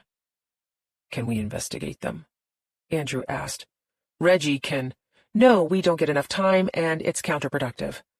One glance at Reggie told Lee that he was on board with whatever Andrew wanted. She tried to move them away from another scheme to rig the system. When prospective jurors are on the stand, they are under oath. They have to be honest, and judges will give you a lot of leeway to look for possible conflicts. Reggie said, "You should really get a jury consultant." "We've already discussed that." Andrew kept his attention on Lee. "What kind of questions will you ask?" Lee's internal siren sounded an alert, but she listed off some of the possibilities. "The judge will ask some general questions first, like, have you or a family member ever been the victim of a violent crime? Do you think you're capable or incapable of being impartial? Then we'll get into education, work experience, clubs or organizations they belong to, religious affiliation, whether there's any relation between themselves and anyone on the case, whether or not they are prepared to hear graphic details about sexual assault, whether they've been sexually assaulted themselves." "Right," Andrew said. "Will they have to talk about that, if they believe they've been sexually assaulted?" Lee shook her head. She didn't know where this was going. "Sometimes." "And are you saying we do or we do not want those people on the jury?" Her throat had gone dry again. "We get challenges, and—" "I think the best strategy is to try to pull out the details. For instance, how old they were when it happened, whether it was child abuse or—" He paused. "Forgive me. Is there a difference between a sex act with, say, a teenager and one with an adult?" Lee couldn't speak. She could only look at his mouth. Tammy Carlson had talked about the derisive curl of his lips behind the ski mask. Now, he was clearly enjoying the fact that he was making Lee squirm. He continued, "Because it seems to me that a person who had a sexual experience as a teenager wouldn't necessarily be inclined to believe an adult sexual experience that got a little out of hand is a bad thing." Lee bit her lip to keep herself from correcting him. Nothing had gotten a little out of hand. Tammy had nearly been destroyed. Andrew had known exactly what he was doing. Something to think about. Andrew shrugged, but even the up-and-down movement of his shoulder was tightly controlled. You're the expert. I leave the decision to you. Lee stood up. She walked over to the credenza. A mini-fridge was behind the cabinet door. She took out a bottle of water, asking Andrew, "Thirsty?" For the first time, light flickered behind his eyes. His excitement was almost palpable, like a predator stalking fresh prey. He was soaking in her discomfort, reveling in her anxiety. Lee turned her back to him. Her hands were trembling so badly that she could barely twist the cap on the water bottle. She took a long drink. She sat back down. She returned to the safety of her well-rehearsed speech. "So, as I was saying, we get a specified number of challenges to dismiss jurors, some for cause, some for people we just don't like. The prosecutor gets the same number. At the end of the process, we'll have 12 jurors and 2 alternates picked for your trial." Lee's breath ran out on the last word. She coughed, trying to cover her jitters. "Sorry." Andrew's dark gaze covered her face like a veil as she took another drink from the bottle. She continued, "One of our associates, Jacob Gaddy, will be second-chairing me. He'll navigate the paperwork and some of the procedural details. I'll use him to interview a few of the witnesses. At the table, I'll sit on your right. Jacob will be on your left. He's your attorney too, so if you have any questions or comments while I'm performing interviews, then direct them to Jacob." Andrew said nothing. She kept going. "During voir dire, all of your potential jurors will be watching you.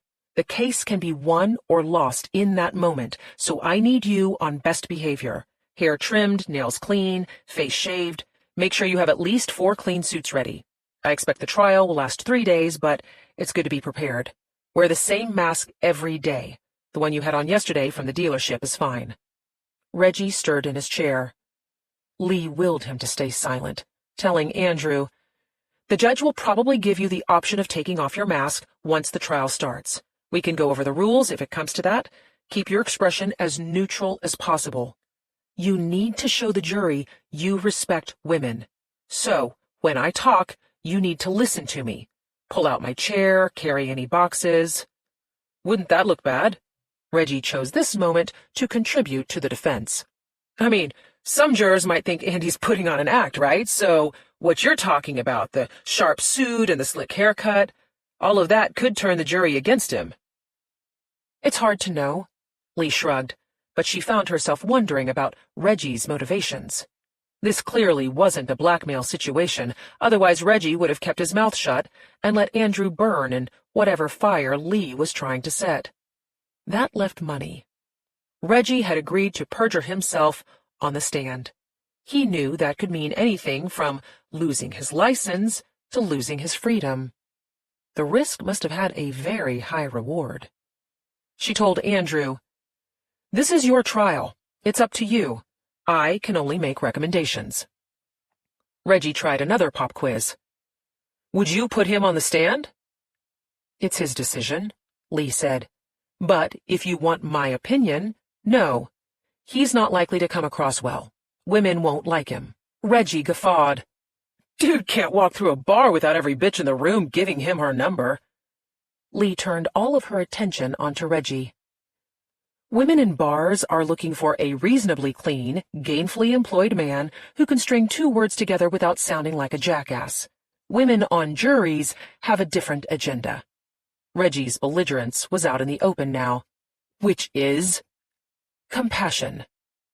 Reggie didn't have a response. Neither did Andrew. He let his silence chew at her nerves. Lee looked at him, blurring her eyes so she didn't have to see his face. He was sitting back in his chair, spine straight, hand resting on the file, yet every part of him seemed ready to pounce. She watched his fingers gently stroke the corner of the light blue folder, tickling apart the edge. His hands were large like his father's. The gold watch hanging loose from his wrist reminded her of the one Buddy had worn. "All right," Andrew said. "That's voir dire. What about the trial?" Lee looked away from his hand. She struggled to find her place. The prosecutor will start with establishing a timeline. While he's presenting his case, keep silent. Don't shake your head or make any noises of disbelief or disagreement.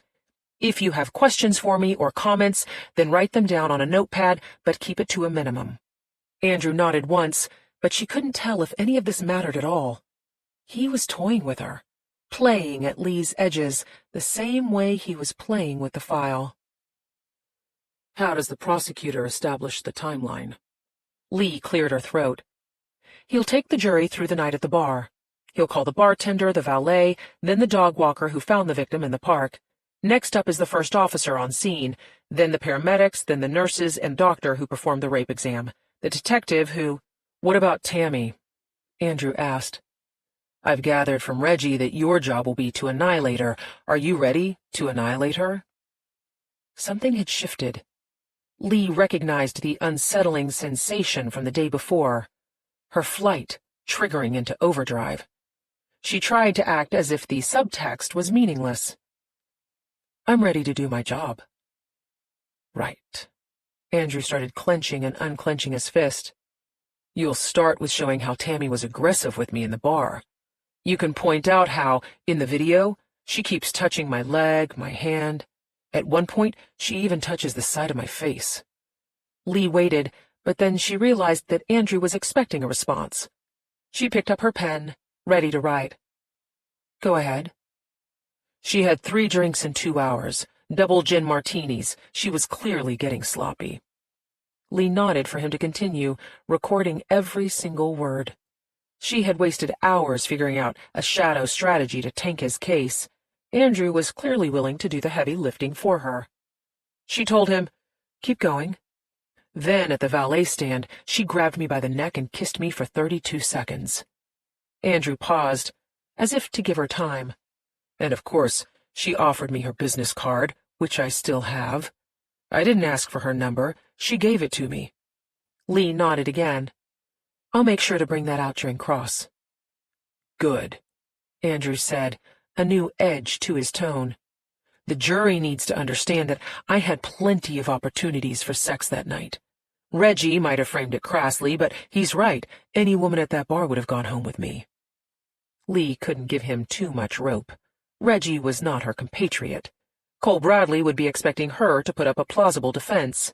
And if the prosecutor argues that rape isn't about sex, it's about control, then you'll explain that I have plenty of control in my life, Andrew said. I can do anything I like. I live in a $3 million house. I have my pick of luxury cars. I have access to our family jet. I don't chase after women. Women chase after me. Lee nodded her head to encourage him, because his arrogance was her biggest advantage. Andrew had picked the wrong part of Atlanta to commit his crimes.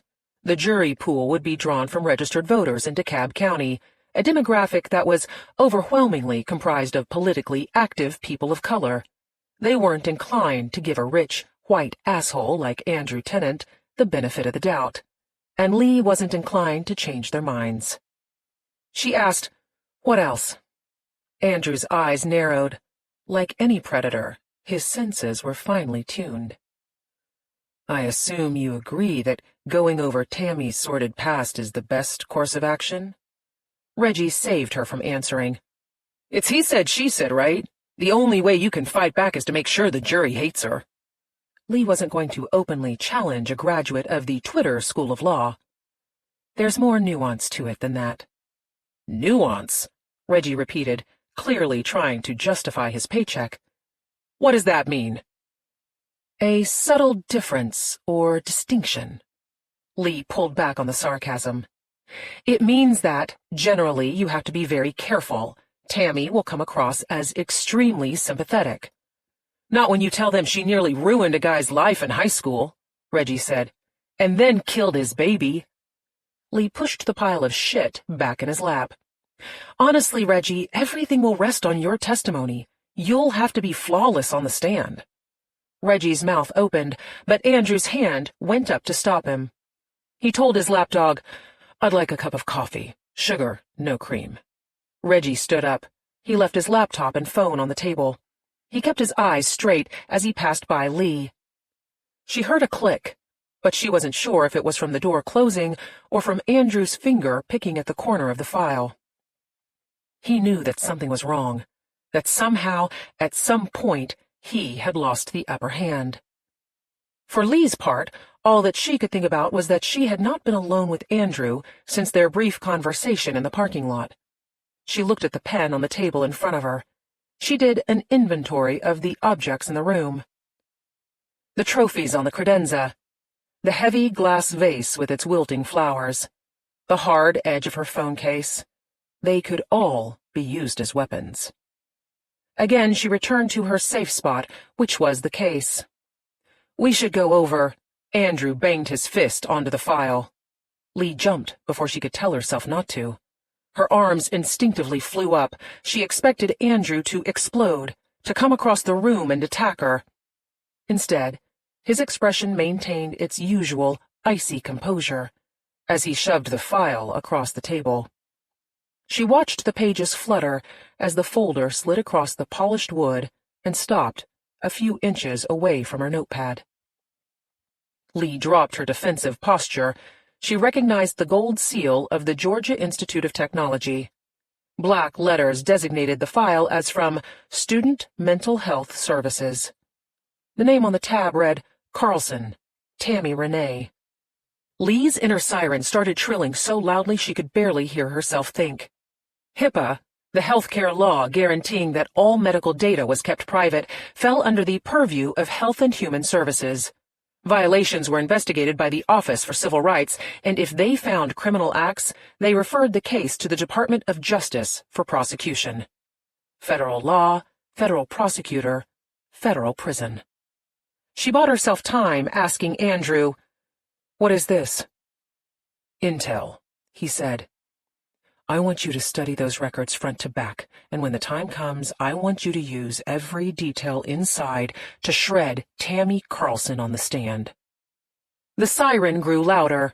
The medical chart looked like the original, which meant Reggie had either broken into a secure location inside Georgia Tech, a state institution that took federal dollars, or he had paid someone working in the office to steal the file for him. The list of crimes behind the theft or the receipt of stolen property were almost impossible to calculate. And if Lee used the ill-gotten gains, she could be setting herself up as a co-conspirator. She straightened the pen against the edge of her notepad. "This is not A Few Good Men. The Jack Nicholson moment you and Reggie are looking for could turn the jury completely against me. They'll think I'm a raging bitch." And, Lee said, "you need to understand that when I am in the courtroom, I am you. Whatever comes out of my mouth, however I behave, whatever tone I set, helps the jury form their opinion of what kind of man you really are." "So you go after Tammy and I stand up and order you to stop," Andrew said. "That way you tear down her credibility and I look like a hero." Lee wanted that to happen more than Andrew realized. The judge would probably declare a mistrial, and Lee could get kicked off the case. Andrew asked, "Is that a good strategy?" He was testing her again. He could go back to Cole Bradley and ask him to weigh in, and then Lee wouldn't just be dealing with an enraged psychopath. She would be looking for a job. She said, "It's a strategy." Andrew was smiling without the smirk. He was telling Lee that he knew what she was trying to do, but he didn't care. She felt her heart skip. Why didn't he care? Was Andrew holding back something even more horrifying than stealing Tammy Carlson's most intimate therapy moments? Did he have a strategy that Lee could not divine? Cole Bradley's Netflix detective warning came back to her. Peeping Tom turns into rapist, rapist turns into murderer. Andrew's smile had intensified. It was the first time since she'd met him that he truly seemed to be enjoying himself. Lee broke contact before her fight or flight sent her running out of the building. She looked down at her notepad. She turned to a fresh page. She had to clear her throat again before she could speak. "We should—" Reggie chose this moment to return. His footsteps dragged as he placed the steaming cup of coffee in front of Andrew. He sat back heavily in the chair. What did I miss? Nuance. Andrew took a sip from the cup. He grimaced. Damn, that's hot. It's coffee, Reggie said, absently checking his phone. I hate when I burn my mouth like that. Andrew was looking directly at Lee again, making sure she knew that his words were meant for her. And then you put on your mask, and it feels like you can't catch your breath. Hate that. Reggie wasn't paying attention, but Lee was. She felt like she was caught in a tractor beam. Andrew was doing the same thing he had done the day before, luring her into his sights, gently pressing at Lee's weak points until he found a way to break her. I'll tell you what it feels like, Andrew said. Like, what's that kitchen stuff called? Is it plastic film? Lee's breath abruptly stopped. Do you ever get that feeling? Andrew asked. Like somebody took out a roll of plastic film from the kitchen drawer and wrapped it around your face 6 times? Vomit rushed into her mouth. Lee clamped her jaw tight. She tasted the bitter remnants of lunch. Her hand went to her mouth before she could stop it. Dude, Reggie said, that's a weird way to put it. It's horrible, Andrew said, light playing across his dark, callous eyes. Lee choked the vomit back down. Her stomach pulsed with her heartbeat. This was too much. She couldn't process it all. She needed to get away, to run, to hide. Her voice caught. I think we have enough for today. Andrew asked. Are you sure? There was the smirk again. There was the soft but deep voice. He was feeding off Lee's terror the same way he had fed off Tammy Carlson's. The room turned sideways. Lee was lightheaded. She blinked. The out-of-body sensation took over, sending her soul somewhere into the firmament, while her other self performed the menial tasks that would extricate her from his talons. Left hand closing her notepad, right thumb clicking the pen, then stacking together her 2 phones, standing on trembling legs, turning to leave. Harley, Andrew called. With effort, Lee turned back around. His smirk had turned into a pleased grin. Don't forget the file. 9. Callie scrolled through Nat Geo, reading about the African crested rat who rubs against the bark of the poison arrow tree to store lethal poison in the porcupine-like hairs on his back. Dr. Jerry had warned her about the creature as they were counting out the cash drawer at the end of the day. If he noticed there were more crumpled 20s than usual, he didn't bring it up. He seemed more concerned that Callie never, ever accept an invitation to one of the prickly rodents' dinner parties. She let the phone rest in her lap as she looked out the bus window. Her body ached the way it always ached when her brain was telling her that the 2 maintenance doses of methadone every day were not enough. She tried to ignore the craving, focusing instead on the sun as it flashed through the tops of passing trees. The taste of rain was in the air. Binks would want to cuddle. Dr. Jerry had persuaded Callie to take one of the 20s as a bonus. She could give it to Phil as a down payment on next week's rent and possibly something to eat for dinner. Or she could get off at the next stop, head back to Stewart Avenue, and buy a quantity of heroin that would have Janis Joplin clutching her pearls. The bus wheezed to a slow stop for a red light. Callie turned in her seat, looking through the back window. Then she looked at the vehicles lined up beside the bus. Only a handful of white dudes, but none driving a nice car. After sneaking out of her mother's house this morning, Callie had taken 2 different bus routes to Dr. Jerry's. Then she had gotten off early and walked down the long, straight road to the clinic so that she could make sure no one was following her. Even with that, she couldn't shake the sensation that she was going to turn around and see the camera's unblinking eye tracking her every move.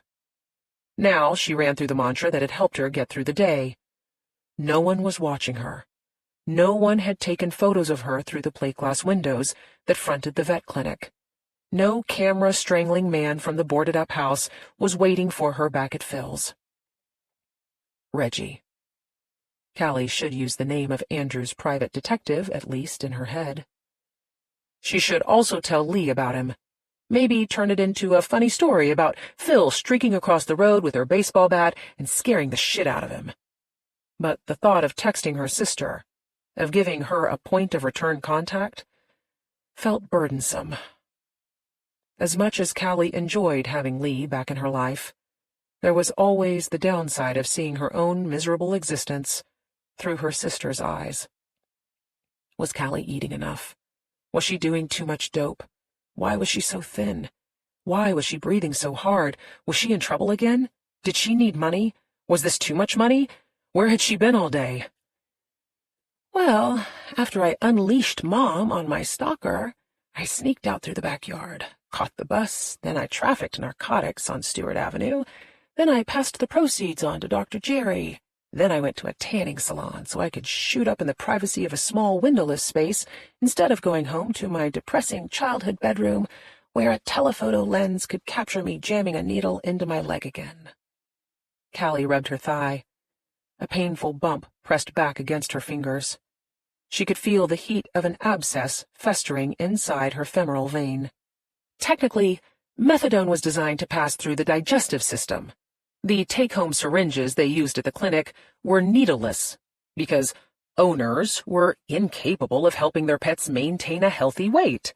Very few of them were going to jam a needle into their beloved Fluff.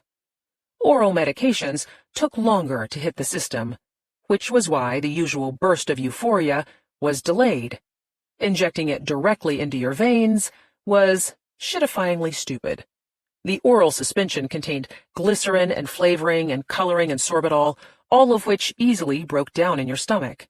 Pushing it into your bloodstream could result in particles traveling straight into your lungs and heart, or a clog developing at the site of the injection, which resulted in the very type of nasty abscess Callie could feel growing under her fingertips. Stupid junkie. The only thing Callie could do was wait for it to get large enough to drain and steal some antibiotics from the drug locker. Then she could steal some more methadone and inject more methadone and get another abscess that had to be drained because what was her life, if not a series of drastically bad choices? The issue was that most IV drug users weren't only addicted to the drug. They were addicted to the process of shooting the drug. It was called a needle fixation, and Callie was so fixated on the needle that even now, her fingertips pressing at what was likely to become a raging infection, all she could think about was how good it would feel when the needle pierced the abscess on its way into her femoral vein again. Why this made her think of Lee again was something for her biographers to decipher. Callie tightened her fingers around the phone in her hand. She should call her sister. She should let her know that she was okay. But was she really okay? Callie had made the mistake of looking at her entire naked self in the mirror inside the tanning salon. In the blue glow of the ultraviolet bulbs, her ribs had stood out like whalebone on a corset. She could see the joint in her elbows where the radius and ulna plugged into the humerus. Her hips looked as if someone had clipped her legs to a clothes hanger meant for trousers. There were red, purple, and blue tracks on her arms, belly, legs. Broken needle tips that had been surgically removed. Old abscesses. The new one starting in her leg. Scars she had made, scars that had been made upon her. A pinkish bump in her neck, where the Grady doctors had inserted a central line directly into her jugular in order to deliver the medications to treat her COVID. Callie reached up and lightly traced her finger along the tiny scar. She had been severely dehydrated when Lee had brought her to the emergency room. Her kidneys and liver were shutting down. Her veins were blown from almost 2 decades of abuse. Callie was generally a master at blocking out most of the unpleasant moments of her life. But she could easily recall shivering uncontrollably in the hospital bed, breathing through the tube shoved down her throat, and the spacesuit-clad nurse gasping at the state of Callie's ravaged body when she'd come to change the sheets. There were all kinds of postings on the COVID message boards about what it felt like to be intubated, alone, isolated in the ICU while the world raged on, mindless to your suffering, and, in some cases, denying that it even existed. Most people talked about ghostly visits from long-dead relatives or getting maddening songs like "Wake Me Up Before You Go-Go" stuck inside their heads. But for Callie, it was one moment that had stayed with her for almost the entire 2 weeks. Tap, tap, tap. Trevor's grubby little fingers menacing the nervous blennies. "Trev, are you tapping on the aquarium like I told you not to?" "No, ma'am." The bus gave off another low hiss, slithering to another stop. Callie watched passengers getting off and on. She allowed herself a brief moment to think about the man Trevor Waleski had grown into. Callie had met her share of rapists. Hell, she'd fallen in love with one before she was out of middle school. From what Lee had said, Andrew was not big and obnoxious like his father. You could see that much from his website photo. There was none of the stalking, angry gorilla in Buddy's only child. Andrew sounded more like a stargazer, a fish that buried itself in the sand in order to ambush unsuspecting prey. As Dr. Jerry would say, their spiteful reputations were rightfully earned. They had venomous spines to poison their prey. Some had weird, electrified eyeballs that could shock an unsuspecting invertebrate on the ocean floor. Lee had certainly been shocked last night. Andrew had scared the shit out of her during the meeting with Reggie Paltz. Callie knew exactly what her sister meant by the cold, dead look in his eyes. When Andrew was a kid, Callie had seen flashes of his burgeoning psychopathy, but of course, Andrew's transgressions had been in the order of snack stealing and pinching Callie's arm while she was trying to fix dinner, not being accused of sadistically raping a woman and slicing her leg, the same way that Callie had sliced Buddy's. She shivered as the bus revved away from the curb. Callie forced her thoughts away from Andrew's current crimes and put her focus squarely back on Lee. It was painful to watch her big sister flounder around, because Callie knew the worst part for Lee was feeling like she had no control. Everything in her sister's life was kept neatly sectioned off. Maddie and Walter and Callie, her job, her clients, her work friends, whoever she was screwing on the side. Any time there was an intermingling, Lee lost her mind. Her burn-the-motherfucker-down instinct was never stronger than when she felt vulnerable. Aside from Callie, the only other person who could talk her off the ledge was Walter. Poor Walter. Callie loved Lee's husband almost as much as her sister did. He was much tougher than he looked. Walter had been the one to end their marriage, not the other way around. There was only a certain number of times you could watch someone set themselves ablaze before you stepped away. Callie assumed that growing up with two drunks for parents had taught Walter to choose his battles. This made him particularly understanding of Callie's situation. It made him even more understanding of Lee's. If Callie had a needle fixation, Lee had a chaos fixation. Her big sister longed for the calm normalcy of life with Walter and Maddie, but every time she reached a certain level of tranquility, she found a way to blow it up. Over the years, Callie had watched the pattern play out dozens of times. It started back in elementary school when Lee was in line for a spot at the magnet school and ended up losing her slot because she had gone after a girl who'd teased Callie about her hair. In high school, Lee had qualified to take special courses at the college, but she'd gotten caught slashing her sleazy boss's tires and ended up with 2 months in juvie.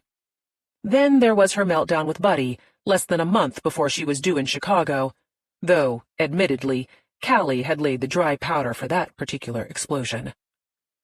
Why Lee continued the pattern into her adult life was a puzzle that Callie could not solve. Her big sister would have these bursts of joyful wife and motherhood where she'd be carpooling Maddie and going to dinner parties with Walter and writing white papers on crazy smart shit and doing speaking engagements at legal conferences, and then, eventually, something trivial would happen, and Lee would use it as a reason to self-sabotage her way out. She never did anything bad with Maddie, but she would force an argument with Walter, or yell at a room mother, or get sanctioned by a judge for mouthing off, or, if the usual routes failed her, she would do something incredibly stupid that she knew would send her back to purgatory. There wasn't a hell of a lot of daylight between what Lee did with her good life and what Callie did with the needle. The bus bristled against the curb like an exhausted porcupine. Callie pushed herself up from the seat.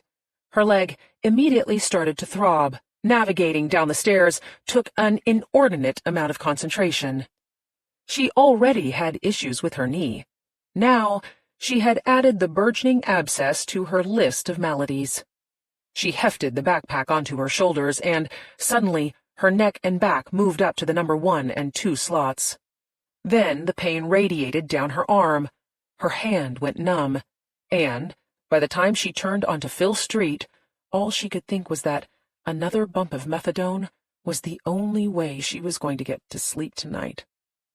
That was how it always started. That slow decline from tapering off to function, and then slowly falling back into not functioning. Junkies were always going to find the solution to any problem at the tip of a needle. Phil would take care of Binks. She wouldn't read books to him, but she would keep him brushed and educate him about birds and maybe even give him some advice on his tax situation, since she'd spent a lot of time reading up on sovereign citizenship. Callie reached into her pocket. The bright green goggles she had bought at the tanning salon clicked against her fingers. She had thought the cat would want to see them. He knew nothing of indoor tanning. Callie wiped tears out of her eyes as she trudged the last few yards toward her mother's house. The pile of shit across the street had been smeared by an unfortunate shoe. Her gaze moved upward to the boarded-up house. There was no flicker of light or motion from the front. She saw that the piece of plywood that had disgorged the camera-strangling man had closed its mouth. The brambles and weeds were trampled where he'd run across the yard, robbing Callie of her fleeting hope that the entire thing had been a product of her methadone-addled imagination. She turned, then kept going in a complete 360. No white dude. No nice car, unless you counted Lee's Audi cooling in the driveway behind Phil's redneck Chevy truck. That was definitely not a good sign. Lee wouldn't panic over Callie's lack of a text or phone call because Callie had long ago burnished her reputation as an unreliable correspondent. Her sister would only panic if something bad had happened, and she would not be inside Phil's house for the first time since she'd left for Chicago, unless something really, really horrific had brought her there. Callie knew that she should go inside, but instead, she tilted her head back, watching the sun wink its way through the leaves on the treetops. Dusk was coming fast. In a few minutes, the streetlights would wake up. The temperature would drop. Eventually, the rain she could taste in the air would start to fall. There was an alternate Callie who could walk away from this. She had disappeared before. If it weren't for Lee, Callie would have been riding with Binks on a bus right now. It was foolish to think she could leave him at Phil's. And they would have been discussing the fine selection of cheap motels, deciding which one was seedy enough to have dealers, but not so seedy that Callie would get raped and killed. If she was going to die, it was going to be by her own hands. Callie knew she could dawdle outside the house, sorting through fantasies for only so long. She walked up the creaky stairs to her mother's front porch.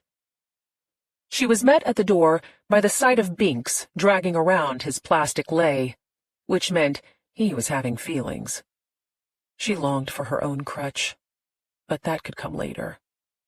Callie knelt to stroke the cat along his back a few times before she let the invisible wire of tension pull her deeper into the house. Everything was out of whack.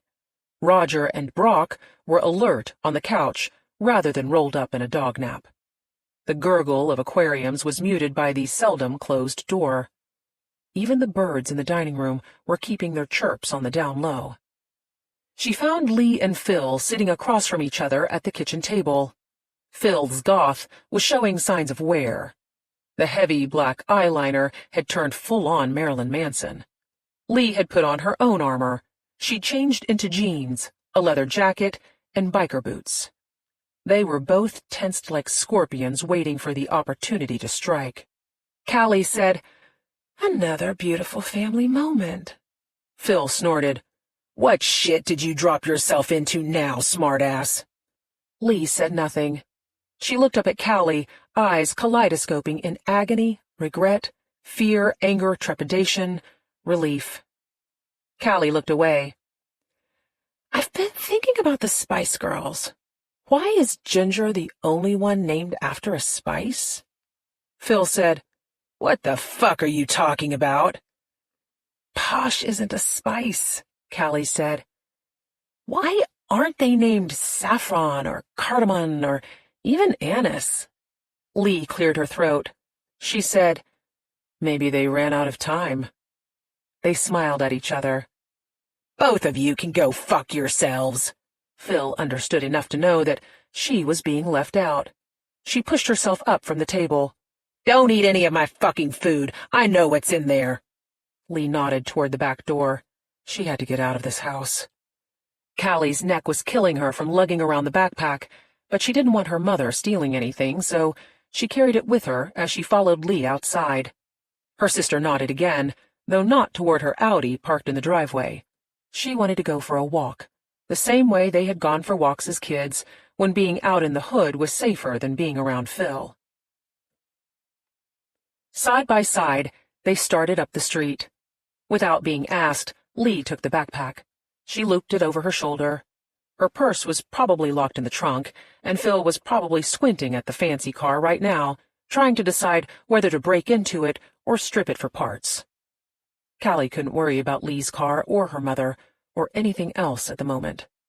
She looked at the sky. They were heading west, directly into the sunset. The heaviness of promised rain seemed to be lifting. There was a tinge of warmth fighting against the slight drop in the temperature. Still, Callie shivered. She didn't know if the sudden chill was from the lingering effects of COVID, the fading sun, or fear of what her sister was eventually going to say. Lee waited until their mother's house was well behind them. Instead of dropping an atom bomb on their existence, she said, "Phil told me a spotted panther has been shitting on the sidewalk to warn her something bad is about to happen." Callie tested the water, saying, "She went across the street with her bat this morning, started banging on the boarded-up house for no reason." "Jesus," Lee mumbled. Callie studied her sister's profile, looking for a reaction that would tell her Phil had mentioned the man with the camera. Lee asked, "She hasn't hit you, has she?" "No," Callie lied. Or maybe it wasn't a lie, because Phil hadn't meant to hit her so much as Callie had been unable to duck out of the way. "She's calmer now." "Good," Lee said, nodding her head because she wanted to believe it was true. Callie stuck her hands into her pockets, though, weirdly, she wanted to hold on to Lee's hand, the same way they'd done when they were little. She curled her fingers around the goggles. She should tell Lee about the white dude, nice car. She should let her know about the telescoping lens on the camera. She should stop shooting up methadone in tanning salons. The air turned crisp as they continued their stroll. Callie saw the same scenes as the night before. Kids playing in the yard, men drinking beers in their carports, another guy washing another muscle car. If Lee had thoughts on any of the sights, she kept them to herself. She was doing the same thing Callie had done when she'd seen Lee's Audi in the driveway. She wanted to draw out this false sense of normalcy as long as possible. Callie wasn't going to stop her. The man with the camera could wait, or he could get stored somewhere in the back of her brain with the rest of the terrible, no-good things that haunted her. She wanted to enjoy this peaceable walk. Callie was seldom out once dusk started to settle. She felt vulnerable at night. Her darting days were over. She couldn't turn her head to see if the stranger behind her was looking at his phone or running toward her with a gun in his hand. She wrapped her arms around her waist to ward off the chill. She looked up at the trees again. The leaves were popping out like skittles. Faltering sunlight seeped through the thick fingers of the limbs. She felt her heartbeat slow, matching the soft slap of their footfalls against the cooling asphalt. If Callie could stay in this quiet moment, Big Sister by her side, for the rest of her life, then she would be happy. But that wasn't how life worked. And even if it did, neither one of them had the stomach for it. Lee took another left onto a crappier street. Yards overgrown, more boarded-up houses, more poverty, more hopelessness. Callie tried to take a deep breath. The air whistled through her nose, then churned like butter in her lungs. After the grind of COVID, Callie never walked for very long without being aware that she had lungs in her chest, and that those lungs were not the same. The sound of her own labored breathing threatened to push her back into those weeks in the ICU. The fearful looks from the nurses and doctors, the distant echo of Lee's voice when they held up the telephone to Callie's ear. The constant, unrelenting memory of Trevor standing at the aquarium. Buddy banging open the kitchen door. Pour me one, baby doll. She took another breath, holding on to it for a few seconds before letting it go. And then she realized where Lee had taken her, and Callie had no air left anywhere in her body. Canyon Road, the street that the Waleskis had lived on. "It's all right," Lee said. "Keep walking." Callie wrapped her arms tighter around her body. Lee was with her, so this should be okay. This should be easy. One foot in front of the other. No turning around, no running away.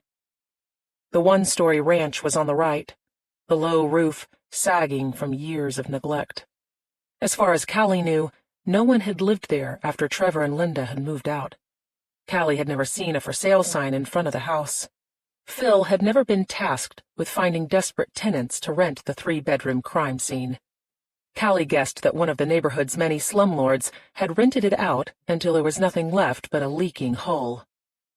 As they drew closer, Callie felt goosebumps trill along her skin. Not much had changed since the time of the Waleskis. The yard was more overgrown, but the mustard-colored paint was baked into the vinyl siding. All of the windows and doors were boarded up. Graffiti skirted the lower half. No gang tags, but plenty of schoolyard taunts and slut-shaming, along with the normal array of spurting cocks. Lee kept her pace consistent, but she told Callie, "Look, it's for sale." Callie shifted her body so she could see into the yard. The "For Sale by Owner" sign was being swallowed up by pokeweed. No graffiti had blocked out the letters yet. Lee had noticed the same thing. It must be recent. Callie asked, "Do you recognize the number?" "No, but I can do a search on the deed to see who owns the property." "Let me do that," Callie offered. "I can use Phil's computer." Lee hesitated, but said, "Don't let her catch you." Callie shifted forward again. The house was out of her line of vision, but she could feel it staring her down as they walked past the broken mailbox. She assumed they were going to make the long loop back to Phil's, trapping Callie in an endless inferno circle of her past. She rubbed her neck. Her arm had gone numb up to the shoulder. Her fingertips felt like they were being stabbed by thousands of African-crested rats. The problem with the cervical fusion was that the neck was designed to flex. If you fused one section, then the section below took all of the stress, and, over time, the disc wore down, and the ligaments gave up, and the unfused vertebrae slipped forward and touched the adjacent vertebrae, usually at an angle, usually compressing a nerve, which in turn caused incapacitating pain. This process was called degenerative spondylolisthesis, and the best way to fix it was to fuse the joint together. Then time passed, and it happened again, so you fused the next joint, then the next. Callie wasn't going to go through another cervical fusion. For once, the heroin wasn't the issue. She could be medically detoxed, the same as they'd done when COVID put her in the ICU. The problem was, any neurologist would take one listen to the glassy crinkle inside her lungs and tell her she wouldn't survive the anesthesia. "This way," Lee said. Instead of turning right to make the journey back to Phil's, Lee went straight. Callie didn't ask questions. She just kept walking by her sister's side. They returned to their companionable silence all the way to the playground. This, too, had not changed that much during the ensuing years. Most of the rides were broken, but the swings were in good shape. Lee shifted the backpack onto both shoulders so she could sit down in one of the cracked leather seats. Callie walked around the swing set so she was facing the opposite direction from Lee. She winced at the pinch in her leg when she sat down. Her hand went to her thigh. The heat was still pulsing through her jeans. She pressed her knuckle into the bump until the pain swelled like helium stretching a balloon. Lee was watching her, but she didn't ask what was going on. She held tight to the chains, took 2 steps back, then lifted her feet into the air. She disappeared for a few seconds, then swung back into Callie's line of sight. She wasn't smiling. Her face had a grim set to it. Callie started her swing. The balance was surprisingly harder when you couldn't use the full range of motion in your head. She finally got the hang of it, pulling on the chains, leaning back into the upswing. Lee zoomed by, going faster each time. They could be 2 trunks on a couple of drunken elephants, if elephants weren't notorious teetotalers. The silence continued as they both swung back and forth. Nothing crazy. They were women of a certain age now, but they kept up a steady, graceful sway that helped dissipate some of the anxious energy between them. Lee said, "I used to take Maddie to the park when she was little." Callie blurred her eyes at the darkening sky. The sun had slipped away. Streetlights started flickering on. "I would watch her on the swings and think about how you used to try to go high enough to flip around the bar." Lee swung by, legs pushing out. "You almost did a few times. I almost fell flat on my ass." "Maddie's so beautiful, Cal." Lee went silent as she disappeared, then picked back up when she was facing Callie. "I don't know why I got something so perfect in my life, but I'm grateful every single day. So grateful." Callie closed her eyes, feeling the cold rush of wind in her face, listening to the swish every time Lee soared past. "She loves sports," Lee said. "Tennis, volleyball, soccer, the usual stuff kids do." Callie marveled at the idea that this was usual. The playground they were swinging in had been her only outlet for fun. At 10, she'd been pushed into finding an after-school job. By the time she'd turned 14, she was either obsessing about how to keep Buddy in her life or obsessing about how to handle his death. She would have killed to run up and down a field kicking around a ball. Lee said, "She's not passionate about competing. Not like you were. It's just fun for her. This generation, they are all incredibly, boringly sportsmanlike." Callie opened her eyes. She couldn't dive any deeper into this conversation. "I guess there's something to be said for Phil's style of parenting. Neither one of us has ever been sportsmanlike." Lee slowed her swing, turning to watch Callie. She wasn't going to drop the subject. "Walter hates soccer, but he's at every practice and every game." That sounded like a very Walter kind of thing to do. "Maddie hates hiking," Lee said, "but the last weekend of every month they hike up Kennesaw Mountain because she loves spending time with him." Callie leaned back in the leather seat, pushing herself to go higher. She liked the idea of Walter in a comically tall red and brown ball cap with matching pantsuit, but she understood he probably did not go on hikes dressed like Elmer Fudd hunting wabbits. "She loves to read," Lee said. "She reminds me of you when you were a kid. Phil used to get furious when you had your nose in a book. She didn't understand what the stories meant to you." Callie swung past, her sneakers turning into white fangs biting into the dark sky. She wanted to stay suspended in the air like that forever, to never drop down into reality. She loves animals. Rabbits, gerbils, cats, dogs. Callie swung back, passing Lee one more time before she let her feet drag the ground. The swing came to a slow standstill. She twisted the chains to face her sister. She asked, "What happened, Lee? Why are you here?" Lee laughed, because she seemed to realize that what she was about to say was stupid, but she said it anyway. "To see my sister." Callie wanted to keep twisting the chains the way she used to, spinning up in one direction, then down in another, until she got so dizzy that she had to stagger to the seesaw to find her bearings. She asked Lee, "Do you think the word seesaw is because you see someone when they're up, and then you saw them when—" "Cal," Lee said, "Andrew knows how I killed Buddy." Callie gripped the cold chains tight in her hands. "We were in the conference room going over his case," Lee said. "He told me that his mask made it hard to breathe. He said it was like someone wrapped plastic film around his head 6 times. Callie felt shock freeze its way through her body.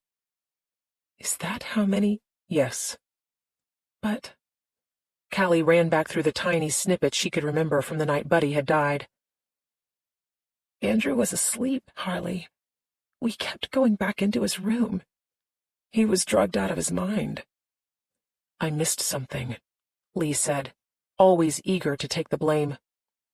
"I don't know how he knows or what else he knows, but it gives him power over every single part of my life.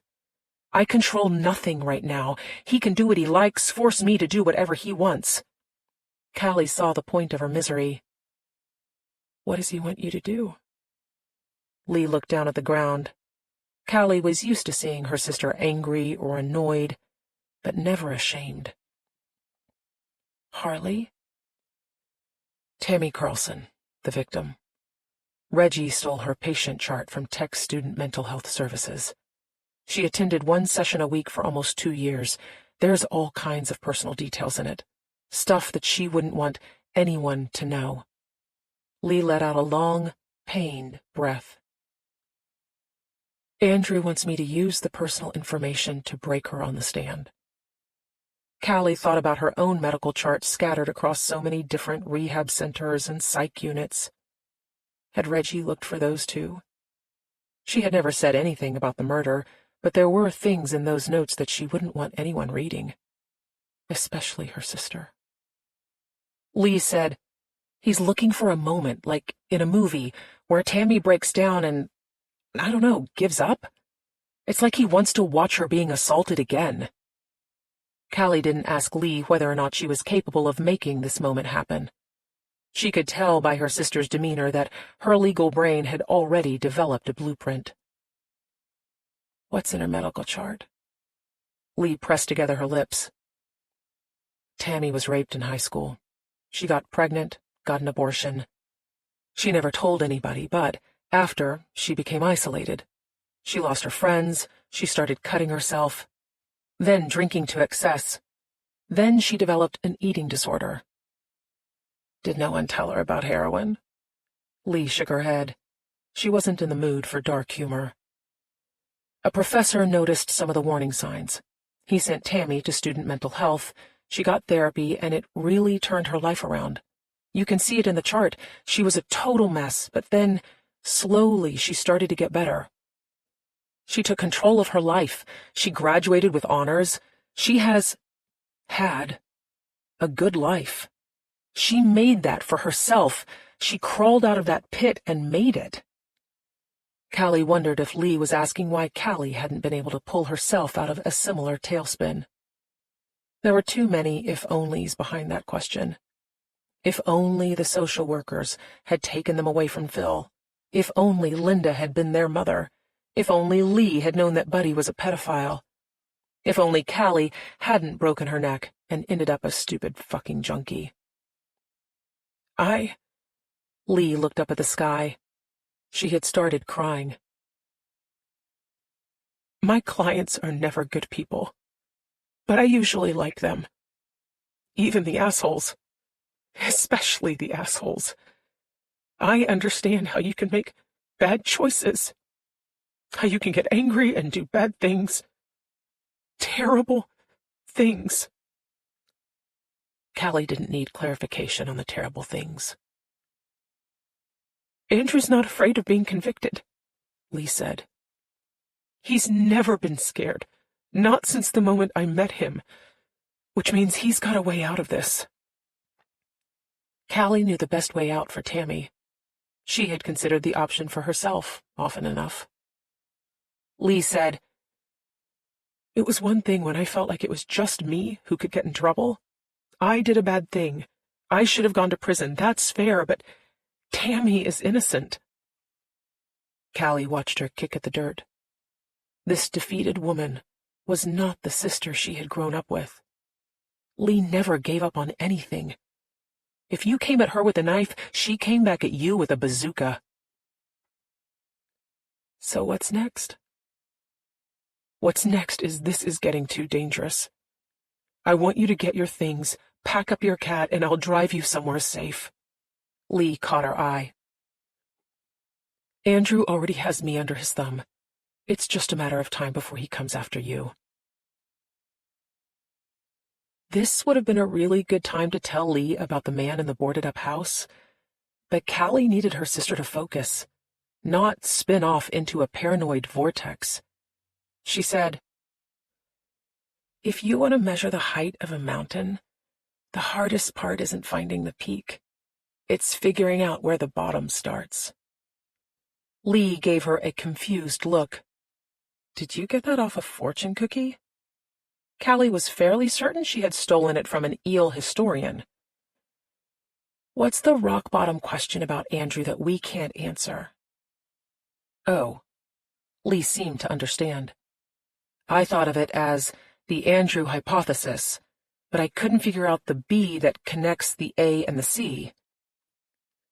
I think we should spend the next 2 hours pinning down the correct terminology." Lee groaned, but she clearly needed this. "It's a 2-part question. First part, what does Andrew know? Second part, how does he know it?" "So, to find the what and the how, begin at the beginning." Callie rubbed her numb hand, pressing blood into the fingers. She had worked so hard to forget everything about Buddy's murder, but now she didn't have a choice but to confront it head-on. "Did I check on Andrew after the fight with Buddy? I mean, before I called you?" "Yes," Lee said. "That was the first thing I asked you about when I got there, because I was worried there was a witness. You told me that you left Buddy in the kitchen, you went into Andrew's room and kissed his head, then you called me from the master bedroom. You told me he was completely out of it." Callie mentally walked herself through the Waleskis' filthy house. She could see herself kissing Andrew on the head, making certain he was really asleep, then heading down the hall to the master bedroom and picking up the pink princess phone by Linda's side of the bed. She told Lee, "The cord was ripped off the phone in the kitchen. How could I call you from the bedroom? You hung the receiver back up. I saw it on the wall phone when I got there." That made sense, so Callie believed her. "Was anyone else there? Like a neighbor who could have seen?" "When it was happening?" Lee shook her head. "We would have heard about it before now. Especially when Linda came into all of that family money, someone would have approached her about buying the information. She had that right.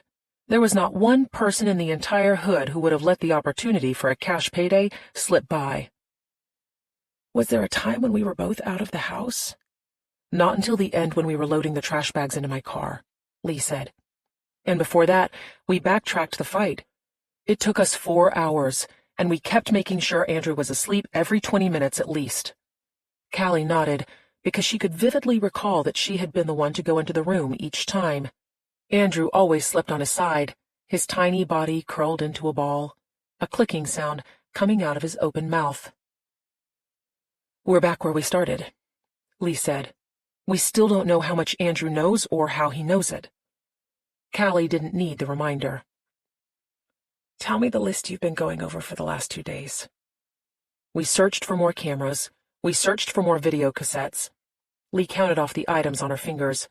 We checked every book on the shelves, turned over the furniture and mattresses, shook the jars and vases, the potted plants. We took everything out of the kitchen cabinets. We unscrewed the grills from all the air vents. You even put your hand inside the aquarium. Lee had run out of fingers. Callie asked, "Maybe Andrew was pretending to be asleep? He could have heard me in the hallway outside his door. The boards creaked." "He was 10 years old," Lee said. "Kids that age are ridiculously transparent." "We were kids too." Lee was already shaking her head. "Think about how complicated the cover-up would have to be. Andrew would have to pretend he hadn't seen his father murdered. Then keep pretending when Linda got home from work the next morning. Then lie to the cops. Then lie to whoever asked him about the last time he'd seen his father. Then keep the secret from you for a month while you were still babysitting him. Then keep the secret for all these years." "He's a psychopath." "Sure, but he was still a baby," Lee said. "Cognitively, even smart 10-year-olds are a mess. They try to act like adults, but they still make kid mistakes. They lose stuff all the time, jackets, shoes, books. They can barely be trusted to bathe themselves. They tell stupid lies you can see straight through. There's no way even a 10-year-old psychopath could pull off that level of deceit." If anyone knew how bad a liar Andrew had been at 10, it was Callie at 14. "What about Andrew's girlfriend?" "Sydney Winslow," Lee provided. "Yesterday at Reggie's office, I gave Andrew my little speech on the exceptions to spousal privilege. He looked like he was going to shit himself. He made Sydney wait in the parking lot. She pitched a fit. He knows he can't trust her." "Which means he probably hasn't shared anything about how his father really died." Callie asked, "Do you think we could use her to get to him?" "She's definitely a weak link," Lee said. "If you take it on faith that Andrew was planning to screw with me during that first meeting with Reggie Paltz, the thing that sidetracked him was Sydney." "What do you know about her?" "Not a damn thing," Lee said. "I found a credit check that the previous lawyer had Reggie do last fall. No outstanding debt, nothing suspicious or damning, but the report is very superficial. Normally, when I want a deep dive on a witness, I assign an investigator to ask questions and follow them around, check all social media, look into where they work, but my boss made Reggie the exclusive investigator on the case. If I hire another one, Andrew or Linda or my boss will see the charges on my billing and ask for an explanation." "Can't you pay somebody out of your own pocket?" "I'd have to use my credit card or checking account, both of which would leave a trail. And all the investigators I know are already working for the firm, so that would get out almost immediately. And then I'd have to explain why I was doing it privately instead of through the firm, and then that gets me back to Andrew finding out." Lee anticipated the alternative. "You can't use Phil's computer for something like this. It's not looking up a deed." "The cameras at the downtown library have been broken for the last year. I'll use one of the public computers." Callie shrugged. "Just me and the other junkies wasting time in the air conditioning." Lee cleared her throat. She hated Callie calling herself a junkie, almost as much as she hated the fact that Callie was a junkie. "Make sure the cameras are still broken. I don't want you to take any risks." Callie watched Lee wipe away her tears. Lee said, "We still haven't found the bee." "You mean the rock bottom?" Callie watched her sister's eyes roll. She repeated the two questions. What does Andrew know? How does he know? And what's he going to do with the information? Lee added. He's not going to stop with Tammy. That's for damn sure. He's like a shark that keeps moving forward. You're giving him too much power, Callie said. You're always telling me that nobody is a criminal mastermind. They get lucky. They don't get caught with their hand in the cookie jar. They don't brag about stealing cookies. It's not like Andrew had a secret army of drones in the sky when he was 10 years old. Obviously, he... Lee stood up. Her mouth opened, then closed. She looked out in the street. She turned back to Callie. Let's go. Callie didn't ask where. She could tell by the look on her sister's face that Lee had thought of something. All Callie could do was try to keep up as she followed her sister out of the park. Her lungs were not prepared for the brisk pace. Callie was breathless by the time they reached the road that looped back to Phil's. Except Lee didn't take the left. She kept going straight, which would lead them past the Waleskis' mustard-colored house again. The route added no more than 3 minutes. Callie knew because she had walked both many times before. There had been no streetlights back then, just the dark silence and the understanding that she had to wash off what had just happened before she could go to bed in her mother's house. "Keep up," Lee said. Callie struggled to match Lee's purposeful stride. Her heart started to thump against her ribs. Callie imagined it was like 2 pieces of flint striking against each other until the spark ignited, and her heart was on fire, because they weren't just going to walk past the Waleskis' house. Lee turned left, heading up their driveway. Callie followed her until her feet refused to take another step. She stood at the edge of the faded oil stain where Buddy used to park his rusted-out yellow Corvette. "Calliope?" Lee had turned around, hands on her hips, already annoyed. "We're doing this, so suck it up and stick close to me." Her sister's bossy tone was the exact same as the one she had used the night they had chopped up Buddy Waleski. "Get his toolbox out of the car. Go to the shed and find the machete. Bring the gas can. Where's the bleach? How many rags can we use without Linda noticing they're gone?" Lee turned and disappeared into the black hole of the carport. Callie reluctantly followed, blinking her eyes to help them adjust. She could see shadows, an outline of her sister standing at the door that led into the kitchen. Lee reached up, using her bare hands to pry back the slab of plywood nailed over the opening. The wood was so old it splintered. Lee didn't stop. She grabbed at the jagged edge and pulled until there was a wide enough space for her to reach the doorknob. The kitchen door swung open. Callie was expecting the familiar, damp, musty odor, but the stench of meth filled the air. "Christ!" Lee covered her nose to fight the ammonia smell. "Cats must have gotten into the house." Callie didn't correct her. She hugged her arms to her waist. Somewhere in her head, she knew why Lee wanted to be here. But she imagined that revelation being folded into a triangle, and then into the shape of a kite, and eventually transforming into an origami swan gliding toward the inaccessible currents deep within her memories. "Let's go." Lee stepped over the plywood hurdle, and, like that, she was inside the Waleskis' kitchen for the first time in 23 years. If it bothered her, Lee didn't say. She held out her hand to Callie, waiting. Callie didn't take her hand. Her knees wanted to buckle. Tears wept from her eyes. She couldn't see into the dark room, but she heard the loud pop of Buddy opening the kitchen door, the hack of a wet cough, the slap of his briefcase on the counter, the bang of a chair being kicked under the table, the ping of cookie crumbs dropping from his mouth, because everywhere Buddy went there was noise, noise, noise. Callie blinked again. Lee was snapping her fingers in front of her face. "Cal," Lee said, "you were able to stay with Andrew in this house and pretend for an entire month that nothing happened. You can pretend for another 10 minutes. Callie had only been able to pretend because she'd siphoned off alcohol from the bottles behind the bar.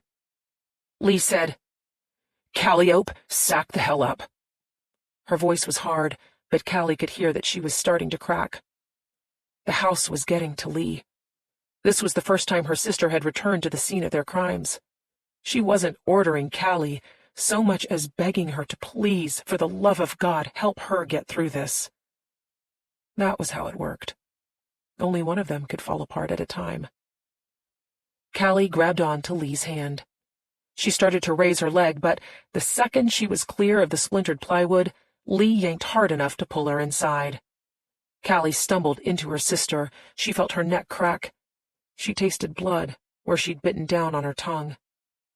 Lee asked, "Are you okay?"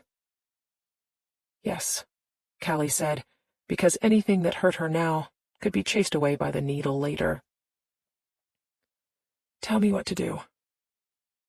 Lee took out 2 phones, one from each of her back pockets. She turned on the flashlight apps. The beams caught the tired linoleum. 4 deep indentations showed where the legs of the Waleskis' kitchen table had been. Callie stared at the divots until she felt her face pressing into the table while Buddy stood behind her. Doll, you gotta stop squirming. I need you to stop so I can... Cal. Lee was holding out one of the phones. Callie took it, shining the light around the kitchen. No table and chairs. No blender and toaster. The cabinet doors were hanging off. Pipes were missing under the sink. The outlets were stripped out where someone had stolen the electrical wiring for the copper. Lee pointed her light up at the popcorn ceiling. Callie recognized some of the old water stains, but the gouges where the wire had been ripped out of the sheetrock were new. The light scanned the tops of the cabinets. A soffit ran around the perimeter of the room. The air conditioner grills had been pulled off. The holes were black, empty mouths that flashed when the light hit the metal duct in the back of the throats. Callie felt the origami swan raising her head. The pointy beak opened as if to share a secret. But then, just as suddenly as the creature had appeared, she folded back down her head and disappeared into the well of Callie's untapped memories. Let's look in here. Lee left the kitchen. She walked into the living room. Callie slowly traced her sister's footsteps, stopping in the middle of the room. No tired orange couch. No leather club chairs with cigarette-burned arms. No giant TV forming the apex of a triangle. Cables hanging down like a coiled snake. The bar was still hulking in the corner. The mosaic was busted off, chips of ceramic littering the floor. The smoked mirrors had been splintered. Callie heard heavy footsteps behind her.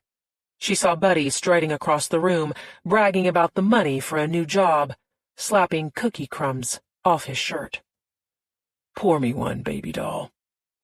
Callie blinked, and the scene was replaced with shattered crack pipes, pieces of burned foil, used syringes, and 4 stained mattresses laid out on shag carpet that was so old it crunched under her shoes.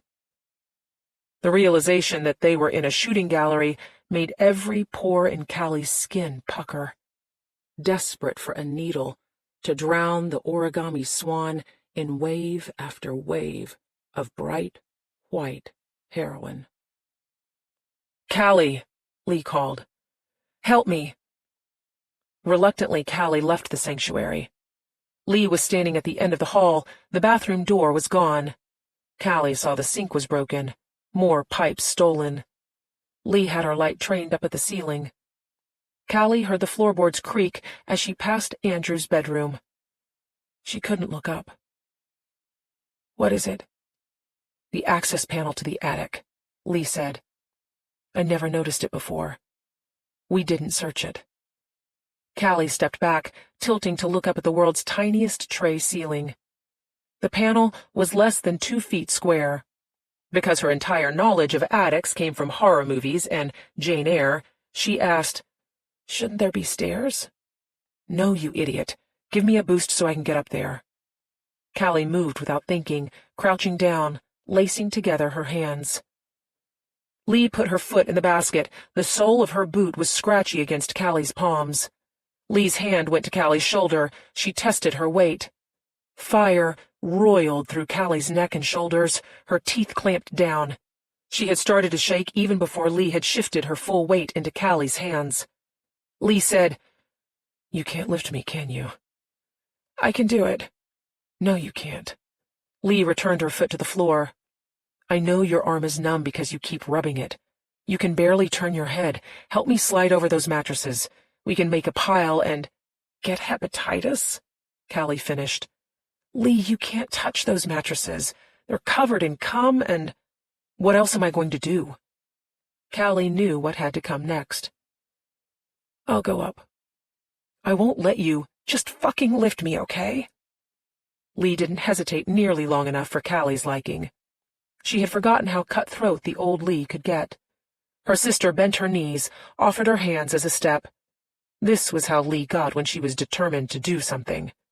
Not even guilt could stop her from making one more horrible mistake. And Callie knew instinctively that whatever she found in that attic would be a horrible mistake. She knelt to place the phone flat on the floor. The flashlight was a spot on the ceiling. She didn't let herself think about how many times she had stepped her foot into a 15-year-old boy's hands, then been raised up into the air like a ballerina on a music box.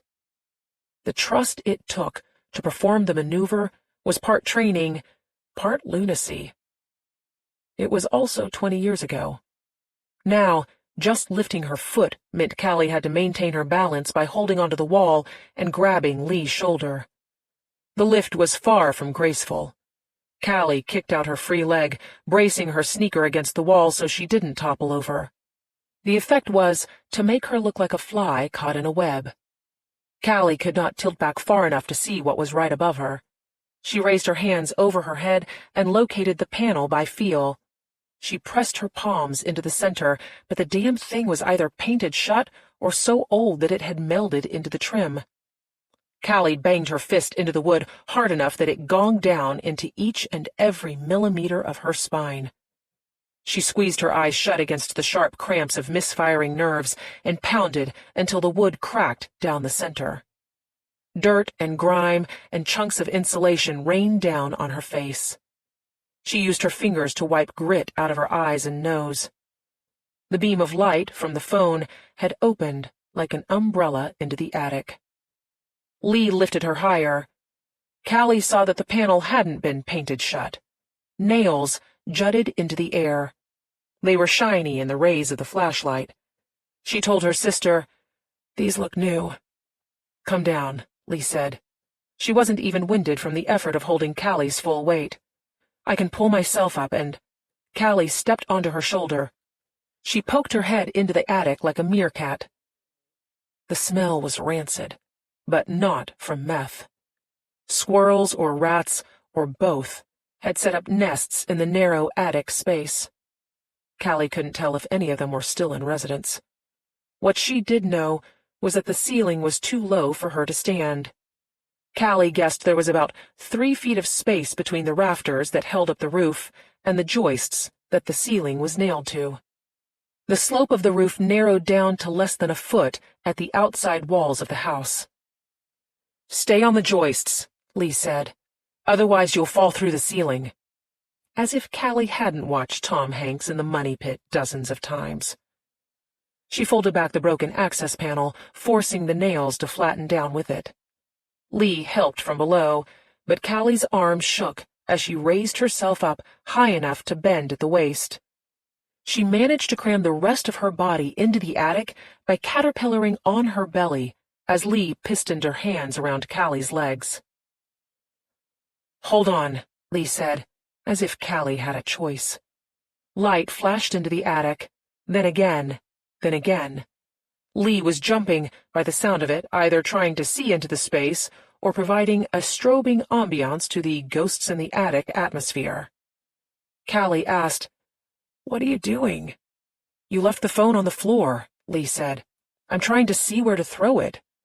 Again, Callie had no choice but to lay on her belly and wait. She'd lucked up because there was something underneath her hips that bridged the joists. Plastic, by the flex of it. Rough against her bare belly because her Care Bears t-shirt had ripped on a nail. Another outfit ruined. "Here it comes," Lee said. There were some loud thumps before she tossed the phone in Callie's direction. "Can you reach it?" Callie blindly felt behind her. The toss had been good. She told Lee, "Got it."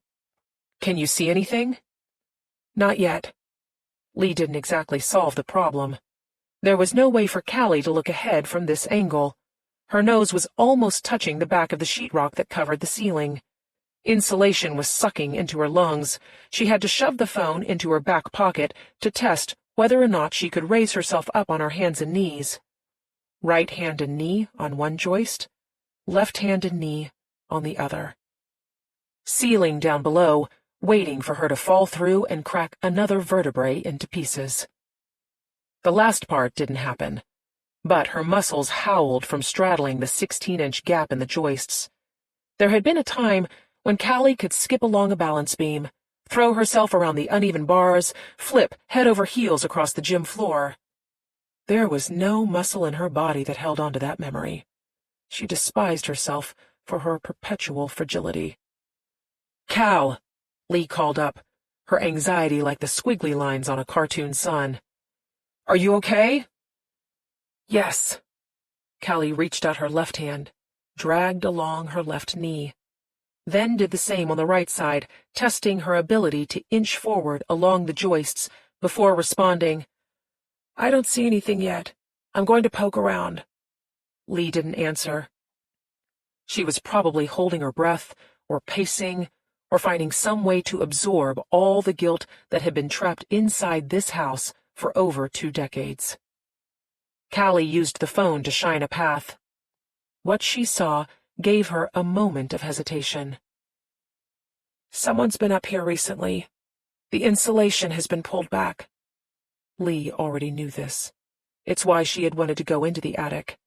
They needed to answer the rock-bottom questions, which was the terminology that people who actually crawled through the attic got to use, instead of something stupid like the B that linked the A and the C. What did Andrew know? How did he know it? Callie ignored the rock bottom, visualizing the origami swan gracefully pushing back against the current that wanted to drag it down. She had purposefully built her life around the luxury of never having to think ahead. Now she went against that lifetime of training and crawled forward on her hands and knees, keeping to the path of insulation that had been parted like the Red Sea. A skinny gray cable lay on the seabed. Rats had munched it into pieces, which was the plight of being a rat. Their teeth were constantly growing, and they teethed on wires like babies with pacifiers. If a bite from a baby could give you hantavirus. "Cal?" Lee called. "I'm good," she lied.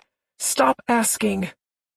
Callie paused her forward progress, trying to settle her mind, catch her breath, focus her thoughts on the task at hand. None of that worked. But she resumed crawling, carefully picking her way over a thick beam. The roughly hewn rafters scraped at her back as the pitch of the roof narrowed the space.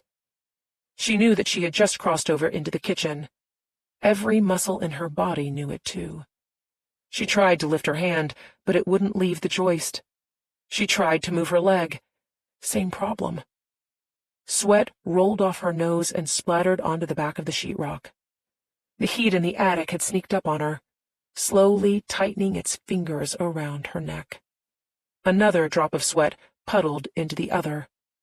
Her eyes closed. She visualized the kitchen below, lights on, faucet running, chairs tucked under the table, Buddy's briefcase on the counter, his body on the floor. Callie felt a snort of hot breath on the back of her neck. The gorilla was behind her, gripping her by the shoulders, breathing into her ear. His mouth moved closer. She smelled cheap whiskey and cigars, and, "Stay still, little dolly. I can't stop. I'm sorry, baby girl. I'm so sorry. Just relax into it. Come on, just breathe." She opened her eyes, gasped in a mouthful of warm air. Callie's arms were shaking so hard she was afraid they wouldn't support her much longer. She rolled to her side, lining up her body along the narrow joist like a cat balancing on the back of a couch. She looked at the underside of the roof. Nails spiked through the wood where the shingles had been pounded in. Water stains spread like dark thought bubbles above her head. The beautiful origami swan was gone, devoured by the malicious gorilla. But Callie could not suppress the truth any longer.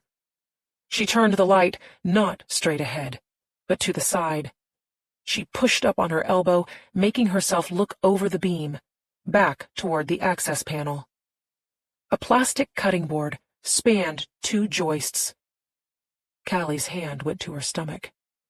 She could still feel where the gouged plastic had scratched across her belly when she'd first crawled into the attic. She remembered the large cutting board from Linda Waleski's kitchen. It had been on the counter one day, then gone the next, and Callie had assumed that Linda had decided it was easier to throw it away than to clean it. But now she understood that Buddy had stolen the board for his attic project. Callie used the light to follow the rat-chewed cable that trailed back to the board. Without any other information, she knew that a VCR had been placed on the plastic. She knew that the gray three-pronged RCA cable had hung down from the jacks on the front of the machine. Red for the right audio channel, white for the left audio, yellow for video. The cable threaded into one long wire that now stretched in pieces back in Callie's direction, then took a turn to the left. She followed the cable, inching on her elbows until her body lay across the joists instead of alongside them. The space narrowed even more. She used the light to examine the back of the sheetrock. There wasn't enough room to get anything but a harsh reflection off the shiny brown paper. She tucked the phone into her pocket, sending the attic into darkness. Even with that, Callie still closed her eyes. She ran her fingers along the flat surface. Almost immediately, she found a shallow indentation. Over time, something had left an impression in the soft pulp of the sheetrock.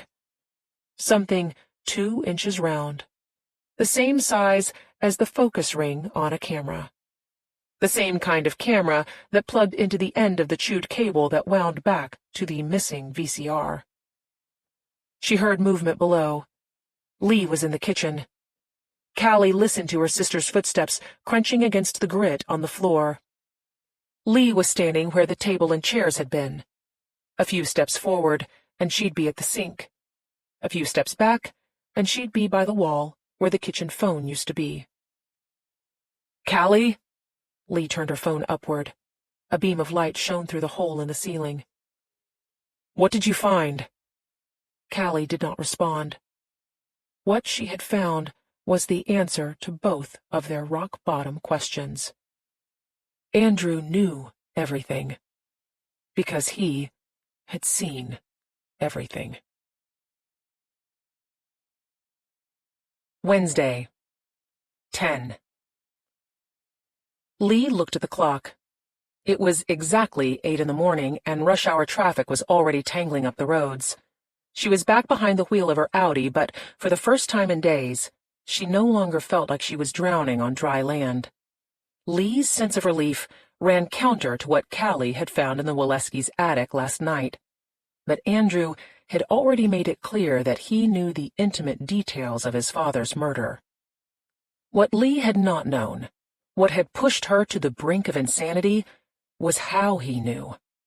Now that Lee had the how, Andrew was robbed of some of the power he held over her. That Callie had been the one to give Lee the leverage made it even sweeter. Her sister's observation that Andrew didn't have a secret army of drones in the sky had clicked something in Lee's head. At 18, she had been woefully unfamiliar with the basics of house construction. There were walls and floors and ceilings, and somehow the water got to the faucet and the electricity got to the lights. She had not yet been forced to navigate a crawl space looking for the water shutoff valve because her husband had chosen that weekend to visit his mother. She had never hidden Christmas presents in the attic to keep them secreted away from a very curious and clever little girl. From the moment Andrew had reappeared in her life, Lee had been going through that horrible night of the attack over and over again, trying to see what they had missed. Until that moment on the swings, it had never occurred to her that they had looked everywhere but up. After that, there were no surprises. Every Christmas during high school, Lee had worked at the audiovisual department at Circuit City. They got paid on commission, so Lee had worn a tight shirt and blown out her hair to attract the hapless men who'd wander in at the last minute looking for something expensive to buy their wives that they could actually use for themselves. She had sold dozens of Canon Obtura camcorders. Then she had sold storage cases, tripods, cables, extra batteries, and VHS tapes because the mini-cassettes only held around 90 minutes of video, so you either had to erase the content or back it up. Callie had taken several photos of Buddy's attic setup, but Lee knew exactly what it looked like before her sister had even come down. The RCA cable connected to the camera on one end and the VCR on the other. You pressed a button on the camera, then you pressed record on the VCR, and everything backed up. What Callie's photos had done was trigger a long-lost memory of Lee finding the remote control in Buddy's pants pocket. She had flung it across the floor so hard that the battery compartment had cracked open. Buddy had not walked around all day with the remote in his pocket. He had deliberately put it in there, the same way he had deliberately hidden the mini-cassette from the bar camera in the box of Black & Mild's. The fact that he had pressed record on the camera hidden over the kitchen table before the fight broke out with Callie was what the legal world called premeditation. The only reason Buddy Waleski had started the camera was because he had known when he followed Callie into the kitchen that he was going to hurt her. And now, his son had it all on tape. Lee mentally reviewed the many things that Andrew Tennant had not done with the recording. He had not gone to the police. He had not shown it to Cole Bradley. He had not confronted Lee with the evidence. He had not told anyone who could do anything about it. What he had done was use the information to force Lee into doing something she did not want to do. She had taken Tammy Carlson's medical chart off the conference room table. She had read the therapy notes. She had formed, at least in her head, a way to use the information to bring Tammy to her knees. For now, Lee's only crime was receiving stolen property. The charge was mitigated by the fact that she was Andrew's lawyer and hadn't advised him to steal it or done anything criminal with it herself, and, for that matter, how did she know it was stolen? Anyone with a printer could make a file folder look official. Anyone with a chunk of free time could generate the roughly 138 pages, front and back, that constituted summaries from over 60 alleged therapy sessions. Lee glanced over at her purse as she waited for the light to change. The folder was sticking out of the top. There was a shape to the notes inside, almost like a novel. The crushing pain of Tammy's early sessions, the gradual opening up, where she confessed the horror and shame of what had happened to her in high school. The stumbles on the way to getting her drinking, her cutting, her bulimia, all under control. The failed attempts at reconciliation. The slow understanding that she could not change her past, but she could try to shape her future. What the chart mostly revealed was that Tammy Carlson was smart and insightful and funny and driven. But all Lee could think while she read through to the last pages was, why couldn't her sister do this? The intellectual part of Lee understood the science of addiction. She also knew that 2/3 of oxy abusers were stupid kids experimenting with drugs, not pain patients who got hooked. But even within that group of pain patients, fewer than 10% became addicted. Roughly 4 to 6% transitioned to heroin. More than 60% matured out of their addiction or went through what was called natural recovery, where they got tired of being addicts and found a way to quit. 1/3 of them without treatment. As for treatment, inpatient rehab was a statistical failure, and Naranon was more miss than hit. Methadone and Suboxone were the best-studied maintenance medications, but doctors who prescribed medication-assisted treatment were so heavily regulated that they couldn't help more than 100 patients in their first year, and no more than 275 thereafter. Meanwhile, around 130 Americans died of an overdose every single day. Callie knew these facts better than anybody, but nothing about them had ever compelled her to quit. At least, not for a meaningful amount of time. Over the past 20 years, she had created her own fantasy world to live in, where everything unpleasant or troubling was blurred out by opioids or willful denial. It was like Her emotional maturation had stopped the second she'd swallowed that first OxyContin. Callie had surrounded herself with animals who would not hurt her. Books set in the past so that she knew everything turned out okay. And people who would never really know her. Callie did not Netflix and chill. She had left no digital footprint. She had purposefully kept herself a stranger to the modern world. Walter once said, if you only understood pop cultural references from before 2003, then you understood Callie. The car's GPS told Lee to take a left at the next light. She swerved into the turning lane. She waved her hand over her shoulder at the driver, who'd wanted to get there first. Then she ignored him as he flipped her off and started screaming. Lee tapped her finger on the steering wheel as she waited for the light to change. After last night, she could only pray that her sister wasn't lying dead somewhere with a needle sticking out of her arm. Callie had been a wreck when she dropped out of the attic.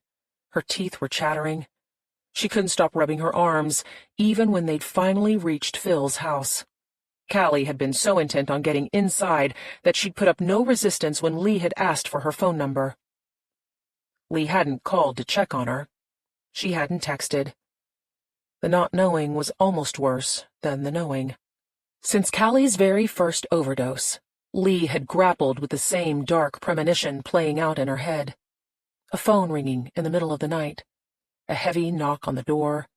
A police officer with his hat in his hand telling Lee that she needed to go to the morgue to identify her baby sister's body. It was her fault.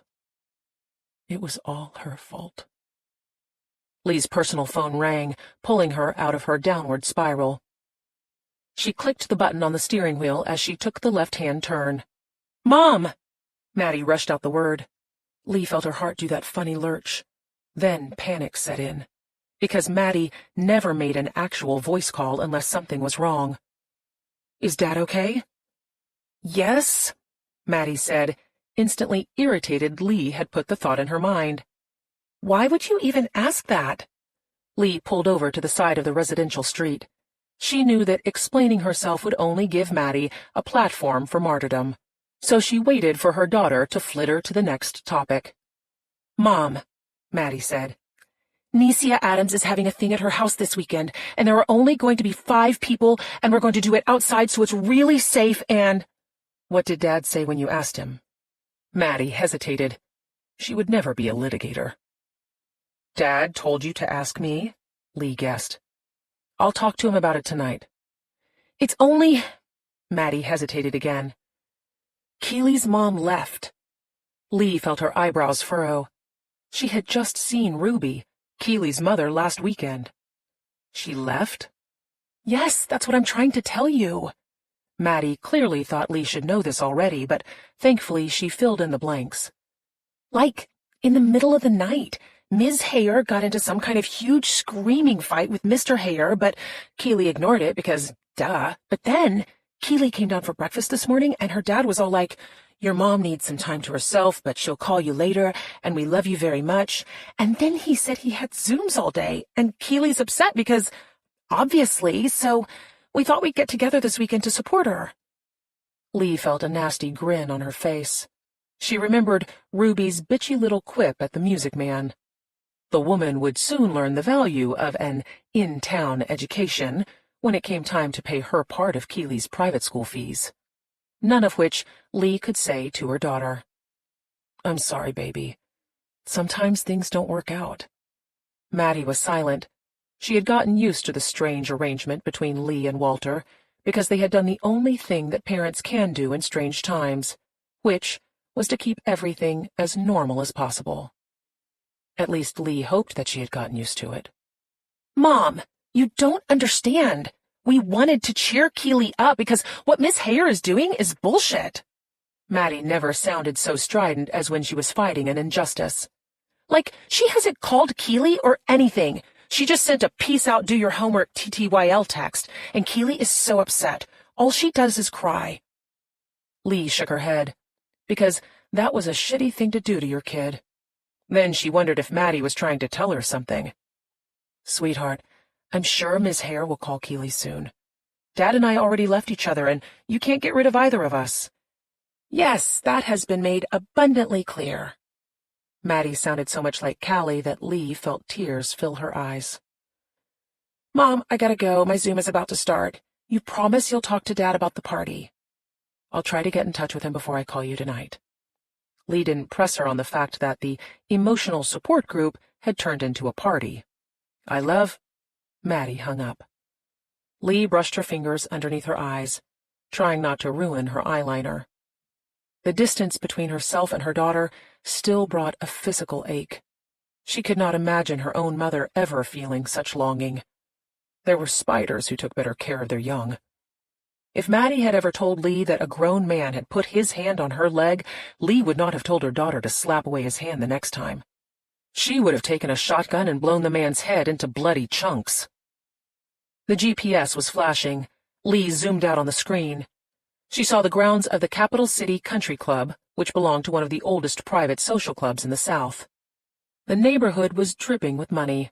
Hip-hop stars and basketball players lived alongside old-school Biffs and Muffies, which Lee only knew because a few years ago Maddie had talked her into trying to find Justin Bieber's house when he'd lived in the area. She turned off the guidance. She pulled back onto the road. The mansions that rolled by were breathtaking. Not in their beauty, but in their audacity. Lee could never live in a house where it took more than 30 seconds to lay eyes on her child. The golf course rolled along on her left as she wound her way along East Brookhaven Drive. She knew the road turned into West Brookhaven on the other side of the course. If she'd been on foot, Lee could have cut through the greens, skirted around the lake, walked past the tennis courts and clubhouse, and found herself within a few blocks of Little Nancy Creek Park. Andrew's $3.1 million house was on Mabry Road. The deed was held by the Tennant Family Trust, the same trust that held the Canyon Road dump the Waleskis had lived in. Lee hadn't been willing to wait for Callie to get around to finding the information, then to get around to passing it along. She had run the search herself before leaving her condo this morning. If it left a trail that came up later, she could say she was looking into Andrew's real estate holdings in case it came up at trial. No one could fault her for being too thorough. Lee slowed so she could read the numbers on the mailboxes, which were almost as stately as the houses. Andrew's was a combination of white painted brick, steel, and cedar. The numbers were lighted neon because it made sense to spend more on mailbox construction than most people spend on their actual houses. Lee pulled her Audi through the open gates. The driveway whipped around to the back, but she parked in front of the house. She wanted Andrew to see her coming. Predictably, the house was one of those ultra-modern glass and steel structures that looked like the murder mansion in a Swedish thriller. Lee's heel left a black scuff on the pristine white driveway when she got out of the car.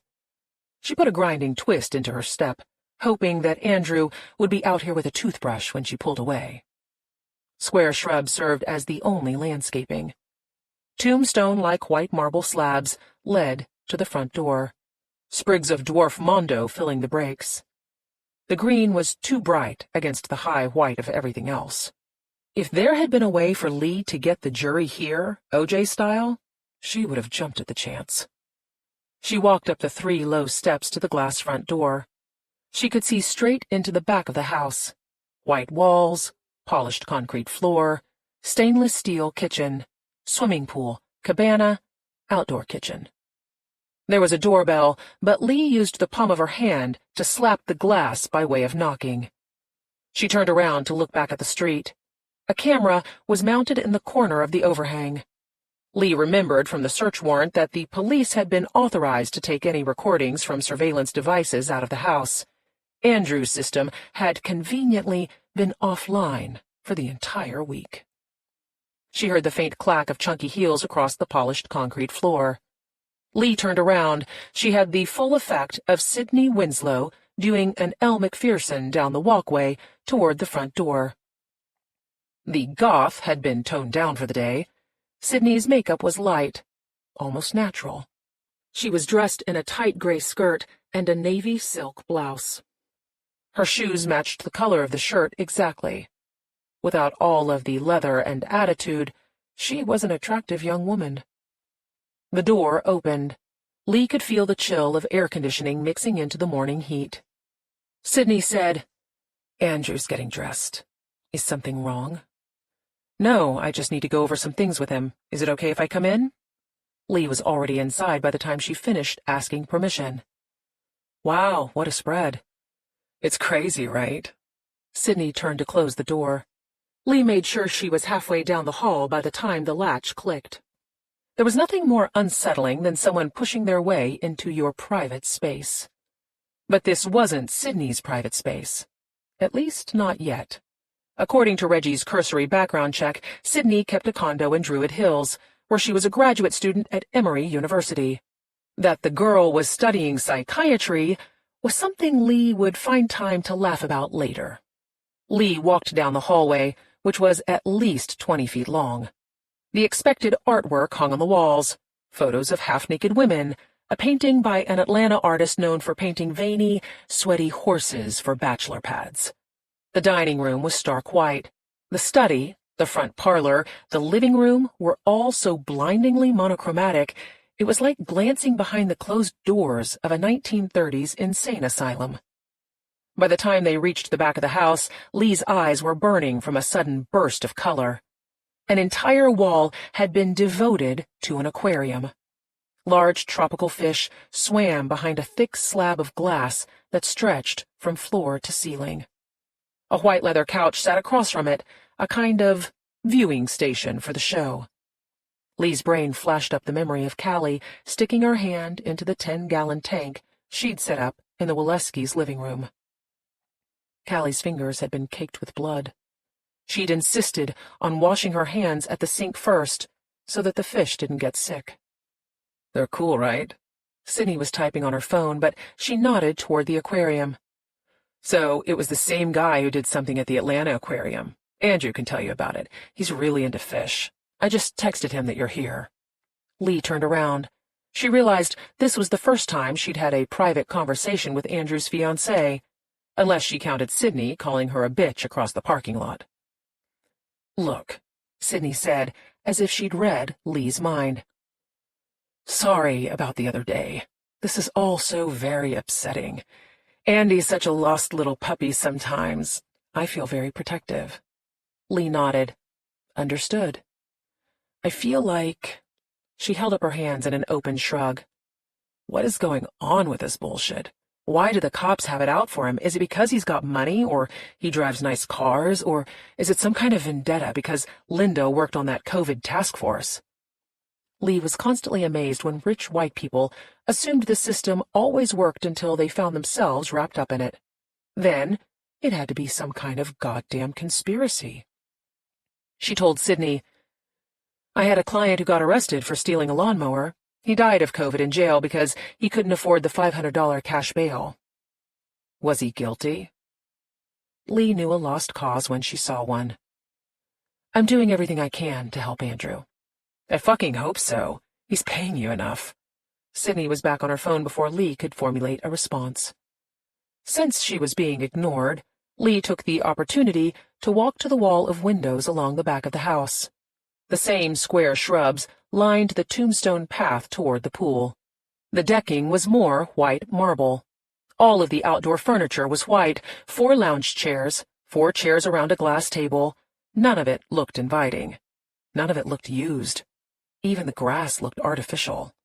The only variation in color came from the steel and cedar fence marking the property line in the distance.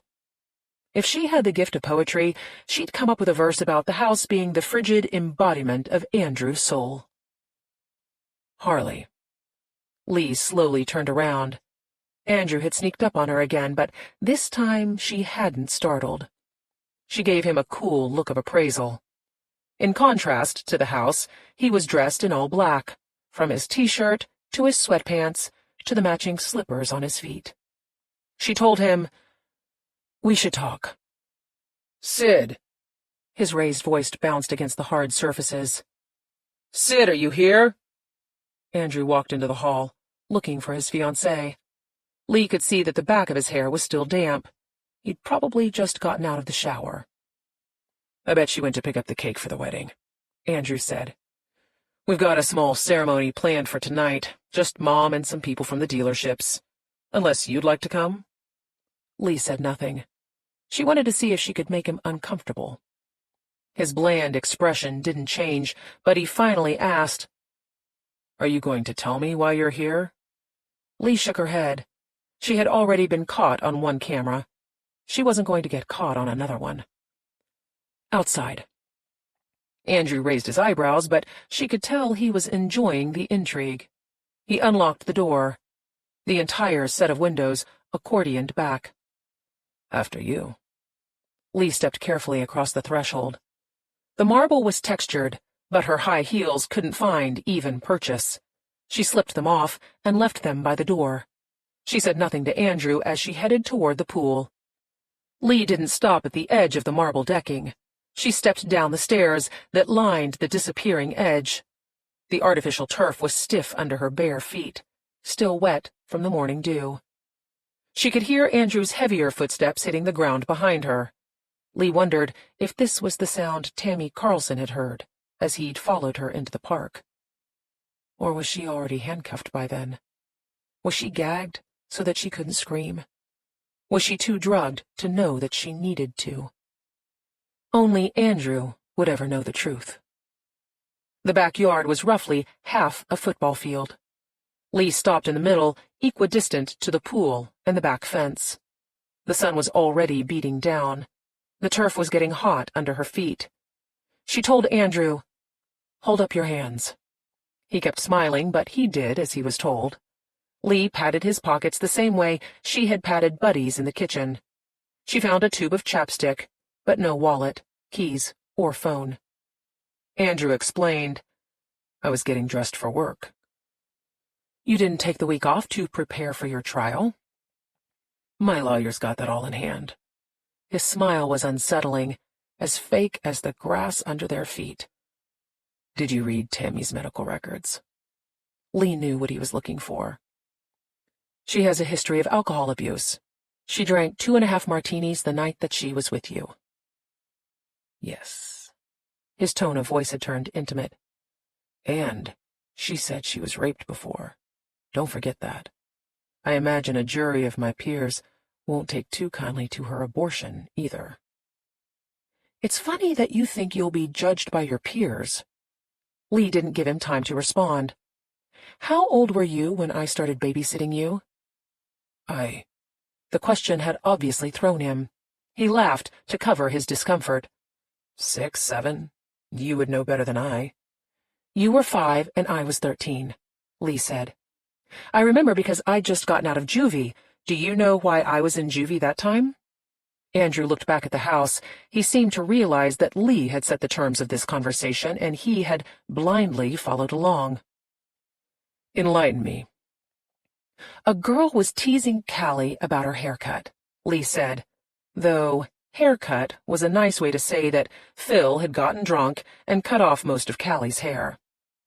"So I found a piece of broken glass, and I followed the girl out to recess, and I held her down and hacked off her hair until her scalp was bleeding." He looked fascinated. "And?" "I did that to a stranger who pissed me off. What do you think I'm going to do to you?" Andrew paused a moment, then laughed. "You're not going to do anything to me, Harley. You think you have some agency here, but you really don't."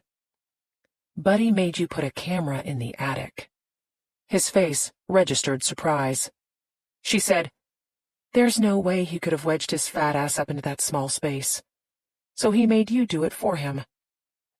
Andrew said nothing, but she could tell that she had finally gotten to him. Lee kept punching. "Linda listed the house for sale with Remax in May of 2019, 1 month before you found your first rape victim at the Cinebistro." His jaw worked as he clenched it. "I'm guessing that's when you remembered putting the camera in the attic for Buddy." Lee raised one shoulder in a shrug. "You wanted to relive that father-son bonding experience. And now you're a rapist, just like he was." Andrew loosened his jaw. He looked back at the house. When he turned to Lee, the darkness had returned to his eyes. You and I both know that Callie understood exactly what she was doing. Callie was 12 years old when it started, Lee said. Buddy was almost 50. She had no idea what— She loved it, Andrew said. Did she tell you that part, Harley? She loved what Dad did to her. And I know, because, every night, I would lie in bed and listen to her moaning his name. Lee struggled to keep her emotions in check. With very little effort, her memory summoned Callie's raspy whisper, begging Lee to check on Buddy, to make sure he was okay, that he wouldn't be mad if they got him help. He loves me, Harley. He'll forgive me, Andrew said. You're right about the attic. Dad had me go up there a few weeks before you murdered him. Lee felt sweat break out on her skin. This was why she had brought him back here, away from cameras and recorders and prying eyes. She was sick of dancing around the subject, performing a show for Reggie's clueless benefit. Did he tell you why? There were some break-ins in the neighborhood. Andrew let out a sharp laugh, as if he regretted his childhood innocence. Dad said it was for security, in case someone broke in. Pretty stupid that I believed him, I suppose. Lee said, "You were never very clever." He blinked, and she saw a hint of the vulnerable little boy who always cried when he thought that Lee was mad at him. Then he blinked again, and it was gone. She asked, "What does Sydney know?" She knows that I love her. Andrew shrugged, as if to acknowledge the lie. As much as I can love anyone. And Reggie? Reggie is as loyal as my pockets are deep. Lee tensed when Andrew moved, but he was only kneeling down to smooth a mark out of the artificial grass. He looked up at her, saying, Callie loved him, Harley. Didn't she tell you? She was in love with him. He was in love with her. They could have been happy together. But you took that away from them. Lee couldn't listen to this bullshit anymore. What do you want, Andrew? He took his time standing back up. He smoothed an invisible crease out of his pants. I want to be normal. I want to fall in love, to get married, to have kids, to live the kind of life I would have had if you hadn't taken my father away from me. She laughed because the fantasy was ludicrous. Buddy couldn't stand to— Don't ever laugh at me. The change had happened again, but this time he did nothing to temper the threat. Do you know what happens to women who laugh at me? His tone stopped any more sound from leaving her throat. Lee looked back at the house. She looked over the fence.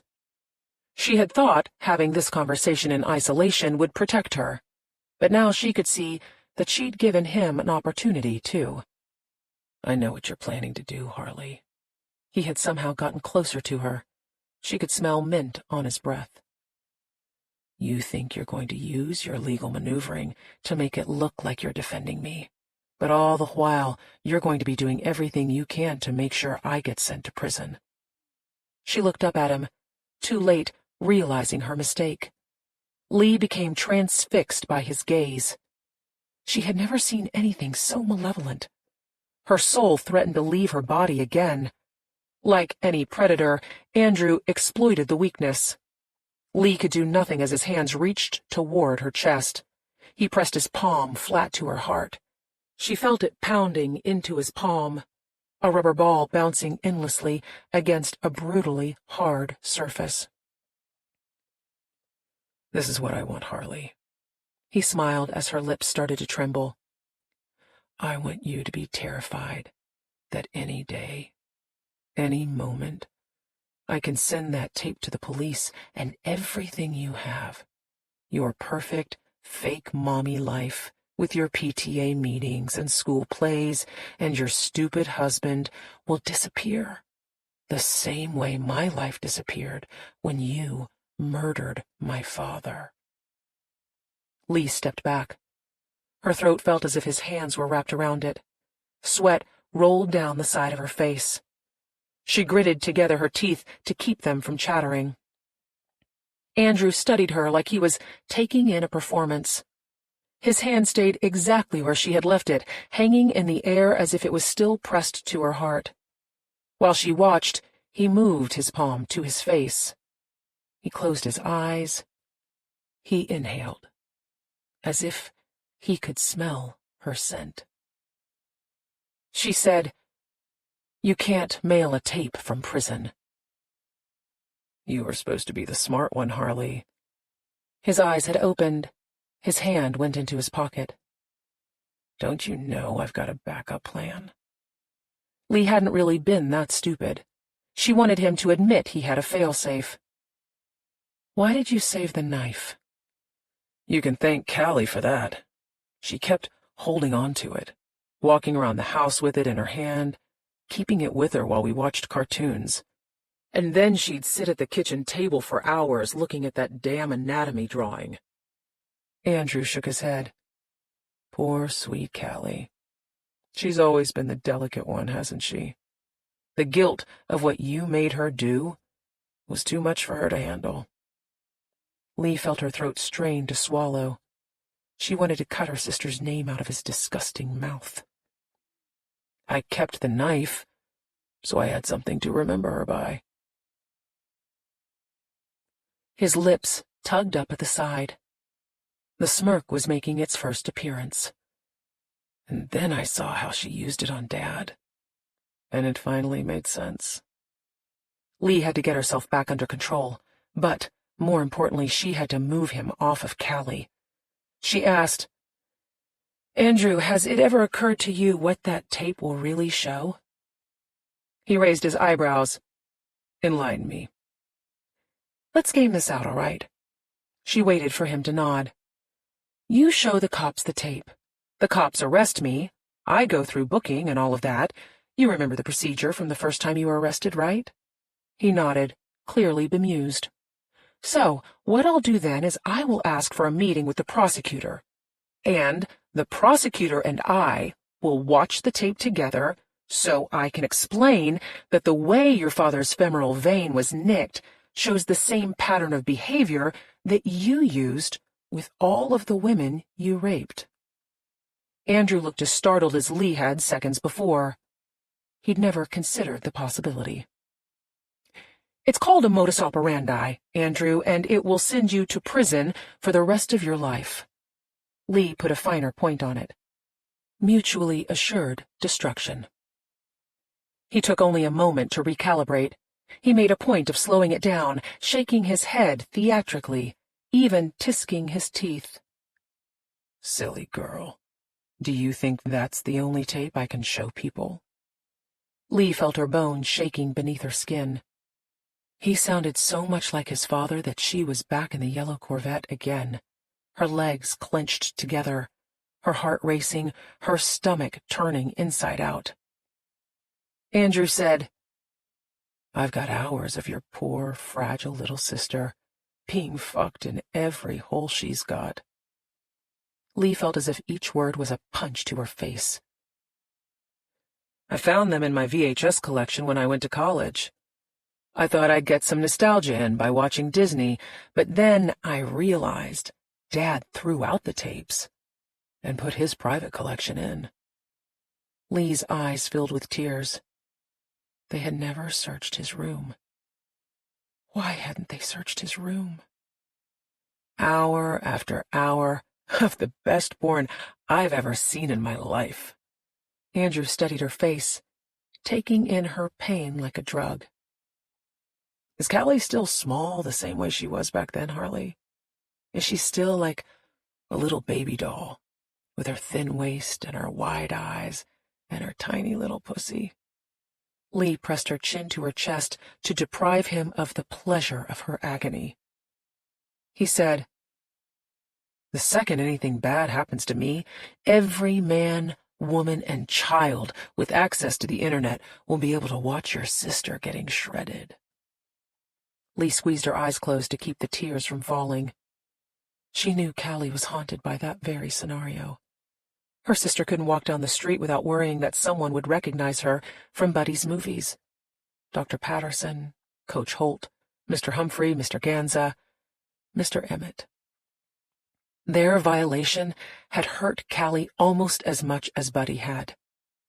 Andrew, letting countless other disgusting men watch the vile acts, would splinter Callie into so many pieces that no amount of heroin would be able to pull her back together. She used her fist to wipe her eyes. She asked the same damn question that she kept asking. "What do you want, Andrew?" "Mutually assured destruction only works until someone loses their nerve," he said. "Convince the jury that I'm innocent. Tear apart Tammy Carlson on the stand. Then we'll see what else you can do for me." Lee looked up. "How long, Andrew? How long is this going to last?" "You know the answer to that, Harley." Andrew gently wiped away her tears. "For as long as I wanted to." 11. "Mrs. Takahashi." Callie swung her legs to the side of the chair so that she could look up at the librarian. The woman's mask said, "Read more books." She was holding a copy of A Compendium of North American Snails and Their Habitats. "I found this for you in the return bin." "Wonderful, thank you." Callie took the thick paperback. "Arigato." The librarian either bowed or did a kindly brontosaurus as she took her leave, both of which could be construed as cultural appropriation. Callie turned back around. She placed the book beside the computer keyboard. She assumed that she was the only junkie who had ever committed identity theft for a library card. Himari Takahashi had been a war bride. She'd sailed across the Pacific to marry her dashing soldier lover. They'd both enjoyed reading and taking long walks. He'd passed away before her, but she had contented herself with gardening and spending time with her grandchildren. At least, that was the story Callie had told herself. In truth, she had never spoken to Mrs. Takahashi. The woman had been zipped inside a black body bag the first and last time they had met. Back in January, when COVID was wiping out nearly 4,000 people a day, Callie had taken a cash-paying job with one of the local nursing home chains. She had worked alongside the ranks of other citizens who were desperate enough to risk their own health by loading COVID-positive bodies into refrigerated trailers that the National Guard had trucked in. Someone in the computer room coughed and everyone winced, then immediately turned accusatory, eyes darting around as if they wanted to burn the culprit at the stake. Callie made sure her mask was in place. Junkies always ended up on the wrong end of the pointing finger. She used her left hand to reach for the mouse. For a change, her right hand had decided to go completely numb this morning. Her entire body was sore from her long crawl through the attic space. She was so disgustingly weak. The most strenuous thing Callie had done in the last few months was arm wrestle Dr. Jerry for animal crackers. The competition usually ended in a draw. Neither of them wanted the other to lose. She pulled the keyboard close. She highlighted the search bar, but she didn't type anything in. Her eyes scanned the monitor. The Fulton County Tax Assessor's Office revealed that the tenants still owned the Canyon Road house. Callie should tell Lee. She should text her the information. She should call. She tapped her finger on the mouse. She glanced around. There was a camera in the corner, its black eye silently watching. The DeKalb County system was more on top of its security than the city of Atlanta. Callie had promised Lee that she would go to the downtown library, but Lee had promised Callie 23 years ago that they would never have to think about Buddy Waleski ever again. She opened Facebook on the computer. She typed in Sydney Winslow, Atlanta. Only one page came back, which was surprising, because girls these days seemed to all be named variations of the same. It wasn't like when Callie was growing up and people teased her about not being able to correctly pronounce her own name. Sydney's banner photo showed the outside of what used to be called Grady High School. The most recent post was from 2012, a picture of 8 teenage girls crammed together at a concert inside the Georgia Dome. Judging by their conservative attire and the number of crosses in the background, Callie assumed Passion 2012 was not her kind of scene, just as Facebook would no longer be Sydney Winslow's scene.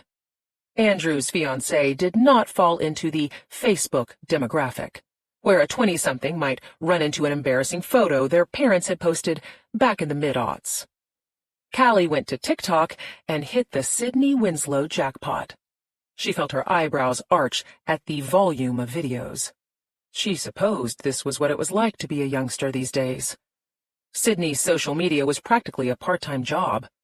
Her profile photo showed a close-up of a pierced lip that had been generously smeared with purple lipstick, a clear indicator that the religious fervor had been a passing phase. There were thousands of videos listed, though Callie couldn't play them because the library didn't allow you to use sound without headphones. From the descriptions under the stills, she quickly sussed out that Sydney Winslow was a 25-year-old student seeking an incredibly practical doctorate of psychiatry at Emory University. "Well," Callie said, because she finally understood why Lee's tone dropped to a register of disgust every time she said Sydney Winslow's name. When Sydney was on campus or waxing poetic behind the wheel of her car, she kept her hair pulled back, makeup just so, a colorful hat on her head, or jaunty scarf around her neck. Nights out called for a very different look. The girl basically transformed into an updated version of Phil's geriatric goth. Her tight shirts and leather pants were offset by an impressive number of piercings, heavy makeup, pouty lips, shirt collar low enough to offer an enticing glimpse of her breasts. Callie had to admit that her breasts were fantastic. But she also had to wonder why Andrew Tennant was not part of Sydney's well-documented life. She kept scrolling through the stills, finding not even a passing mention of Andrew, which was strange considering they were about to be married. She checked who was following Sydney, and found many Sydney-like clone girls, along with a smattering of young men who seemed to prefer to be photographed shirtless. And fair enough, because they looked damn good shirtless. She clicked to see who Sydney was following. Dua Lipa, Janelle Monáe, Halsey, Bruno Mars, countless #bromisexuals. But no Andrew. Callie switched to Instagram and, after clicking enough times to put a cramp in her finger, finally found a photo of them both together. 2 years ago, backyard barbecue. Sydney was beaming at the camera. Andrew looked reluctant, his head down, his lips pressed into a thin, white, "I am humoring you, but hurry" line. Callie had to think if you were a rapist and murderer, you wanted to avoid social media. He'd picked the wrong girl for the task.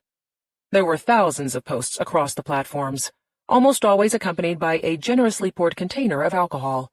Drinking wine at parties, drinking beer at bars, drinking martinis on a deck, drinking mojitos at the beach, drinking slim cans of rock and rye at a car. Callie shook her head, because the young woman's life was a train wreck. And Callie said this as someone whose life was a train wreck, inside of a crashing airplane, inside of the mushroom cloud of an atomic bomb. Sydney's Twitter account revealed the consequences of #YOLO. The party girl had gotten a DUI 1 month ago. Sydney had documented the process, tweeting out pithy thoughts about the criminal justice system, describing the mind-numbing uselessness of attending the DUI school on Cheshire Bridge Road, photographing her court-mandated login sheet to prove that she was attending the required number of AA meetings. Callie squinted at the log, which was familiar from her own travails through the court system. Sydney had been given the standard 30 meetings in 30 days, then 2 a week thereafter. Callie recognized the church where the early morning meetings were held. They had delicious coffee, but the cookies at the Baptist across the street were better. She looked at the time, 2:38 p.m. Callie logged out of the computer. She looked for her backpack, but then remembered she had left it locked in her room, along with her stash. Callie had shoved everything into the pockets of the yellow satin jacket she'd found inside of her closet. The collar was frayed, but a glorious rainbow decal was sewn onto the back. It was the first item of clothing she had ever bought for herself, with Buddy's money. She used the automated system to check out a compendium of North American snails and their habitats. The paperback fit snugly into the jacket pocket, the edges sticking not unpleasantly into her ribs. Callie groaned as she walked toward the exit. Her back would not straighten out. She had to shuffle like an old woman, though she took it on faith that even at 86 years old, Himari Takahashi had maintained excellent posture. The sun blinded Callie as soon as she pushed open the door. She reached into her jacket pocket and found the green tanning bed goggles. The sun dialed down several notches when she put them on. Callie could feel the heat beating against her back and neck as she trudged toward the bus stop. Eventually, she was able to force herself upright. The vertebrae clicked like chattering teeth. The numbness in her fingers flowed back up into her arm. At the bus stop, a fellow traveler was already sitting on the bench, houseless, mumbling to himself, counting off numbers on his fingers. 2 overflowing paper sacks were at his feet. They were filled with clothes. She recognized the anxious look in his eyes, the way he kept scratching his arms. He glanced at her, then took a closer look. "Cool shades." Callie removed the goggles and offered them to the man. He snatched them away like a gerbil taking a treat. Her eyes started to water again. She felt a pang of regret as the man put on the goggles, because they were really amazing. Even so, she fished Lee's last $20 bill out of her back pocket and handed it to the man. That left Callie with only $15, because she'd spent $105 on a package from the tanning salon the day before. In retrospect, the impulse buy seemed like a bad idea. But that was junky budgeting for you. Why not spend the money today when you weren't sure whether or not you'd be getting a free concert from Kurt Cobain tomorrow? The man said, "The vaccine put microchips in my brain."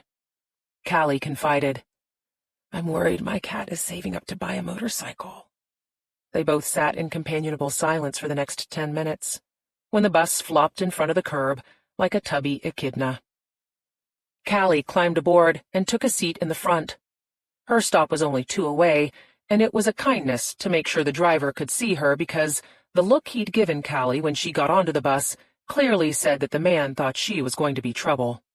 She kept her hands on the rail to let him know she was not going to do something crazy. Though it did seem crazy to touch a rail with your bare hands in the middle of a pandemic. She stared absently out the front window, letting the air conditioning freeze the sweat on her body. Her fingers went to her face. She had forgotten that she was wearing a mask. A quick look at the other riders showed masks in various stages of coverage, pulled down below the nose, wringing the chin, and, in one case, pulled up over a man's eyes. She pulled her own mask up to cover her eyebrows. She blinked at the filtered light. Her eyelashes brushed against the material. She quashed the desire to giggle. It wasn't this morning's maintenance dose that was making her feel high. She had shot up again before heading to the library, then swallowed an oxy on the long bus ride to Gwinnett. There was more oxy in her back pocket. She would eventually take it, and then she would shoot up more methadone, and eventually she would be back on heroin. This was how it always happened. Callie was good, until the goodness broke down. She pulled the mask back into place over her mouth and nose. She stood up as the bus belched its way to her stop. Her knee started to ache as soon as she walked down the stairs. On the sidewalk, she patterned her breath after her steps, letting 3 pops of her knee go by before she inhaled, then slowly letting air hiss between her teeth during the next 3. The chain-link fence on her right ringed around a massive outdoor stadium. Callie let her fingers trail along the metal diamonds until they abruptly stopped at a tall pole. She found herself in a wide, open concrete space at the mouth of a soccer stadium. There was a sign outside with a bumblebee buzzing out, "Be happy, be safe, be well. We are all in this together." Callie doubted that last part was meant to be taken literally. When she was a teenager, she had seen stadiums like this when her cheerleading team had competed against private schools. The Lake Point girls were muscled stallions with thick waists and bulging arms and thighs. By comparison, the Hollis Academy girls had been pale grasshoppers and stick bugs. Callie passed the closed concession stand on her way into the stadium. 30 yards away, a security guard in a parked golf cart was tracking her progress. She didn't want trouble.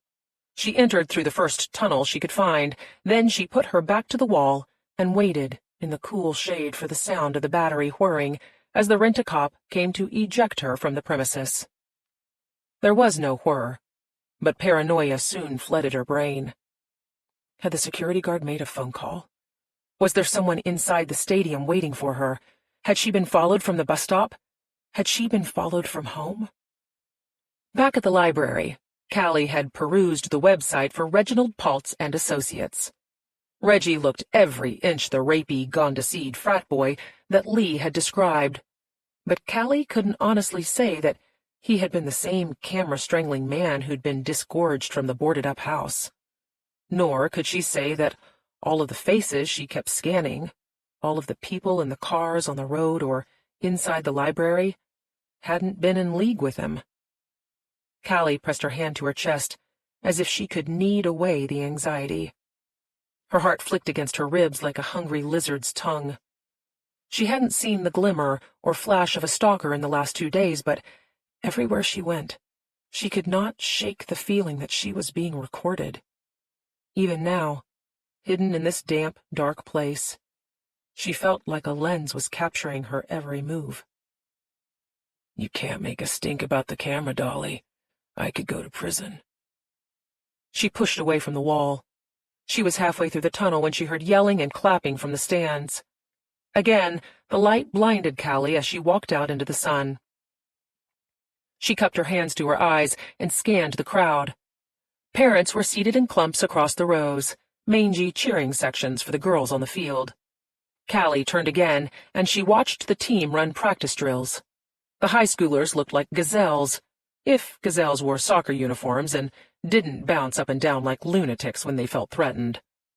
Another turn, another look at the stands. Callie spotted Walter easily enough. He was one of 2 fathers watching soccer practice, even though she had it on good authority that Walter did not, in fact, enjoy soccer. He clearly recognized Callie as she made the arduous climb up the stadium stairs. His eyes were unreadable, but she could guess what was going on in his mind. Still, he kept his own counsel as she made her way down his row. Callie gathered the school was adhering to footloose rules. No dancing, no singing, no hollering, no fun. She left 3 seats between her and Walter when she sat down. He said, "Welcome, friend." Callie peeled off her mask so she could catch her breath. "It's good to see you, Walter." His eyes were still guarded, which was fair. The last time Callie and Walter had been in the same room together was not their finest hour. They were outside Lee's condo in the little utility closet that contained the trash chute. For 10 days, Walter had come by twice a day to inject heroin between Callie's toes, because the only way that she could take care of Lee was if she had enough dope to keep herself from getting sick. Her sister's husband was tougher than he looked. Walter said, "I like your jacket." "It's from high school." Callie turned around in her seat so he could see the rainbow on the back. "I can't believe it still fits." "Nice," he said, though she could tell he had bigger issues on his mind. "Your sister seems to be crying a lot lately." "She's always been a big baby," Callie said, though people often misunderstood Lee's tears. She cried when she was frightened or hurt, but she also cried when she took a piece of broken glass and hacked chunks of hair out of your scalp. Walter said, "She thinks that Maddie doesn't need her anymore." "Is that true?" "You were 16 once. Didn't you need your mother?" Callie thought about it. At 16, she had needed everything. "I'm worried about my wife," Walter said. and his tone implied he had been waiting a very long time to share this thought with someone. I want to help her, but I know she won't ask me to. Callie felt the weight of his confession. Men seldom got to share their feelings, and, when they did, despondency wasn't on the acceptable list. She tried to cheer him up. Don't be worried, Walter. Harley's expendable caretaker is back on the job. No, Callie, you're wrong about that. Walter turned to look at her, and she gathered this next part had weighed on him too. When Lee got sick, we had a plan of care already in place. My mother was going to drive up to take care of Maddie. Lee was going to quarantine in the master bedroom. I was going to leave food outside her door and call an ambulance if she needed it. She lasted one night, and then she broke down and started crying that she wanted her sister. So I went out and found her sister. Callie had never heard the story before, but she knew that Walter would not lie about something so consequential. He would do anything for Lee, even score heroin for her junkie sister. She asked, Haven't you been to enough Al-Anon meetings to know you can't save somebody who doesn't want to be saved? I don't want to save her. I want to love her. He turned back in his seat, eyes tracking the girls on the field. Besides, Lee can save herself. Callie debated whether or not this point was worth discussing. She studied Walter's profile as he watched his amazing daughter sprint after a ball. Callie wanted to tell him consequential things too, like that Lee loved him, that she was only fucked up because Callie had made her do terrible things, that she blamed herself for not somehow knowing that Buddy Waleski was a bad man, that she was crying because she was terrified that Andrew Tennant would bring them both back to that same dark place that his father had. Should Callie tell Walter the truth? Should she throw open the doors to Lee's cage? There was a sense of inevitability to the disaster her sister had made of her life. It was as if, instead of leaving for Chicago, Lee had stayed in stasis for 23 years, then woke up to the life Phil had raised her to live. Broken family, broken marriage, broken heart. The only thing holding her sister together right now was Maddie. Callie turned away from Walter. She allowed herself the pleasure of watching the teenagers on the field. They were so nimble, so fleet. Their arms and legs moved in tandem as they kicked the ball. Their necks were long and graceful, like origami swans who'd never been close to swampy spirals or steep waterfalls. Walter asked, Can you spot our beautiful girl? Callie had already found Lee and Walter's daughter the moment she'd walked into the stadium. Maddie Collier was one of the smallest girls, but she was also the fastest. Her ponytail barely had time to brush her shoulders as she ran after the defensive midfielder. The girl was playing attack, which Callie only knew because she had looked up soccer positions at the library. This was after she had Googled the soccer practice schedule for Hollis Academy's girls' team. Callie had not found herself here after a Scooby-Doo level of deciphering. The school crest was on the back of Lee's phone. Established in 1964, around the time white parents across the South spontaneously decided to enroll their children in private schools. Crap, Walter muttered. Maddie had accidentally tripped the midfielder. The ball spun loose, but instead of chasing after it, Maddie stopped to help the other girl stand up. Lee was right. Phil would have beaten the shit out of either of them for doing something so sportsmanlike. If you can't go big, then don't bother to go home. Walter cleared his throat, the same way Lee did when she was about to say something difficult. Practice will be over soon. I would love for you to meet her. Callie pressed together her lips, the same way Lee did when she was nervous. Hello, I must be going. Phil Collins, Walter said. Classic. The drummer superstar had taken the line from Groucho Marx, but Callie had more important things on her mind. When you tell Lee about seeing me, don't tell her I was high. Walter had an uncomfortable set to his mouth. If she asks, I'll have to tell her the truth. He was way too good for this family. I commend you for your honesty.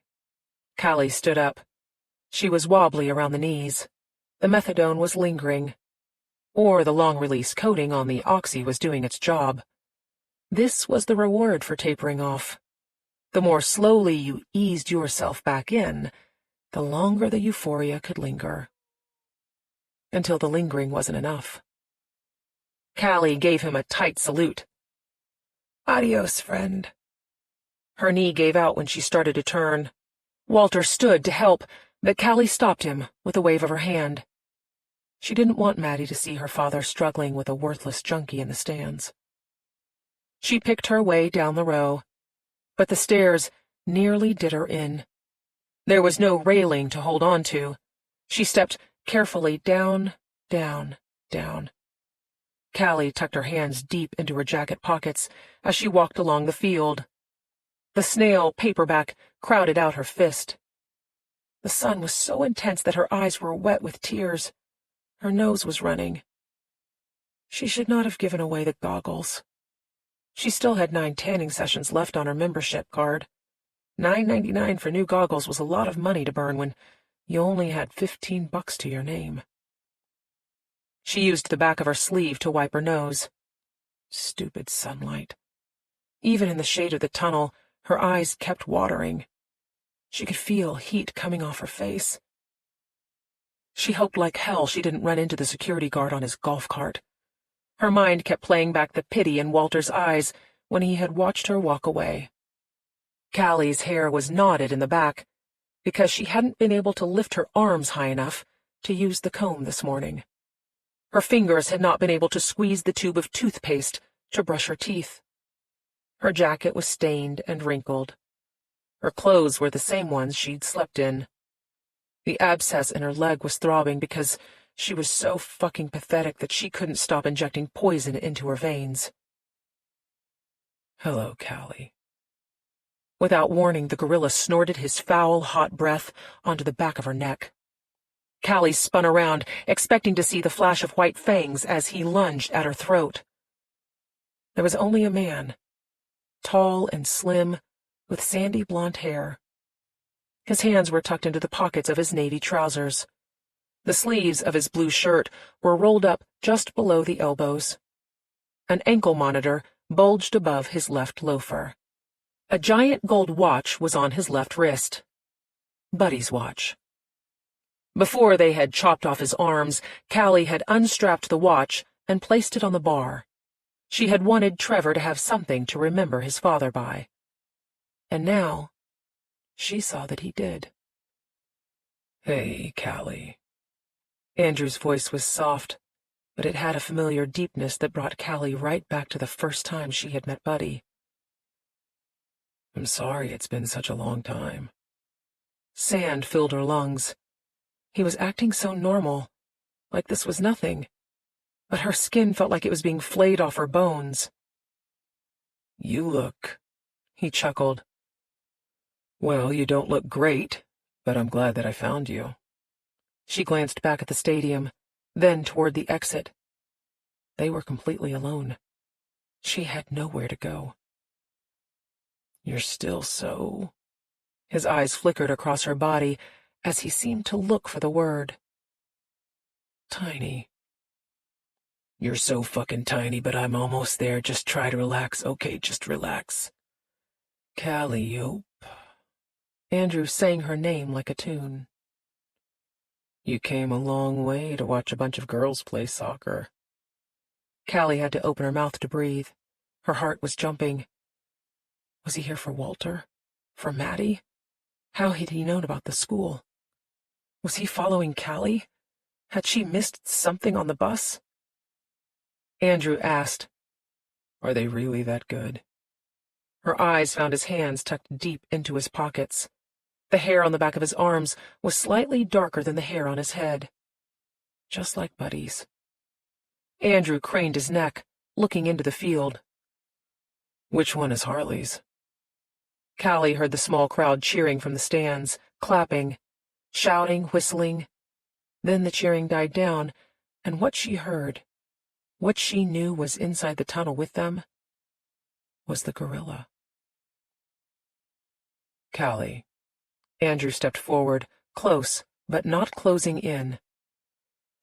I want you to listen to me very carefully. Can you do that? Her lips were still parted. She could feel the air sucking in, drying the back of her throat. You loved my father, Andrew said. I heard you telling him that so many times. Callie couldn't move her feet. He was here for her. That was why he was standing so close. That was why he seemed so calm, so in control. She blindly reached behind her.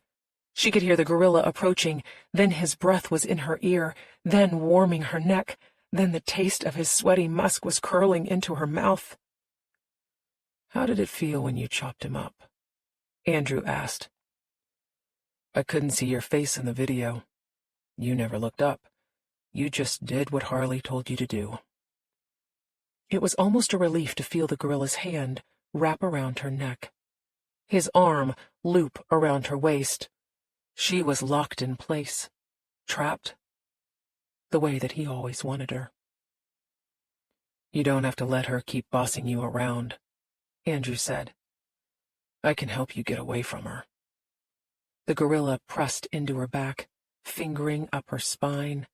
She heard his grunts, felt his excitement. He was so big, so overpowering. Just tell me you want to get away. Andrew took another step. Say the word, and I can take you somewhere. Anywhere you want to go. The scent of Andrew's breath mint swirled into Buddy's cheap whiskey and cigars and sweat and cum and blood. So much blood. Andrew said, Walter David Collier, aged 41, legal counsel for the Atlanta Firefighters Union. Callie's heart shook inside of her chest. He was threatening Walter. She had to warn him. She clawed at the gorilla's arm, trying to loosen his hold. Andrew said, Madeline Felicette Collier, age 16. Pain dug into her arm.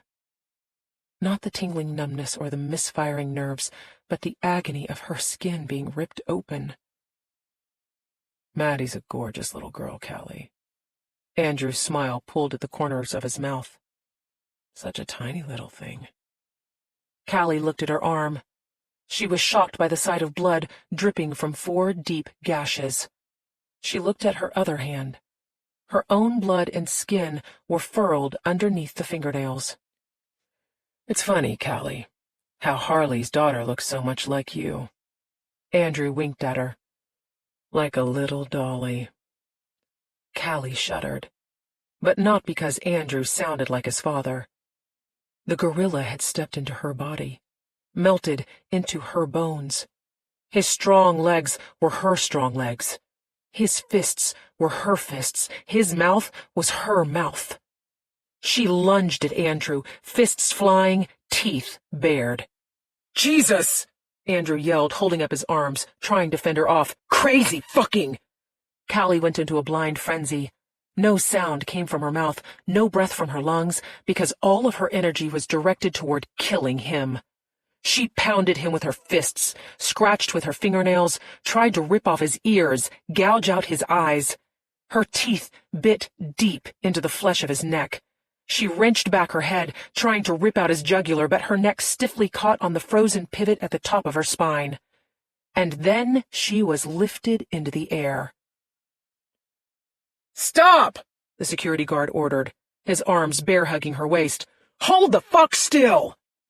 Callie kicked out, trying to break the bonds. Andrew was on the ground, his ear was bleeding, skin hung from his jaw. Red welts surrounding the bite in his neck. She was going to kill him. She had to kill him. I said stop! The security guard slammed Callie face down onto the ground, his knee jammed into her back. Her nose banged into the cold concrete. She was breathless, but still tensed, ready to strike again even as she heard the click of handcuffs. No, officer. It's okay. Andrew's voice sounded raspy as he tried to catch his breath. Please just Escort her away from the school. You cocksucker! Callie hissed. You fucking rapist! Are you serious, man? The guard kept his knee pressed to her back. Look at her arms. Bitch is a needle junkie. You need to call the cops, get her tested. No. Andrew was standing up. Out of the corner of her eye, Callie could see the flashing red light on his ankle monitor. He told the guard, "None of this will look good for the school, will it? And it won't look good for you, because you're the one who let her get past the gate." This seemed to sway the guard, but he still asked, "Are you sure, man?" "Yes." Andrew knelt down so he could look at Callie's face. "She doesn't want you calling the police either. Do you, miss?" Callie was still tensed, but her reason was starting to return. She was inside the stadium where Maddie went to school. Walter was in the bleachers. Maddie was on the field. Neither Callie nor Andrew could afford for the police to come. "Help her stand." Andrew stood. "She's not going to cause any more trouble." "You're crazy, man." Still the guard tested Callie, releasing some of the pressure on her back. She felt the fight leave her body, and agony fled back in. Her legs wouldn't work. The guard had to lift her up and physically put her back on her feet. Andrew stood close, daring her to come at him again. Callie wiped the blood from her nose. She could taste blood in her mouth. Andrew's blood. She didn't just want more of it. She wanted all of it. "This isn't over." "Officer, make sure she gets on the bus." Andrew held out his hand to the guard, passing some folded 20s. "A woman like her can't be trusted around children."